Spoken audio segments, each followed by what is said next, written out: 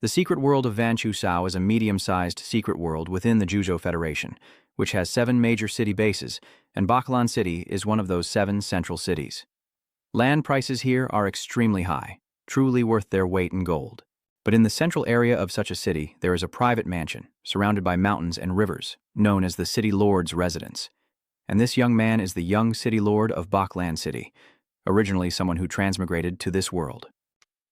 In his previous life, Bak Tuan was a soldier who died on duty, but fate was not done with him, and his soul traveled to a world filled with various spirit beasts and beast tamers.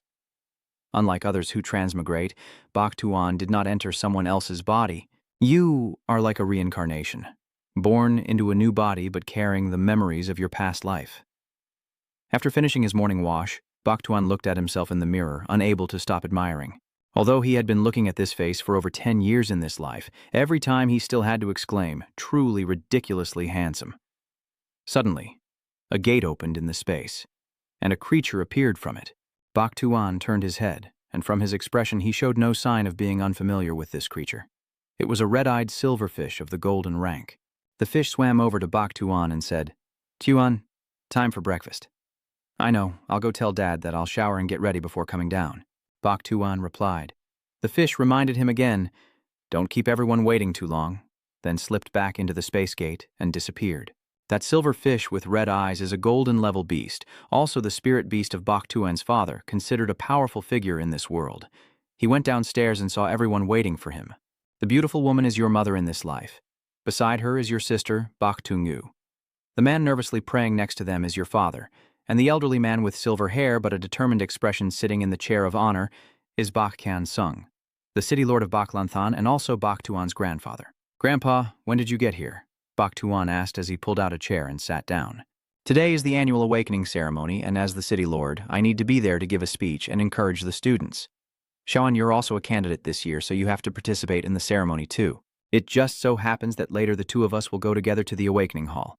"Yes, sir," Bak Tuan obediently replied. He had been looking forward to the ritual for a long time.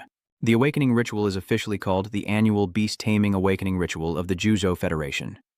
Every year at this time, the Federation hosts the ritual to help young people awaken their potential. Those who succeed can join the Beast Tamer Academy to learn knowledge related to beast taming, while those who fail can only attend regular schools. That's why this ritual is like the college entrance exam from your past life. Both are crucial moments that determine your future.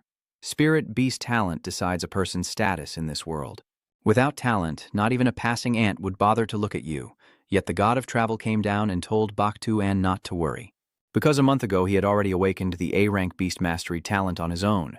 It is a talent called intuition, from the mental system that grants the awakened person an incredible combat instinct. Sometimes it can even sense special premonitions and understand the thoughts of spirit beasts. This is an extraordinary beast-taming talent. Its effects are very comprehensive, not only granting keen intuition but also allowing one to distinguish between good and evil in battle, and even communicate with spirit beasts, which is very useful for fighting and taming them.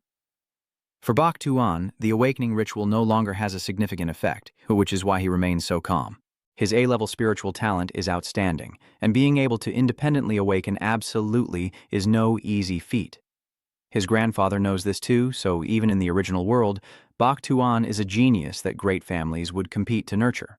He doesn't have the ability to do this, but his grandson might be able to in the future.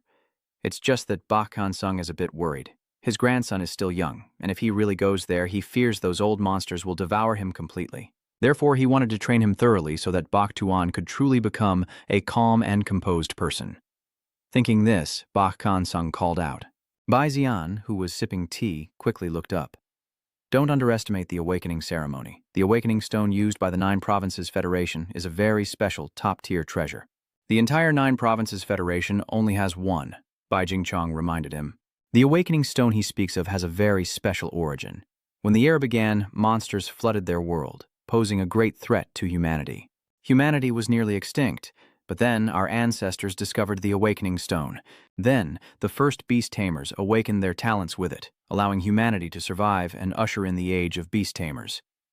It could be said that this special awakening stone is the foundation of the 9 Provinces Federation's beast-taming civilization. To become a beastmaster, one must go through 3 stages. awakening their Beastmaster talent, building a beast space, and finally, contracting with their first beast. The main goal is to use the power of the Awakening Stone to build a beast space as soon as possible. In short, Bai Jingchong concluded that the Awakening Stone was a good thing. Its power would be very helpful to Bai Ziyan, so he had to take this awakening ceremony seriously.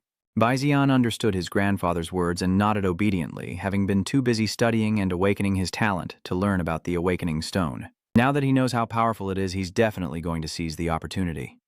A real man doesn't overthink things. Performing the awakening ritual and building a beast space is what matters most. Bak Tuan's father suddenly slammed the table loudly, startling both him and Bak Tu Nu. "Why are you being so fierce?"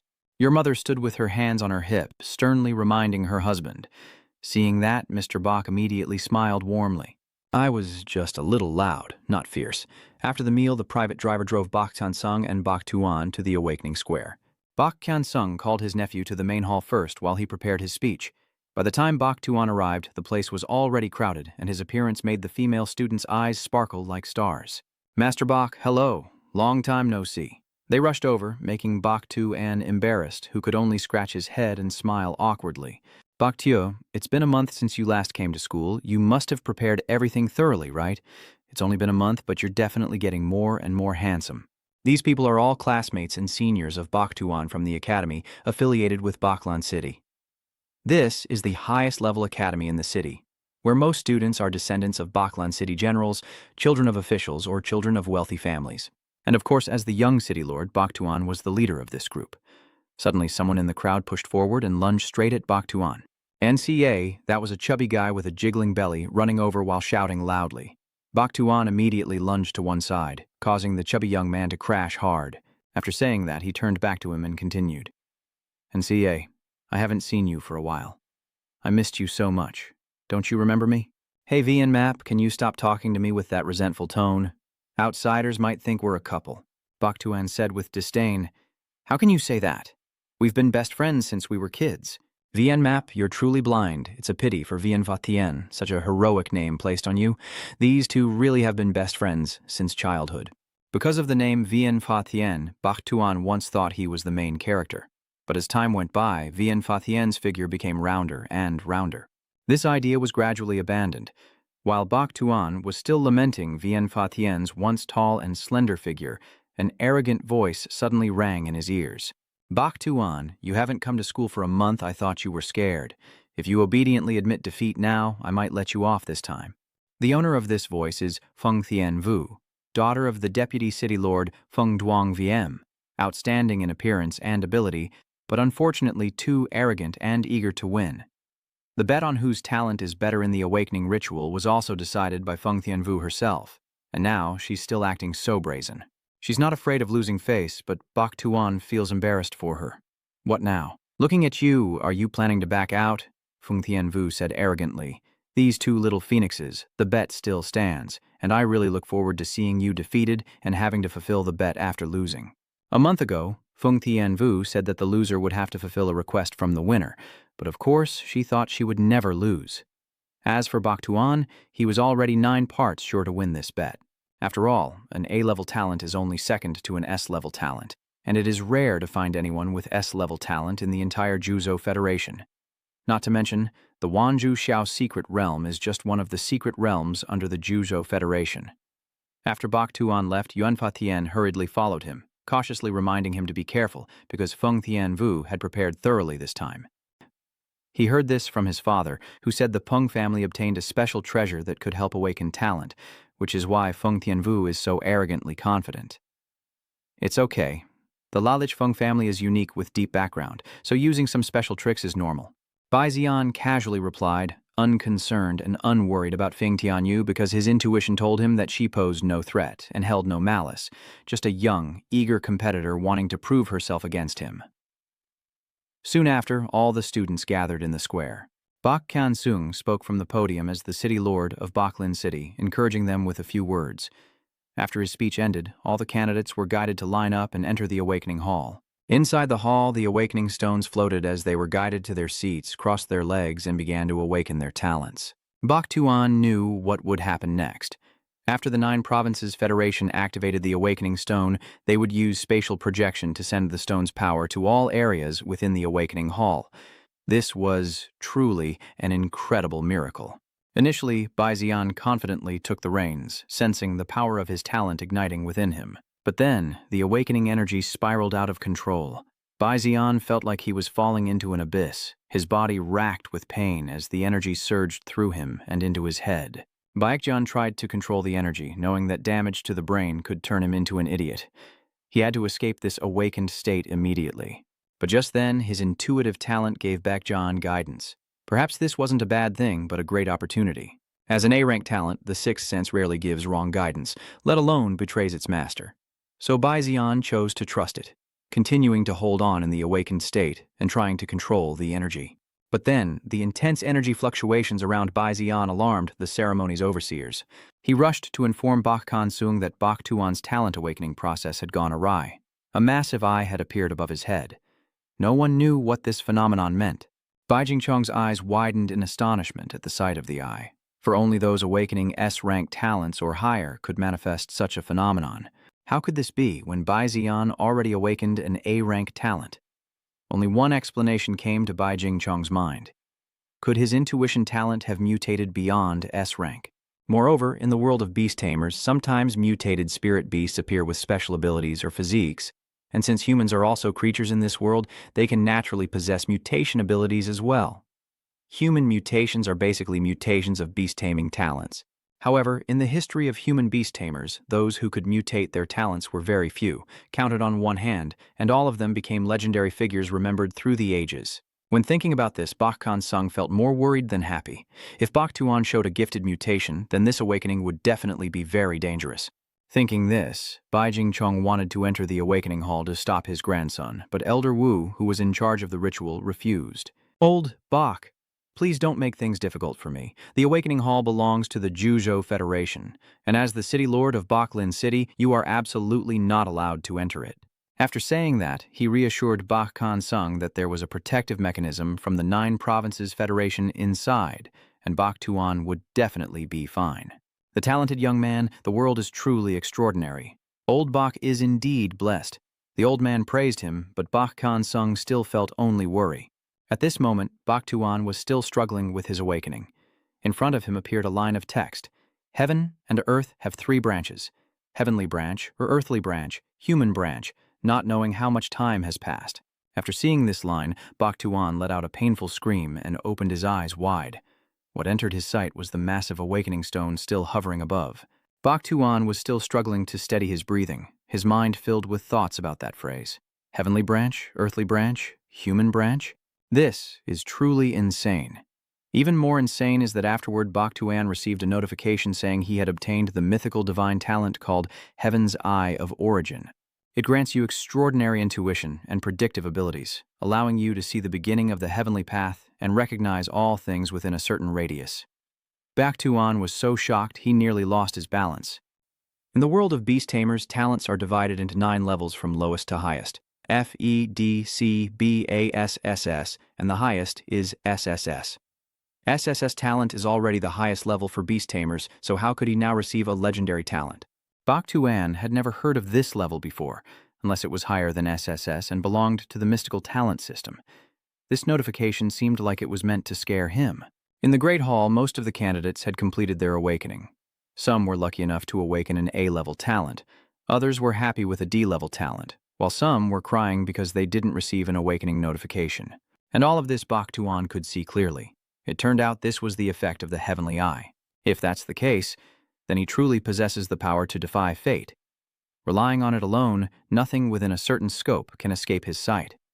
Suppose at the start of a battle, Bak Tuan knows in advance the opponent's beast-taming talent, the beast's abilities, its strengths and weaknesses, and what skills are needed to defeat it.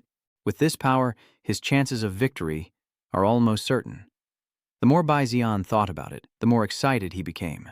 He was eager to test his skills by checking what talents these candidates had awakened. Most of them possess talent of grade D and grade C, and some have even specially awakened talent of grade A. It seems there are still geniuses in this generation. And then Bak Tuan suddenly remembered something. That's right, he should try checking the awakened stone first. Bok Tuan looked up and stared at it, and the amount of information he received shocked him deeply. The stone was actually a life-type spirit beast. With SS-level life talent transition, primary divine aptitude and awakened talent skills of gold quality, life snatching and spring withering of orange quality, it was originally a seed of an ancient life tree, but due to lack of nutrients it could not grow and fell into a dormant state. Bai Zian was astonished, never imagining he'd see a legendary divine beast in his lifetime. Just then, an announcement echoed through the hall, instructing all examinees to line up according to their student ID and record their awakening status. Bai Zian couldn't shake his thoughts. The Awakening Stone, which has helped countless beast tamers awaken their talents and build a prosperous era of beast taming, considered the foundation of the 9 Provinces Federation, was actually a divine beast. He wondered if the Federation leaders knew about this. If they did, that would mean they had a plan. But if not, things could get complicated. The Awakening Stone possesses 3 skills: 1 gold-quality god-tier skill and 2 orange-quality top-tier skills. If it were to awaken from its dormant state and be revived, it would surely shake the 9 provinces. It seems this world of beast tamers holds more secrets than he thought, sir. After a moment, it was Bai Zian's turn to be tested. He placed his hand on the device to check his results, but the machine revealed that Bai Zian had awakened a Grade A mental affinity. "Grade A talent?" Bai Zian exclaimed. "Clearly, your talent has mutated." As if reading his mind, the machine immediately began to blare error messages. Unable to assess, unable to assess. Beyond A rank, beyond the scope of evaluation, unidentifiable. The beeping continued, frustrating Bai Zian and the examiners. That is until Elder Wu appeared, regarding him with kind eyes. This appraisal machine could only assess Beastmaster talents below S rank. It had been a long time since the Bailan city had seen an S-rank talent. "It's normal that you wouldn't know," he said. Because of the strange phenomenon during Bai Zian's awakening, and because his initial talent was already A-rank intuition, Elder Wu instructed the staff to record that Bai Zian had awakened an S-rank intuition talent. Rank S is still not enough to describe Bok Tuan's talent, but he also thought, well, keeping a low profile might be better. After announcing Bai Zian's awakening of his S-rank talent, his classmates surrounded him with congratulations. A legendary S-rank talent. Truly astonishing. Young Master Bai is destined for greatness. His grandfather is a diamond-ranked Beastmaster, and he awakened an S-rank Beastmaster talent. He was born blessed, with a little more luck than most. "Ha ha," Bok Tuan replied shyly. "It's only an S-level talent, and they're already making such a fuss. If they knew the truth, that you awakened a mythic talent even beyond SSS level, it would definitely cause a huge sensation. However, since mythic talents are not within the agency's assessment scope, this can be considered a new discovery." Bok Tuan left the inspection area and immediately saw his grandfather waiting. As soon as he saw his grandson, Bok Kan Sung anxiously asked, "Little An, how do you feel about the mutated talent? Is there something unusual?" Bok Tuan felt a bit uneasy, then lowered his head and said, "Grandpa, I feel good. It's just a bit disappointing that I haven't had the chance to build the beast taming space yet." Bok Kan Sung then patted his shoulder and gave a gentle smile. "Tuan, what you just said is not a big deal. It's a big deal for a talent to mutate from Grade A to Grade S, so it's good that you're fine." Bok Kan Sung also said that the resources of the City Lord's Mansion can help Bok Tuan quickly build the Beast Mastery space, so you don't need to worry about this. Originally, Bok Tuan intended to tell his grandfather that he had awakened a myth-level talent, but at that moment, the Heavenly Eye reminded him not to reveal it, so Bok Tuan immediately kept silent. It seems that even family members are not allowed to know about myth-level talents, so he must be more cautious from now on. Bok Tuan was eager to test the functions of the Heavenly Awakening Eye, starting with intelligence gathering by scanning a 10-meter radius centered on himself. Nothing, whether human or beast, could escape his sight. This made him extremely excited. He thought to himself once his strength leveled up, he would definitely be able to expand his search range, even to the entire world, and he would become the omniscient god. Thinking this, Bok Tuan felt very happy, and was about to go with his grandfather to the resting room to relax, when suddenly he saw an unusual phenomenon. A beam of light rising high from the awakened representative. Looking closely, the light was a fiery phoenix spreading its wings and soaring high, radiating an overwhelming aura. A phoenix. Could it be the Phoenix Bright Blue? The Phoenix Flame? Bok Kan Sung looked up proudly at the strange phenomenon, then confirmed it was an S-rank talent anomaly, the Phoenix Flame. And the one who could awaken this power must be a descendant of the Feng family. Bok Tuan suddenly felt a bit uneasy. He had planned to walk up to Feng Tianvu and show off a little, already imagining her embarrassed expression when defeated. But unfortunately, both Feng Tianwu and I are at level S. Although my true talent level is mythical, outsiders would see us as equals. Thinking this, I couldn't help but feel unhappy. Feng Tianwu has also awakened, so there probably won't be any more excitement. Bak Tuan asked his grandfather for permission to go home first. But just a few steps after he left, Bak Kan Sung called over his two trusted aides, Bak Chi and Bak Thuok. They were a pair of twins with very strong abilities. Bak Shan Sung guessed that after his grandson awakened his top-tier talent, many would glare at him, so he sent Bak Chi and Bak Thuok to follow him from now on, absolutely not allowing him to act alone. Seeing Bak Chi and Bak Thuok, two golden-level beast tamers in front of him, Bak Tuan knew his grandfather had arranged everything properly. Honestly, he didn't like being constantly watched like this, but he couldn't oppose Bak Kan Sung's decision. Then his grandfather handed him a key and said it was the key to the treasure vault. Upon his return, he was to use the spirit jade star within to build his beast space. Only then did Bai Ziyan's face relax slightly at the sight of the key. The city lord's mansion is truly wealthy. The spirit jade that Bak San Sung just mentioned contains the power of a crystal, which is very beneficial for developing spatial beasts. This is usually only used when a beast tamer is breaking through, allowing the spatial beast tamer to reach a new level. Therefore, Lin Bich Tin is extremely valuable, normally costing at least 19,000 pearl coins. Even with such a high price tag, many wealthy families are willing to spend the money to buy it, but it's not always available. Yet the city lord's mansion actually has such a treasure. Bai Ziyan returned to the mansion and went straight to the vault. He instructed Baidri and Baishir to stand guard outside and not let anyone disturb him. They obediently followed his orders. Bai Ziyan inserts the key, then undergoes strict iris and blood sample verification. Only then is the vault door activated. The vault's massive doors slowly open, revealing treasures accumulated by the Bai family over centuries, rare artifacts that would be priceless on the outside. Even something Bai Ziyan picks up at random is a treasure, like this illusionary spider core which appeared at auction last year. Many families would fight to the death for it, but the Feng family auctioned it off for 150 million pearl coins, and it ended up in the Bai family's hands. Bai Ziyan stopped yelling and immediately went to find the spirit jade crystals, which were stored in a sturdy box. For a normal person, just one spirit star fragment is enough to brag about. But that box contains around 300, worth an estimated 300 million Chao Ti. And there were a dozen or so more boxes just like it. Meaning, Baek Ja-an was standing in a mountain of money. He really hit the jackpot in this life. He's so far ahead he couldn't fall behind if he tried, and the strength of a beast space must be related to the owner's beast affinity. To put it simply, a low-level beastmaster only needs one spirit crystal to build a beast space, but an S rank needs about 30, so Bai Ziyan, with his mythical talent, might need 200 or 300. No sooner had Bai Ziyan thought this before even asking a question. A status panel appeared before him, containing the information he needed. Could it be that the Eye of Heaven's enlightenment would directly provide him with answers to any questions he had? This is way better than any search engine. And the Eye of Genesis, that mythic-grade talent, seems to have many more hidden functions that Bai Ziyan hasn't discovered yet. Just thinking about it excites him. But first, the priority is building his beast space. And with the mindset of a rich kid, Bai Ziyan immediately chose the perfect mythic-grade beast space, costing 999 spirit jades. While Bai Ziyan was busy opening his pet space in the treasure vault, his father was reveling in the congratulations being sent to their mansion. It seems that, after the news of Bai Ziyan's S-class talent awakening broke, every important figure wanted to curry favor with the city lord of Fu, and more specifically, with Bai Ziyan. Yesterday, Madame Feng was even asking if Tio An was engaged yet. Ha ha ha ha. Bak Tuan's mother was so happy she couldn't stop smiling. In her eyes, Bak Tuan was still a child, but it seemed that just through the great awakening ceremony, in the blink of an eye, he had grown up.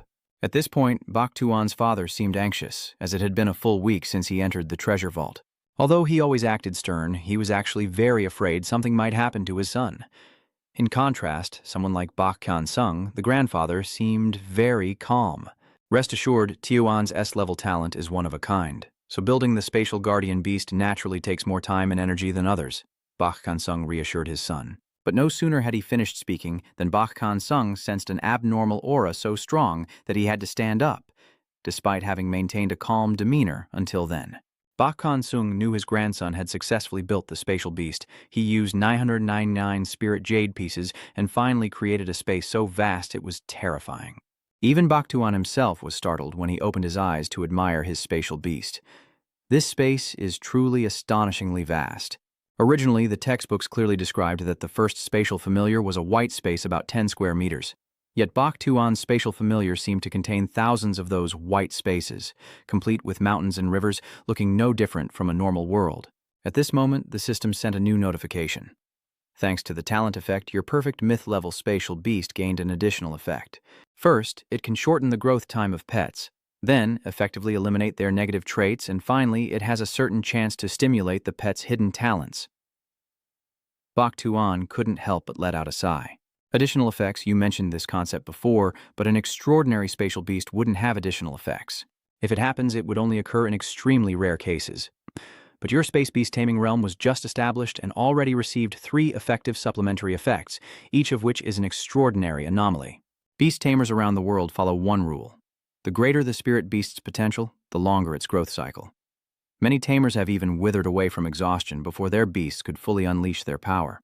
Yet in Bak space beast, those spirit beasts with immense potential can actually shorten their growth time.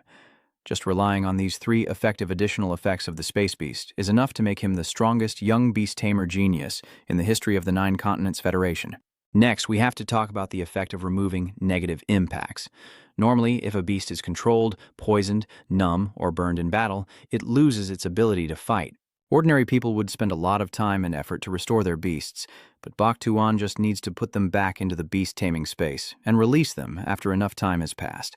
This way, you can restore your pet to a perfectly happy state with maximum combat power as if nothing ever happened. Finally, the effect of stimulating latent talent. This is the most extraordinary supplementary effect. Since the innate talent of spirit beasts is fixed from birth, only legendary top-tier treasures can enhance or alter their talents. And with just the pet containment space, Bak could fulfill the role of these treasures without any limit on usage. It seems spending 999 Lingbi Ting to build a perfect level mythical pet containment space was an incredibly worthwhile investment. Bak was very satisfied, knowing that in an ordinary family, asking them to build a beast taming space costing over 1 billion chauti would definitely be beyond their means. Luckily, he knew which family to be born into. Bak thought to himself, then opened the main door and stepped out of the vault. At that moment, all 4 members of the Bak family were waiting at the door. Seeing him come out, they anxiously asked Han, "Xiaoan, how are you feeling now? You haven't eaten or drunk anything for a week. You've lost a lot of weight." Bak returned to everyday life. The first thing he needed to do was make up for lost meals. The usual mountain delicacies and seafood in front of him were enough to make anyone sick of eating. But today, Bak didn't complain at all and just kept eating like a starving ghost. Bai Jingjong and his parents watched their precious son, waiting for him to finish eating before he remembered something, and said, "Oh, right, Grandpa. Building my beast taming space cost 999 pieces of spirit jade." Bai Xian's words hit them like a bolt from the blue. 999 spirit jades are worth over 1 billion star coins, and his father was so shocked he collapsed into his chair, muttering to himself, "Bai Xian, you really are a prodigal son." Bai Jingchong didn't react as dramatically as his son, but he was definitely sweating bullets. Luckily, the Bai family's wealth is boundless, or they really wouldn't be able to support this grandson. Who knew an S-rank mutated talent would consume so many spirit jades? Bai Jingchong wiped his sweat and spoke, while Bai Xian wanted to tell him that it was actually his mythic grade talent that was so expensive, but he couldn't, so he focused on eating. Bai Xian finally stopped when his stomach couldn't hold anymore, and just then Bai Jingsong remembered something. Not long ago, his red-eyed goldfish, his own bonded spirit beast, laid eggs. He suggested his grandson take a look and perhaps form a bond with one of them. As soon as he heard about the red-eyed goldfish, Bak sat up excitedly, but having just eaten too much, he nearly vomited his meal out. Once Bak had settled his stomach, Bak Sung took him to the spirit beast egg storage. The staff here are meticulous, leaving no room for error. The Bai family, a water-type beast-taming clan, highly values the nurturing of water-type spirit beasts and possesses unique cultivation methods to ensure a stable supply. In addition, they also have the necessary growth resources for them. That is why the first beast companion of the Bak family descendants is always a water-type spirit beast.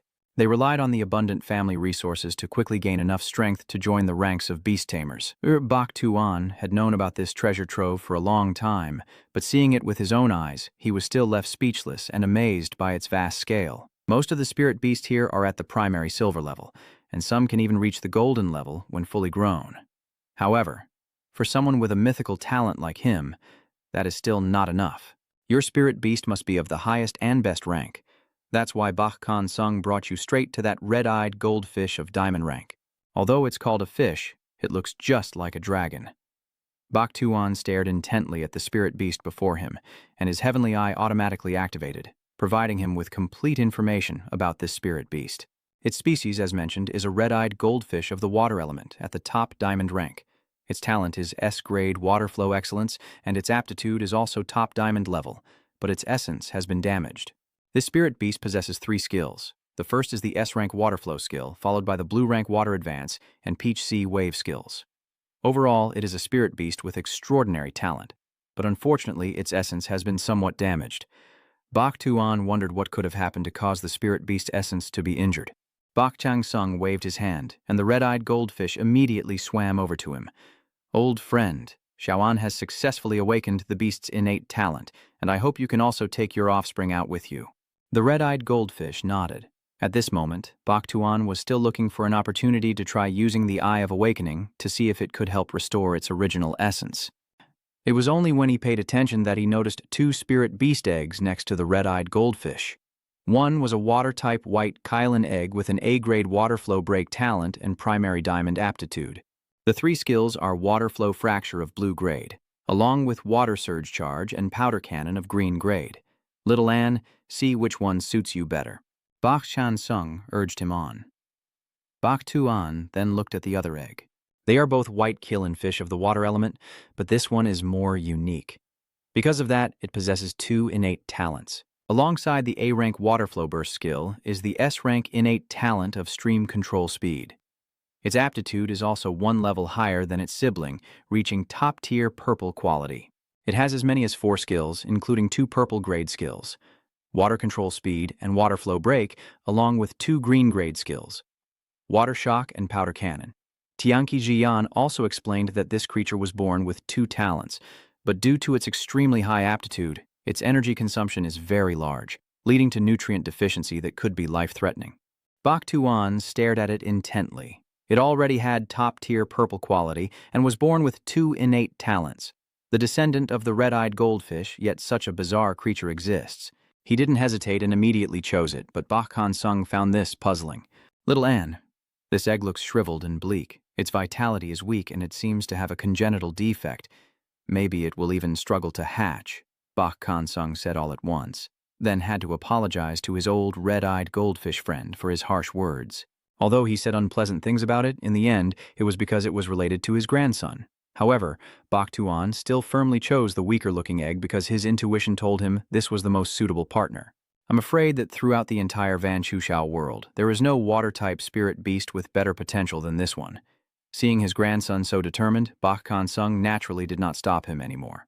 However, to accept either of the 2 eggs as a contract spirit beast, he had to get the approval of their mother, the red-eyed goldfish. Bak Tuan originally thought he would have to flatter the red-eyed goldfish, but when he looked back, he saw it biting off a scale from its belly and attaching it to the egg he had chosen. "Is this meant as a gift for me?" He could hardly hide his surprise. "Little Anne, that is the scale of the red-eyed goldfish, which can strengthen the innate energy of water-type spirit beasts and increase their water skill effectiveness by 10%. Bak Kan Sung explained that they probably don't need to ask for permission anymore because that scale alone is a gift of thanks from the red-eyed goldfish. Because Bak Tuan chose the innate spirit beast that was already weak, its chances of survival increased significantly. "I promise you, I will do my best to raise it." Bak Tuan held the water-type white killifish egg and the golden scale in his hand, speaking with a determined tone, promising both his grandfather and the red-eyed goldfish mother. Then he returned to his room, placing the white killifish still inside the egg along with the main scale of the red-eyed goldfish into a clean water tank. Then he added a nutrient solution made from Trientam Hoa, Long Tu Kan, Tuyet Lien Tu, Lan Lo Thao, Tu Lan Diep Thao, Samak Kwa, Sich Huyet Nan Kwa, and Huyet Pham Thao, all refined from premium herbs, pouring it all in. This messy concoction looked no different from poison. Yet after affecting the white keelan fish, the once weak and fragile egg suddenly became incredibly strong. The heavenly awakening eye is truly powerful, able to transform the white keelan fish egg from a frail state to one of perfect health. If that's the case, Bak Tuan can rest assured to make a contract with the white keelan fish. Thinking it through, he quickly had the spirit beast sign the contract with him and swiftly succeeded. The contract was just successfully signed, the egg was pierced with a hole, and the white unicorn fish quickly emerged. A month later, Bak Tuan always nurtured it in the beast-taming space. It quickly came under the influence of a new innate talent enhancement effect called Level S Shadow Power, along with the skill Erosion Clear Water. The beast aptitude also directly upgraded to mid-level Monarch. This fish, like its owner, was born with the aura of a main character. Although just a newborn little spirit beast, the white koi can already defeat a level 5 infiltrator spirit beast. The future is incredibly bright. Bak Tuan is very satisfied. Your white killianfish is truly extraordinary. All the other water-type spirit beasts in the house are no match for it anymore. If it doesn't fight higher-level spirit beasts, it probably won't be able to quickly grow from the unformed stage to the black iron stage. The spirit beasts' levels are divided into unformed black iron, blue copper, silver, white, gold, diamond, purple star, monarch, executor, legend, and the highest deity. Batnap Blue is the stage when a spirit beast is still immature, further divided into 9 ranks. After maturing, the spirit beast enters the black iron level, where it can begin to explore evolutionary paths. Going out to train is something that must be done. With that in mind, Bak Tuan took out the white dragonfish and then asked Bakchi Bak Thuok to prepare a bit and go with him to Trukoa Street. The secret world of Van Chuzhou has a total of 7 main cities, each with 7 smaller satellite towns surrounding them. The place Bak Tuan is heading to, Bamboo Fire Street, belongs to Bak Lam City, one of those 7 satellite towns. There is a volcano there, and inside it lives a fire-type spirit beast spider called the Bamboo Fire Spider. This kind of spirit beast usually remains at the inaccessible realm, and the better ones only reach the black iron level. Just right for the Baklan fish to train. The 3 of them went together to the Baklan City high-speed train station. Just as he was about to pass through the gate, Bak Tuan heard someone shout his name loudly. "Bak Tuan, how dare you avoid meeting me?" I thought it was someone else, but it turns out to be the little phoenix from the Feng family. Bak Tuan didn't even bother to turn back and tell her that they both awakened with S-level talents, so it was a tie, and that round was invalid, yet Feng Tianvu was still furious. "That's right, we are indeed evenly matched, but after the awakening ceremony you disappeared without a word. Do I not deserve your respect?" Bak Tuan did not expect the other person to make such a big deal out of this. Feng Tianvu even said that after the awakening ceremony she kept looking for Bak Tuan, and now seeing him board a train to another city, she thought he was deliberately avoiding her, which made her even angrier. "You ungrateful traitor, you betrayer," Feng Tianvu shouted loudly, making Bak Tuan feel very awkward. "What on earth is this old lady talking about? Anyone overhearing would definitely think you're deceiving her or something like that. You originally planned to ignore Bong Tianvu and board the ship, but she reached out, trying to pull you back. Wait, don't go. If you don't listen to everything I have to say today, I absolutely won't let you off." Unfortunately, before Feng Tianvu's hand could touch the corner of Bak Tuan's shirt, Bak Thuo coldly stopped her. "Miss Feng, please have some self-respect." Feng Tianvu was startled, turned to look at Bak Thuo and was completely overwhelmed by her aura. Facing a golden-level beastmaster, even someone like Feng Tianvu who had just awakened an S-rank talent was no match, so she shyly withdrew her hand. However, she still had to state her purpose this time. After coming all this way, Feng Tianvu wanted to bet another fortune with Bak Tuan. Specifically, after enrolling, she wants their pets to battle each other whenever she chooses. Bak Tuan casually replied and then logged off. Although he showed no particular expression on the outside, Bak Tuan was really about to lose his mind. The little phoenix's personality was truly unbearable. "If it weren't for the fact that our parents are friends, you would have definitely knocked some sense into her by now." Attention at the station, the train to Bamboo Fire City is arriving soon. Bak Tuan pushed Feng Tianvu out of his mind and focused on the main issue. Between the main city and the small city lies a very dangerous wilderness. There, spirit beasts roam everywhere. Except for the beast tamers who go out hunting, very few people wander alone in that wilderness. However, people always need to travel between cities, so they created a special transportation that can pass through this wilderness area. It is a train converted from a spirit beast called the Thousand Ring Centipede. Its body is as hard as steel, with extremely strong defense. The train is 100 meters long, and each carriage is made from a centipede leg segment. The higher the realm of the 1,000-kill centipede, the greater the safety coefficient of the train it has transformed. That is why the train tickets are more expensive. However, that was not a big deal for Bak Tuan. Someone reincarnated as a rich heir, like you could easily afford to book the entire train car, but since you were simple in your past life, there's no need to show off like that. There was just one thing Bak Tuan didn't expect. When he boarded the first-class carriage and showed his ticket, the device said he only had a second-class ticket, so the staff asked him to move to the second-class carriage at the back, which was extremely embarrassing for him. It seems Grandpa has already gotten involved in this. Before leaving, Bak Kan-sung reminded his grandson to live like an ordinary person when going out to train, to face more challenges, and ideally to get tricked a few times to gain more experience. But he never expected his grandfather to make his grandson sit in second class, not even allowing Bak Chi and Bak Thuk to accompany him as guards. This train car was really noisy. Bak Tuan couldn't help but use the heavenly eye, then discovered that the noisy group were students from the X-Beast Taming Academy on Kwangyan Street, under Baklan City. He also took the chance to check their spirit beast information. They have been enrolled for a year, yet their pets haven't even reached the Black Iron Realm. Truly pathetic. At that moment, Bak Tuan felt even more satisfied. This was the difference between those with ordinary talent and pets, and someone like him with a unique gift who was still far ahead. However, this thought of Bak Tuan was quickly crushed when he discovered a female student named Teo Ko Bak, who also possessed an S-level mystical talent that could instantly steal others' luck with a single use. Teo Ko Bak had been sitting alone in a corner all this time, but just then, another female student walked past her. The female student was walking normally, but as she passed Teo Ko Bak, she suddenly tripped and fell backward. Though she fell on her own, her first reaction was to get up and start yelling loudly. "Why did your comet suddenly bump into us? What bad luck. If something happens to me, can you take responsibility?" Xiaogubai seemed used to these kinds of situations, so even though she did nothing wrong, she still muttered an apology. However, the other party saw this and shouted again, "Don't talk to me." Bak Tuan silently watched Teo Ko Bak. This girl was just like him, with an S-level talent and also belonging to the divine logic system. With such strong talent, the inspection must have alarmed everyone. If so, why didn't Kwangyan City report it to Bailin City? On the contrary, letting someone with such high talent grow up in a small town, in a beast-taming academy with no culture like this, I just feel something is off and vow to investigate thoroughly. This killer train runs very fast, and soon it entered the territory of Bamboo Fire City. As the ship stopped, Teo Ko Bak quietly stepped down. Bak Tuan followed silently behind her, then called out, "Bak Thuok, young master, what do you need from me?" Bak Thuo appeared like a ghost behind Bak Tuan. It seems that although their grandfather did not allow them to follow closely for protection, Bak Thuo was still positioned at a distance to observe Bak Tuan in case he needed help. "Help me thoroughly investigate her background."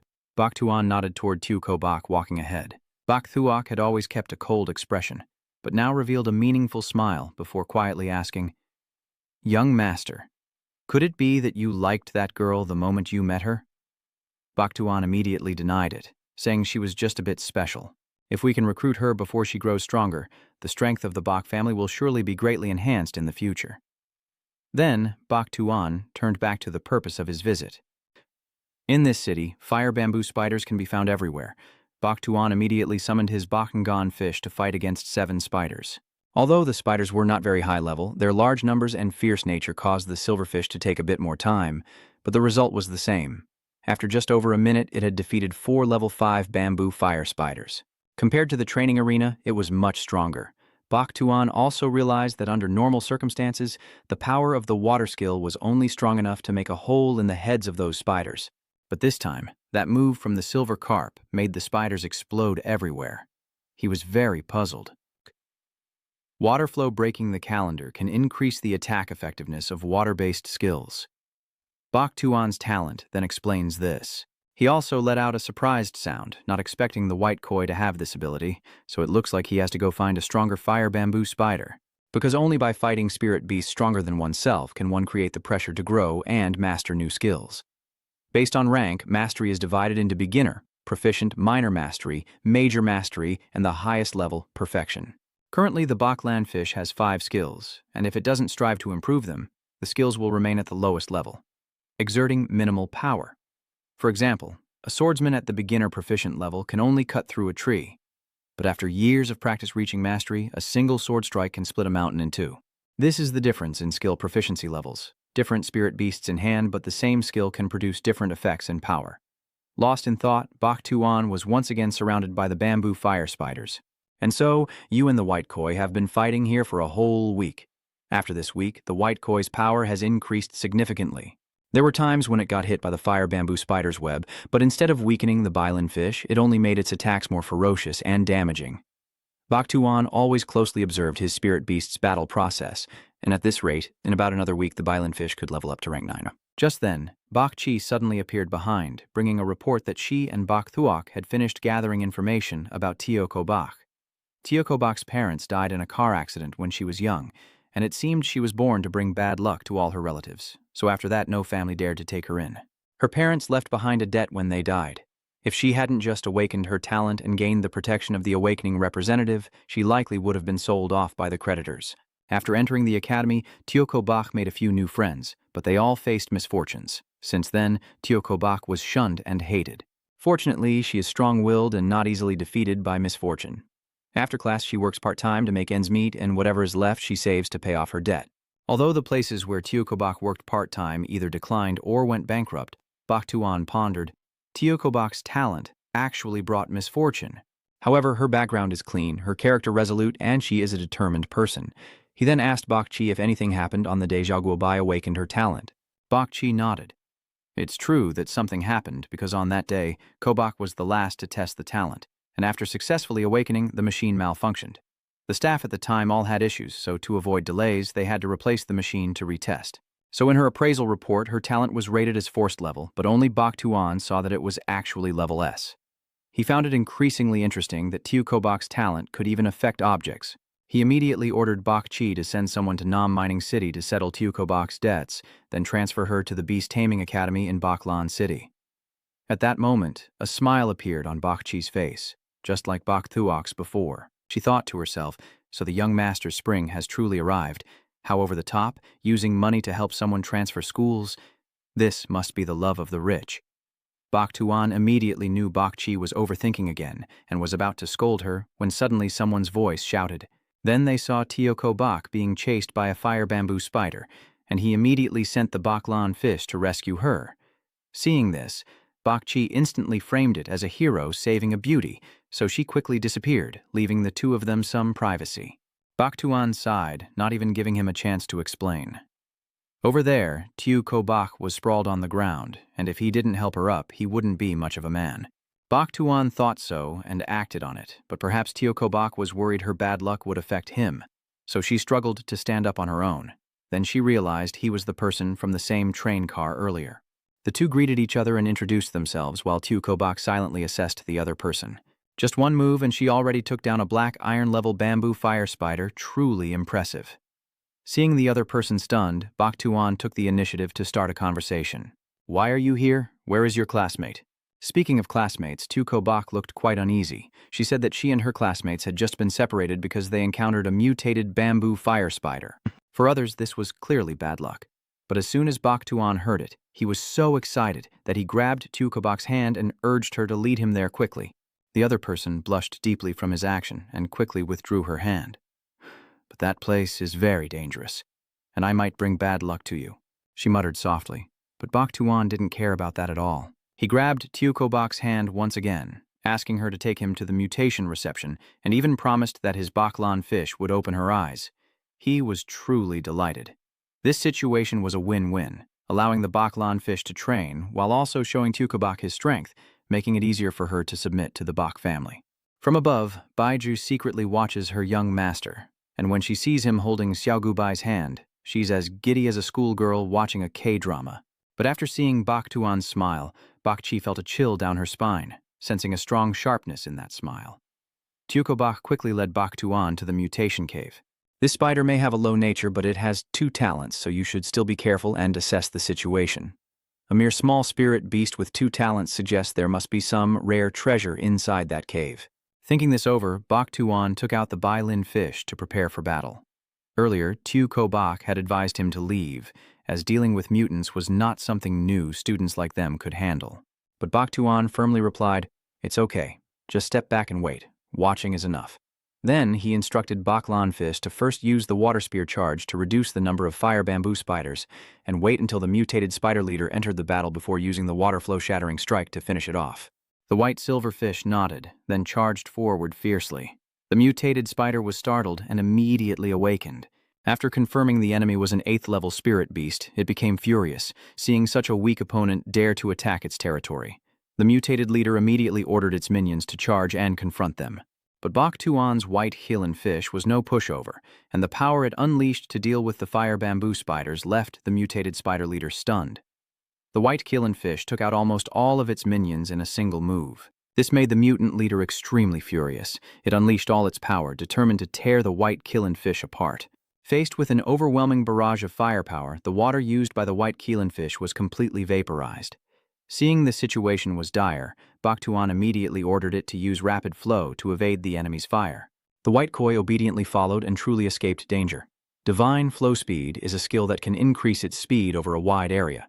Plus, since the white koi has already mastered the surface layer to a great extent, dodging the mutated spider's attacks is as easy as pie. Sensing this, the creature only becomes more aggressive. Its attacks were almost continuous, but the white carp easily dodged them all. After a while of dodging, it even managed to get close to the mutated spider from above. Bok Tuan had to shout a warning to his spirit beast again. Don't let it provoke you, or just focus on clearing out all the small monsters around first. That was when the real battle began. At the owner's reminder, the white koi seemed to snap out of it and quickly shifted its attack from the mutated spider to the remaining fire bamboo spiders nearby. Seeing all its minions wiped out right before its eyes, the spider's anger reached its peak. Bok Tuan guessed that the master and servant had provoked the spider into unleashing its strongest move. And indeed, this time its attack was much stronger. The white koi remained calm, using the swift water control to dodge, then counterattacked the spider's legs with a water flow burst. Bok Tuan watched the battle unfold without blinking. The power of the water flow burst was as strong as the water shock strike, and now with water facing fire, the white carp naturally had the advantage. At this pace, victory was surely theirs. However, because everything was going too smoothly, Bok Tuan began to feel uneasy, and indeed, what he feared truly happened. That spider has long had a cunning strategy in battle. Although the white carp easily dodges its attacks each time, every strike leaves behind strands of web in the air. The longer the evasion time, the more the spider silk will cover this cave. Because of that, the actions of the white Healan fish will be greatly restricted. If this continues, the ones who will suffer are the white Healan fish and Bok Tuan, so he ordered his spirit beast to use the spirit water invasion to thoroughly finish off the opponent. The little fish took the order and immediately unleashed its critical move. The attack it created this time was as fierce as a tsunami, splitting into multiple branches attacking from all sides, leaving the mutated creature unable to react in time, and victory belonged to the white Healan fish. However, because it was injured earlier, the white koi was exhausted after using the clear water invasion technique, and Bok Tuan hurriedly supported it. At this moment, the system also announced that the white unicorn fish had successfully leveled up to the 9th rank of the flowless entry stage. So the purpose of this trip has been achieved. Now we just need to bring it into the beast taming space to rest and recover. Only then did Tuco Bok timidly step forward and ask, "How is the white carp?" "It's okay. It just lost some strength and will recover after resting." Then he approached the strange spider's corpse to collect the loot, but as he drew his spear, Tuco Bok snatched it away. It seems she is very familiar with dissecting spirit beast corpses, so her technique is extremely skilled. Bok Tuan had to step aside and let Tuco Bok handle it herself, while he used the Heavenly Awakening Eye to check if there were any rare treasures in the cave. But before he could finish checking, Tuco Bok called out to him with great excitement. "From Tuan, take a look at this. I found it inside the body of that spider leader." In Tuco Bok's hand was a handful of awakening stones, divine stones containing the origin of awakening, capable of helping living beings awaken new talents. Before he could even use the Heavenly Eye, Tuco Bok had already discovered the most precious treasure in the cave. It seems her innate talent for fortune also plays a big role in finding treasures. Previously, Bai Ziyan had only encountered 2 things with awakening talent. One was the awakening stone from the Jiuzhou Federation in the hall that day, and the other was his own beast-riding space. Yet now, Tuco Bok can find something with a similar effect. However, items that can awaken talent are absolutely treasures of the 9 continents. Tuco Bok has no ability to appraise, so she doesn't know that.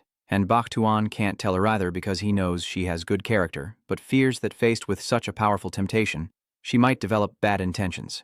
So, Bok Tuan said. I don't know what this is either, but I'll ask the senior at home when I get back. Tiuko Bok nodded repeatedly, still busy dissecting the spider. Seeing her like that, Bok Tuan guessed it was time and invited her to his house. Tiuko Bok stopped what she was doing and turned around, looking at him with confusion. Are you actively inviting me? Bok Tuan nodded. Tiuko Bok turned away again, stabbing another knife into the mutated spider's corpse. She felt that Bok Tuan was so strong, while she had only been an unlucky spirit since childhood, shunned by others, a true monster, so she couldn't believe or accept the invitation. That's not true. You're not a monster, just a little special. Bok Tuan took the knife from her hand, preventing her from venting on the spider any further. Then you continued to invite the other person to work for the young master of the Bok family in Baklin City. At that time, Bok 2A would definitely take her to see the scenery of the Spirit City with an even higher realmy. The Bok family, are you talking about the clan of the Beastmaster Kim Kwang Bok Chan Sung? Tiuko Bok asked suspiciously. That's right. So, do you agree to come to our Bok family home? Bok Tuan replied as he reached out his hand. Looking at his hand, Tiuko Bok suddenly had a thought, to try one more time. Maybe this time the outcome will be different. So she reached out, took Bok Tuan's hand, and said yes. At that moment, Ko Tu Bok vowed to work twice as hard to repay the benefactor who reached out when he was at his lowest. After agreeing on this, Bok Tuan said he had a gift for Tiuko Bok. Then he parted the spider silk and saw a cluster of eggs from the mutated fire bamboo spider. The eggs of mutated spiders also show mutations when they hatch. This is equivalent to creating a new species of spider. If we take advantage of this and raise a new type of spirit beast, it will surely bring great benefits to the Bok family. So he asked Tiuko Bok to choose an egg as a condition to join the Bok family. A condition to join the Bok family? You want me to sign a new contract? Xiaoguobai asked cautiously. Bok Tuan nodded. The contract between a beast tamer and a spirit beast can definitely be broken. As the beast tamer grows stronger, the contract with a lower-level pet no longer suits combat. Choosing a pet with greater potential is normal, and there are two ways to make a new contract. The first is to annul the old contract. The second is to kill your old beast. Xiaoguobai hesitated but chose the egg with the highest potential. So you were right. Her talent is very useful for finding treasures. Now it's time to break the contract. The first method will cause backlash for the beast tamer, and might even be fatal. But the second method is too cruel, so you also wondered which way the other party would choose. Tiuko Bok almost didn't hesitate, and chose to break the old contract with her pet beetle. When the process ended, she coughed up a large mouthful of blood. Bok Tuan rushed over in panic. Are you okay? I'm fine. Despite the pain, Tiuko Bok still forced himself to sit down and say a proper goodbye to the beetle. After all, they had been companions for quite some time, so parting now felt a bit reluctant. Tiuko Bok watched the beetle for a long time, until it finally flew out of sight. As for Bok Tuan, after this incident, he became even more certain that he had chosen the right person. After finishing up, the two of them headed to the Black Street in Bamboo Fire City to buy and sell some things. The spirit stone merchant pretended to be furious, pointing at the pile of spirit stones and said, Since you opened your mouth, it's 9,000 chun. Already lost a 0, no more bargaining. But who is Tuan? He's very sharp and handsome, so how could he be easily fooled by that old man? You asked, Boss, is it because I'm young that I'm easy to fool? You were even angrier than him, saying it was a scam. The core was completely shattered, not even a trace of passive energy left. Hearing that, he withdrew his earlier pretense. Although the essence in Bien Bosch was somewhat damaged, it could still contain the original imprint of the spirit beast, and might even enable spirit beasts of the same type to comprehend this skill. And thought for a moment and then admitted, the boss might be right. The chance of a core shattering but still being able to sense its skill is 1 in a billion. If it weren't for its beauty, I probably wouldn't have thought of it. The system's voice echoed, red light core blazing, super-level spirit beast king core severely damaged, current skill imprint, celestial purple flame. He thought to himself, his expression suddenly turning a bit sly, startling Kobach. Who would have thought a small town in Black City would hold such a treasure? Kobach's luck really paid off. The old merchant seemed to be more honest now. He made an offer. How about this? Let's be honest with each other, 90,000 wen. But Xian pretended to have lost patience. Enough already. This trick really works. No wonder the empresses always use it when shopping. The merchant hurriedly pulled him back. Hey, 10,000 yen, 10,000 yen. This is the lowest price. If you agree, take it. Anne replied with satisfaction. Okay. Suddenly a voice rang out from behind. Wait, where did this purple-haired guy come from? He's openly declaring that he wants to compete for the Spirit Stone. I'm interested in this core as well. Looking at that annoying attitude, he was clearly trying to pick a fight. The purple-haired guy acted cool, running his hand through his hair. "I'll pay 20,000 won." Tuan brushed him off. He thought to himself, "You've got some nerve daring to snatch it away like that." Thinking that, I irritably reminded him, "Buddy, cutting in like that is too much." The shameless purple-haired guy said, "The boss hasn't sold you the core yet, so of course I can make an offer." He pointed at him sarcastically. "Besides, Duong is a beast tamer. Don't even think about 20,000 yen." He smirked proudly. "I'm the mayor's grandson of Trukoa City, so I can help you arrange a job to cover your living expenses a bit." Turns out he's from a powerful family with connections. Suddenly, my attention was caught by her gaze. The purple-haired guy looked back. Zeon snorted. He noticed Gu Bai, who he hadn't paid attention to before. Soft hands, fair pink skin, truly adorable. The purple-haired guy's face looked utterly despicable as he sighed. Truly a rare beauty. Tuan really couldn't hold back anymore and suggested that if we both want this, why not settle it with a life-or-death fight? He shielded Kobach, thinking this was exactly the type of weak villain who likes to show off. Looking at that bastard's face, it's like the words evil are stuck right on it. "Let me borrow you for a little practice." The apocalypse eye opened, and the purple-haired guy also grew fierce. "If you plan to play the hero saving the beauty here, you're really asking for death." The spirit beast beside him also breathed fire. The system voice rang out. "Race, Scarlet Flame, Fire Orb type, top-tier silver rank, innate talent of magma with intermediate black iron quality, skills, blue flowing fire, blue flame burst." He gave the order, "Go dog, kill him for me." The fireball lunged at Tuan as if it wanted to tear him apart. Tuan remained calm, gently holding Kobach as he dodged. Tuan felt a bit intrigued. For someone always protected by their clan like him, the chance to fight for survival against a true beast tamer was very rare. The purple-haired guy's spirit beast lunged fiercely again, but Tuan just smiled slightly. Having just defeated a bronze-level spirit beast, he wondered how strong a black iron-level beast tamer could be, yet he still easily dodged the spirit beast's attack. The purple-haired guy taunted, "If you've got the guts, stop hiding, you trash."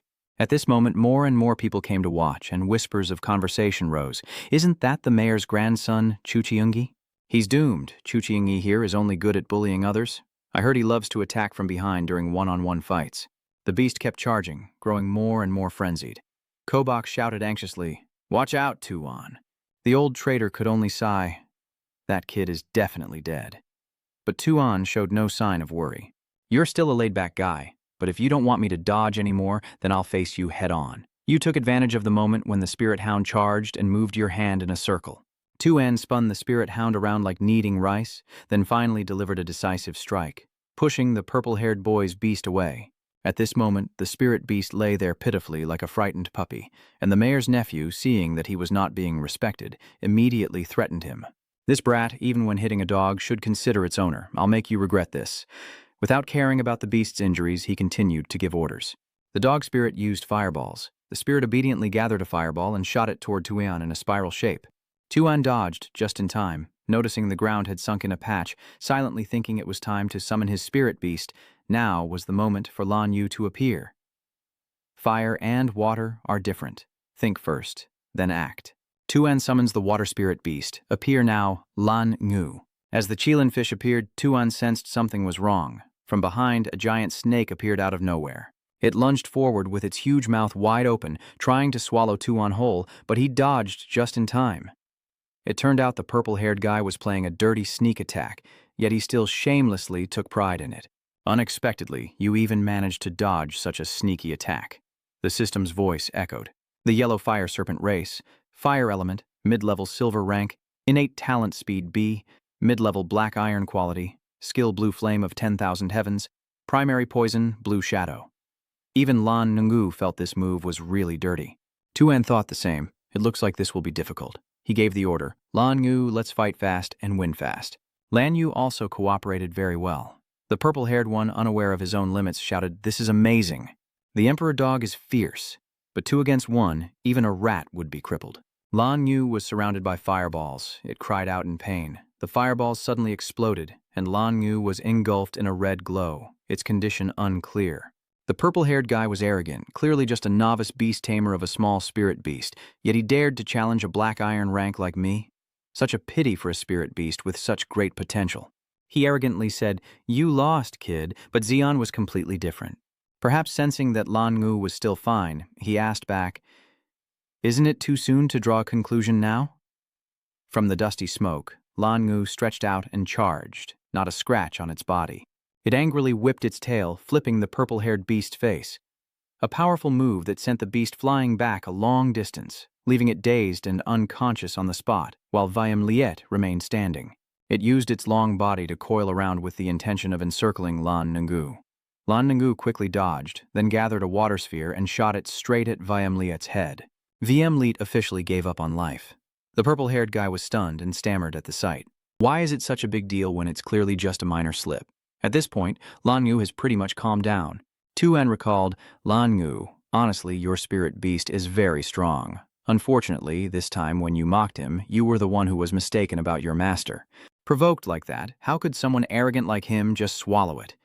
This kid, being a petty person, fears no reputation." Where did he pull out a dagger from? The purple-haired guy charged angrily, but he was just a spirit beastmaster with no real skill. "What are you so proud of? Go away." Where did Bok fly in from to kick the purple-haired guy in the head? Sigh. She then put on a flashy smile and delivered the news to Tuan. Young Master Tio An, the city lord, has sent a secret letter, and the purple-haired guy was kicked so hard he could only lie there cursing. Just die. Tuan continued the transaction with the old merchant. "Boss, send him 10,000 wen. Give me the essence." Cut to the city with skyscrapers. In his private room, Tuan was lost in thought, standing before a block of herbs. The letter sent by the city lord made a sound. "Shaolin, the letter about you asking me to gather all the materials on the evolution of the Shaolin fish is finished." He doesn't intend to use the Bok family's evolution method, but chooses intuition to create a new evolution technique. Grandpa respects and trusts him, but he must remember that stepping onto a path no one has ever taken before is extremely dangerous. He silently considered. The evolution of the Shaolin fish had indeed surpassed the black iron level and was ready for its first transformation. Based on the Bok family's evolution technique, the Shaolin fish will eventually evolve into the scarlet eyebrow golden scale fish. But the Celestial Creek Eye has given me an evolution secret I cannot refuse. The shell evolves from entering the sea to becoming a sky shell. Next, it evolves from fish to shark to shell, and finally from shell to wing. Reaching these 3 states requires a total of 9 evolutions. And eagerly becomes the legendary divine beast ruling the ocean and the sky. He summons the white fish unicorn again. "Little flying fish, come here." It seemed to have no eyes and charged straight at your back. Damn it. Tuan felt like his spine needed to be replaced. There were voices outside the door. "Are you okay, Tuan?" Tuan grabbed Lan Ngu. He irritably twisted it around. "Lan Ngu, you just pointed at its cheek and said, 'Now the evolution will begin.'" The merman looked at his owner with a pitiful gaze. Without saying much, Tuan began the evolution process. He took out the necessary items for this evolution. Everything combined and entered the initial stage of evolution. The appearance of the Lan Ngu gradually changed, its tail and fins growing longer as it entered the final stage of evolution. The Lan Ngu appeared in a completely different form, like growing from a 1-year-old child to a 5-year-old. It is a white shadow giant Lan Ngu of the water element, primary rank black iron, with the innate talents of rapid water control, stealth force, destructive flow, and mysterious shadow confusion. The system's voice rang out, announcing high-quality royal rank, water control skill, rapid purple initiation, and clear water absorption, purple initiation. Blue water flow breaker beginner, azure white shadow blue water shock, green leaf minor buoy tier, innate special talent. Abilities far surpass typical azure koi, with full white water shark shadow talents that can confuse enemies and reduce their chance to land attacks. As the system's voice faded, a small explosion occurred. Lan Ngu's body suddenly went out of control, and Tuan was about to be crushed by it. Damn it, why is it so big? He hurriedly gave the order, or he would really be crushed into a pancake. "Brother, hurry back!" The azure fish obediently flew into the beast-taming space. Tuan let out a sigh of relief, silently thinking he was almost crushed to death by his own spirit beast, but luckily it was just the room being a bit messy. The sound of knocking caught his attention. Bakchi heard the noise and anxiously asked, "Young master, are you all right?" He looked at the messy room and reluctantly replied, "I'm fine. I'm studying beast-taming skills. Please prepare a new room for me quickly. This room can no longer be used." Tuan hesitated, thinking he had to find a solution quickly, or it would be very inconvenient. He realized he had missed something. There was still one more letter. On the paper was a single sentence. "Tan Nguyen Lo is in Red Heat City." He thought to himself, That's great. Grandpa was so quick to get news from Than Nguyen Lo, I must get it. His mood suddenly brightened as he continued. By the way, let's see if the city of Scarlet Flame has any treasures. Scene shifts to the city of Scarlet Flame. The inviting calls echoed continuously. Recently, spirit cores and spirit beasts appeared. Hurry and come see. The map of spirit beast distribution in Zichruk City is full. Hurry up and check it out. The Black Fang adventure team is recruiting.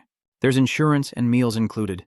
Xion felt a bit bothered and said aloud, "It's so noisy. We've walked through almost the entire Red Ember City market and still haven't found anything good," he thought to himself. But no sooner had he thought it than Tuan already felt regret. The system alert sounded, detecting a black iron-level Firebird spirit core, bronze-level fossil materials, and the feathers of a wise boar eagle. It seemed Tuan was about to score a big find again. As the two looked around the street, a voice suddenly rang out from somewhere. "I heard this auction will attract quite a few people. It turns out there were two young men chatting nearby, and one said the auction would have diamond-grade resources." The guy next to him added, "That old woman who goes around collecting diamond-grade resources in Lam Lam City will also be there." They grew more and more excited as they talked. So it doesn't matter who gets the diamond-grade resources this time. Tuanan worriedly thought, "This is bad. Than Vian Road is very important to me, and if the Lam City Lord gets involved, this auction will be tough." A shout from the salesman behind caught his attention. "So, are you buying or not? If you're not buying, then don't touch it." Kobak picked up an item and said shyly, "Boss, how much is this stone?" Hearing that, Duke Niu angrily shouted, "What stone? This is a treasure, you can't afford it, so go somewhere else and don't mess up my business." At that moment, the system displayed information revealing a rare diamond-grade material, and ZA, unable to believe his eyes, exclaimed that Kobak was holding a diamond-grade artifact. Without hesitation, he immediately ran over, placed his hand on her shoulder, and eagerly said, "Boss, name your price. I want this." He immediately offered a huge amount, 30 million Juzo dollars, saying that, but in his mind he thought, just another rich fool. Kobak saw him trembling with anger and advised, "Tuan, it's too expensive. Maybe just forget it." Duck Ngu smiled proudly. "Kid, whether it's flirting or showing off, you always have to pay a price."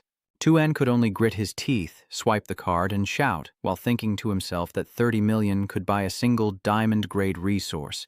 He spoke loudly, and the man happily accepted the money. "Thank you, dear guests. There is a spirit beast soaring in the sky." Everyone below started whispering curiously. "What kind of spirit beast is that?" "The aura is truly overwhelming. It's a crane. There's a man standing on the crane." A voice rang out. "Phoenix Cloud Feather Crane. Let's go with spirit." Next to the crane, the system displayed information. Species Phoenix Clouded Crane, mid-level system, mid-level diamond realm, talent to summon Storm A, advanced diamond aptitude, skill to summon Storm Blue, clouded blue blade, cloud dance green. Kong Sung glanced down and reminded, speaking to Old Red Demon, "We have arrived." The crane continued to soar across the sky, leaving trails of sparkling pink and purple dust wherever it flew. On the other side, someone was riding a fiery red chain. The man up there laughed heartily and said, "So, it's the City Lord of White Phoenix City, a name well known." He stood with his hands on his hips, looking at the other side, making my Red River City shine even brighter. Sung was very annoyed by that attitude and said, "Old Red Demon, a grand master like you pretending to be civilized?" He immediately showed respect and said, "You are our guest, Old White. Please come in." Tuan stood below, with his mouth agape in emotion, thinking to himself that his grandfather had come in person just to help him secure Than Van Road. In the twilight sky, two birds flew together in the same direction. The next day, in a magnificent palace, he anxiously asked his grandson, "Tuan, are you sure you have to do this? You are very sure about your decision?" "Yes, grandfather, I am determined to win Than Van Lo." Suddenly a voice came from behind them. "Old Bai, what do you need from me?" Dongli said in a very serious tone, "If it's about Than Van Lo, there's no need to say much. Whoever offers the highest price gets it."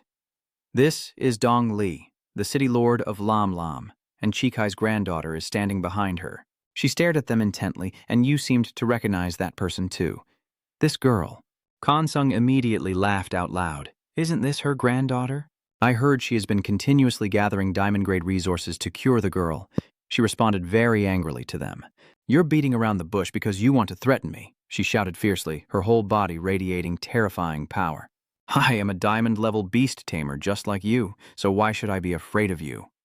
Tuan raised his hand to steady himself against the released blue aura, thinking to himself, Facing the power of a diamond-level beast tamer so directly for the first time made it hard to breathe. Unlike him, Kansung remained calm and said, "Lord Lam misunderstood. She and I are competing for Than Van Lo, and whoever offers the higher price benefits, it's just like an auction. Kansung has created a protective barrier, and I see she doesn't seem to have any special demands for the diamond-grade resource, so why not make a deal with me to smooth things over?" That scene impressed him. Only a silver-grade beast tamer or higher could condense such a protective shield. Dong Li, now calmer, frowned and asked, "What kind of deal?" He then presented a box and said, "I have a diamond-grade resource called the Radiant Fruit. If I can obtain the Azure Cloud Path, I will sell it to you along with the Azure Cloud Path at the same price." Xian immediately stepped forward and whispered, "Grandpa, wait a moment." He looked at Chikai and smiled. "This girl is very sick, so why don't we just give her the Hai Kwang fruit?" Outside, he appeared stiff, but inside he was amazed when he heard his grandson speak, thinking to himself that what was supposed to be a sale to the girl had now turned into a gift, which was not quite what they had originally agreed on. She seemed incredulous and asked, "Young man, why would you give us such a rare and precious diamond-grade resource?" She still looked at them with sorrowful eyes, but Tuan just smiled brightly. "Didn't you say the girl needed diamond-grade resources to cure her illness?" Chikai blushed upon hearing him say, "I like this girl, so I'm giving her the Radiant Fruit." Kansung looked at his grandson with suspicion. Tiu An was not one to be obsessed with women, and even if he truly liked someone, this Lam family child was too weak and not suitable to be our granddaughter-in-law. He could only smile awkwardly as he handed her the box, making her laugh. "Our nephew is too straightforward. If he says he's giving a gift, then he must give it." In his heart, he thought that perhaps the straightforwardness here was a keen intuition that discovered something, which then caused Tuan to change her mind. Dong Li looked down at the box in her hand, led the child away, then turned back to say a few words. "Lord Bok, I have accepted this gift and will no longer contest with you." Kansung watched their backs and replied, "Thank you, Lord Lam." Chikai shyly turned to him and asked, "Hey, what's your name?" Tuan looked at her with a bright smile. "His name is Tuan, the Lord of Bakland City. You're better now, remember to come visit me." She remembered his name, turned away, and murmured with lingering affection, "Brother Tuan." Tuan stared straight ahead and said to himself, "Give me one diamond-grade resource for free." His face was terrifying. "I'm not someone who spends money recklessly." The system also announced that the space species, like the Space Worm system, is at the 9th level of the unenterable flow realm, with SS-level Space Worm talent, primary execution aptitude, and orange-level primary Space Worm skills, introducing a natural space spirit beast system with high potential upon maturity. However, before reaching maturity, it requires a large amount of energy, otherwise it will absorb the energy of the beast tamer, causing a burden for the tamer. He kept looking at her and thought to himself that a spatial spirit beast of the SS rank could be enhanced into a talent. If the girl could survive smoothly, she would definitely become a legendary figure. The system's announcement continued. The power to enhance talent, SS rank auxiliary talent system, can increase the abilities of all selected pets by 100%. Tuan smiled meaningfully. This 300 million worth of Hai Kwang could make her grateful. Truly worthy. In the crowded auction hall, the female host stepped forward and declared the power to be victorious. She is also about to start the event. "Dear guests, welcome to today's auction." The lights shine on the first item. Today's auction officially begins. No more delays. Starting with the first item, the people below are constantly whispering. The Golden Stealing Spirit Beast Egg. Tuinum Ung. The starting price is 1 million. The Tuinum Eagle is said to be difficult to raise and train. Tuan and his grandson also saw the scene inside the room. He was very surprised when he saw that item. This is the girl who raised the hammer, ready to snatch the real Golden Spirit Beast Egg at the right price. "Anyone want to bid?" Someone inside the room placed a bid. 1 million. The audience was all stunned. People with money really do just spend for fun. You really can't understand the world of the rich. The girl breathed a sigh of relief. The first one is usually not easy to sell. That's really lucky. Kansung looked at you with concern. "Little Anne, do you want to reconsider? The Amethyst Eagle is not easy to raise." You looked at the system notification for the Purple Flame Eagle species. It belongs to the wind and thunder elements, has a natural talent for lightning, a primary quartz aptitude, and the skill of lightning flash. Thunderous roar. When the wind slash happened, Tuan spoke up to reassure him. "Grandpa's intuition tells him this egg is not as simple as we think. You are smiling with full satisfaction." Unexpectedly, even the auction house's advanced appraisal machine can make mistakes. Gold grade versus amethyst thief. 2 levels worlds apart. The girl slammed the hammer down. Congratulations to the bidder in seat 3 for successfully winning the auction of the Magma Bear certificate. The next auction item is here. Everyone in the hall applauded. An hour later, the auctioneer looked into the book. Next is the final auction item. Than Vien Road. This light shines once again on the sparkling stone. No lowballing, bidding is open, and each raise must be at least 1 million Juzo coins. The people in the audience immediately started to buzz. I bid 10 million Juzo dollars. Only 10 million, and you dare to think of getting diamond-grade materials? Dream on. I bid 30 million, 50 million Juzo dollars. Everyone please show some respect for me. Facing diamond-grade materials, your dignity means nothing. I bid 100 million. He immediately advised Xian. Xiaoan, stay calm. It's not the time yet. Wait for the others to raise their bids first. Then we'll raise ours. Fromen frowned slightly. This Than Vien Road is the key to awakening my second talent. You picked up the blue stones from the mutated fire bamboo leader and wondered how to use the awakening stones. You looked at the system notification and thought, you are now studying how to use the awakening stones and have received a heavenly revelation. The first method is to carry the awakened spirit with you, allowing it to influence you over time, with a certain chance to awaken talents from level E to D, usable once a year. The second method is to directly embed the awakening stone into your body. There will be a certain chance to awaken talent from grade C to A, usable once a year. Previously, the mutated fire bamboo leader probably consumed the awakening stone by chance. Forming conditions similar to the second method, the third method uses primal stones as the main ingredient, supplemented with Nungeha secret leaf, Than Vien Lo, Tien Vien Lei, and other components to create the awakening solution. Soaked for 1 day and 1 night, with a certain chance of talent awakening from grade S to SSS. For now, the third method can be used to awaken talents from level S to SSS, but the ingredients to make the awakening potion are very hard to obtain. Than Vien Lei and Nge Ha Bi Diep. I remember that in the Bai family's treasure, there are Than Vien Li and Nge Ha Bi Diep, while Than Nguyen Lo requires the Bai family's help to search for it. At this time, someone also offered an enormous price, 500 million. Duke Ngu smiled proudly, knowing that with Than Vien Lo Min he would reach diamond level, and from above the room came a bid even higher than 700 million Jusho coins. He immediately begged, I am Duong Duke Nu, a first-class gold-level beast. This material is very important to me, so I hope you can understand. He then shouted loudly, 800 million Juzo coins. Everyone around fell into confusion. Elder Duong is just 1 step away from diamond level, so of course he wants to advance further. Securing the third seat is no easy feat. He must be another powerful figure. Didn't everyone notice that Lord Lam in the second seat hasn't bid yet Duong Duke still dares to shout? A great power surged from the room.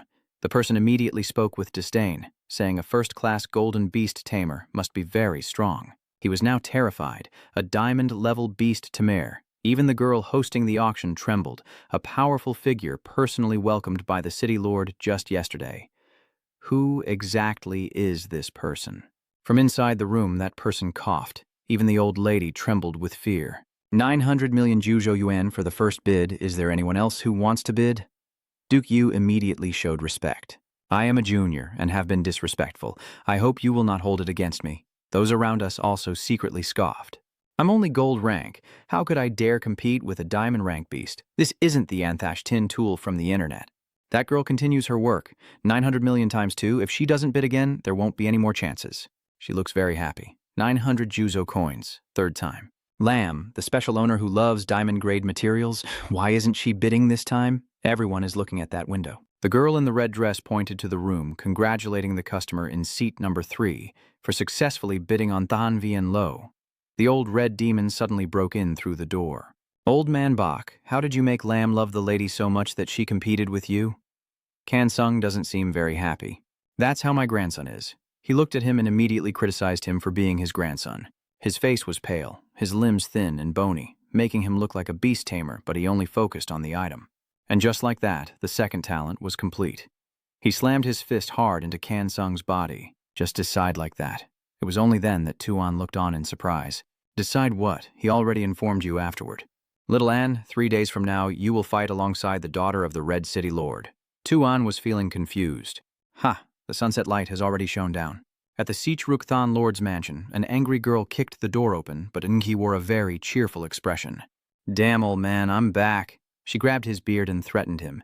"Old man, why did you call me back? And if it's nothing important, I'll shave off your beard completely."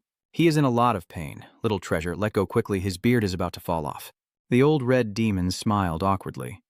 "I'm about to rank up to the bronze level. He's looking for an opportunity for you to obtain a potential diamond-level spirit beast." She was startled when she heard that. "What opportunity? He only cares about you as long as I defeat him." Kanshung was also beside her, cheering for Tuan.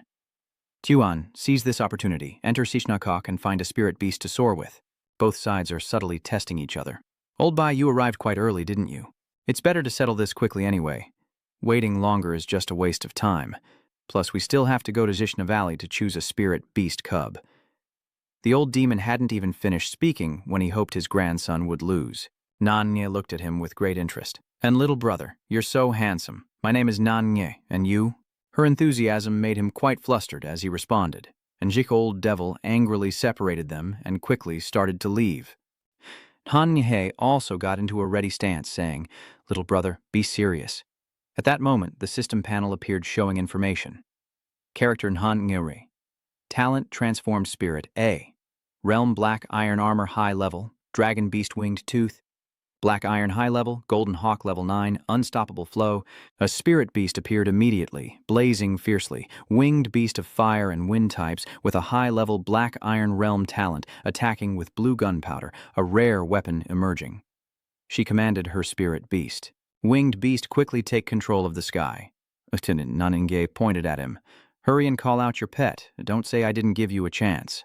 Tuan didn't keep her waiting long, raising her hand to the sky and shouting, "Appear!" Bakan confronted Lan Ngu. A giant figure appeared. The koi fish just appeared and immediately fell flat on its face. Ugh. It looked at him with an embarrassed smile. It lost weight, but then got fat again. Naningye couldn't help but laugh at the scene. His pet really was adorable. Tuan felt like he was falling apart. You also have to deal with this spirit beast. At the auction, it was restored by the Star Corps, capable of various skills, but unexpectedly, the minor transformation turned out like this. Yiya immediately swoops down, a smug smile on her face as she commands, "Attack, Yiya! Use Wing Slash!" The bird was launching an attack, and both Tuan and the pet easily dodged it. But still, one strike grazed his hair. The next strike forced Tuan to bend down to dodge. Tuan was furious and used the water gun to attack, knocking it flat on its face. Lan Yu immediately launched his water torpedo, the water columns pulling in, making the bird scream in terror. Renge immediately ordered Yu Na. "Duke Na, quickly get out of the water gun area." The bird immediately obeyed and flew away. Tuan had to praise his pet as well. It looked great. After the Lan Ngu evolved, the firing speed and power of the water gun increased significantly. Suddenly, something was flying towards them. The system also provided information. The bird species is Fire Element, 9th level Realm Wind type, 9th level Impervious Flow, Fire Vortex talent, Intermediate Diamond Aptitude, and Blue Rocket Arrow skill with White Speed movement. Tuan looked at Kim breathing fire and blamed himself for forgetting that Tu still had another pet. But Tuan's Lan Ngu absorbed the fire. Luckily, it was only a level 9 immortal stream, so the damage wasn't high. He kept comforting the Lan Ngu, fearing that as a beast tamer he still lacked combat experience and owed it a lot. The human dog brothers continue their attack. Their defense is quite strong. Let's see how you handle the next move. Both birds charge forward with power. He used telepathy to ask the system how much an A-level talent could actually increase the combat power of a pet. And the system immediately responded 3 times. The two of them immediately flew in a circle. Tuan stared in amazement at the Qilin fish. They will probably attack from both sides at the same time. Wait a minute. You're saying that the Red Ghost Elder is extremely pleased. Old White, your grandson is definitely going to lose. The ferocious beast stealing Nhe family's copper couldn't even block the consecutive attacks. Kansung remained calm. Don't celebrate too soon. Too much joy can shorten your life. Duke Na was charging straight ahead, and at the same time Kim Trish-Dieu breathed fire, creating a thick cloud of smoke and dust. Kansung was very irritated. Why hasn't Tuan taken the initiative to attack until now? Seeing that, he sneered, "Old man Bach, don't worry. I won't hurt your grandson." But in fact, Tuan had already created a barrier. All three were extremely surprised. How could this be? He was only at the black iron level. The power of the surrounding water was closing in on him. By this time, Tuan could finally smile. I discovered that the protective barrier isn't limited to silver rank users.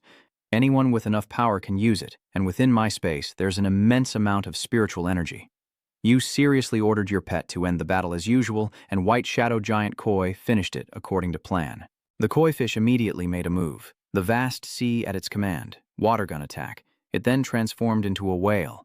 The old demon's eyes widened in shock. Old Bai, what the hell is your grandson? Even Sung trembled. I'm not sure about this either. The koi was creating streams of water, its water pillars aimed straight at the opponent. The winged beast was submerged by the water column, and Kim Du Trish was not spared either, falling directly at her feet. The human dog lost control, the winged beast and blazing fire attacked, directly killing Tuan, and the bird immediately rushed to his side. Dukna charged forward, its eyes blazing like a raging fire, and its sharp beak seemed ready to tear through the air. Smoke and flames fiercely surrounded it. The old bastard was stunned by the scene, and couldn't help but exclaim, "This girl has gone crazy. She refuses to admit defeat. This fierce attack will only cause her more harm." In front was Kin Tu with a massive blue energy charging straight ahead, and Dukna was rushing forward with the momentum. Below, Tuan watched intently, filled with tension. Seeing Kin Tu showing no signs of stopping, Tuan broke out in a sweat and shouted, "Don't hurt it!" Moments later, the two spirit beasts collided head-on. A massive blue energy surged straight ahead. Opposite it, a blazing fire burned fiercely, making the air hotter than ever. Immediately after, Kin Tu charged toward Nanye, who instantly became panicked. Seeing this, Kansung turned to reassure the restless, red old demon. "Don't worry," Tuan thought to himself. "He has his own plan and won't harm your granddaughter." Nanye hovered in the air, raising her hand and shouting in resignation, "I give up. Please put me down quickly."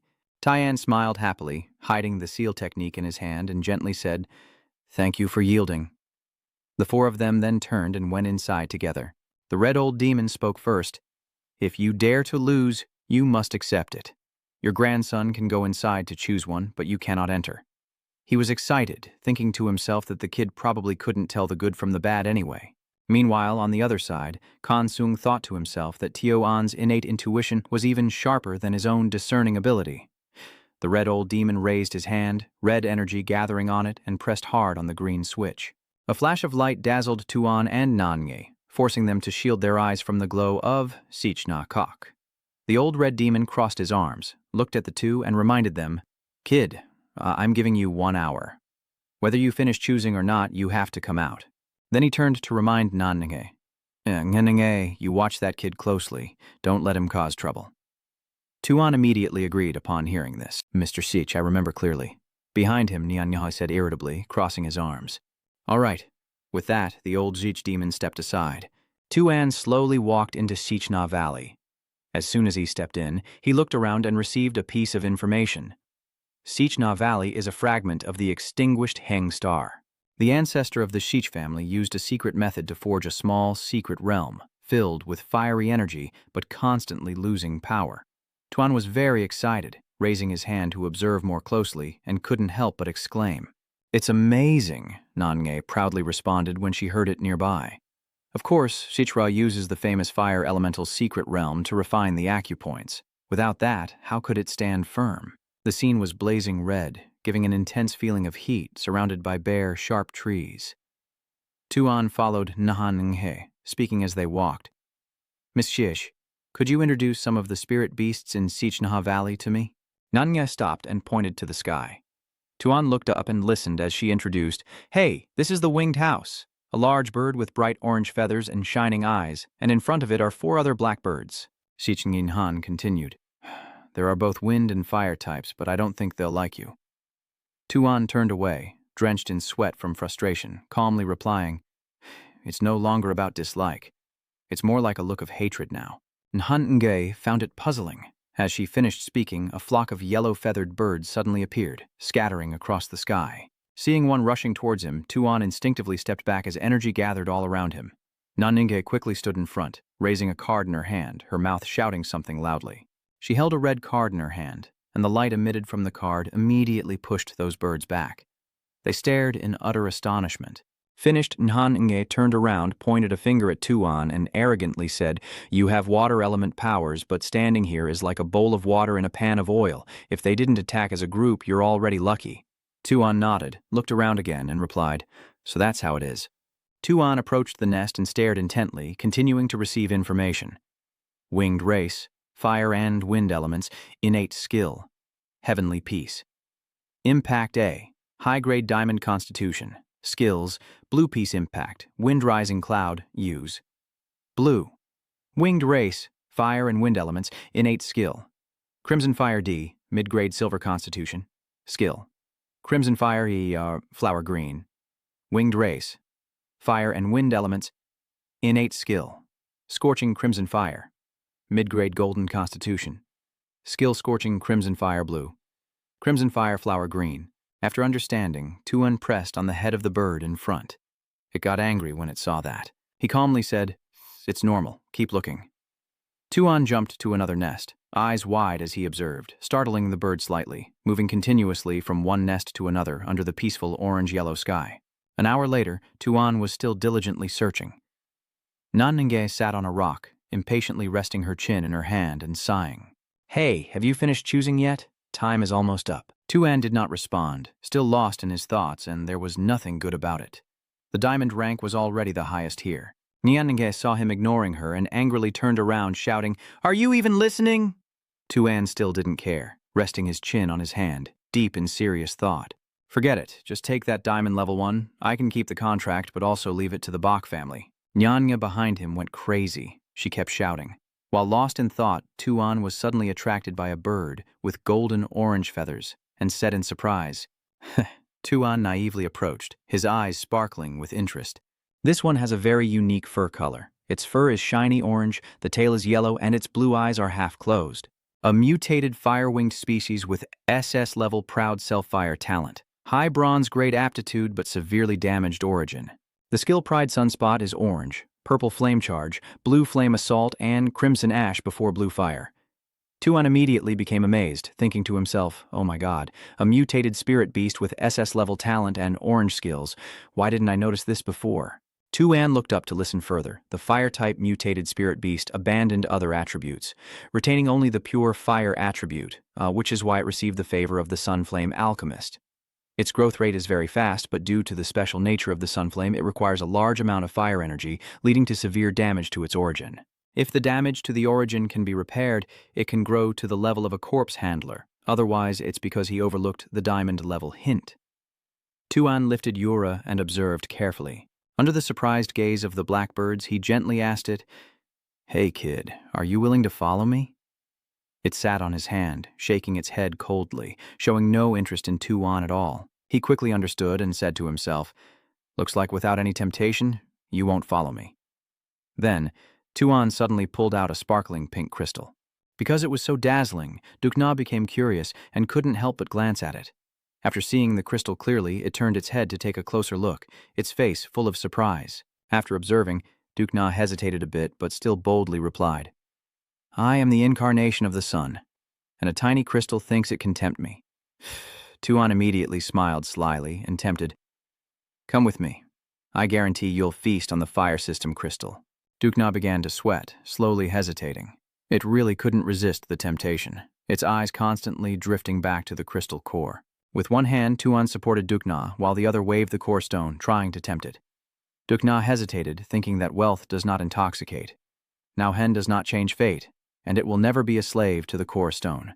It lowered its head, trying to control itself. No one could tempt it. The blue sky was incredibly peaceful.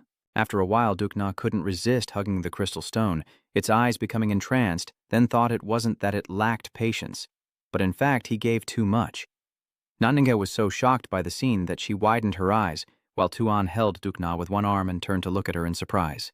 Tuan turned to look at Nanninge, thinking to himself that Sichtanchu was an expert in raising Dukna, and if he caught on and opposed him, leading Dukna to mutate, it would be a big problem. A moment later, he decided to sign the contract with Dukna right then and there, telling himself it was better to sign the contract directly here. Nanninge witnessed his action and shouted urgently, "You're crazy! I can't believe you want to sign the contract right here." A blue and red aura enveloped the contract paper, and Dukna. Sicheng Han was blinded by this light and instinctively covered his eyes. At that moment, Tuan seemed to go mad, his eyes sharp and the blue energy growing stronger. He thought to himself that it was over. Dukna also bowed its head solemnly and quietly folded its wings. Tuan painfully widened his eyes and opened his mouth as if to scream. In front of him, Duke Na was radiating a powerful red aura. He guessed it was absorbing his water element power. Nan Nunge watched the scene restlessly. She rushed to help, but still didn't forget to mock him. Truly crazy. She raised her hand and unleashed a stream of fire straight ahead, shooting toward Tuan, who was kneeling down. Tuan was terrified after the recent ordeal, his face drenched in sweat, panting as he thought that directly making a contract with a mutated spirit beast was indeed extremely dangerous. He was almost drained dry. Duke Na sighed beside him, and Tuan raised his hand to cast a spell, sending Duke Na to another space. Duke Na hugged the spirit stone, closed its eyes tightly, and landed directly. A message appeared, showing that the mutated pet, Duke Na, his larva, activated the mythical beast space effect. The newly awakened talent, the body of the fire spirit S. Duke Na, was nestled against the spirit stone when it suddenly noticed something. An eye appeared along with a stream of water in the air, lifting Duke Na up. Another piece of information about Duke Na appeared. The fire spirit's body reduces the attack power of water-type skills and can also use the opponent's fire-type skills to enhance its own fire-type abilities. The wing emitted a blazing red light that shattered the quiet darkness. Beneath the water, a creature surfaced to look. It was Kin Tu, watching, but not understanding what was happening. Scene change, Nanye folds her arms, listening thoughtfully as Tuan calmly says, "Thank you, Miss Sich, for your help. If the need arises, I will definitely repay you." After speaking, he silently vows with deep gratitude that without the sudden appearance of the fire spirit power, today's contract would not have gone so smoothly. In terms of feelings and reason, I owe him. Receiving the thanks made Nanenge a bit shy. She blushed, looked away, and softly explained, "It's not because of you. If you died here, the Zich family wouldn't be able to explain it to the Bok family." She hesitated before continuing. "The Siege family is not afraid of the Bok family, but I don't want to start a war that shouldn't happen." Upon hearing this, Tuan immediately replied, "Thank you for your concern, Miss Sich." Tanenghu shyly denied it, saying it wasn't her concern, and you just gave a helpless smile. Yeah. At that moment, Kansung and Sich Lao Kwai were waiting for them outside. As soon as they stepped out of Sichna Kok, they immediately turned to look. Kansung supported his trembling grandson and gently asked, "Tuan, what's wrong with you? Are you hurt?" Zian raised his hand to show he was fine and smiled at his grandfather, saying, "Grandpa, I'm okay. Signing a contract with the second pet, so it just took a bit more energy." As soon as he heard that, he exclaimed in shock, "What? Making a contract with a pet without proper preparation can be life-threatening. Could it be that you didn't know this?" Tuan looked up, raised two fingers to open another space, and from above, Duke Na holding the spirit stone also fell down. Kansung followed his nephew's fingers with his eyes. Tuan glanced at Duke Na sitting on his head and continued, "You see, I'm fine. I found it quite special in Sichna Valley, so I made a contract with it." Immediately, not only was Kansung shocked, but Sich Lao Kwai was also stunned. A thought crossed Kansung's mind. No wonder Tuan took the risk. Just by looking, it was clear this pet had extraordinary potential, and that Sich Lao Kwai was in big trouble. The red old demon naturally realized this and thought in panic that this was a mutated Duke Na. Kansung held his nephew's hand and turned to say goodbye to the red old demon. "Old red demon, now that everything is over, we won't bother you anymore. Goodbye." Nan Ninga squinted from behind, and old red demon smiled wryly, replying, "Be careful on the road." Nanya couldn't take it anymore, pointed and shouted, "Tuan, talent alone doesn't prove anything. True strength comes from countless battles. I'll wait for you, the road ahead is long, and I'll catch up to you." Tuan paused for a moment, then smiled and replied, "I'm not waiting for you. If you've got the skill, then run." As he set off, he told himself, "Let's meet again at the top." Returning to Bakland City, the spirit beast gently landed on the ground, creating a soft circular breeze over the grass. Kansung reminded his grandson Tuan to absorb plenty of fire elemental crystals on the way back. Restoring the lost power, he obediently replied, "I know, sir." As Tuan's figure gradually disappeared, suddenly someone called Kansung from behind. "He is Thoithan, the old clan leader." He turned his head when he heard someone call him. Thoithan panted and continued, "You've finally returned." Seeing him like that, Kansung frowned and sternly reminded, "Tu viens. You're not a child anymore, be serious." Thoithan leaned in to report the matter to him. As soon as he heard it, he angrily exclaimed, "These kids are just showing off." Outside, Bok Thuk and Bok Chi were standing guard. Bok Chi raised a finger and spoke first.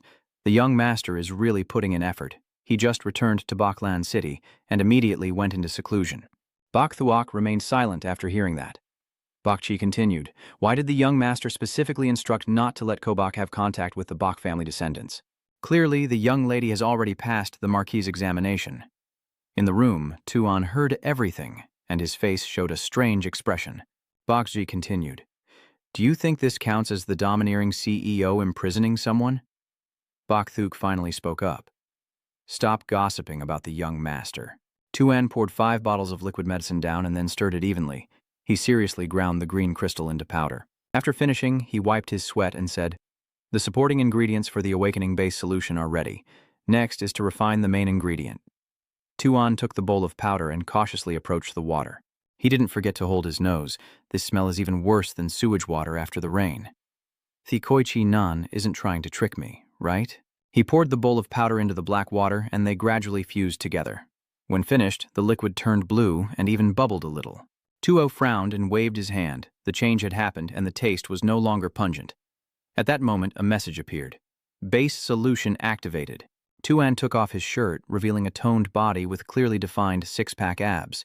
He said to himself, this batch already cost 1.09 billion. Don't let me down. Then he jumped in, the water surface rippling slightly, his face satisfied as he said, this feels great. Tuan was relaxing, lying soaked in the medicinal water, with blue electricity from his brain running down his skeleton, emitting a strange glow wherever it passed. From the sky, large yellow chains gradually appeared. They were tightly connected, piercing straight down into Tuan. Outside, the lightning flashed, illuminating the dark area and startling even those drunk into waking. His blurry eyes instinctively looked out at the dark sky as he rubbed his groggy head. Those are yellow chains growing out from the tall building, stretching straight up into the sky, piercing through the clouds to form a vortex. Seeing the scene before him, his mind seemed to grow even more confused. How strange. There is an awakened energy in the city. Could someone have awakened on their own? The thought flashed and was immediately dismissed. Impossible. The awakening point is hundreds of kilometers outside the city. If someone had awakened on their own, the energy waves wouldn't have reached here. He had been clutching the bottle tightly all this time, plopped down on the sofa, exhaling sharply, his lips curling slightly, probably hallucinating after getting drunk. The long chain still swung in the air, wrapping around Tuan, gradually shattering into small chain fragments. 2 days later, Tuan was deep asleep, then woke up, stretching his bones after a long time of inactivity, rubbing his eyes, which had somehow developed golden chain patterns. The system displayed a notification. The Heavenly Dao Chain. SSS rule system of innate talent. Heaven and earth have spirits. The spirit rule cannot be completely suppressed by fire, but the heavenly Dao force can forcibly break through the life realm and resonate with the original life force. Tuan looked at the system and muttered, breakthrough of life force and primal energy resonance. He burst out laughing loudly, drawing the attention of the servants downstairs, as a new thought sparked in his mind. He decided to find someone to check it out first. No sooner said than done, he started shouting again.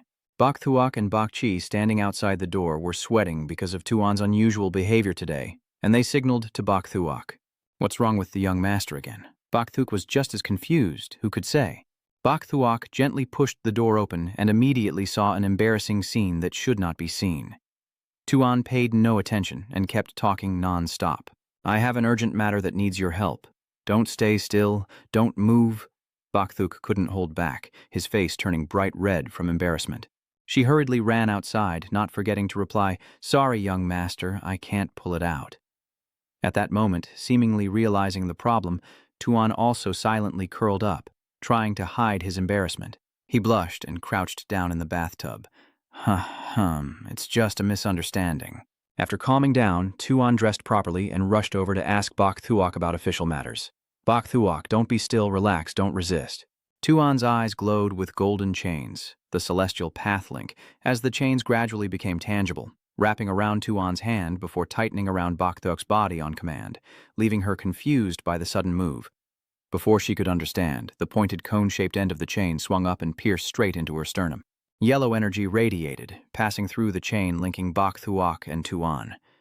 Tuan focused on creating a blue light like an electric current connecting the poles within the body. Success made him smile as if he had achieved his goal. The heavenly chain successfully linked with the host, Bakthuak. Receiving the B-grade heavenly water element talent, the golden chain remained connected between them. Tuan then proceeded to the next step. Bakthuo deployed defense. Bok Thuo immediately followed the command, entering a focused state, and raised her hand forward to form a sign. In the blink of an eye, Tuan appeared in front of Bok Thuok, resting his chin on his hand, staring intently as he assessed her. His face drew close to hers, carefully examining the chain still tightly wrapped around her, refusing to disappear. Bok Thuok trembled under Tuan's unwavering gaze without a word of explanation. What the hell is the young master doing? Not doing some strange trick again, are you? Despite Bok Thuok's worry, Tuan remained deep in his thoughts. You can move on to the next step now. Lower your guard, her anxiety is only growing, and there is still a next step. Scene changes to West City, in a quiet alley. Bok Thuok calls Tuan. Young master, I've arrived in West City. You answered the call, looking a bit worried. All right, Bok Thuok. The golden chain still followed Bok Thuok through the door. Tuan looked along the chain's direction. Now she could go back, not disappear. Bok Thuok Trantru spoke with some hesitation, making Tuan look puzzled, unsure of what was going on. As for the young master, the subordinate was a bit bold, not daring to speak directly and guessing Tuan's reaction as she spoke. The young master's behavior today was very unusual. First he let me see him naked, then he did some strange things with me. Then you kept staring at my body. Young master, if you feel pressured, you can talk to us. Bokchi and I will definitely help you, but you cannot. Bok Thuok then said a long sentence that made Tuan understand something. Oh no, could it be that Bok Thuok, you don't see anything on your body? In response to Tuan's strange question, Bok Thuok answered confidently, there is nothing. Understanding how the chain works, you became more serious. Then you can go home. I'm turning off the device now. As expected, Bok Thuok couldn't see the chain lock. Facing the confusing situation, Bok Thuo felt a cold wind blow through her heart. Who am I? Where is this? I don't understand anything. Meanwhile, Tuan was still diligently and seriously pondering the rules. No wonder the existence of rules means that as long as there is a connection, it won't be affected by other factors. Holding a pen, crossing out to find the right answer. The Heavenly Dao Chain has 3 characteristics. You can imagine them. First is invisibility. No matter what I do, Bok Thuok cannot detect its existence. The image looks even more like bullying Bok Thuok. The second is domination. As long as I use the Heavenly Dao Chain, I can forcibly link with Bok Thuok and resonate with her talent. Thinking of the great traits the red chain brings, a triumphant smile appeared on my face. The third is the right to control. Normally, resonance doesn't require consent from both sides, but as long as I have the connection, I will hold the initiative during resonance. It can also be concluded that the chain currently provides 3 traits. Among the chain's traits, the 3 chains can link 3 different beast tamers, combined with my Eye of Revelation. Tuan rested his chin on his hand, thinking that he might have acquired 4 innate talents for his beast taming. In the beast taming space, he stood in the middle of a green meadow, where 3 sharp stones formed strange claws. The sky was illuminated by the stars above. He suddenly sensed something strange. Why was his beast taming space watching him? The surrounding scenery seemed to expand outward significantly. At the coastal terrain, a rock was covered by water, with blue stones rising and falling. As for the volcanic terrain, molten lava is everywhere, and fell into deep thought, realizing that every time he levels up, the space of his guardian beast also changes, with more corresponding terrains appearing. A strange object suddenly spread its wings and swooped by at incredible speed. Dukna flapped its wings, creating a blaze that shot straight forward. The recent attack aimed straight down into the water, causing a series of explosions. In response, the koi fish underwater angrily flew up from the surface. Now it's my turn. It unleashed a burst of power, shooting a jet of water straight at Duknia flying high above. Tuan saw this and immediately shouted, "You blue fat one, stop!" The dragonfish trembled and explained, "It's not what you think." Tuan ignored it and continued to loudly lecture. "You are partners, brothers who fight side by side. How can you turn against each other?" Its eyes welled up with tears, looking upset. "Sniff. It attacked me first." Dukna chimed in. "It keeps spraying water everywhere, making everything around soaked. I don't like it." My arm waved, splashing water all over its fur. Tuan realized and suddenly fell silent, so that's how it was. According to the plan, Lan Yu was training his skills. Dukna didn't like that environment, and a new idea suddenly came to his mind. Perfect timing. Tuan raised his hand straight towards Lan Yu, forming a mass of water that embraced it. "Lan Yu, I'll trade you for a bigger place so you don't have to be stuck in that small pond anymore." With that, Xian also teleported to the coastal terrain. He marveled in his beast-riding space, able to teleport anywhere he wanted. How convenient. The sight before him made Lan Yu's heart bloom with joy, his wide, sparkling eyes darting eagerly as he plunged deep into the water. gradually returning to his original large form, then surged up from the surface, sending splashes flying across the lake. Seeing Lan Ngu so happy, he felt happy too. Always having to shrink his body must be extremely uncomfortable for Lan Ngu. He glanced at Waina perched on his arm, and then at the restless one. You. Tuan continued to teleport to the volcanic terrain. A notification appeared. Phoenix Bloodflame Tongue Tree, a resting tree for divine-level Nirvana spirit beasts infused with Phoenix Bloodline, can enhance fire attribute talent. Teleporting in front of the large tree, the volcano is your home.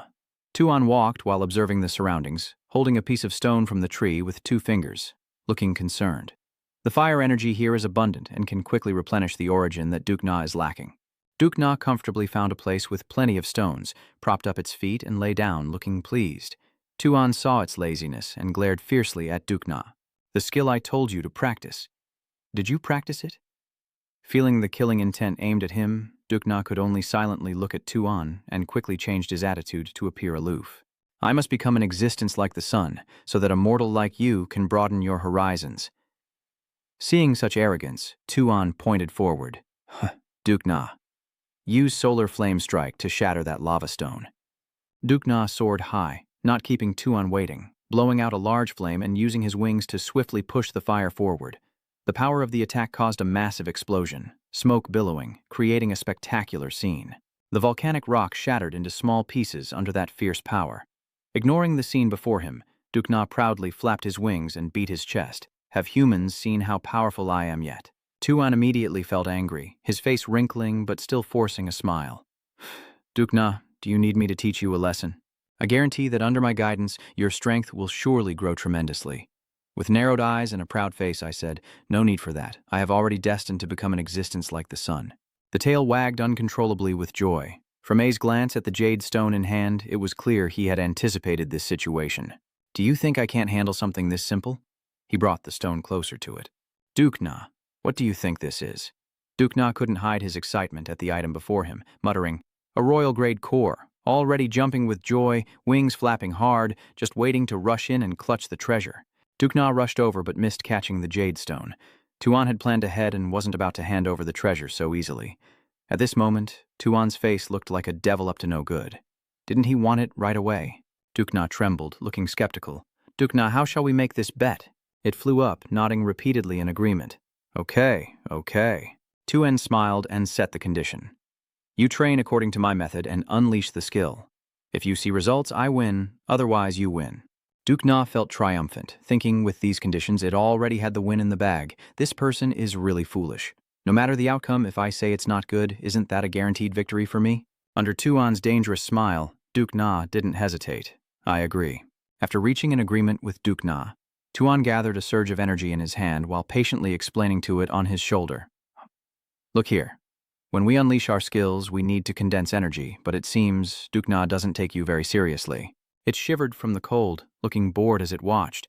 You ignored its lazy attitude and continued to explain the technique while performing it. If you can apply pressure to the energy and improve the skill's quality, the destructive power will be greater. Both hands focus energy into the water sphere, trying to put as much pressure on it as possible. Dukna was puzzled by his strange technique. It seemed like the first time it had seen someone do that. Before it could be confused any longer, he bent down and threw the energy orb straight ahead. The energy burst shot forward like a bullet, heading directly for a nearby large rock. The impact of the large sphere was so powerful that the rock shattered instantly. Dukna trembled as he witnessed the terrifying scene. A small water orb that's even stronger than my fire orb? It seems like it's underestimating this beast tamer a bit. Seeing the spirit beast on his shoulder with wide eyes and mouth agape, sweating cold sweat, Tuan couldn't help but smile smugly. Perhaps it would never realize that the performance just now was all planned in advance. You silently smiled a terrifyingly sinister smile behind it. The magma had just been burned at high temperature by Dukna, and then shocked by cold water. It would be strange if it didn't explode. But Dukna was not about to be outdone. It immediately copied the move, soaring high, concentrating to form a massive fireball in its mouth, then unleashed that terrifying energy downward, using its legs to add extra force to the newly created fireball. The massive spark beam carried a devastating force, shooting down like a bullet, piercing through an entire mountain range in an instant, sending rocks flying everywhere. The once majestic peaks were left shattered, with the top and a chunk of earth blasted away in the shape of the energy sphere, and the speed of the sphere created fierce winds that made An's hair stand on end. He was even more stunned watching it all unfold. When the energy sphere hit the ground, it triggered a massive explosion that sent dirt and debris flying everywhere, with smoke rising in a mushroom cloud like a nuclear blast. Not to mention, its energy was so great it lit up the entire area. Witnessing the whole terrifying scene, he couldn't help but gape in amazement. Dukna's talent is truly exceptional, grasping the guidance quickly and advancing skills to the minor mastery level. Though slightly stunned, he still extended his hand for Dukna to land. Just a few seconds later, he regained his composure and smiled proudly, showing off to the spirit beast in his hands. Have you seen the results of today's training? He confidently continued to persuade it. Just follow my training method and I guarantee you'll grow up very fast. The results were clear before its eyes. How could the spirit beast refuse such a great deal? As expected, Dukna didn't hesitate to agree, and even chirped a few words to show respectful submission. The little spirit beast, unaware it had been tricked, happily played with its new essence cores, oblivious to the sinister grin of the beast tamer behind it, who smugly thought to himself that he had it right where he wanted. The lively sounds of Tuungu and Fa Tian laughing in the dining room greeted Tuan as he stepped inside. Realizing her brother had returned, little Tuungu's eyes lit up even brighter, and she innocently pointed at him, shouting, "A is brother." Fa Tian was also startled and turned around, blurting out the two words, "brother," instinctively. He stepped beside Tuungu, gently rubbing her head while asking about the situation at home.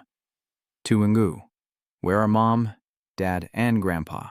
Behind a fuck, still as professional as always, quietly carried the food up to the young master.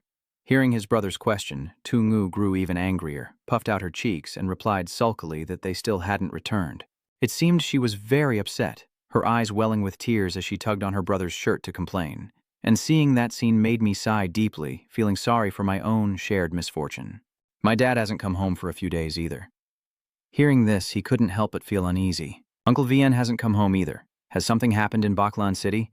While speculating, he glanced at the system board. Those words about the demon teacher Trin In don't have any concrete information. Seeing you lost in thought, he quickly waved his hand and called out, On. The food was brought up and he bluntly asked his close friend, Chubby Vian, why did you come here? Fa Tian was puzzled. Although a bunch of question marks were swirling in his mind, he still answered honestly. On. Today is the opening ceremony. I came to find you to go to the Beast Academy together. He scratched his head and muttered, Opening ceremony? That's right, I'm still a student, which made him even more surprised. And you haven't forgotten about the opening ceremony, have you? To be honest, he was running out of patience with this person. Tuan quickly organized a plan in his mind and waved a fuck over to give orders. A fuck, prepare the car, he respectfully acknowledged the order. Yes, young master.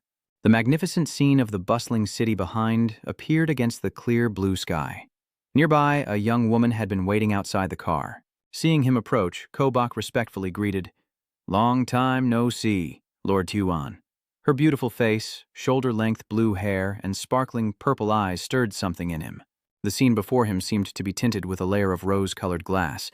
It was breathtakingly beautiful. He shyly scratched his head and asked the girl in front of him, Kobach, how do you feel living in Bakulan City? She blushed, shyly brushing her hair as she replied, Thanks to your help, my time in Bakulan City has been very good. The green Rolls-Royce sped down the street and soon arrived at the Beast Taming Academy. Tuan and Fa Tian Jiao walked down the hallway toward the classroom, with Kobach quietly following behind them. He couldn't help but wonder, whispering to Tuan while looking back cautiously, Who is that young lady behind you? Why have I never met him before? We're already at the classroom door, but he keeps babbling about Anhan. There are many people from the subsidiary city in the class. Just wait a moment. As soon as the two of them stepped in, the atmosphere suddenly fell silent, and everyone turned to stare at him. A group of blue-haired and red-haired kids showed their disdain with clicks of their tongues, their eyes filled with contempt as if looking at an enemy. A group suddenly buzzed like fans meeting someone, constantly saying, Hello, young Master Bach, young Master Tuan, an. Witnessing this scene, he was at a loss for words and sighed inwardly. A bunch of kids not trying to train, just messing around here. Fa Tian was still behind, looking around and nagging. You are the top freshman of our main city. You can't let them push you around. Surrounded by a tight crowd, Tuan reluctantly greeted them out of courtesy. Hello, everyone.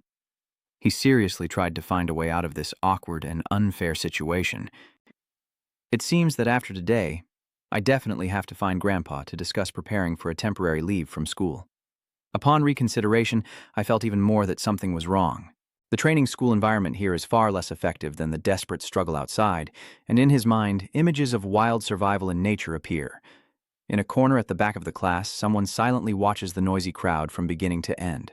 That person is Ngao Thien, an SS-level dark contract prodigy at the unentered realm stage with an uncontracted pet. Behind him are an S-level prodigy and an A-level prodigy. A mushroom-headed guy whispers into his ear. Anlong, it seems he is the leader from the main city over there. Do you want to probe a little? Surely nobles like him rely on connections to advance. The moment he looked, he saw the silver-capped spearhead. Hearing that, Ngao Thien's fury flared up so fiercely that even the S and A rank behind him were startled and alarmed. Sensing an invisible fire flickering, he turned and immediately saw Ngao Thien blazing with anger. He smiled slyly as Kobach also startled and began probing him. The two faced each other, staring intensely, the air thick with tension. One was fire element, the other water element, locked in a standoff. Ngao Thien was still blazing with anger and radiating a fierce aura. Tuan felt much more at ease, silently assessing his opponent. Decent talent, just a pity he didn't have a pet, far inferior to himself. The two kept staring each other down until suddenly Miss Bach rushed out to stand between them, causing both to freeze on the spot. She stood in front of him, summoning all her courage to scold the other guy, warning him to stop his unreasonable probing, or else she wouldn't be so polite.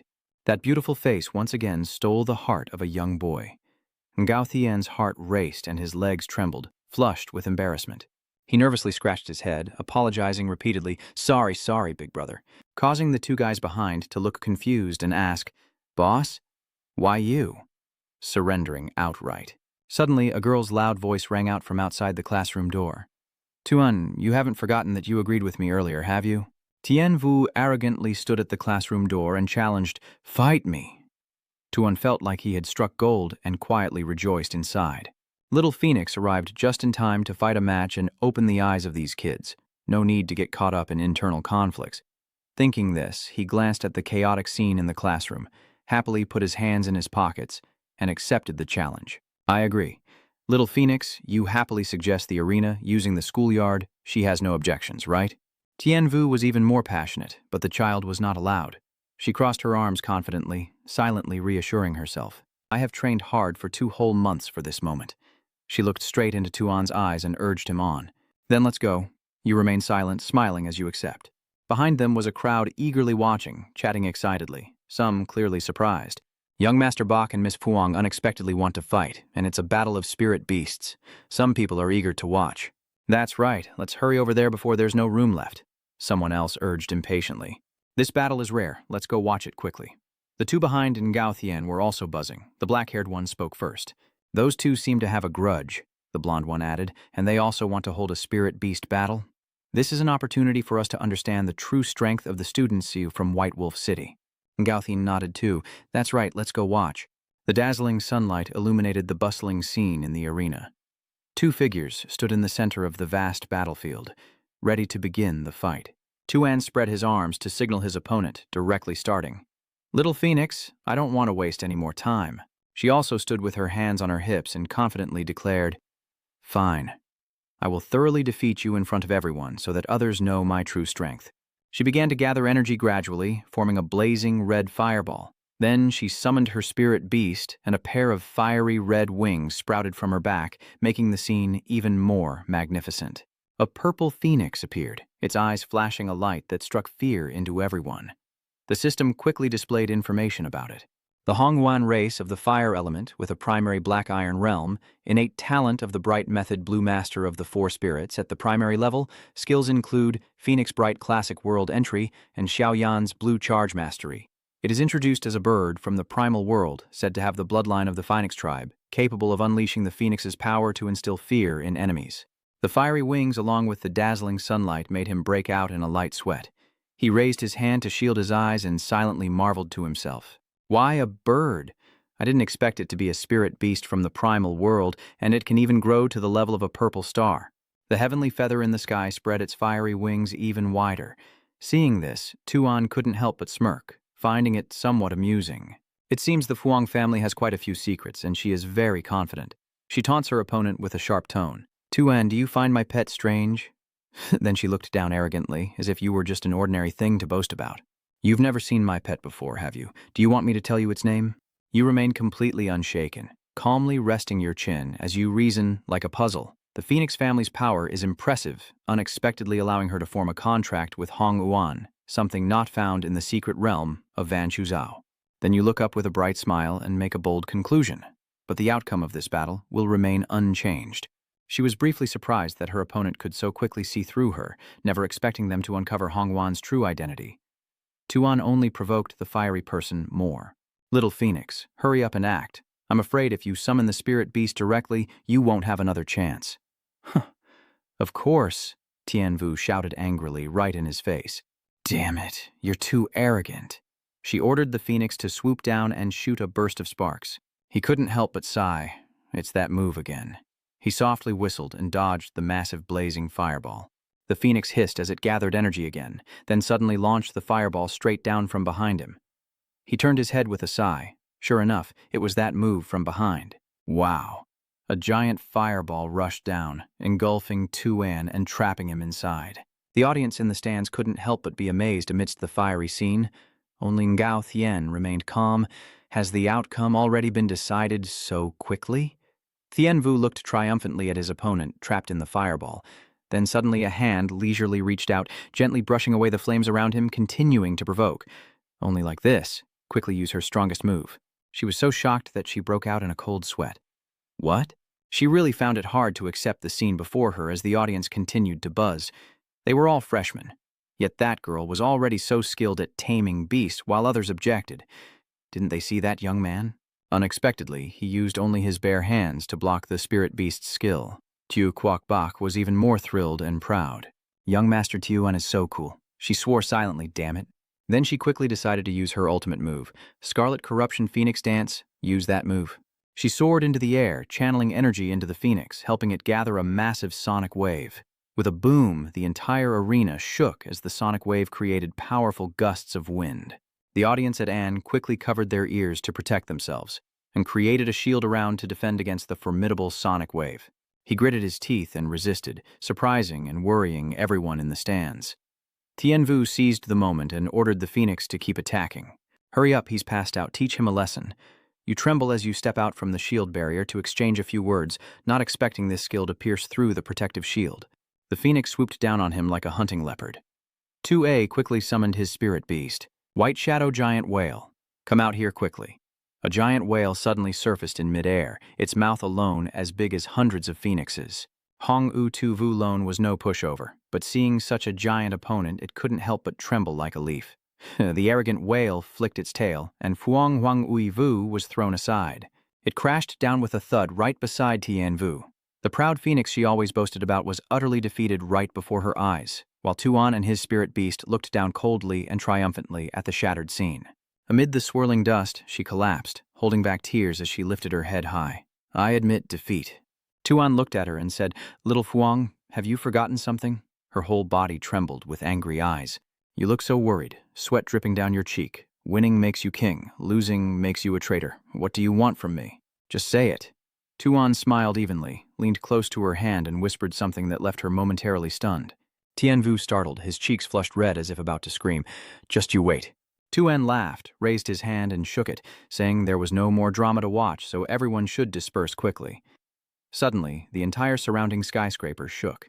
Tuan put his hands in his pockets and furrowed his brow slightly. Everyone was in a panic. What's happening? What's going on? Everyone was terrified, screaming as if there was an earthquake. Just as he looked up, something came crashing down from above. Rocks and earth flew everywhere, while Ansu had no time to react.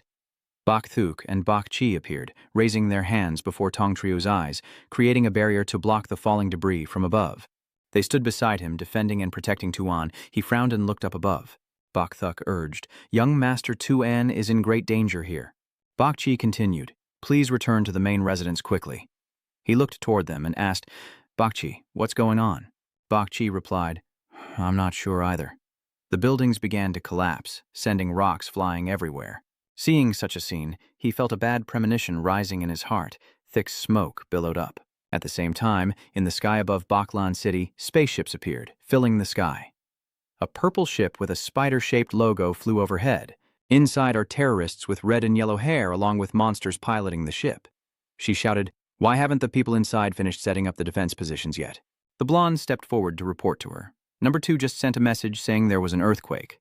So there was a bit of interference. I looked at the display system on the screen and shouted with satisfaction. The earthquake came at just the right time. She ordered the blonde to prepare to receive the demonic firestorm. The blonde respectfully acknowledged. The streets in the city were tangled with power lines, and buildings were collapsing. Tuan, Bakchi, and Bak Nuach sat together in a moving vehicle. Tuan looked outside with a worried face and wondered, "Heavenly revelation eye, what happened?"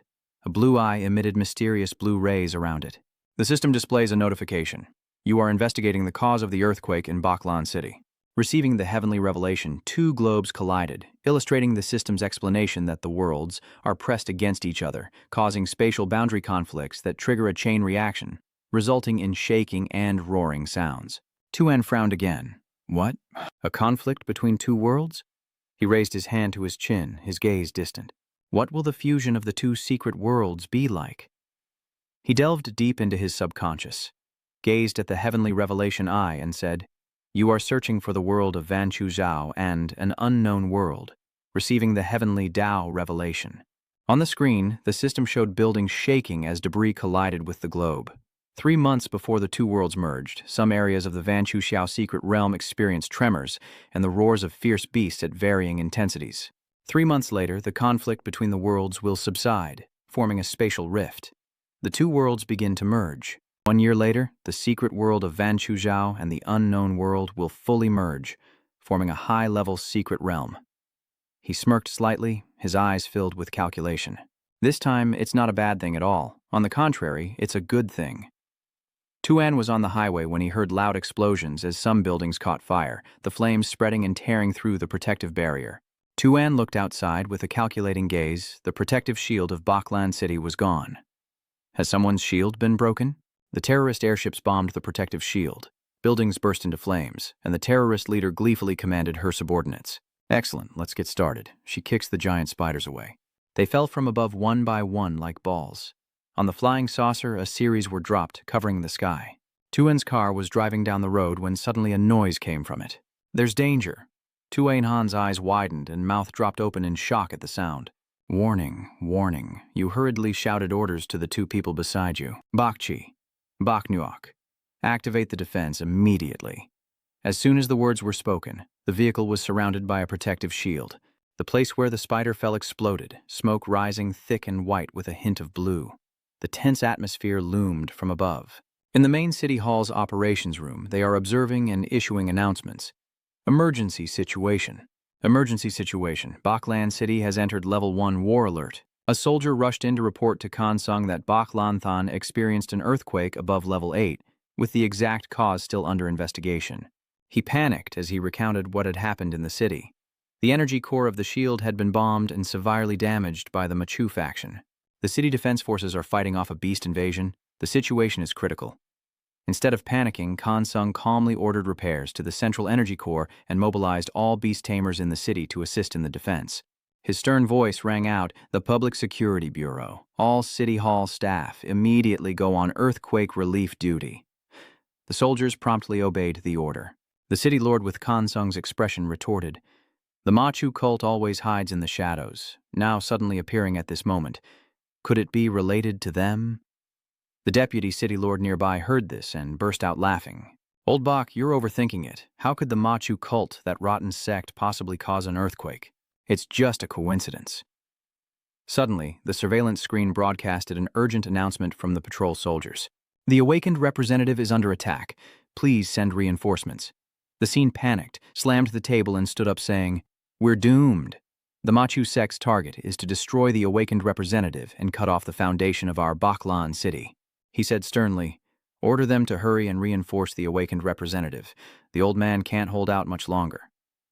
Inside the city, explosions echoed as Tuan's figure appeared. "You stood silently by the car. Bach just walked around inspecting it, and seeing the condition of the car, she spoke up. "Young master, this car is completely broken down." She couldn't fix it, so she had to tell Tuan, "We'll probably have to go on foot." Suddenly, a loud explosion filled the air with smoke and dust. Looking toward the center of the explosion, Tuan was shocked to see that the attack targeted the most important place in the city, where the representative of the Awakened was located. Just as Tuan was worried, a plane suddenly flew in. Seeing the approaching plane, a notification appeared in his eyes. Demon Cult. Tuan said in surprise, "With the Demon Lord Cult and Bak Chi by their side, those lunatics are really something." Many planes headed toward the Awakening representative, where fire and smoke were billowing. Inside the plane, the terrorist says, "Looks like it's time." Below, the guards are trying to put out the fire, and one of them shouts, "Put out the fire first, there are still injured personnel over there," but at the same time, something is flying in the sky. When their shadow fell over a patrol soldier, he was utterly shocked because something was falling from the sky. They landed, kicking up dust, and from within, an arm reached out. A swarm of spiders appeared as the smoke slowly cleared. The patrol soldiers were terrified by the scene. It was over. The spider-masked phantom appeared. The spider-masked phantom quickly attacked. They swiftly broke through the soldiers' encirclement, causing them to retreat in fear, only able to shout for backup. Hearing the noise outside, Tin Han wondered what was happening out there. At that moment, the soldier beside him immediately contacted the outside. "Monster calling, monster. Monster cave calling, monster cave. Please respond if received. Message received, please respond." But before getting a reply from outside, the door suddenly slammed shut. Seeing this, Tin Han immediately ordered preparations. The door was being battered by something and was about to give way. Dongchan made a Tin Han's face darken. Then suddenly the door exploded open, and the spider-faced shadow demons rushed in. Before the soldiers could recover, the spider-faced shadow demons attacked immediately. Tin Han realized that armor was useless against those spider-faced shadow cats. He immediately used his beast companion. A Killin appeared as soon as he shouted, "Break camp!" Tin Han ordered all the soldiers to raise their shields, and immediately a line of soldiers rushed forward, holding their shields upright in front of him. The shields linked together, forming a defensive line. At that moment, Tin Han used his power, the Guardian Spirit Stone. Massive stones appeared instantly, covering the shields ahead. A formidable stone wall rose up as Tin Han shouted the core defense command. Once the defense was set up, he surely whispered instructions to the soldiers. "Be careful later. Don't take unnecessary risks. Just buy time." Tin Han sighed. "It's been years, and no one has dared to touch the Awakened representative. Can't they just let me retire in peace?" Behind the stone wall, Tin Han shouted loudly for the shrine, while outside, the spider-masked phantom cats refused to back down and sped forward.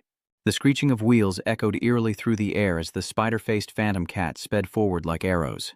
The fierce collision shook the defenses built by Tin Han, white smoke billowing up. Behind the defensive wall, Tin Han remained calm, his steady voice reassuring the soldiers. "Everyone, don't worry. It won't break through for a while, but outside, the wall has already started to crack." From the crack, part of the shield inside was exposed. Seizing the opportunity, it shot silk toward the shield. The silk wrapped tightly, clinging as if to fuse with the shield, then it jerked hard. The soldier holding the shield lost his footing, was pulled in, and instantly passed out as a large hole appeared. Seeing that scene, Tin Han's face turned pale, and a thought flashed through his mind. It's over. Immediately, the swarm of spider-faced phantom cats charged like a fierce flood. They shattered the sturdy defensive wall that Tin Han had painstakingly built, turning it into a pile of rubble in an instant. Tin Han's face hardened, his eyes cold as ice, and he shouted loudly, focusing fire to hold them back. Gunfire roared like a storm, soldiers counterattacked fiercely, bullets flying non-stop, flashes lighting up the entire front line. But the spider-masked phantom cats were unbelievably fast. Their spider-like steps glided like ghosts, weaving and dodging every bullet with ease. Witnessing that scene, Tin Han froze, thinking to himself that their speed was too fast. Suddenly, a spider-faced phantom cat appeared right in front of him, so close that he could barely react in time. But Tin Han was not afraid. Instead, his eyes lit up as if he had been waiting for this moment for a long time, and he shouted loudly, "Now is the time." As soon as the spear in his hand touched the ground, the earth shook violently. From the ground, sharp rocks shot up like wolf fangs, piercing into the spider-faced phantom cats. Tin Han let out a quiet sigh, his grip on the spear loosening slightly, his face weary, thinking to himself that finally it seemed calm. But deep down, he couldn't help but resent that old Bach still hadn't arrived, even though he had already played his last card. Suddenly, a figure silently emerged from the body of the giant spider. Everyone was stunned. Even Tin Han's eyes widened in shock. That was the female terrorist. I just crawled out from inside the body of the spider demon shadow. Tin Han immediately shouted, "There's someone inside the spider!" Before anyone could react, the terrorist and his accomplices rushed in with their cannons. Her voice thundered across the battlefield, screaming with fury. "The demons have invaded our world, now face their punishment." Finishing her words, she swung her arm, firing a cannonball from the cannon mounted on her hand, whistling through the air straight at Tin Han. A deafening explosion erupted, the blast throwing soldiers into the air. But he still stood firm. In that split second, hanging by a thread, he managed to activate his power. A shield appeared, blocking the blast wave. Taking advantage of the smoke spreading everywhere, the terrorist and his accomplices made their move. They took advantage of the soldiers still dazed after the explosion and charged in a fierce attack. But the defense line was not easily broken, and the remaining soldiers immediately opened fire in retaliation. The sound of gunfire roared like rain pounding the ground. Amid the smoke, the terrorist suddenly appeared right in front of the defensive line. She screamed in despair. At that moment, a spear flew through the air. Tin Han appeared, and the spear in his hand suddenly transformed into a sturdy shield.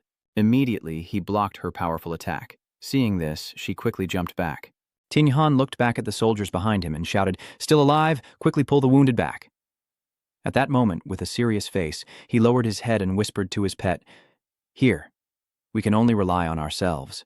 As everyone finished speaking, he raised his head with a stern gaze, the surrounding space trembling as massive stones seemed to rise from nowhere, swirling in the air right after he shouted, "Space of refined stones!" They surged toward the terrorist at a terrifying speed.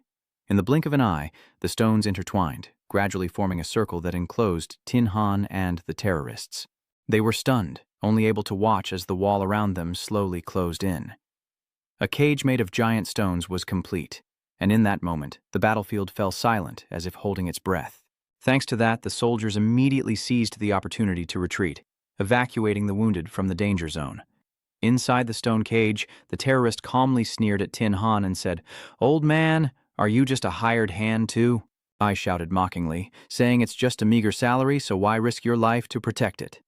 Tin Han wasn't angry, only slightly smirking as he replied, his eyes never leaving the enemies before him. "You don't understand. Just watch." I immediately ordered my men to go all out. The blondes kept charging with flashing swords, and Tin Han and his beast met them head-on. Both sides fought fiercely, the clash of steel ringing out continuously, neither side giving an inch. Tin Han struck, but the blonde quickly dodged and counterattacked. Amid the chaos, the terrorist suddenly pulled out a crossbow glowing with purple light, aiming straight at him as he fought the blonde attackers. She pulled the trigger, each powerful bolt flying straight ahead. At that moment, Tin Han froze, a deadly premonition washing over him. He turned his head just in time when he saw the arrow hurtling towards him at a terrifying speed. Long silently thought it was over. Suddenly, Kai Lan roared, and a stone wall rose from the ground behind Tin Han, blocking the arrow shot by the terrorist. Immediately after, he swung his sword, forcing the blonde to step back. Without giving her a chance to react, the Kilin suddenly appeared behind her. The blonde was startled and turned around but couldn't dodge in time, as the Qilin knocked her into the air and she crashed against the wall behind her. Seeing the opportunity, the spear in Tin Han's hand blazed fiercely. He swung hard, a gust of force tearing through the air, knocking the crossbow from the terrorist's hand. But at that moment, from behind him, a shadow dashed forward. It was the blonde. This time she held two gleaming scythes. Tin Han remained calm and composed. He summoned a glowing shield, blocking between himself and the sudden attack. The clash echoed as her sickle struck the shield hard. Tin Han thought to himself, "That's right. Every slash from the blonde only makes him more delighted. Keep going." Suddenly he broke into a triumphant smile. Right then and there, a terrifying force burst from Tin Han's spear. Tin Zhen break, as a massive boulder slammed into the blonde's stomach. She was slammed hard against the wall near the terrorist. He sneered. "It's been many years, and the Ma Chu sect still hasn't changed at all." He shouted, "As long as he's here, I will never let the Ma Chu faction step into the core, not even a single step." His words enraged the terrorist, who yelled back, "You damn old man, you talk too much." She drew a sword crackling with blue lightning, and with a single slash it shattered Tin Han's boulder, leaving him stunned. Seeing this, he paled and thought to himself, Kungen represents earth. Sun Zhen represents wood. The 5 elements clash. Wood overcomes earth. This is bad. He's being suppressed. The Qilin quickly appeared to protect Tin Han. Seeing this, the terrorist quickly dodged. I stepped back and he nodded softly, whispering thanks to his brother. The Qilin roared, sending a barrage of stones flying from the ground to form a protective shield. But she remained unfazed, launching a volley of darts toward Tin Han. One dart stuck near his feet, containing a bomb inside. He turned pale and said, "Death, a deafening explosion." Tin Han leaned on the Qilin, gasping but still managed to speak. "As long as I don't die, the crystal wall won't disappear." He was badly injured but still managed to say, "But I'm afraid killing the awakened representative will face a full-scale manhunt." The terrorist cut in with a sarcastic tone. "Tone down your bravado here." She grabbed Tin Han by the collar and pulled him close, mocking him. "An old man like you, we've already investigated everything about you." She leaned close to his ear, her voice low and harsh. "Your spirit beast's space defense is strong, but it has its limits," I said quietly. "This time we came prepared, bringing the spider-faced phantom cat to break through your spirit stone space." As soon as she finished speaking, deep rumbling sounds came from outside. She sneered, "Listen, they've already started." Outside, the spider demon shadow was fiercely ramming into the stone barrier, its legs digging deep, clawing at the ground, eroding each solid stone wall. The giant stone cage was being destroyed.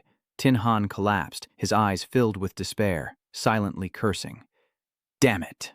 He gritted his teeth and whispered, "Old Bach, I can't hold on any longer."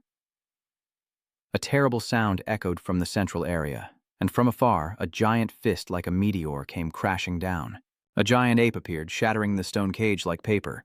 The terrified terrorist looked up in panic. "What?" the giant chimpanzee roared, raising its fist high, ready to slam down on me. But at that moment, the spider demon shadow rushed in to block the blow. From atop the giant chimpanzee, a figure leapt down. It was Thoithan. He went to Tin Han and called out, "Lao-O, help him up, Thoithan is asking." "Old man, are you okay?" he replied in a low voice. "Do I look like I'm not okay?" At this moment, Tin Tin had already overwhelmed the spider-masked shadow cat, and when he heard Tin Han say that, he scolded him for joking around at a time like this. Before they could finish speaking about old Bach, he cut them off. "They're almost here, right? You're too obsessed." As soon as he finished speaking, a large bird flew over, and Thoithan smiled, saying, "Look, Lao Bach has arrived." Tin Han also laughed in response, still as arrogant as ever. At this moment, Kansung arrived with his pet. In an instant, the crane spirit lifted the demon high onto the hill. Taking advantage of the moment, Kansung quickly seized the opportunity, shouting to grab Lao Fuang. Suddenly, from above, the divine crane dropped the spider demon down. Below, Lao Fuang, riding fiercely on his warhorse, immediately took the order. With his powerful staff and the fire element Qilin, he charged forward like a knight. He ordered, "Use that move. Fire Qilin." Lao Fuang quickly charged straight toward the giant spider preparing to land. As soon as he reached the giant spider, he used his staff to create a powerful barrier of fire. Once everyone was gathered, Kansung sneered, "You thieves of the Ma Chu faction." He glared fiercely, radiating deadly intent as he commanded, "Your actions have failed. Surrender immediately." The underlings hesitated slightly and quietly called out, "Boss." Seeing this, the blonde-haired man immediately gave an order. "Plan B, I will stop them." "Boss, wait. Leave this life-risking mission to me." He lifted the mask, revealing a delicate face with a healthy sun-kissed complexion. She said, "Boss, you still have a little sister who needs care. I've been alone since I was young, with no family and nothing to hold me back." Seeing his subordinate quickly leap straight onto the giant spider's head, the leader exclaimed, "Oh, it looks like the blonde masked one is just gently reminding me. This time, let me handle it." Then she threw the gun to her and said, "Catch it." After silently staring at the gun in her hand, a weapon with a faint power, they all united with determination and shouted together. "For the holy sect." The terrorist quickly regained his spirit. She hurriedly pulled out small spheres and said, "I'll support you." A thick plume of cheap smoke spread from the bombs. Seeing this, Kansung created a shield to protect everyone behind him, but then he realized it was smoke. Seeing the thick fog ahead, Kansung ordered everyone to disperse quickly. At the same time, using his control ability, he ordered the divine crane, "Chase quickly." Upon receiving the command, the divine crane immediately pierced through the thick dust to pursue the spider carrying the blonde-haired masked man. The terrorist quickly slipped away and headed toward the core. Seeing this, the giant gorilla and the old phoenix immediately gave chase. The terrorists were just as relentless, leaping swiftly over obstacles while the enraged gorilla roared loudly to alert everyone behind. There are still 2 of them here, and they are approaching the core. But from afar, the sticky slime balls keep being released by the spider. It struck the gorilla from behind, and the fire Keelan soaring in the air immediately lost its balance. The sticky slime trapped both the gorilla and the fire Keelan, leaving them unable to move. As a result, both Old Phoenix and the soldier following him were covered in the slime. Seeing this, the soldier couldn't help but curse. Damn it. Riding on the divine crane, Kansung thought to himself, I didn't expect this spider to be so fast.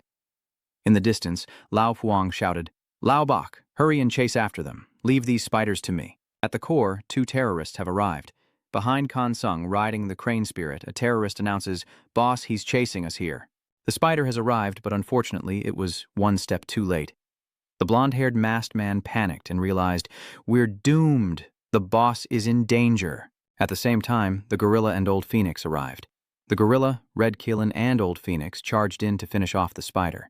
The gorilla struck first, delivering a powerful slam to the spider demon that sent it flying into the air.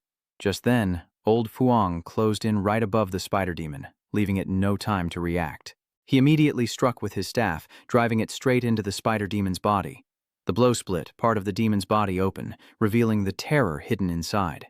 Countering Elder Fuang's strike, the spider demon slammed straight into the ground, cracking it and kicking up a cloud of dust.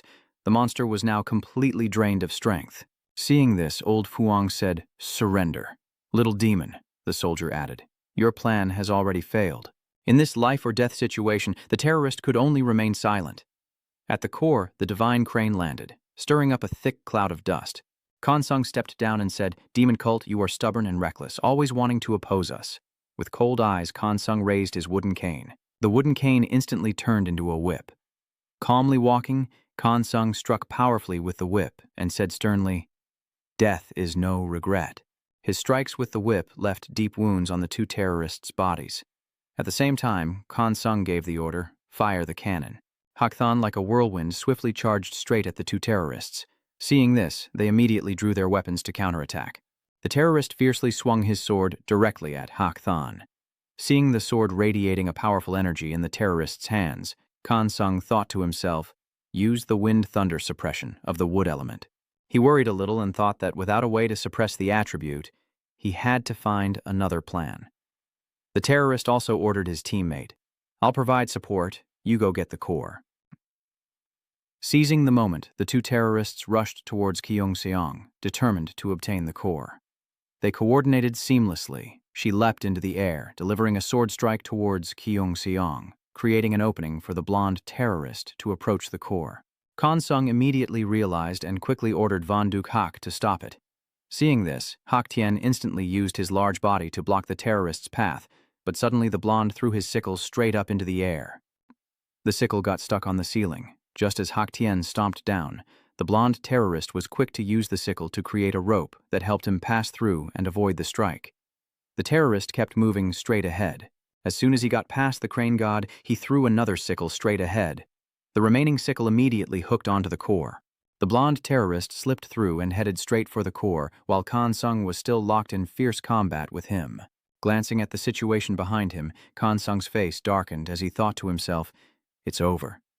Moving inside the core, the blonde terrorist quickly reached the energy hub and skillfully activated its system, causing the core to emit strange blue lights. Seeing the light before him, the blonde terrorist excitedly thought to himself, finally, the day has come. Pressing the control panel, he silently thought he almost made it. Then the blonde terrorist raised his hand, slammed the core button, and shouted for the holy cult. But suddenly his hand began to tremble and weaken as if struggling to press it. It turned out the blonde terrorist was chained by the neck. From afar, Kansung used his whip to handle both of them at once. The blonde terrorist couldn't help but curse. Damn, old man. With a sharp glare at them, he growled, it's over. The invaders shifted to the other side. The white-haired terrorist caught by Old Fuang. Clearly this place was our home. She accused, you are the real invaders. On what grounds? And on her right hand she was hiding a gun. She shouted angrily, what right do you have to act like the victim? Then immediately raised her gun to shoot, surprising everyone. The shot fired straight ahead caught Old Fuang off guard, but fortunately he managed to dodge in time. The bullet then sped directly toward the red-haired terrorist in the fight and immediately aimed straight at Tsang Sung. In this situation where he could neither advance nor retreat, Kan Sung thought to himself that it was too fast for him to dodge, but then a pair of wings suddenly shielded him. Seeing this, Kan Sung suddenly realized that the cloud-winged crane had blocked it. The bullet, carrying considerable force, was fully absorbed by Hak Tien. In an instant, Hak Tien's limbs were destroyed from within, as if a powerful electric current surged through its body, causing it to convulse. Seeing that, Kan Sung was stunned and shouted loudly. In an instant, Hak Tien vanished along with Hak Ni. Along with that, Kan Sung's whip also vanished. Seeing the situation, he immediately felt uneasy. That was also the moment the blonde terrorist was rescued, and the red-haired terrorist took the opportunity to rush over and provide support. After pressing the button, they told each other they had succeeded and got ready to leave. Then both quickly fled. By the time Kan Sung realized it, it was already too late. They left behind a timed bomb, causing a massive explosion witnessed by Kan Sung. The news reported that yesterday Baklanthan experienced a 7.8 magnitude earthquake, with 18,213 dead and 51 Habao New 135 missing. They reported that the shield of Baklan City was destroyed by mysterious terrorists, causing a level 3 monster tide to flood in. The soldiers on the front line are trying to fight back. The host said that the terrorists simultaneously launched attacks on representative provinces, and the city lord Kan Sung personally led officials from various departments to counterattack the terrorists. The media also reported that one member of the terrorist group was captured. The situation is now under control. At this moment, Tuan suddenly remembers his grandfather. Information kept coming in. After the attack, the son of the city lord Kan Sung, deputy city lord Bak Thua Chi, had something to say about the incident. At the same time, the number of cases and injuries kept rising. Doctors continuously shouted for people to clear the way. The image of Bak Thua Chi appeared with the statement, "We will definitely get through this disaster together." But no one here has the mind to watch. The doctors keep taking the patients away with words of encouragement. "It's okay. Keep going," a voice suddenly said. "Everyone at Baklanthan, we have elite soldiers serving the people. They are rescuing at the front lines. Now facing cases of soldiers with extremely severe injuries, even potential loss of vision in both eyes, the doctors can only encourage them to persevere." Seeing this, Tuan felt a wave of indescribable sorrow. Passing through another ward, the same words were heard. "Keep holding on." Avai, the person beside him, kept reassuring, "The doctor is coming soon." The patient lying on the bed with countless wounds and both legs completely amputated vaguely looked up at his comrade. Seeing this, the person beside him could only clasp his hand tightly and say with a faint hope, "Keep going." Seeing that, Tuan anxiously called out, "Captain." The captain, still maintaining his strong image, smiled confidently and said to him, "This honest kid usually doesn't seem like much. I even thought you were a ruthless bastard." The captain took off his hat and placed it on Tuan's head, surprising him as he said, "That's truly unexpected." At that moment, Tuan could only remain silent, speechless. The captain adjusted his hat for him. Along with that came a message. "If you survive and come back, don't forget." But before he could finish, he took his last breath in front of Tuan's eyes. Seeing Tuan clench his fists tightly, Bakthuk and Bakchi worriedly called out, "Young master," as Bakthuk stepped closer and asked, "Are you okay?" At that moment, Tuan's face darkened, pale as if he had just gone through a nightmare.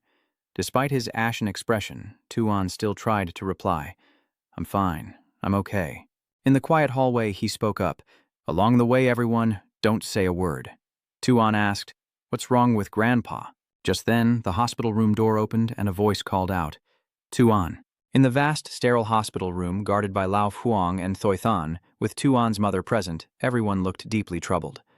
Tuan's mother stammered, "Tuan, your grandfather." Behind him, Kan Sung, who had lost an arm and was covered in countless wounds, suddenly took off his oxygen mask and spoke. "Is that Tuan?" He told everyone, "Please step outside first. I'm fine now. I have a few things to say to Tuan." In the room, only the two of them were left. Kan Sung asked with concern, "Tuan, are you hurt?" Seeing this, Tuan sat down beside him and replied politely, "I'm fine, Grandpa." Seeing the aftermath of the battle on Kan Sung, Tuan worriedly added, but when he rolled up his sleeve, Kan Sung calmly said, It's nothing serious." Then he added with a serious expression, "Compared to this arm of mine, what I'm about to tell you is even more serious." Seeing this, Tuan was very scared. He thought his grandfather was a diamond-level expert, yet so tense. This was the first time he had seen him like this. Kan Sung asked Tuan, "Do you know anything about the Machu cult?" Hearing that, Tuan replied, "I only know that they are a terrorist organization of heretical cult followers." Kan Sung explained, "That's right. Before this happened, their actions were only carried out by white silver-level spirit masters. But this time, from their ability to infuse objects with spiritual energy, it's clear that the Machu cultists involved are all diamond level. He explained, moreover, that compared to previous attacks, this one is clearly more defiant. Their plan is already moving ahead of us. In the quiet hospital room, Tuan guessed that this earthquake was also their plan. At this point, Kansung could no longer hold back and had to put on his oxygen mask. He said, "It's not just that, it's an even more serious situation." At the same time, a notification appeared. Kansung knew that a secret realm was approaching the Van Chu Sao world and believed that the Van Chu Sao world was about to be destroyed. Placing her hand on Kansung's remaining thin hand, Tuan replied, "My super intuition says that the Van Chu Zhao secret realm will not be destroyed. It is merging with another secret realm." Hearing this, Kansung was a bit surprised and asked, "Are you sure about what you're saying?" Tuan immediately confirmed, "Really, that's the image I foresaw. The two worlds are merging, which is why the earthquake is happening." Seeing that, Kansung felt somewhat relieved and said, "That's good then." Suddenly, Kansung told Tuan that he actually came from the Bach family of the original planet, surprising Tuan into an exclamation. Huh. For Tuan, this truth came all at once, overwhelming him. A thought flashed through his mind. The original planet. Kansung said that when he was on the original planet, he was chosen by the Bach family head, but at that time he was arrogant and looked down on everyone, he said. Afterwards, Fam's mistake led to his expulsion from the Bach family. Kansung added, "In the end, I was exiled to the secret realm of Van Chu Sao, but they still gave me a second chance." He recounted the story. "As long as I kill the mother beast that received the golden spirit beast thief, I would be allowed to return to the original planet. He thought I was too hasty, underestimating the power of the fierce beast that robbed the crimson scale golden fin fish, which was severely defeated and damaged, unable to level up anymore." Recalling the scene when the crane god was defeated, Kansung said thoughtfully, "Now your phoenix crane has also died." He sadly believed that this life was hopeless with the 2-teen level. Seeing this, Tuan stepped forward, insisting that he still had a chance, but Kansung only replied, "You don't understand." He placed his hand on Tuan's shoulder, entrusting him with responsibility. "Now, you are the future of the Bach family. Didn't you say you would become the strongest spirit master?" Kansung suggested, "Then go to the origin planet and surprise Tuan a little." He glared seriously and said, "Join the secret realm selection next year, and as long as you reach the top 10, you can go to the origin planet. Only on the origin planet will you have a chance to become the strongest spirit master." He trembled as he gripped his shoulder, showing determination and trust in entrusting the responsibility. Seeing this, Tuan took his hand and called him Grandpa. Smiling as he handed over the pendant, Kansung said, "I know you have great talent and a noble spirit. The resources of the Bach family will fully support you." He gave Tuan a card and advised, "If you use the treasure warehouse resources sparingly, it will be enough for you to level up to diamond rank." Kansung also reminded him, "But Tuan, don't be like Grandpa when he was young. You have to remember that the image of the old captain vaguely appears on Kansung's face." He smiled firmly and emphasized one thing. "The most important thing in this world is the connection between people." Seeing this, Tuan was stunned and thought of the captain, then took the pendant and replied, "Yes, Grandpa." Scene shifts to the Bach family home. Tuningu sits on the doorstep, worriedly asking, "Is An Nahai sick like Grandpa? Why hasn't he come home yet?" Seeing this, the two maids quickly reassured her, "It's okay. Tu Ngu. Young Master Tu, An will be fine." Suddenly, Tuan pushed the door open, holding the pendant in his hand, his expression thoughtful as he couldn't help but recall the words about the bond between people. As soon as she saw him, Tuningu rushed over and shouted, "Big brother!" The girl wildly lunged at Tuan, leaving him stunned. In an instant, Tunu clung to Tuan's head, causing him to lose his balance. Seeing this, Bak Chi, Bak Thuak, and the two maids were all speechless at the little girl's mischief. Tunu said, "Big brother is finally back." The little girl asked anxiously, "Are you okay, big brother?" Seeing his adorable little sister in his arms, Tuan thought to himself, "Having such a loving family in this world is something I must cherish." He gently patted Tungu's head and replied, "I'm fine." Recalling the past, Tuan silently thought that having experienced death in his previous life, he had always feared weakness, which is why he wanted to become the strongest beast tamer. Now he realized something more important than anything else. Remembering the small family that reached out to pull him out of the mud, Tuan thought that was the true bond with loved ones. Scene shifts to a room where Tuan is preparing something. Holding his grandfather's necklace, he dresses in a very handsome outfit, then takes out a box containing a purple crystal, a letter, and the necklace inside. Tuan instructed, Tunu, Mom and Dad will be back soon. Can you help me deliver this box to them? Hearing this, Tungu obediently agreed. Yes. Tuan gently rubbed his sister's head and said, Big brother has an important errand to run, so be good and listen at home, okay? At that moment, Gubai approached, shyly addressing his young master, Xian, who looked at her and smiled gently. Kobak, are you ready to take this risk with me? Kobak replied shyly. Wherever you go, I will follow. He walked beside her and asked, Gubai, aren't you afraid? Gubai confidently declared, With young Master Xian here, there's nothing to fear. Xian turned to her. Could you please stop calling me young master? Gubai immediately replied, Yes, young Master Xian. They had arrived at a construction site. Gubai turned to him asking, Xian, have you decided where to go yet? Xian gazed into the space before him, replying, I haven't decided on a specific location yet. He had his own goals in mind, to increase his strength and gather materials. He opened his system panel and said, First, let's do some research. Eye of Genesis, how can I heal my grandfather's severed arm? The system immediately presented a vial of life-giving medicine. In Tuan's mind, he was thinking about that dragon and how to heal his grandfather's red-eyed Kim Von fish beast.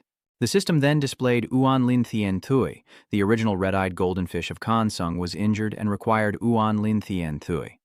Uan Lin Thien Thui is a level 2 Lin document containing 4 elemental water scriptures, extremely beneficial for water-type spirit beasts. He gently touched a system panel displaying Elixir of Life and Celestial Water of Nurturing, when something suddenly startled Xian. What was that? The system immediately gave an unsatisfactory result. Life Water. The search for 5.5 cycles of latent spirit heavenly water did not find this item. He was still talking to himself. The life water resource still had information, but the spirit vein heavenly water had completely disappeared. Tuan used his divine power to communicate with the Eye, figuring out how to repair the core of the awakening device. A coded device appears, stating the awakened primal spirit core cannot be repaired. He recalls the egg he left behind. After the battle, his grandfather had clearly lost faith. I left behind the egg of the purple thunder eagle and the evolutionary path to the substellar level, precisely to give him some hope. Hope that could truly save White Unicorn City, still on the original planet. He was also confused and wondered what to do next. Now that all clues, including the hidden spirit, heavenly water, were lost, where should he go now? He trembled as he looked at his arm. What? He couldn't move his body? Xian stares at the hand on his shoulder. The Eye of the Gods is pointing to a spot on the system board. Gubai realizes something as they approach. Xian, did you find anything? But you still seem confused. Let's get out of the city first. The east gate is the closest. Let's head out that way. But she expressed her concern, asking if they had to cross the wasteland. I have a bad feeling about this, but he smiles to reassure her. We're all beast tamers. There's nothing to fear. Besides, we can hitch a ride with the expedition. The two continued down the broken path, joining the expedition. Who are they? Mercenaries heading out of the city to explore the wilderness.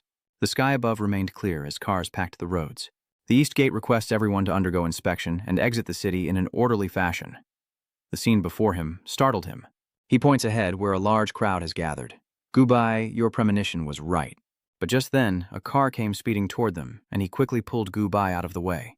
They managed to jump out of the way just as the car came barreling toward them, and the driver finally slammed on the brakes. The two awkwardly stared at their clasped hands, and Xian turned away, flustered. Are you all right, Gubai? She couldn't bring herself to look at him either. I'm fine. She looks at the scene in surprise. See, the monster tide just receded, so why are so many people leaving the city? He stares ahead, analyzing the situation. Probably some wealthy people who think White Deer City is doomed and are trying to escape. But they lack the strength to survive in the wild, forced to hire exploration teams for protection. Ahead, a caravan, a wealthy individual who's hired a large escort. The East City Gate is a vast space. A girl from the military steps out to warn everyone to be wary of beast attacks, to have their vehicles inspected before leaving the city, and to keep the military vehicle lane clear. He watched the serious woman as she announced that all personnel leaving the city must relinquish their weapons and submit their personal information for inspection. A police dog was also inspecting Xian. After the recent disaster and attack, his father didn't lock down the city. Was it to project an illusion of safety to the outside world? His personal information appears on the system as they enter a long, narrow corridor. Those leaving the city, please put on your protective masks. Xian complies and puts on his mask. Gubai certainly didn't dare disobey. They had stepped out into a desolate space. The two split up and ran, Xian still looking around. He stared intently at the scene before him. It seemed countless savage beasts had been buried at this front line. Xian used his binoculars to search for his target, first locating the expedition team's watchtower. Before Xian was a scene as hot as a blazing fire, but it was also the location he was looking for. Found it. The sky above remains a vibrant blue. They passed by people still at work, Xian blushing as he walked by the sexy women. The two of them arrived at the main camp, and he spoke. That must be the Red Monkey Mercenaries' guard post. Let's head there. A tattered, strange flag flutters in the wind. This must be the place. The Red Monkey Mercenary Group. At that moment, within the Red Monkey Exploration Team, Feng Ling spoke up. Old Duan, there are two newbies at the door. What do you think? Lao Duan, intrigued by the pair, replies, They seem to be of decent quality. He chuckles, feigning friendliness. Lost, little ones? You seem a bit out of place. From behind, Feng Ling whistles, startling Gubai as Xian realizes these people are trouble. Xian turned to her, thinking to himself, what switch did Gubai flip after arriving at the Bai family? Her whole body trembled as they approached, constantly drawing unwanted attention. But Xian was about to unleash her power. Lao Duan flew past them, saying that the city was dangerous and he would protect him. He swiftly intercepted them, Duan already closing in on Xian. He gently lifted his chin, saying, Does little Xian need to use himself to protect himself? Gubai froze for a few seconds as he witnessed the scene, while Lao Duan seemed amused by his expression. Is little treasure angry? Xian immediately throws him down. Lao Duan's head slams into the ground, and his hand is twisted back. Writhing in pain, Lao Duan desperately calls out to his teammate, Feng Lang, help me. He's attacking. He's engulfed in blue flames. Try him if you dare. Windwolf is horrified by the sight. The killing intent is thick. As sunlight glints off the loudspeaker above, all eyes turn forward. Vice Captain, what's going on? Viper asked nonchalantly. How noisy. Vice Captain Crimson gently stroked her hair. What else could it be? The beasts are coming. From a high platform, a voice rang out. Feng Lang, what's the situation? He's aiming at something. Vice Captain, are you finished? The situation isn't looking good. In the distance, a thick cloud of smoke approaches, and to the east, the beasts are only 5 minutes from the outpost. Old Duan pleads, Hey kid, let me go. We're all in this together. You don't want us standing around like this when the beasts attack, do you? But his face remained emotionless, and he shook off the man's arm, telling him to stay away. He then called someone, Get the Vice Captain here now. It's chaos out there. From above, a figure emits fire, saying, Don't panic. Suk Myung shouts as if making an announcement that it's too late to return to the city. Everyone, we must fight together and wait for reinforcements to survive, but those below don't seem to understand the situation. After observing for a moment, Shishmin couldn't help but praise him. Finally, someone who understands the situation. He stood there, rallying the troops. I'm the silver-ranked Vice Captain Beastmaster of the Red Monkey Expedition.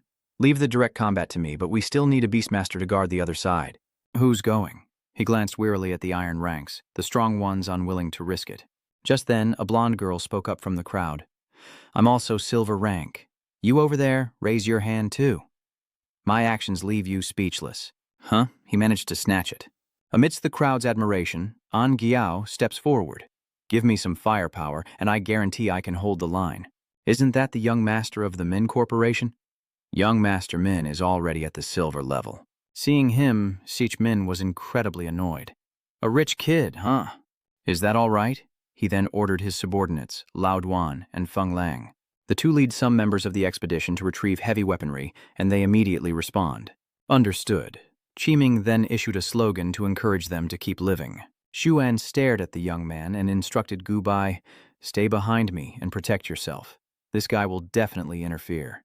The space seemed to burn from the sun as he swaggered forward, saying, Come out now.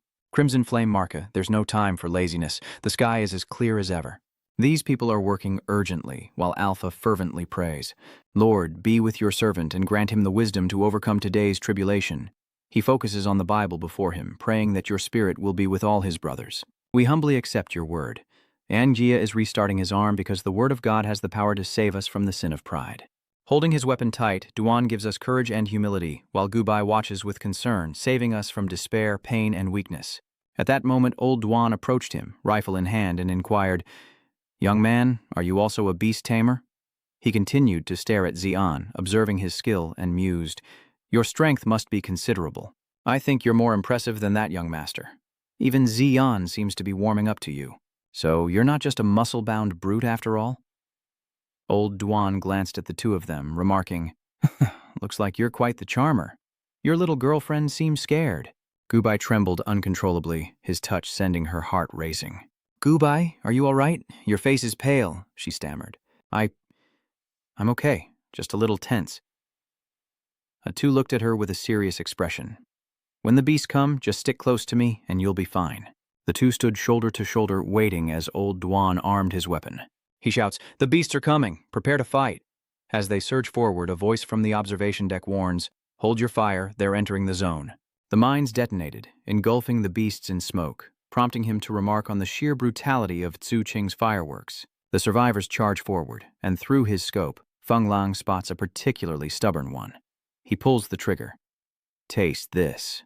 The beast's head explodes, another bullet leaves the barrel, and another monster falls. Feng Lang prepares to strike again. "Old Duan, some are heading your way. The auto turrets are firing, but the beasts are dodging the bullets. Xiao Zijing, I just saw one burrowing under your auto turret." Zijing is furious about this and yells at them to hurry up and chase after it. Those damn things. Lao Duan ran to the automatic machine gun, saying he'd told her the rotating gun barrel was too small to be useful. He aimed the gun at the enemy, declaring that a big barrel was the only way to go. Duan unloads both guns, blowing the heads off hordes of beasts while others scale the walls. Xian watches grimly as the monsters close in on the bronze artifact. The rich man smiled smugly. "Finally, it's my turn." Old Duan fired his gun and ordered, "Not yet. Throw the oil drums down." The others quickly rolled the oil drums away, stopping the savage beasts in their tracks. Feng Lang continues firing, targeting the oil drums, engulfing the beasts in flames, a sight that leaves him impressed. "Your adventure team has some skill," Lao Duan said, clearly pleased. "Of course, the scarlet monkeys are top-ranked in the entire wilderness. The flames make the beasts flinch, but one stands tall. It's asserting its dominance." Old Duan narrowed his eyes at the beast. The real boss is coming. Zuan immediately activated the system, Eye of Revelation. The system then provided information. Race: Steel-ranked alchemy beast. Realm: high-level silver. Talent: C-rank killing mist. Potential: high-level silver. Skill: green-blue battle aura. Blue-green scrap iron teeth, green covered iron, and a red-silver rank beast appears. They locked onto their target, and through the scope, Feng Lang watched it roar. His face tightens with concern. "Old Duan, we're facing about 7 or 8 silver-rank beasts over here." He was taken aback by this. 7 or 8? Are you serious? He immediately pointed behind him, saying their defense depended on him. The rich guy remains confident, saying, "Leave it to me." He summons his own beast, calling it forth. Golden-horned toad. A massive amphibian appears. A mid-level silver realm, metal-type golden-horned toad with a flexible body, high-grade golden aptitude, and the skill green rapid-fire toad shot, possessing a large blue-green tongue and a blue-green metallic body. Qiming summons his battle beast, and with the number of silver-level beasts increasing, he orders Red Flame Monkey to take care of them. Red Flame Monkey, Fire Fist Impact. It raises its flaming fist, and with one blow, the ferocious beast is decapitated. Another beast charges in, and the two immediately clash. They attacked simultaneously, and Qiming, standing behind, commanded, "Crimson Fire, Marquis. It's time for that move." It deftly dodged the enemy's attack, its arm bursting into flames once more. The Crimson Fire Marquis struck the ferocious beast repeatedly with the Crimson Lotus bursting flame fist, leaving its body mangled beyond recognition. After a flurry of punches, the Red Flame Ape reported fiercely, "Vice Captain, the army is inbound. ETA approximately 8 minutes. His face darkened at the news, his eyes filled with concern. Behind the city walls, the people cheered with joy as Qiming turned back, carefully instructing, "Brothers, just a little more effort." In the midst of their excitement, a red light suddenly flashed over one of their heads. The man immediately dropped his gun, and the man beside him, pale with fear, stammered, "Chief Jiang." As the man trembled, trying to understand what was happening, a tall, dark figure appeared behind him. He turned, confused, and asked, "What the hell is that?"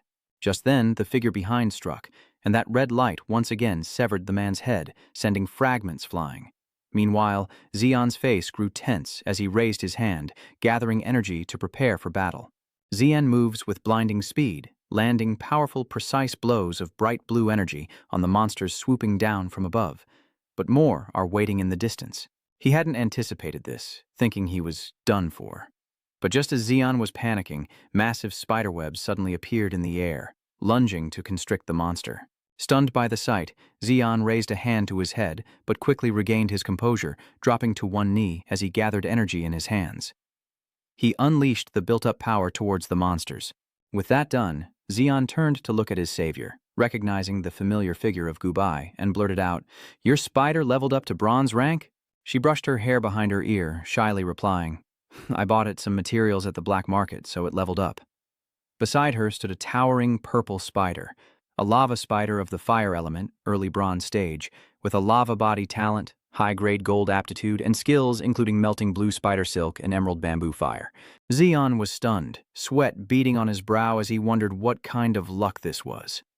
Meanwhile, the scene shifts to the city walls and cannons being smashed to pieces by the monsters, who are throwing them around until they crumble. The scene fills with billowing white smoke as Old Duan observes and tells Richan that the firepower is gone, and to quickly send in the fighting spirit beasts. Instantly, the rich man pointed forward, commanding the golden-horned frog to attack. The frog unleashed its massive tongue. The tongue sweeps across, knocking the unprepared stitched monsters off their feet.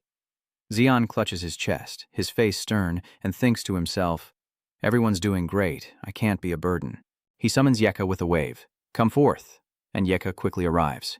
It unleashed 3 bolts of fire like lightning striking the earth, prompting Xian to shout, "Wingfang, don't do anything rash." The fire beam struck the monster with deadly accuracy, infuriating Xian, who raised his fist and roared, "I didn't even give the order." With that, Yina approached him, eyes fixed on his opponent, and arrogantly replied, "I am the incarnation of the sun. Do I need your command?" Hearing this, Tuan instinctively smacked him on the head. It landed with a bump on its head, shocking Gubai and the dog. Meanwhile, Chi-Min, Chi-Ho-Ho, and another man hid behind crates as the towering monster paced outside. Remembering the man's attack, Sichmin's face grew complex. He frowned, gritting his teeth, realizing the monster was too fast, and he needed to stay calm. Lost in thought, Chi-Ming turned to see the man beside him raising his gun, and he couldn't help but shout, "Hey, what are you doing? It's Mouth!" Seeing the man charge forward, Chi-Min frantically stopped him, saying, "Hey, out there?" The man held his gun and fired wildly, shouting, "I'll risk my life against you." And, as expected, the strange monster once again swung its hand and decapitated him. This monster was a flail head. She was enormous, clad in sharp, glossy black armor with glowing purple strands around her, her hands tipped with dangerous claws, and in her hand the head of the man from before. Chi-Ming, hiding behind a crate, quietly broke out in a sweat. He wondered what kind of monster this was. Could it be a gold rank? Just then, he received a notification. The eastern line had fallen, and the beasts were invading the camp. Hearing this, he clicked his tongue. When it rains, it pours. Chi-Ming ordered, "Feng Lang, provide support. You're 6 o'clock." Feng Lang quickly responded from his position. "Understood." As ordered, Wolf Fang aimed his gun towards 6 o'clock, right where the monster was. Hiding behind crates were the Red Flame Ape and Chi-Min. As he taunted, "The vice captain owes me a meal." After making adjustments, he pulls the trigger, the bullet hitting the hammerhead shark's head, sending her reeling backward. Seizing the opportunity, Chi-Min immediately popped his head out and shouted furiously, and at that moment, Chi-Ho-Ahau tore off the cloth over his eye, his left eye blazing with fire, grinding his teeth in resentment. With all its might, it unleashed a torrent of fire from its left eye, screaming, "Flame impact!" But the Morning Star was too quick, dodging the attack with incredible speed. A massive explosion rocks the construction site, shocking both Old Duan and Feng Lang Xian, and they all share the same thought. What's going on? Xian immediately turned to Yinya and gave the order. "Wingfang, go provide support." Wingfang obeyed, taking flight without hesitation. Meanwhile, the situation on Crimson's side is incredibly dangerous as the mace-headed Serpent advances. She swings her sharp claws forward, creating a terrifying purple light. Chi-Ming quickly creates a shield, temporarily safe from the Serpent's attacks, but her blows are too fierce, and cracks begin to appear. He glanced back at the grimacing Scarlet Fire Monkey and ordered, "Scarlet Fire Monkey, return first."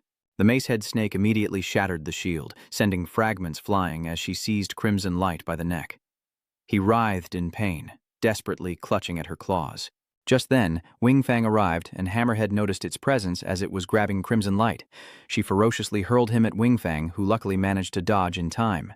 On Sichmin's side, Old Duan appeared just in time to catch him, the impact creating a huge hole in the wall behind them. Old Duan asked him worriedly, "Vice Captain, are you all right?" He grimaced, scratches already marring his face, and gritted his teeth. I'm fine, but the winged drakes continuously spew fire from above, while Chuidao creates a purple shield to block the flames. Seeing this, Sichmin continues, if we can't deal with it, we're dead. Someone has to hold it back so we have a chance. Crimson immediately ordered Wolfwind. The time has come to use the alchemic bullet Tu Lin gave you, Fong Lang. His face was serious and focused, but his voice still held a hint of teasing. 2 meals from you, Vice Captain, and don't you dare weasel out of it. With that, Pung Lang loaded the bullet into the magazine, adding one last remark. Hopefully this doesn't ruin my precious sniper rifle. But the bullet didn't live up to his expectations. Its powerful energy shattered the barrel, leaving him stunned as he muttered, It's toast. The bullet and its energy immediately shot towards the distant hammer, blocking her view, and Wolfwind, realizing his situation, announced, Crimson Dawn, my sniper rifle is ruined. Only the scope is usable.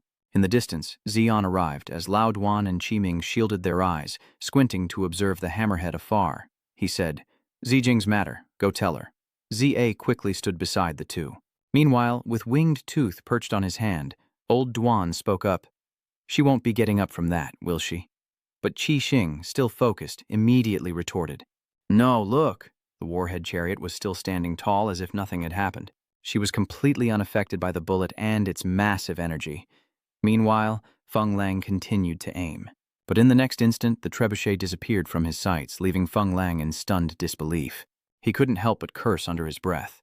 The warhead had discovered his hiding spot. She rocketed toward him, claws outstretched, ready to strike. Feng Lang gripped his gun tightly as the sniper nest exploded, a blinding purple light tearing through the sky. Xuan looked up in terror, his eyes wide with disbelief, thinking, This speed truly lives up to its golden rank. The macehead bird screeches to a halt, finding only wires in her grasp, not Feng Lang's head. Looking down, she sees 4 flames of purple, blue, white, and red. Seeing this enraged her, and she blew up the sniper's nest, filling the area with white smoke. Below, Xian was still looking up, as the macehead appeared and disappeared. One moment high above, the next right behind him. Sensing the presence behind him, his face stiffens as the head crusher lunges, claws outstretched only to meet Xian's shield. He quickly casts a spell, knowing its speed is impossible to follow with the naked eye, as the far-reaching hammerhead slams into his shield with its head and claws. Realizing his shield was about to break, he knew it wouldn't last much longer. And he was right. A second later, it shattered under her razor-sharp claws. The massive figure loomed over Xian, who was clutching his head, as a mass of silken threads hurtled toward them. It stuck to Xian's hip as he looked on in confusion amidst the debris. Just as Chuidao Sa prepared to strike, Spider Silk pulled him from the ground, successfully keeping Xian safe. And just like that, Xian crashed into Gubai's chest, both of them blushing. Xian spoke first, thanking Gubai. No, that's not right, sorry. Gubai couldn't bring himself to look her in the eye either. She shyly replies that he's welcome. It's nothing. Then, Gubai supports Xian with one hand and raises the other to command the fire bamboo spider. The spider bamboo fire shoots out lava, then slams into the ground, creating glowing cracks. The scene descends into chaos as the mace-headed lizard dodges the attacks from the blazing spider. Xuan and Gubai watch, sweating, as he tensely says, It dodged again. Is he recalling the moment it dodged the bullet? It was so fast. But it doesn't dodge gun attacks. Then again, the mace-headed lizard is incredibly fast. But it can easily evade spirit beast attacks. He continues to speculate that it can likely only sense spirit energy fluctuations, not physical optics. Turning, Xian called out, Hey, mercenaries, I've figured out how to deal with it. I need your help. Before Xian could finish, Duan and Qiming were already running for their lives. Xian, seeing this, immediately shouted, Hey, what are you two doing? Seeing them run, Xian realizes that Gubai is their only hope. Gubai can only rely on us. Just wait a moment, she hears a man shout from atop a magical beast. Wait, the one who said that is rich. Pushing up his glasses, he chuckled. Have you forgotten the Beastmaster ranks? He has a golden-horned toad. He commanded with arrogance, Golden-horned toad, guardian mode. The golden-horned frog obeys, swallowing the rich kid whole as the others watch in disbelief. Inside the frog, the rich kid stretches, emitting a white light that mingles with the frog's golden glow. The frog contorts, its face now resembling Rich, complete with his glasses. It braces itself on the ground. Guardian, an A-rank talent that allows him to merge with his contracted spirit beast, boosting his attributes and granting new skills. Witnessing this, and pondered with her chin in her hand, thinking it was a usable skill, albeit a bit ugly. Behind her, Gubai grimaced, finding it disgusting. The golden frog braced itself, surrounded by green energy, and bared its teeth, declaring it would show them the power of young Master Min. It lunges forward with a mocking laugh, attempting a surprise attack, but the sandhammer deftly dodges, leaving the golden-horned frog to continue its charge. It curls up in surprise and pain. From behind, Xian witnesses everything, saying, "Just as I thought, it only sees targets with spirit energy, probably judging by that." He continued, "Gubai, our plan might actually work." Gubai hesitated, her eyes filled with doubt. "But I'm afraid I can't do it," and earnestly took her hand, reassuring her, "It's all right, I believe in you, and you need to believe in yourself. Didn't you just do it?" Hearing this, Gubai blushed slightly, then smirked, followed by Yi Ya, who fiercely declared with sharp eyes, "Let's go. I'm 100% sure of victory." Behind them, Gubai tried to stop them. "Ah, so it's the Macehead." His eyes light up, and the energy around him blazes brighter and stronger than ever. He said firmly, "Come here." He glanced back to see the hammerhead behind him, thinking, so it really was a sneak attack from behind. He glanced over, thinking that although its movements were fast, it hesitated before attacking. And this time was no different. He just needed to wrap his arms around it. The blue energy burned like flames, illuminating the scene. He looked at the surprised hammerhead, thinking, "Now's my chance." His energy intensified, surrounding Hammerhead, who had to shield her eyes. Xian thought to himself, "All you see is blinding light, like the sun, right?" Then he shouted, "Now's our chance, Yekna!" Obeying the command, Yeka unleashed a fiery blast towards Spiderhead, sending her reeling backward. Yekna's pillar of fire strikes the Hammerhead Serpent's area with immense force, leaving chaos and scattered spider silk in its wake. Zuan raised a finger, ordering it to hold the snake back as Winged Tooth flew high, unleashing a torrent of spiraling flames like a vortex from hell. They quickly surrounded the mace-headed serpent, unleashing the firestorm prison technique. In an instant, the flames made the space hotter than ever, the swirling inferno towering over the mace-headed serpent. Despite her size, she had to look up at the flames. Meanwhile, Gubai ordered the bamboo fire spiders into action. The fire bamboo spiders shoot their silk, quickly firing off thick, strong strands. They quickly latched onto the large containers and stacked them on top of each other, as Tuan seized the opportunity to strike. Winged Tooth unleashes his ultimate attack. With eyes blazing, Yasha pours all his strength into this final move, Nuclear Ray. Its wings spread wide like razor-sharp blades, unleashing a powerful crimson beam from above. The fiery blast slams into the ground, creating an earth-shattering explosion, sending white smoke and shattered cargo containers flying. Cut to a distant observer watching through binoculars. At the border outpost in Whitescale City, someone with binoculars watches and marvels, "That thing is truly something." The others are shocked as a blue light emerges from the crack in the ground. Zia looks down into the hole and asks, "Gubai, are you all right?" Gubek responded, "I'm fine." Suddenly, a hand with sharp claws emerged from the ground. Gubai is tense, realizing something, and hesitantly calls out, "Xian, it's not dead yet." Xian grew increasingly confused, wondering if he'd made a mistake. From the depths below, the Morningstar General rose powerfully, her chest armor torn on one side, but her fearsomeness remained undiminished. Observing from behind, Gubai watched as Xian, standing on the cliff, calmly snapped his fingers and said, "Then this is the only way." He summoned his spirit beast, the Lan Ngu, and used its engulfing ability as it quickly opened its mouth wide to swallow the spiked mauler. As the Kirin fish closed its mouth, its eyes suddenly rolled back, and crimson thorns appeared before it. It was being attacked from within, blood-red tendrils appearing in its eyes and all around it. It froze in agony, and Xian couldn't hide his shock at the sight. The white shadow-scale fish was panicked and sweating, not understanding what was happening. He suddenly collapsed, surrounded by blood-red thorns, wondering what was going on. Something is invading him from within, and Gubai rushes over in concern. He brushed them away, silently commanding, "Return for now." Just then, Duanxi suddenly rose up from the base, looking around and saying, "I guess it's all over." Qiming climbed up with him and replied, "Let's see if any monsters are still alive." The surroundings were filled with white smoke, and Lao Duan picked up the leg of the golden-horned frog. Its mouth was blown apart, so surely no one survived. Hearing this, Qiming replied, "Look over there." Shu Jing is slowly coming up from the basement, and Gubai is supporting Xian in front of them. He says they're both bronze level. As Xian's eyes droop, the four, Lao Duan, Shi She, Zixin, and Qi Ming look on. Lao Duan tosses aside the golden frog's leg and scoffs. Looks like that young master's a goner.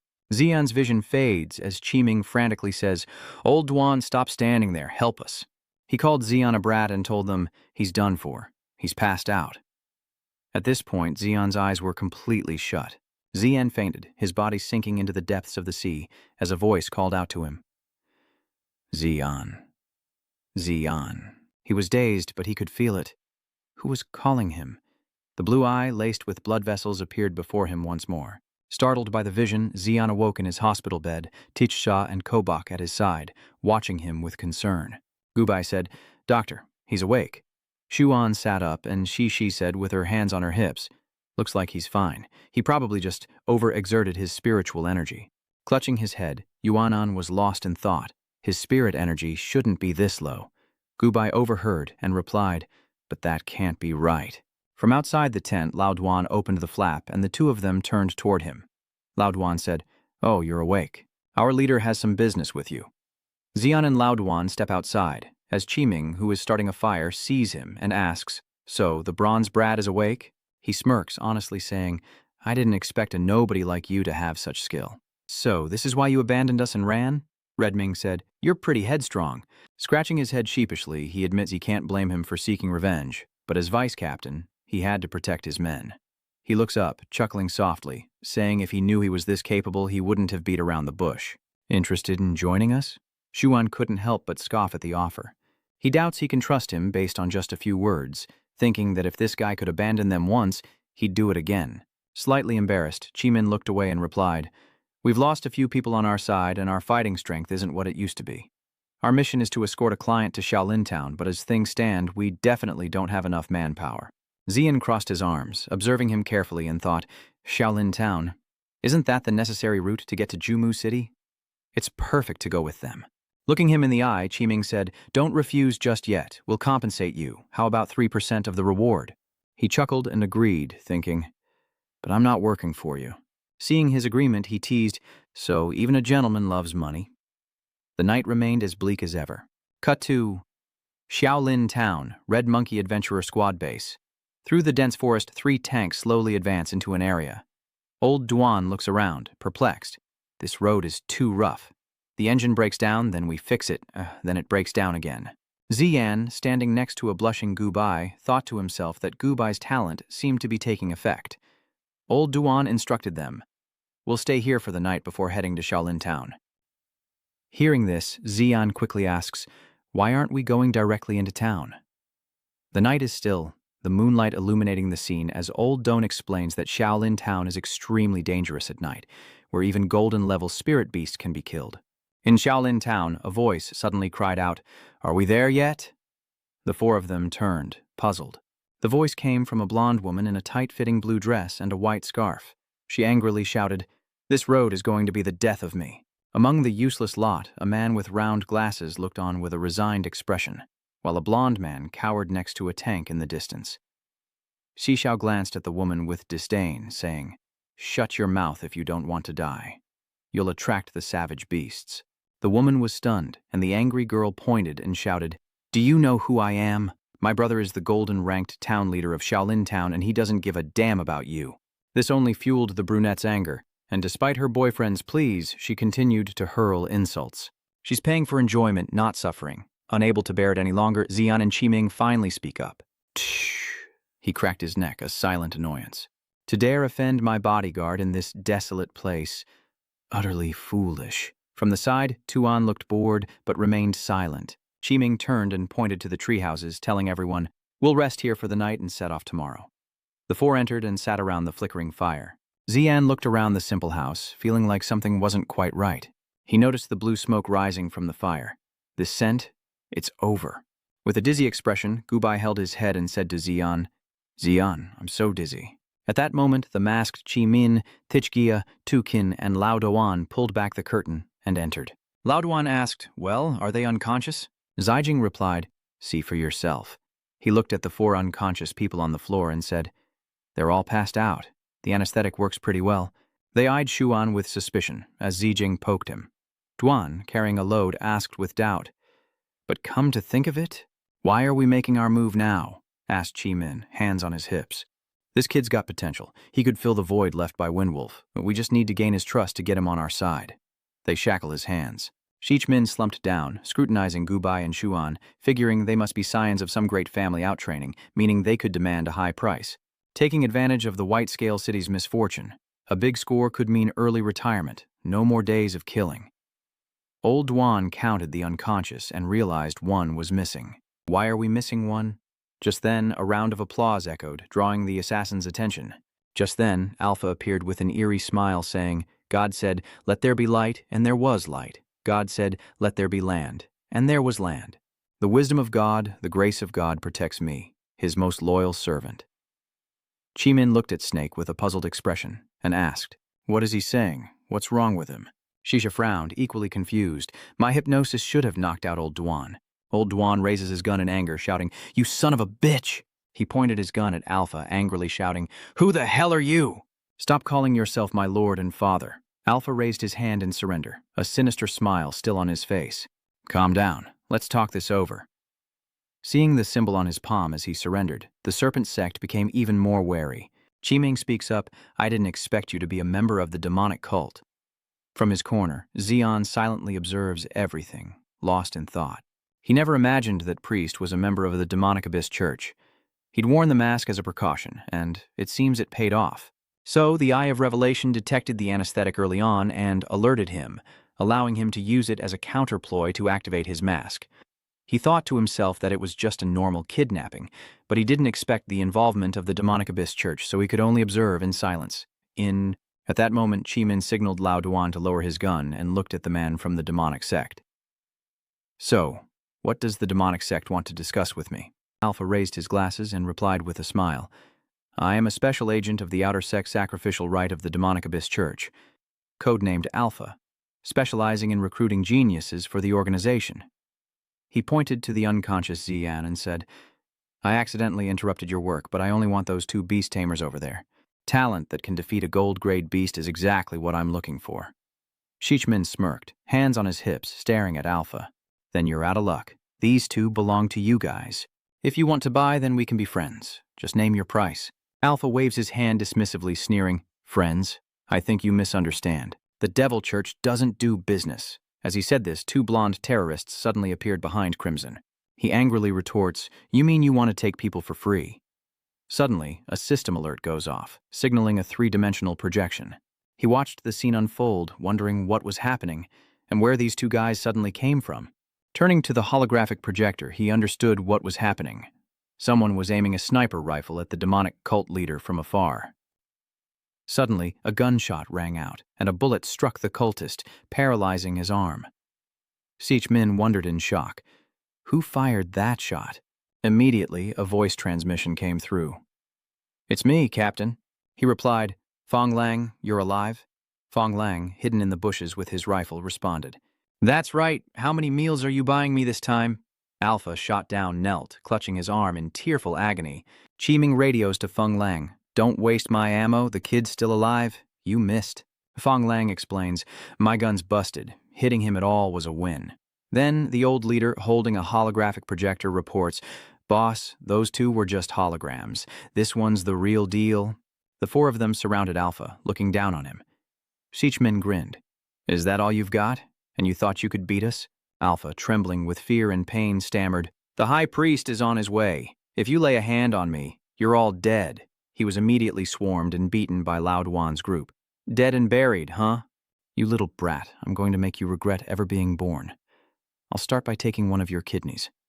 In the forest, under the night sky, a group of people ride spirit beasts forward as a figure in black approaches. The High Priest, we've arrived at Tantu Forest. He replied, Prepare yourselves, and let's hope Alpha is right this time. They continued to ride their spirit beasts toward the house. Hearing the strange noise, Lao Duan looked around, and Chi-Ming asked in confusion, What was that? Alpha, hearing the cry, became excited and shouted with a cruel laugh, You're finished! The High Priest has arrived! Something crashed through the roof with a deafening sound, causing Zhuan to squint his eyes open. What was that? It was Aether and his spirit beast who had crashed in. Alpha, seeing him, raised his remaining arm and cried out, "High Priest, you finally arrived!" Behind him, the system panel appears. Race, Halabeast, Realm, Peak Gold. Talent, Eyes of Fear. Quality, Peak Gold. Skills, Netherworld Fire, Terrifying Illusion, Death Shadow Thrust. A third descends from his spirit beast, staff in hand, and asks, "Where are they?"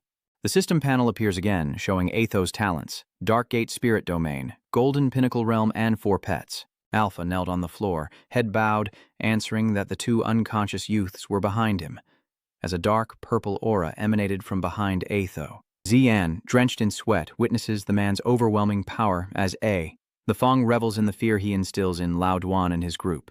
"I invite you all to step aside." Old Duan warily points his gun. "What do you want?" Shichmin angrily shouts. "You son of a bitch." A force like Atho's surrounds him. He wondered, confused. What was happening? His body paralyzed, it seems Atho has unleashed his power, immobilizing the Serpent Society. He simply walked past them. Asha stepped in front of Xian and Gubai, muttering a prayer. "Mother of all insects, please save these 2 lost children." Xian peeked just as the man pulled out a purple vial filled with some kind of liquid. The system identified it as Spirit Puppet Poison, a spirit medicine made from spirit marrow, illusion demon pig blood, and various other medicinal ingredients capable of controlling others and increasing their cultivation level. As Atho prayed, he moved the syringe-tipped vial toward Xian, hoping a spirit would guide them from the fog to the promised land. Seeing this, Xian panicked, realizing he intended to control them. He couldn't play possum any longer and broke free of his shackles. He grabbed the man's hand, stopping him, and said he was sorry, but he wasn't interested in male bed-warming services. With that, he used hydrokinesis to attack him, while Atho erected a protective wall, scoffing, "Just petty tricks." Taking advantage of the moment, Xian wakes up the still unconscious Gubai, calling out, "Gubai, wake up! After considering the situation, I've decided we should retreat for now." And throws up a smokescreen, but Atho disperses it with a wave of his hand. Taking this opportunity, Xuan destroys the wooden wall behind them to escape, prompting Athuo to order his men to give chase. In the dark, eerie depths of the forest, Xuan supports Gubai as they venture deeper. He tries to wake her again. "Gubai, Gubai, are you feeling any better?" But there was no response, and he continued to think, "Damn, this anesthetic is too strong." He looked towards the distant forest and commanded the Tianqi system to scan the surroundings, its reach extending to every tree and blade of grass.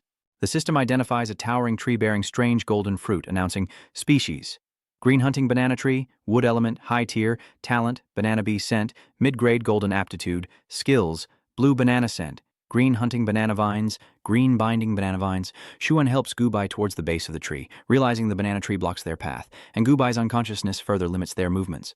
Looking up, he saw soldiers on Spirit Beast closing in from the sky and worried what to do. He could only use his master space to hide Gubai inside. He recalled a scene from the past when he used this method to avoid being affected by the almond explosion. Standing beneath a large rock, he pondered his next move. Gubai was safe, but the soldiers were still in pursuit. He glanced at the green banana trees and the surrounding forest, a knowing smile spreading across his face. That night, in the green banana forest, the advantage was his. Meanwhile, back at the cabin, the 4 old men remained paralyzed, watching Alpha speak to Atho. "My lord, Alpha, knowing his end was near, reached out to him, begging, "Save me."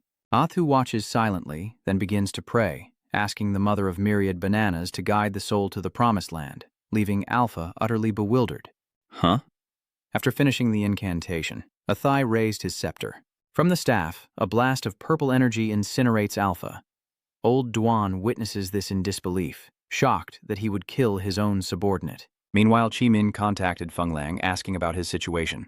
Feng Lang, eyeing his gun wrapped in white bandages, replies, "The gun's completely busted. I can't help you guys anymore." Hearing this, Chi-Ming broke out in a cold sweat, thinking, "Am I going to die here?" In the sky, one of Atho's subordinates reported on a magical beast, "High Priest, we've found her." It turns out they spotted Xian moving through the tall grass from above, and the subordinate continued, "But we don't know where the other woman went." Atho orders his men to bring him 2 on, and they fly after him on their beasts. Xian glanced back as he ran, a smile spreading across his face. They'd taken the bait. The magical beast attacked with its sharp claws, but he managed to raise a defense in time. Suddenly, long tendrils sprouted from the banana trees, ensnaring the spirit beast and the demonic cultists, much to their surprise. What? Vines? One of them finally realizes it's a wood-type spirit beast, but before they can react, they're swallowed by the green banana tree's vines. Seeing this, Xian smugly thought that it was just as he'd expected. The green banana tree only attacks creatures that invade its territory. Their beast forms are so large, if I just stand at the edge of its territory, the banana tree will surely see them as enemies. And once it does, it will punish them in the most terrifying way. The system displays a notification. Perfect green banana. The green banana transforms into a human shape and grabs the two of them, absorbing their spiritual energy. It absorbed them until only their skeletons remained, and within the banana tree, its fruit grew ever larger. The system displays. Green banana fruit, a silver-grade ingredient, contains a rich life force that can heal any wound. Shuan stares intently, thinking that if it has life energy, it can replace some ingredients in the life elixir, and then immediately waves his hand, releasing water power, which cuts off a branch of fruit. Shuan quickly grabbed one and took a sniff, savoring the aroma. It smelled amazing, an aroma that was simply intoxicating. Suddenly he realizes he's in trouble. He got cocky and forgot the situation, crossing the boundary. He looks at the banana tree thoughtfully. It doesn't seem to notice. Is it because it's focused on absorbing spiritual energy? Xian was secretly pleased and ran away. Well, I won't be polite then. As soon as he landed, Xian stepped on a green frog and slipped, falling backwards into the banana tree's territory. He looked at the thing that had jumped on him. Another frog. Do I have a thing for frogs? Behind him, the banana tree's fierce face and glowing green eyes drew closer, sending a chill down his spine. Xian turned around, terrified, and cried out, secretly thinking he might have gone too far. Elsewhere, in a forest of towering trees, white birds fluttered across the high night sky. Ah! Tho raises a hand to his earpiece, asking his men, "What's the situation?" A click echoes from the other end, then silence. He stands tall, giving a signal. "All right, Almighty Lord, we need manpower." He looks at the pair of glasses left behind where Alpha was just incinerated. "Alpha, your spirit general will become part of the great Zhu Hao." He then swung his scepter, creating a purple flame in his left hand. From the purple flames, grotesque, many-eyed, spider-like creatures emerge. Chi-Min stares in horror, thinking, "I'm done for. What the hell are those?" With a commanding voice, Atho ordered the small monsters, "Go forth, my children." Obeying her command, the creatures slowly crawled forward, seized the necks of Shushi, Old Duan, Zijing, and Qiming, and forced them to their knees in terror. Ibdi, wielding her staff, Atho commanded, "From now on, you will obey me, or the bombs on your necks will explode." Qiming glared at the monster strangling him, gritting his teeth in frustration. Scene change. Meanwhile, back with Xian, the green banana tree is grabbing at people, trying to catch him, and Xian can only desperately try to escape. He looked back, thinking to himself that he was really done for this time. The green banana tree slammed its large hand down, but luckily Xian was quick enough to jump away. But its strength was too much, sending Xian flying to the moon before crashing down onto a bed of trees. His luck was pretty good. He just happened to fall outside the banana tree's territory. He scratched his head, opened his dimension, put the bunch of bananas he had just stolen inside, and considered the situation. The power of a plant-based spirit beast is immense. I wonder if I can form a contract with it. Suddenly, a voice echoes from somewhere, putting him on guard. Someone quickly moved behind a large tree to hide and observe the situation. Those people from the Demon Banana sect really are persistent. The Serpent sect appears, searching around, and the old leader says irritably, "How are we supposed to find him if his mouth is pitch black?" Atho then chants an incantation. "Mother of myriad poisons, great lord, guide your servant." Suddenly the staff bursts into purple flames. He slams the staff down, and the purple flames unleash a wave of energy in all directions, triggering an alert for Xian. "Warning, you have been detected." He knows he's been found out, and fear begins to set in. Violet rays stretched from the staff, homing in on Xian, as Aser pointed and shouted.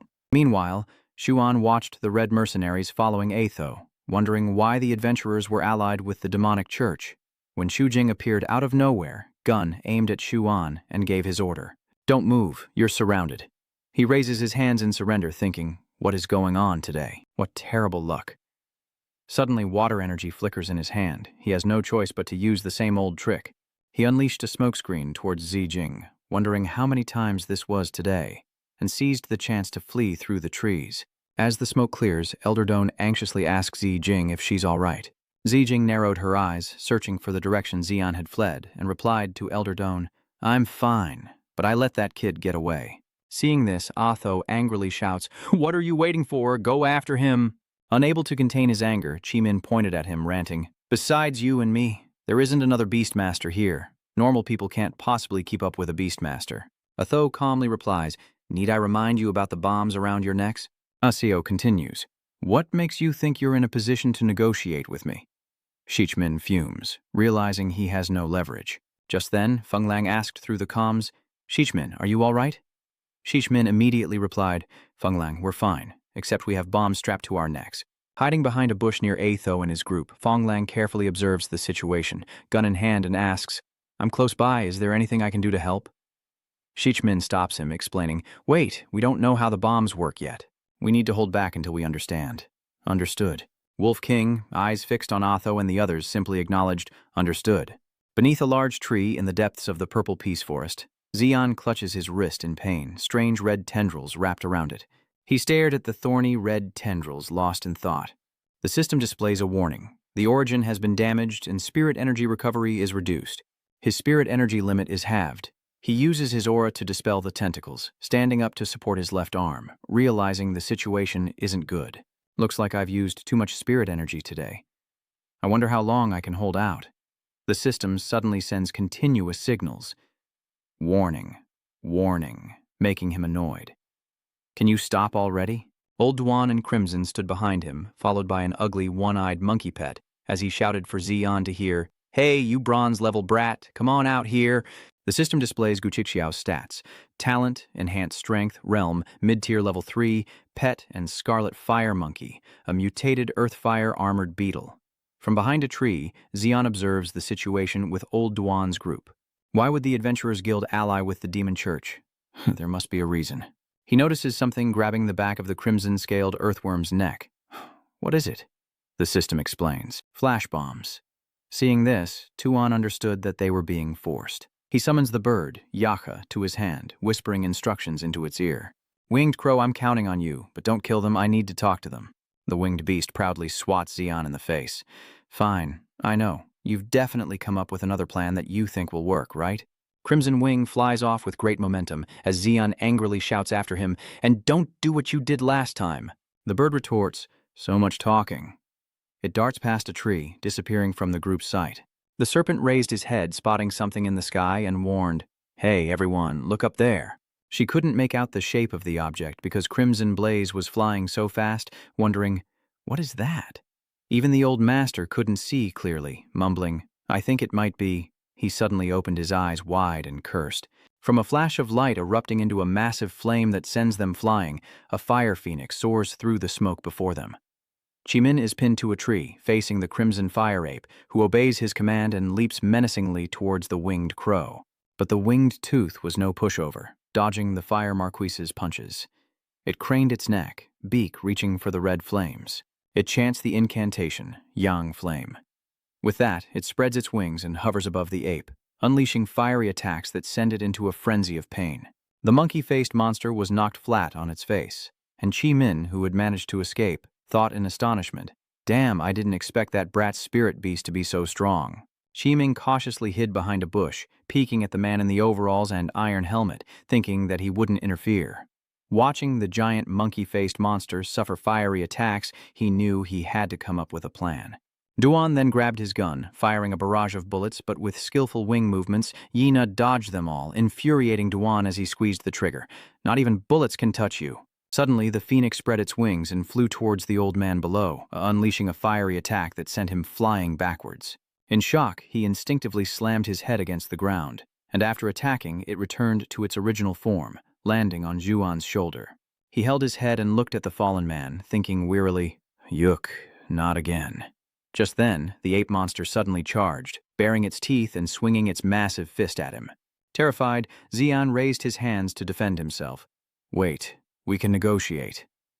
But the attack came anyway, forcing him to create a defensive shield, but the monster's strength was too great, sending the protective orb crashing into a tree. That's when Crimson Utterance spoke, "But we have nothing to negotiate with you. But on the contrary, I have a request. For certain reasons, I must take you with me." Xian found this proposal laughable. He retorted, "Do you really think I'd cooperate with you?" At this, Chimin smirked and said, Looks like we're destined for a fight. Xian smirks confidently as he speaks, and beneath the green canopy, flames erupt. Meanwhile, Yaksha battles the giant ape, whose closed eye isn't a defect but a weapon, as the two beasts ignite a blazing inferno. Meanwhile, Xian is under a barrage of fire attacks from Chi-Min, and he raises his hand to create a defensive shield. His relentless attacks continue, and he frowns, lost in thought. As he attacked, Chi-Min said, "Hey kid, how do you have a shield? Is it some kind of rich kid technology?" Ignoring the taunts, Xian retorts, "You're worried your spirit energy won't hold up." He thinks with unwavering resolve, "Then I'll just have to push the shield out." He channels his inner power, pushing the flames away. Blocked by Xian's shield, Chi-Min clings to it, laughing. "I didn't expect you to push the shield over here. Very imaginative." The Thandong kid spoke, his body erupting in dangerous flames, warning Xian, who stood before him, that this battle was no school exercise. He muttered that there weren't many restrictions, then chanted, enhancing his power, and flames surged around him. Xian gritted his teeth, realizing he couldn't dodge the incoming attack. He was struck in the stomach as Chi-Min boasted about his street fighting experience. Attacked, his back slammed against the ground, and he gritted his teeth in pain.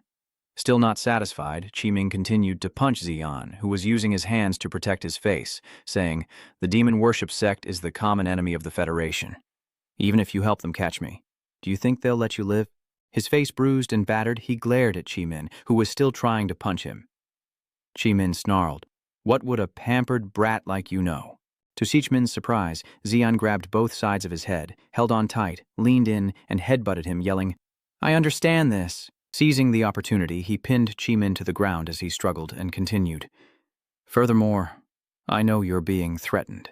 Looking at him, Xian offered a deal. "I know about the mark on your necks. I have a way to solve it for you." Red Phoenix doesn't believe him, gritting his teeth as he asks, "You have a way? Why should I trust you?" Xian, still pinning him down, confidently glanced at the bushes behind them, replying, "Because I know your friend is standing in the bushes behind us." "Fong Lang, stop!" It seems a flare has been thrown towards Xian and Chi-Min. The gas canister hits the ground, releasing a cloud of white smoke that spreads rapidly, and Fong Lang appears behind Xian. He pointed a gun at him, ordering, "Hey, don't move." Chi-Min narrowed his eyes, pointing at him, and said mockingly, "That's not enough." "That Thandong brat?" Outside the smoke, Atho watches Shenzi with a club in hand. A voice calls out to him, "Hey you!" Shuan, unconscious, is dragged before him by two men who say, "We brought him." Sichmin, leading the group, frowned and asked, "You can let us go now, right?"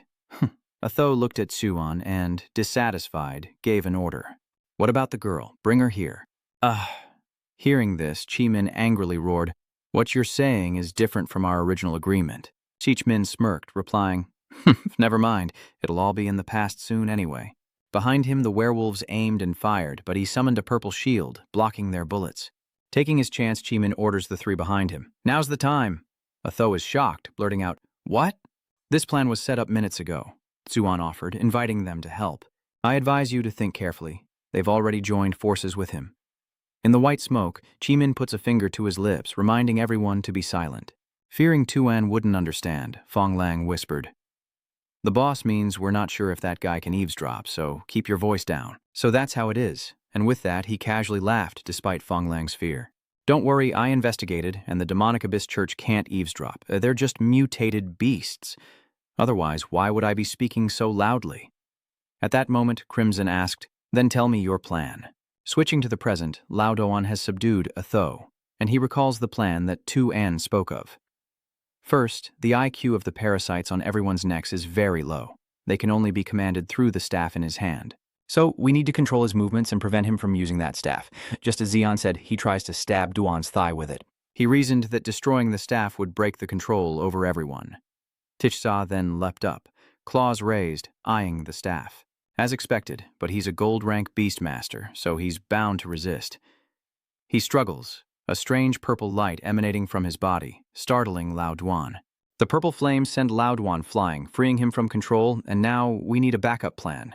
He throws his head back and roars in anger. "Oh, you impudent fools!" He grabbed Atho by the neck, lifting her into the air. She frowned, struggling to push him away, but couldn't seem to escape. Then, Atho swung his arm and threw Tichsa, growling, "Looks like I've been too merciful with you all."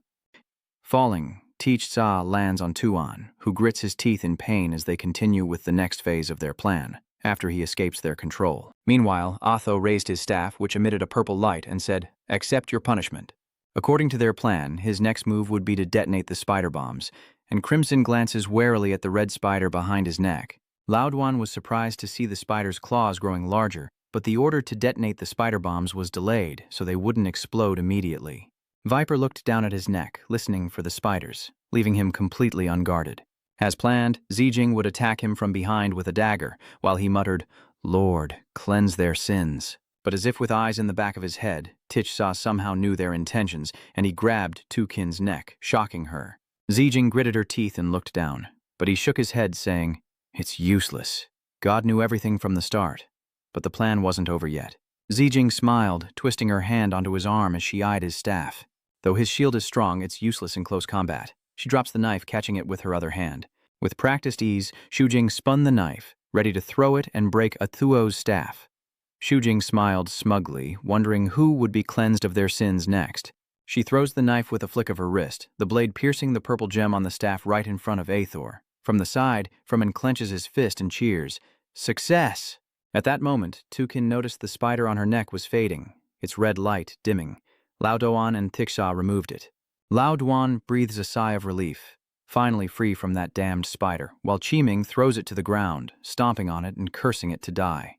Before they could celebrate, Asha threw Mengzijing at them, creating a chain reaction that sent Qiming crashing into Old Duan. The four of them charged forward, with Qiming boldly threatening him to run while he still could. Behind them, Xian clicked his tongue, a dark look on his face, thinking, "Not again." ACO clasped her hands, forming a triangle with purple flames surrounding her. The flames spread, engulfing his clasped hands in an eerie shape as violet light poured forth, opening a spirit realm, and he floated into the air amidst mysterious violet waves. The purple aura spread towards the Crimson Dawn Squad, who looked on in shock as Crimson held Zijing in his arms. They exchanged glances, saying, "Is this the domain of a gold-rank powerhouse?" Below, a figure watches the violet flames flicker like eyes, a voice echoing from within. "Feng Lang, find the captain." Terrified, Feng Lang desperately calls into his radio. "Boss, boss!" He frantically pulls out the antenna, telling the others, "The signal's jammed. This is all we've got." Feng Lang, pressing the radio to his ear, desperately tries to speak. "Captain, hello, get this to the captain, hurry." Back at base, a girl in a white cap receives orders and reports to the red-haired leader with his feet up on the table. "Captain, Feng Lang has an urgent report. Someone up ahead is drawing a map." Xiaojia replies, annoyed, "Can't you see I'm in a meeting? What is it?" A piercing scream came through the radio. "We're trapped in the green banana forest by the Maju sect. Qiming and the others are dying." Xiaoha was startled, and the map reader in front of her was also terrified, breaking out in a cold sweat as she stood up to speak seriously. "What's wrong with you, devil worshippers? Why are you attacking my people?" The map reader quickly said, "There must be some misunderstanding." Xiaoha leaned on her baseball bat and asked, "Oh, really?" Enraged, red lightning crackled around her as she slung her bat over her shoulder, demanding, "The one who dared lay a hand on my Scarlet Monkey gang is fertilizing the grass by now." Cut to the spirit realm, an eerie purple landscape where hundreds of eyes gazed up at the newcomer. He shouts, "Praise the Great Mother, the Almighty Lord! Praise the Great Mother, the Almighty Lord!" Bursting from the gate, they summoned were bizarre creatures. "Are these all spirit beasts? You look pretty special, too." He turned to Yek, smiling and ordering, "You've eaten so many of my crystals, it's time to put them to use." It haughtily refuses to even look at him, asking directly, "What do you want me to do?" Suddenly, a blinding flame engulfed him and his spirit beast, transforming his clothes. He cried out, "Father!" as the flames morphed into armor, shielding Shu On with gleaming gauntlets and a faceplate.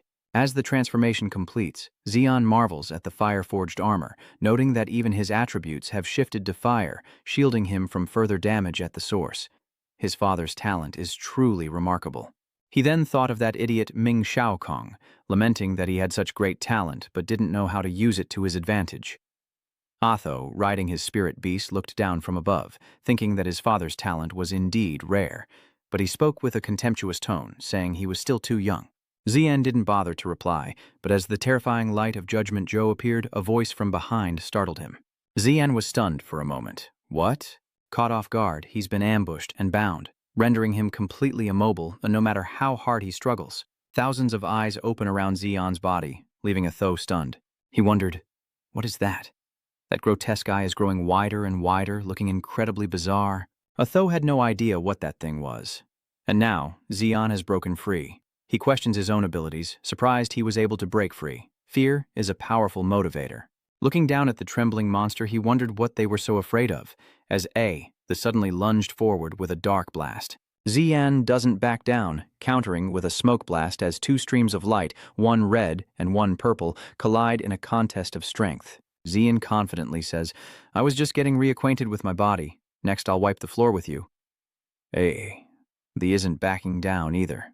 Don't get cocky. Those on the sidelines could only watch the clash of titans and lament. This is a battle of gods, and mortals caught in the crossfire can only watch the drama unfold without even a chance to participate. Suddenly, Doan sensed something behind him and panicked.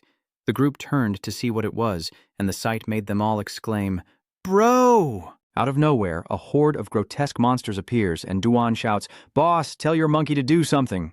Holding Zijing, Qiming exclaimed, There are too many of them. Shi was speechless at the sight of the two. Even on the verge of death, they still have time to bicker. Just focus on running. Above, Zeon and Athai continue their fierce battle, explosions and flames threatening to consume everything.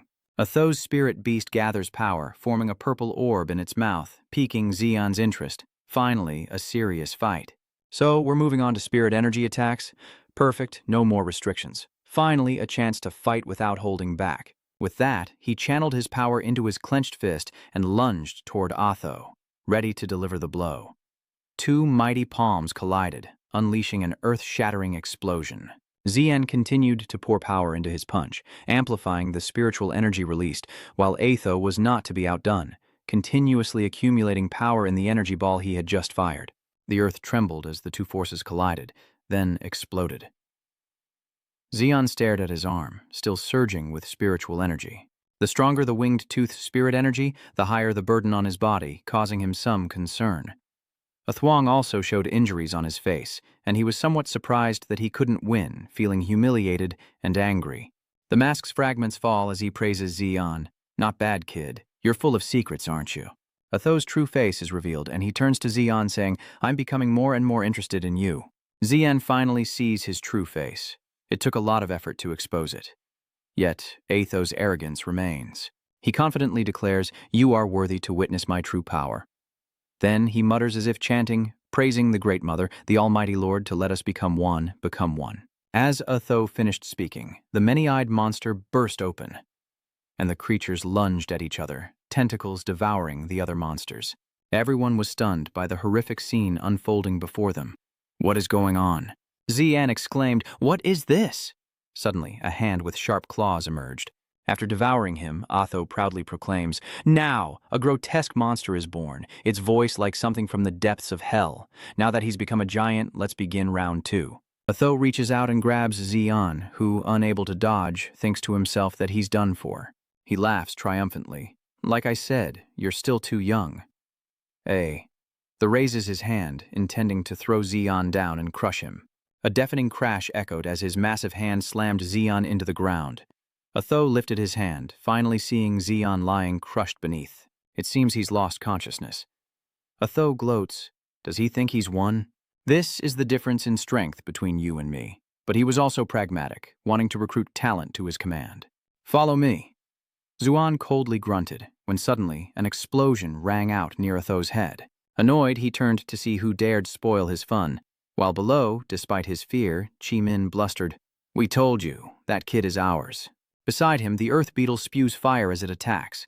He points up, enraged. Besides, we still have a score to settle. Obeying Crimson Light's command, the armored earth beetle unleashes a barrage of fire, but it's like mosquitoes biting stainless steel. The harmless bullets were no match for Atho, and Lao Doan, sensing trouble, whispered to Shichmin, Boss, your trump card isn't looking so good. He added regretfully, This is my first spirit beast. I don't want to break the contract. Then, his face twisted into a hateful smirk. My trump card isn't just one thing. While Atho was distracted by Zichmin, Tuan seized the opportunity, whispering to himself as he transformed into the Earthfire Lizard. No sooner were the words out of his mouth than a spirit appeared behind Zhuan, leaving him stunned, and Atho wondering where this kid came from. Hiding with the help of his spirit beast, Zhuan's elusive movements further distract Atho. Enraged, he unleashes an attack, but Zhuan is already gone. Now safe behind Atho and reunited with Chimin's group, he urgently tells Tichsa, go and take out that Thandong kid. With unwavering confidence, Crimson declares he'll handle Atho as Viper turns to Zijing. Zijing, check on me. Xian is confused. Why should I help you? Why? Red Lightning Xiaoshui coolly retorted. Because I don't want to owe anyone anything. With that, he summons another spirit beast. Besides, I've had my eye on this guy for a while now. Ignored, Atho loses it, raising her ugly foot, ready to crush them all. But just as the foot was about to come down, the summoned beast attacked from behind, protecting Xian. With a sickening squelch, Atho cried out in pain. Looking at the test results, Zijing spoke with disbelief. How could his body become like this? Hearing this, Cixi approached with curiosity, asking to see for himself as Zijing explained the anomaly in Xian's body based on the examination results. It seems his natural talent allows him to merge with his spirit beast, but his current state is incomplete. Simply put, it's not flowing smoothly. Zijing added that Xian was only injured because his spiritual energy wasn't flowing properly. Now that Cixi understood the reason, all they had to do was figure out how to achieve complete transformation. With that, she excitedly brandished her sharp claws, saying, "Let's begin the surgery." Meanwhile, Jing's expression was just as mischievous, and Xian paled with fear upon hearing this. Wait, surgery? Since when did Tixa start comforting him, saying it wouldn't hurt? But why can't Xian be reassured? Suddenly, Viper plunges her claws into Xian's back, channeling energy into his body. So, this is the painless surgery she was talking about. Never trust a woman's words. Xian felt strange, as if a chaotic mess had been neatly organized, his power increasing significantly, and his body transforming accordingly. When he regained consciousness, his spirit beast armor had been further enhanced, and Zhuan felt a little strange with this new source of power. This is true assimilation. This is a state of complete control. This feeling is strange. The system's voice echoes, audible only to him.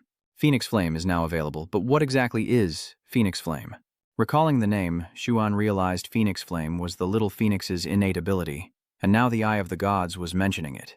Suddenly, a voice responded. No need to be polite, startling Xuan. What? Isn't the Eye of the Gods just a system? How can it answer on its own like it has its own consciousness? Atho was enraged, gathering energy into a ball in his mouth, ready to fire with the same power as when he fought Xian. He showed no mercy, and the earth beetle struggled to withstand the attack. Chimin, worried, tried to reassure his spirit beast, urging it to persevere. Hearing that Qiming was about to fight, Xian stopped him, confidently telling him to leave it to him. Let me handle this. Without waiting for a response, he strode forward, leaving Chimin in awe, ready for battle, and said with unwavering resolve, Find somewhere safe to hide. I'll make him regret ever coming here. Seeing this, Chimin didn't stop him, but could only chuckle at his attitude. Well, the kid's got a big mouth. Xian took a deep breath, activating his technique, and in an instant, flames engulfed his body like a blazing red tornado. He cried out, Phoenix Flame, and instantly, the flames around him erupted, gathering behind him to form a pair of massive, blazing wings. As he finished speaking, a system notification appeared. Phoenix Flame is activated, entering the Nirvana offering state. Hearing this strange state, Xian wondered, Nirvana offering, what is that? Hearing his question, the system explained, when entering the Phoenix Flame state, each use of a fire-based skill accumulates a sacrifice percentage based on mana consumption, triggering different effects depending on the accumulation stage. There are 3 stages in total. Stage 1, Yang Flame enhances all fire-based skills. It continues with a more detailed analysis. Stage 2, Enter Nirvana, which can reduce fatal attacks. Hearing the system's explanation, he finally understood, silently marveling at this terrifying power. Clearly a talent with so many effects. No wonder it's S rank. But before he could celebrate, he realized something was missing and turned to the system. Wait, wasn't it supposed to be 3 stages? So what's the effect of Phase 3? Suddenly, strange, indecipherable symbols appeared on the information panel. Bylin was surprised to see the unique symbols, while the mixed monsters scoffed at them. Fancy moves? Do you think you're all that? Before Xian could respond, he launched an attack, a phantom-like flame charge erupting from the void. Suddenly, crystal-clear arrows materialized, dozens aimed at Xian, leaving him no escape. Without a word, Xian moved like lightning, darting through the narrow gaps between the incoming arrows. In a flash, he closed the distance, becoming a blazing phoenix. He soared above his enemy, preparing a counterattack. Without hesitation, Xian dove like a meteor, focusing all his power into a devastating punch.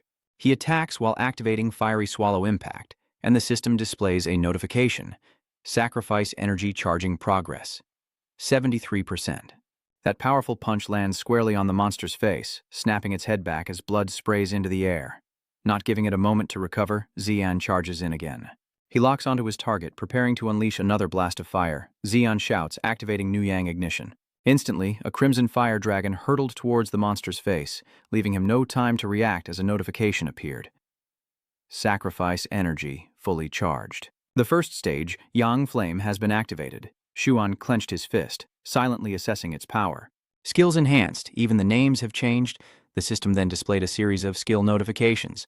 He gained the skills: Yang Flame Scorching, Smoke Impact, Yang Flame Lingering Ember Karma Fire, Yang Flame Blazing Flame Charge, and Yang Flame Nuclear Ray. Only now did the monster regain awareness, clutching his head and gritting his teeth. It seems I truly underestimated you.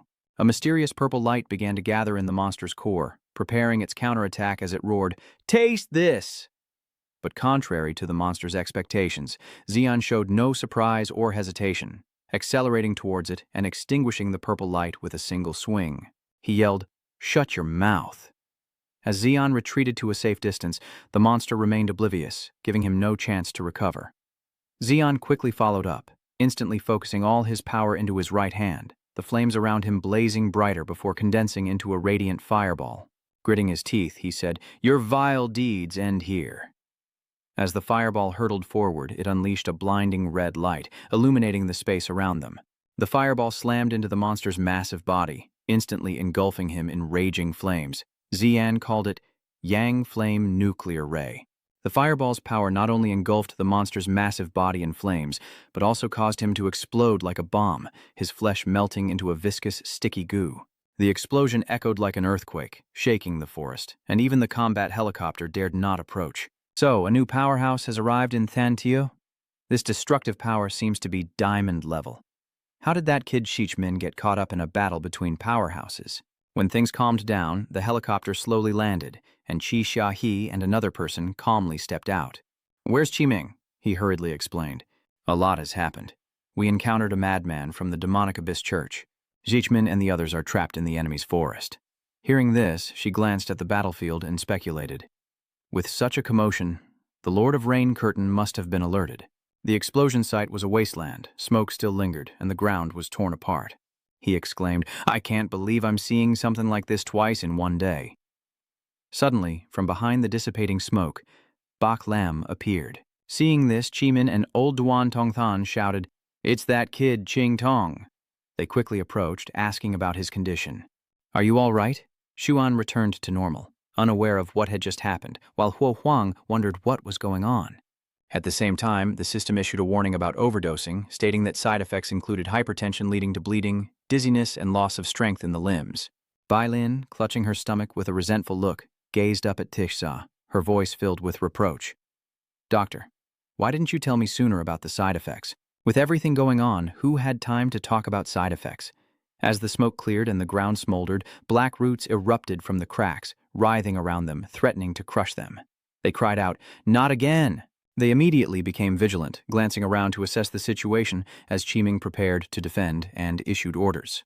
"Crap, it's the Forest Master. Old Duan, take Qingtong and let's get out of here." With that, he swung the flames in his hand, burning the roots to clear a path for the others. He's helping them while complaining. It never ends, one thing after another, then blaming Xuan. "Hey Thandong, are you a jinx or something? En and Don are trapped by massive roots, slowly suffocating." He retorted, "How is this my fault? I just saved you guys, you know." Things weren't much better for Zhu Jing and Shushet either, as more and more roots appeared, impossible to eradicate. Forcing Tsu Qing to draw her gun, she angrily shouts, "If things get too hairy, we're ditching the kid." They were finally cornered, but the roots weren't satisfied, wanting more, growing and writhing closer, causing one to exclaim, "Don't tell me we're stuck here now." The black roots not only entangled them, but also began to merge, weaving together to form a giant tree, trapping Xian and the others inside. From the tree's trunk, pieces of wood began to separate, twisting together, gradually forming arms and legs like a human. Finally, his face fully formed, a distorted visage. His eyes gleam with an eerie light, and a row of sharp teeth emerges from his grotesque smile as the system displays the monster's information. The green banana tree's frenzy of hunting, it's the lord of the forest. Those trapped inside can only watch, resigned. Qiming then spoke up. Looks like we're trapped inside the lord of the green woods. He then turned to Xu Jing, awaiting her report. Xu Jing, what's the signal like now? Xu Jing looked at the results from her measuring device and quickly replied, still no contact with Feng Lang. She then stood up to observe their surroundings, measuring the oxygen levels and warning everyone that this airtight space would only allow them to hold out for another 30 minutes. Hearing this, Qiming angrily punched a tree, desperate to escape, his face contorted with guilt as he gritted his teeth and said in a disappointed voice, I'm so useless, always leading my teammates into dead ends.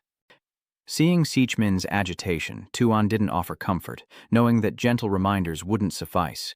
He needed to conserve his energy, as his excitement would only deplete the oxygen faster. Unhappy with Tuan's words, Sichmin turned and cursed at him. What would a young master like you understand?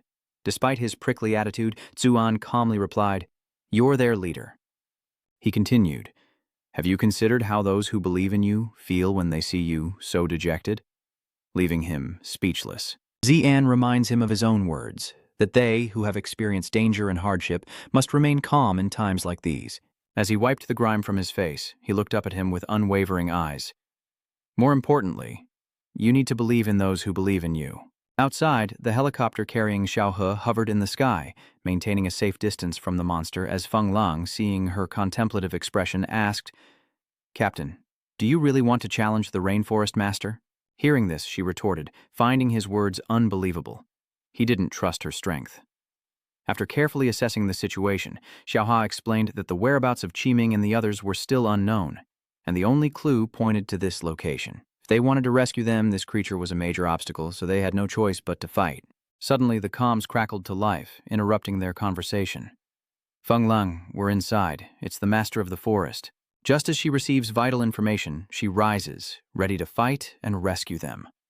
Perfect timing. All I need to do is dissect it. Without hesitation, Xiaoxia summons the Crimson Demon Ape. Come forth, Crimson Demon Ape. She commanded it to possess her, and it shrunk down, clinging to her iron staff, engulfing it in crimson flames. Without hesitation, she leaps from the helicopter, heading straight for the rampaging banana tree, which immediately senses her presence and becomes alert. Along the roots connected to its body, a figure dashed swiftly, like a phantom, closing in on its enemy.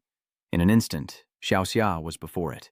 Her face filled with battle lust, she swung her iron rod and roared, Taste this, Crimson Tyrant! Then she raised the rod high and brought it crashing down. With terrifying force, she split its head in two. Not stopping there, she continued to cleave downwards, causing the wooden body to crack into two pieces. Suddenly, a red lightning bolt struck, startling Qiming, who exclaimed, Mian! Recognizing the familiar sign, he wondered, Red lightning, could it be? When Zhao He appeared, causing him to shout with joy. Unlike her brother's excitement, she calmly says, Oh dear, it's the stinky little brother. Ignoring her nonchalant attitude, he rushes over, tears streaming. Sis! Seeing his over-the-top reaction, her face shows anger and helplessness, and she can only click her tongue. Even so, Qiming ran to Jiang, ready to embrace her, but she punched him in the head, stopping him in his tracks. A large bump formed on Qiming's head, and only then did Xiaoxia calm down a little, but she still scolded him. How old are you? Still calling me sister? Aren't you ashamed? Is that all you've got, you little brat? Everyone around is at a loss for what to do in this situation. Xian turned to old Duan and asked if their leader was usually like this, to which he helplessly replied, That's right, we're used to it. Enough with the jokes. Xiao Ha speaks up. Everyone, seize this chance to escape. Everyone, climb up quickly. The Rainforest Master's recovery rate is rapid. Everyone must seize this opportunity. She also commanded Feng Lang above. Feng Lang, pull us up, he replied respectfully. Understood. With that, he turned the device, pulling everyone up. Seeing the large number of people, he asked, Is everyone up? Old Duan, who came up last, replied, The captain is still behind.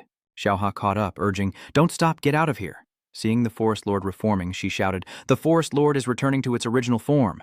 But no sooner were the words out than the creature regenerated at an alarming rate. Shahi was caught off guard, realizing, I'm done for. Its regeneration is faster than I thought. Reborn and enraged, it roared, preparing a counterattack. A searing green light erupted from its maw, incinerating the rope ladder, sending Xiaoha tumbling backward. Caught off guard by the attack, she braced for the fall, thinking it was over. Seeing his sister in danger, Chi-Min panicked and cried out, "Sister!" But she quickly regained her composure, coiling and flipping herself over, ready to fight. "Shut your mouth. I'm not dead yet." Seeing his sister was all right, he simply nodded in response. "Yes, sister." She cleverly used the world tree as a slide, avoiding any hard impacts. With that, she turned, grabbed onto the tree, and spoke, relieved to finally stop. Xiaoxia then rubbed her feet against the tree trunk to gain momentum. Red lightning began to envelop her, and she cried out, "Left lightning!" Without hesitation, she crouched and launched herself into the air. In that instant, a pillar of fire erupted beneath her, spiraling into a fiery vortex that launched her skyward like a missile. In the blink of an eye, Shahi appeared on the helicopter without a scratch, leaving Xian and Qicheng speechless. He exclaimed, "Your sister is way too cool." Xichmin felt the same, simply humming in response. "Thanks, I think so too." As soon as she landed, she turned to the guy, flipped him off, and said defiantly, "See ya." Once the leader of the rainforest was gone, the helicopter turned away, relieved. Xiaoxia returned to her seat, sighed, and asked about her brother. "So, this young man is the one who saved you, is that right?" He could only nod in response. "Yes, that's right." Hearing her brother's words, she thanked him and introduced herself. "Then I truly thank you for your assistance. I am Qi Xiaoxia of Qihong, a gold-level beast tamare. May I ask your name?" He politely responded, "I'm Xian, a bronze-level beastmaster." Though outwardly polite, he inwardly assessed Xiaoxia and her background. With such strength and the surname Qi, could he be related to the Qi family of Crimson Wing City? Shahi was no slouch either, as she inquired about his family. "You're a Bai from the Bai family of Bailin City?" "Yes, Jingchong is my grandfather." Hearing Xian's words, she exclaimed in surprise, "The White City Lord?" In a flash, she closed the distance, lifting Tuan's chin as she spoke. "You know, kid, I've been a mercenary for a long time, so I've met a few city lords." Suddenly, Shouhu gave a strange smile that sent shivers down Xian's spine, and she began to berate him. "You're a liar. We've worked with Master Bai many times, so he's a regular, but there are always some ignorant brats who like to impersonate the Bai family to deceive us." She moved closer, her face twisted into a grotesque expression as she threatened him. "You're the first to call yourself the young master of the Bai family. Let me tell you, we've thrown all the previous impostors to the savage beasts." Xiaohe grabbed Xian's chin and said in a deep voice, "Let me see if you're lying." With that, she moved her nose close to his face, and after a few seconds of examination, Xiaohe suddenly laughed, realizing he really was the young master of the Bai family. In his heart, Xian could only lament. What was wrong with this girl? Behind them, seeing the scene unfold, Qiming shouted, "Have some self-respect!" She turned back, bewildered, and asked, "Huh?" Then, after Xiaoha returned to her seat, Qiming spoke up. "Now that that's settled, where's the girl who was with you?" The question stunned Xian. "Whoops, I was so caught up in the fight, I forgot." He stood up, opened his beast space, and quickly apologized. Stepping inside, Xian saw the purple crystals and wondered, "Purple crystal?" He was shocked by the sight before him. What was going on? Amidst receiving the purple crystal, and with Gubai paralyzed, Xian immediately takes her out. Seeing this, Qiming shouts, "Why did you bring her into the beast space?" Xiao He exclaimed, "Who taught you that?" After laying Gubai down, he immediately asked for help. "Help me with Gubai, quickly." Qiming was stunned at the sight. "What the hell?" He snapped, "Kid, what were you thinking?" Xiao He leaned down to observe closely, never having heard of anyone entering another's beast space except for themselves. She picked up a few star shards from Gubai, examined them for a moment, and continued. "But the star shards on her are very similar to spirit stones. I suspect this is some kind of self-preservation mechanism. Perhaps your beast space's spiritual energy is too strong, causing this to happen." Xiaohe steps forward, asking Xixi, "What do you think? You're the only doctor here." She agreed with Xiaoha's idea, and I feel it's possible, but to ensure her safety, we should check her out first. It's just that we don't have the equipment to do this kind of check right now, so we can only go back to base first. Hearing this, Xiaoha immediately decided, then let's go back to Shaolin Town first. Elsewhere, a conference room floats on a tranquil lake, shrouded in a thin, ethereal mist. In the center of the room stands a woman. her stern presence freezing the very air. Surrounding her are 5 figures, each in their own position, forming a concentric circle. A calm, female voice cuts through the silence. "I've called you all here today to discuss 2 matters," the High Priestess Solaris began. Her presence immediately commanded the room, and no one dared interrupt as Solaris's voice continued, cold and clear. "First, Priestess Atho has been confirmed dead, the incident occurring between White Lotus City and Jumu City." Shaolin Jen spoke up, saying, "I want to hear your thoughts on this." Then the second priestess Lilith spoke first, her voice low, saying that although Atho was 6th in command, she was very close to the diamond tier. Then the third priest, Diego Barro, added, "Could it be a city lord?" Hearing this, Solaris said, "Jingchong was crippled in the last war. The only one capable of defeating someone about to reach diamond rank would be the city lord of Greatwood City." A dark male voice echoed from behind.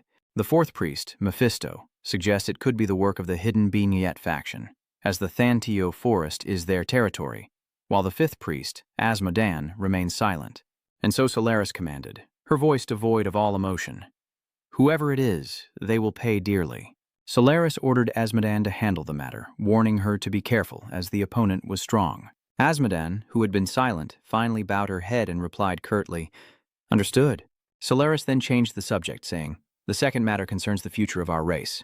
Lately, the stars have been shifting strangely, and I feel uneasy." She paused, then declared, "This is a sign that the next generation is going into hibernation. The sacred body is entering lunar concealment." Lilith nods, her voice deepening with the story. 25 star cycles ago, after the Kazam massacre, the sacred body was in a state of solar flare, yet suddenly wants to slumber. Solaris agreed, sensing something strange as well. According to the old rules, a sacred body's lunar sleep only occurs once every 90 star cycles, but there may be a clue.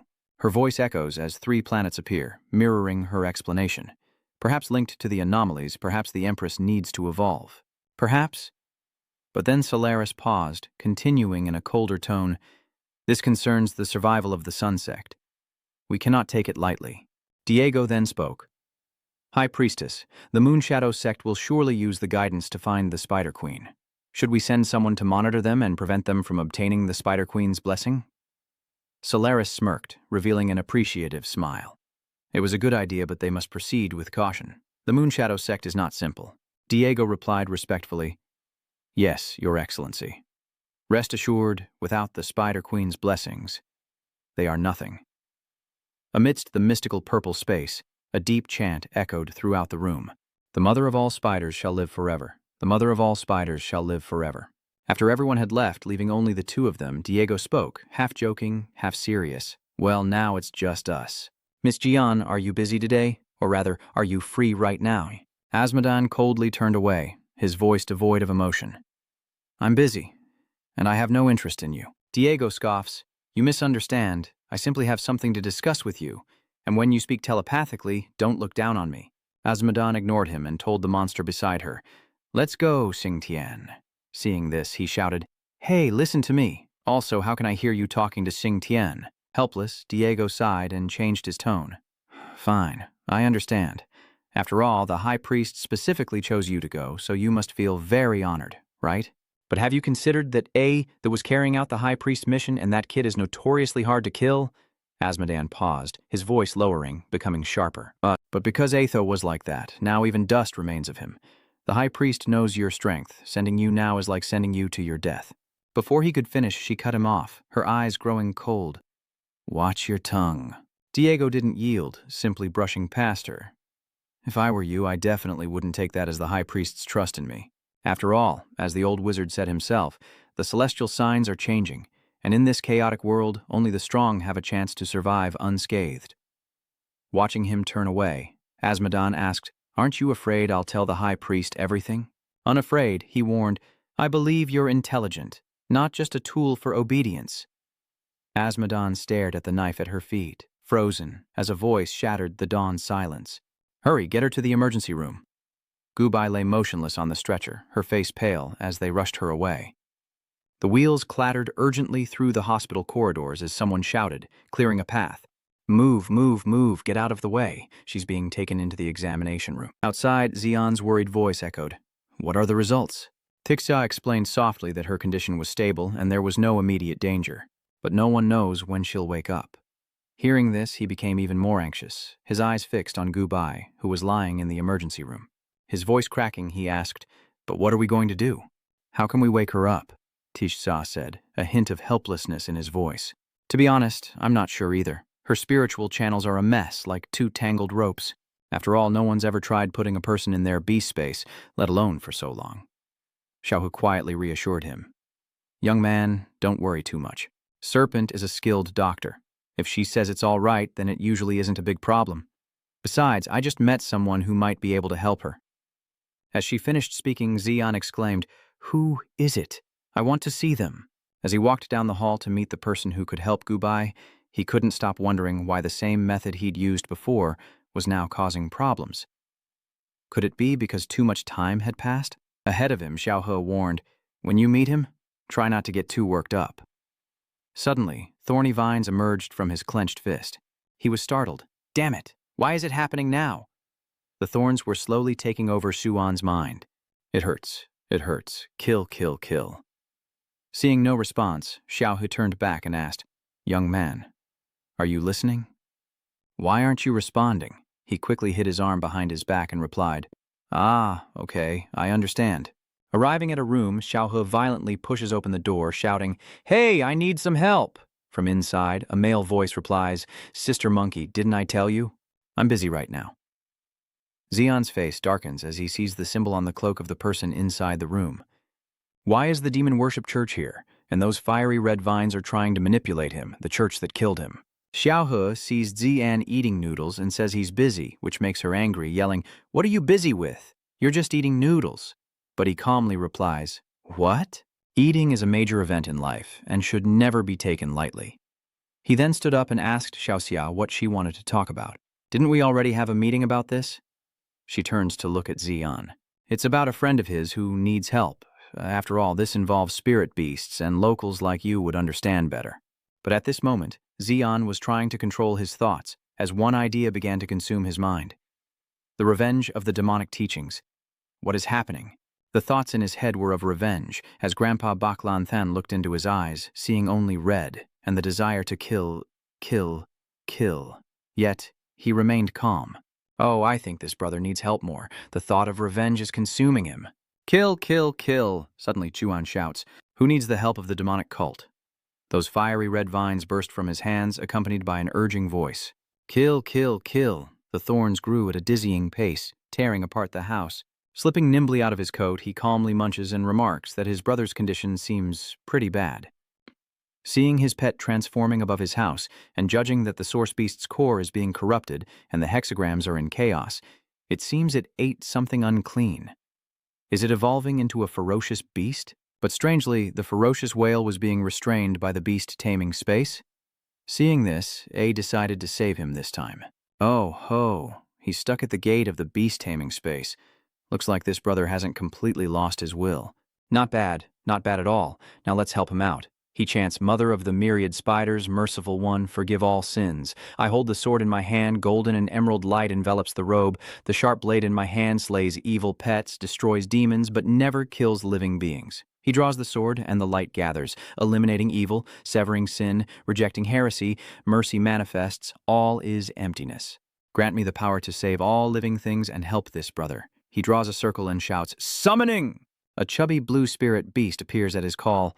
"Come forth, wood sprite." It landed right on top of Aorei's head, and he immediately gave a reminder, looking at Moklin's round shape. "Son, have you gained weight recently? No spirit stones before bed from now on."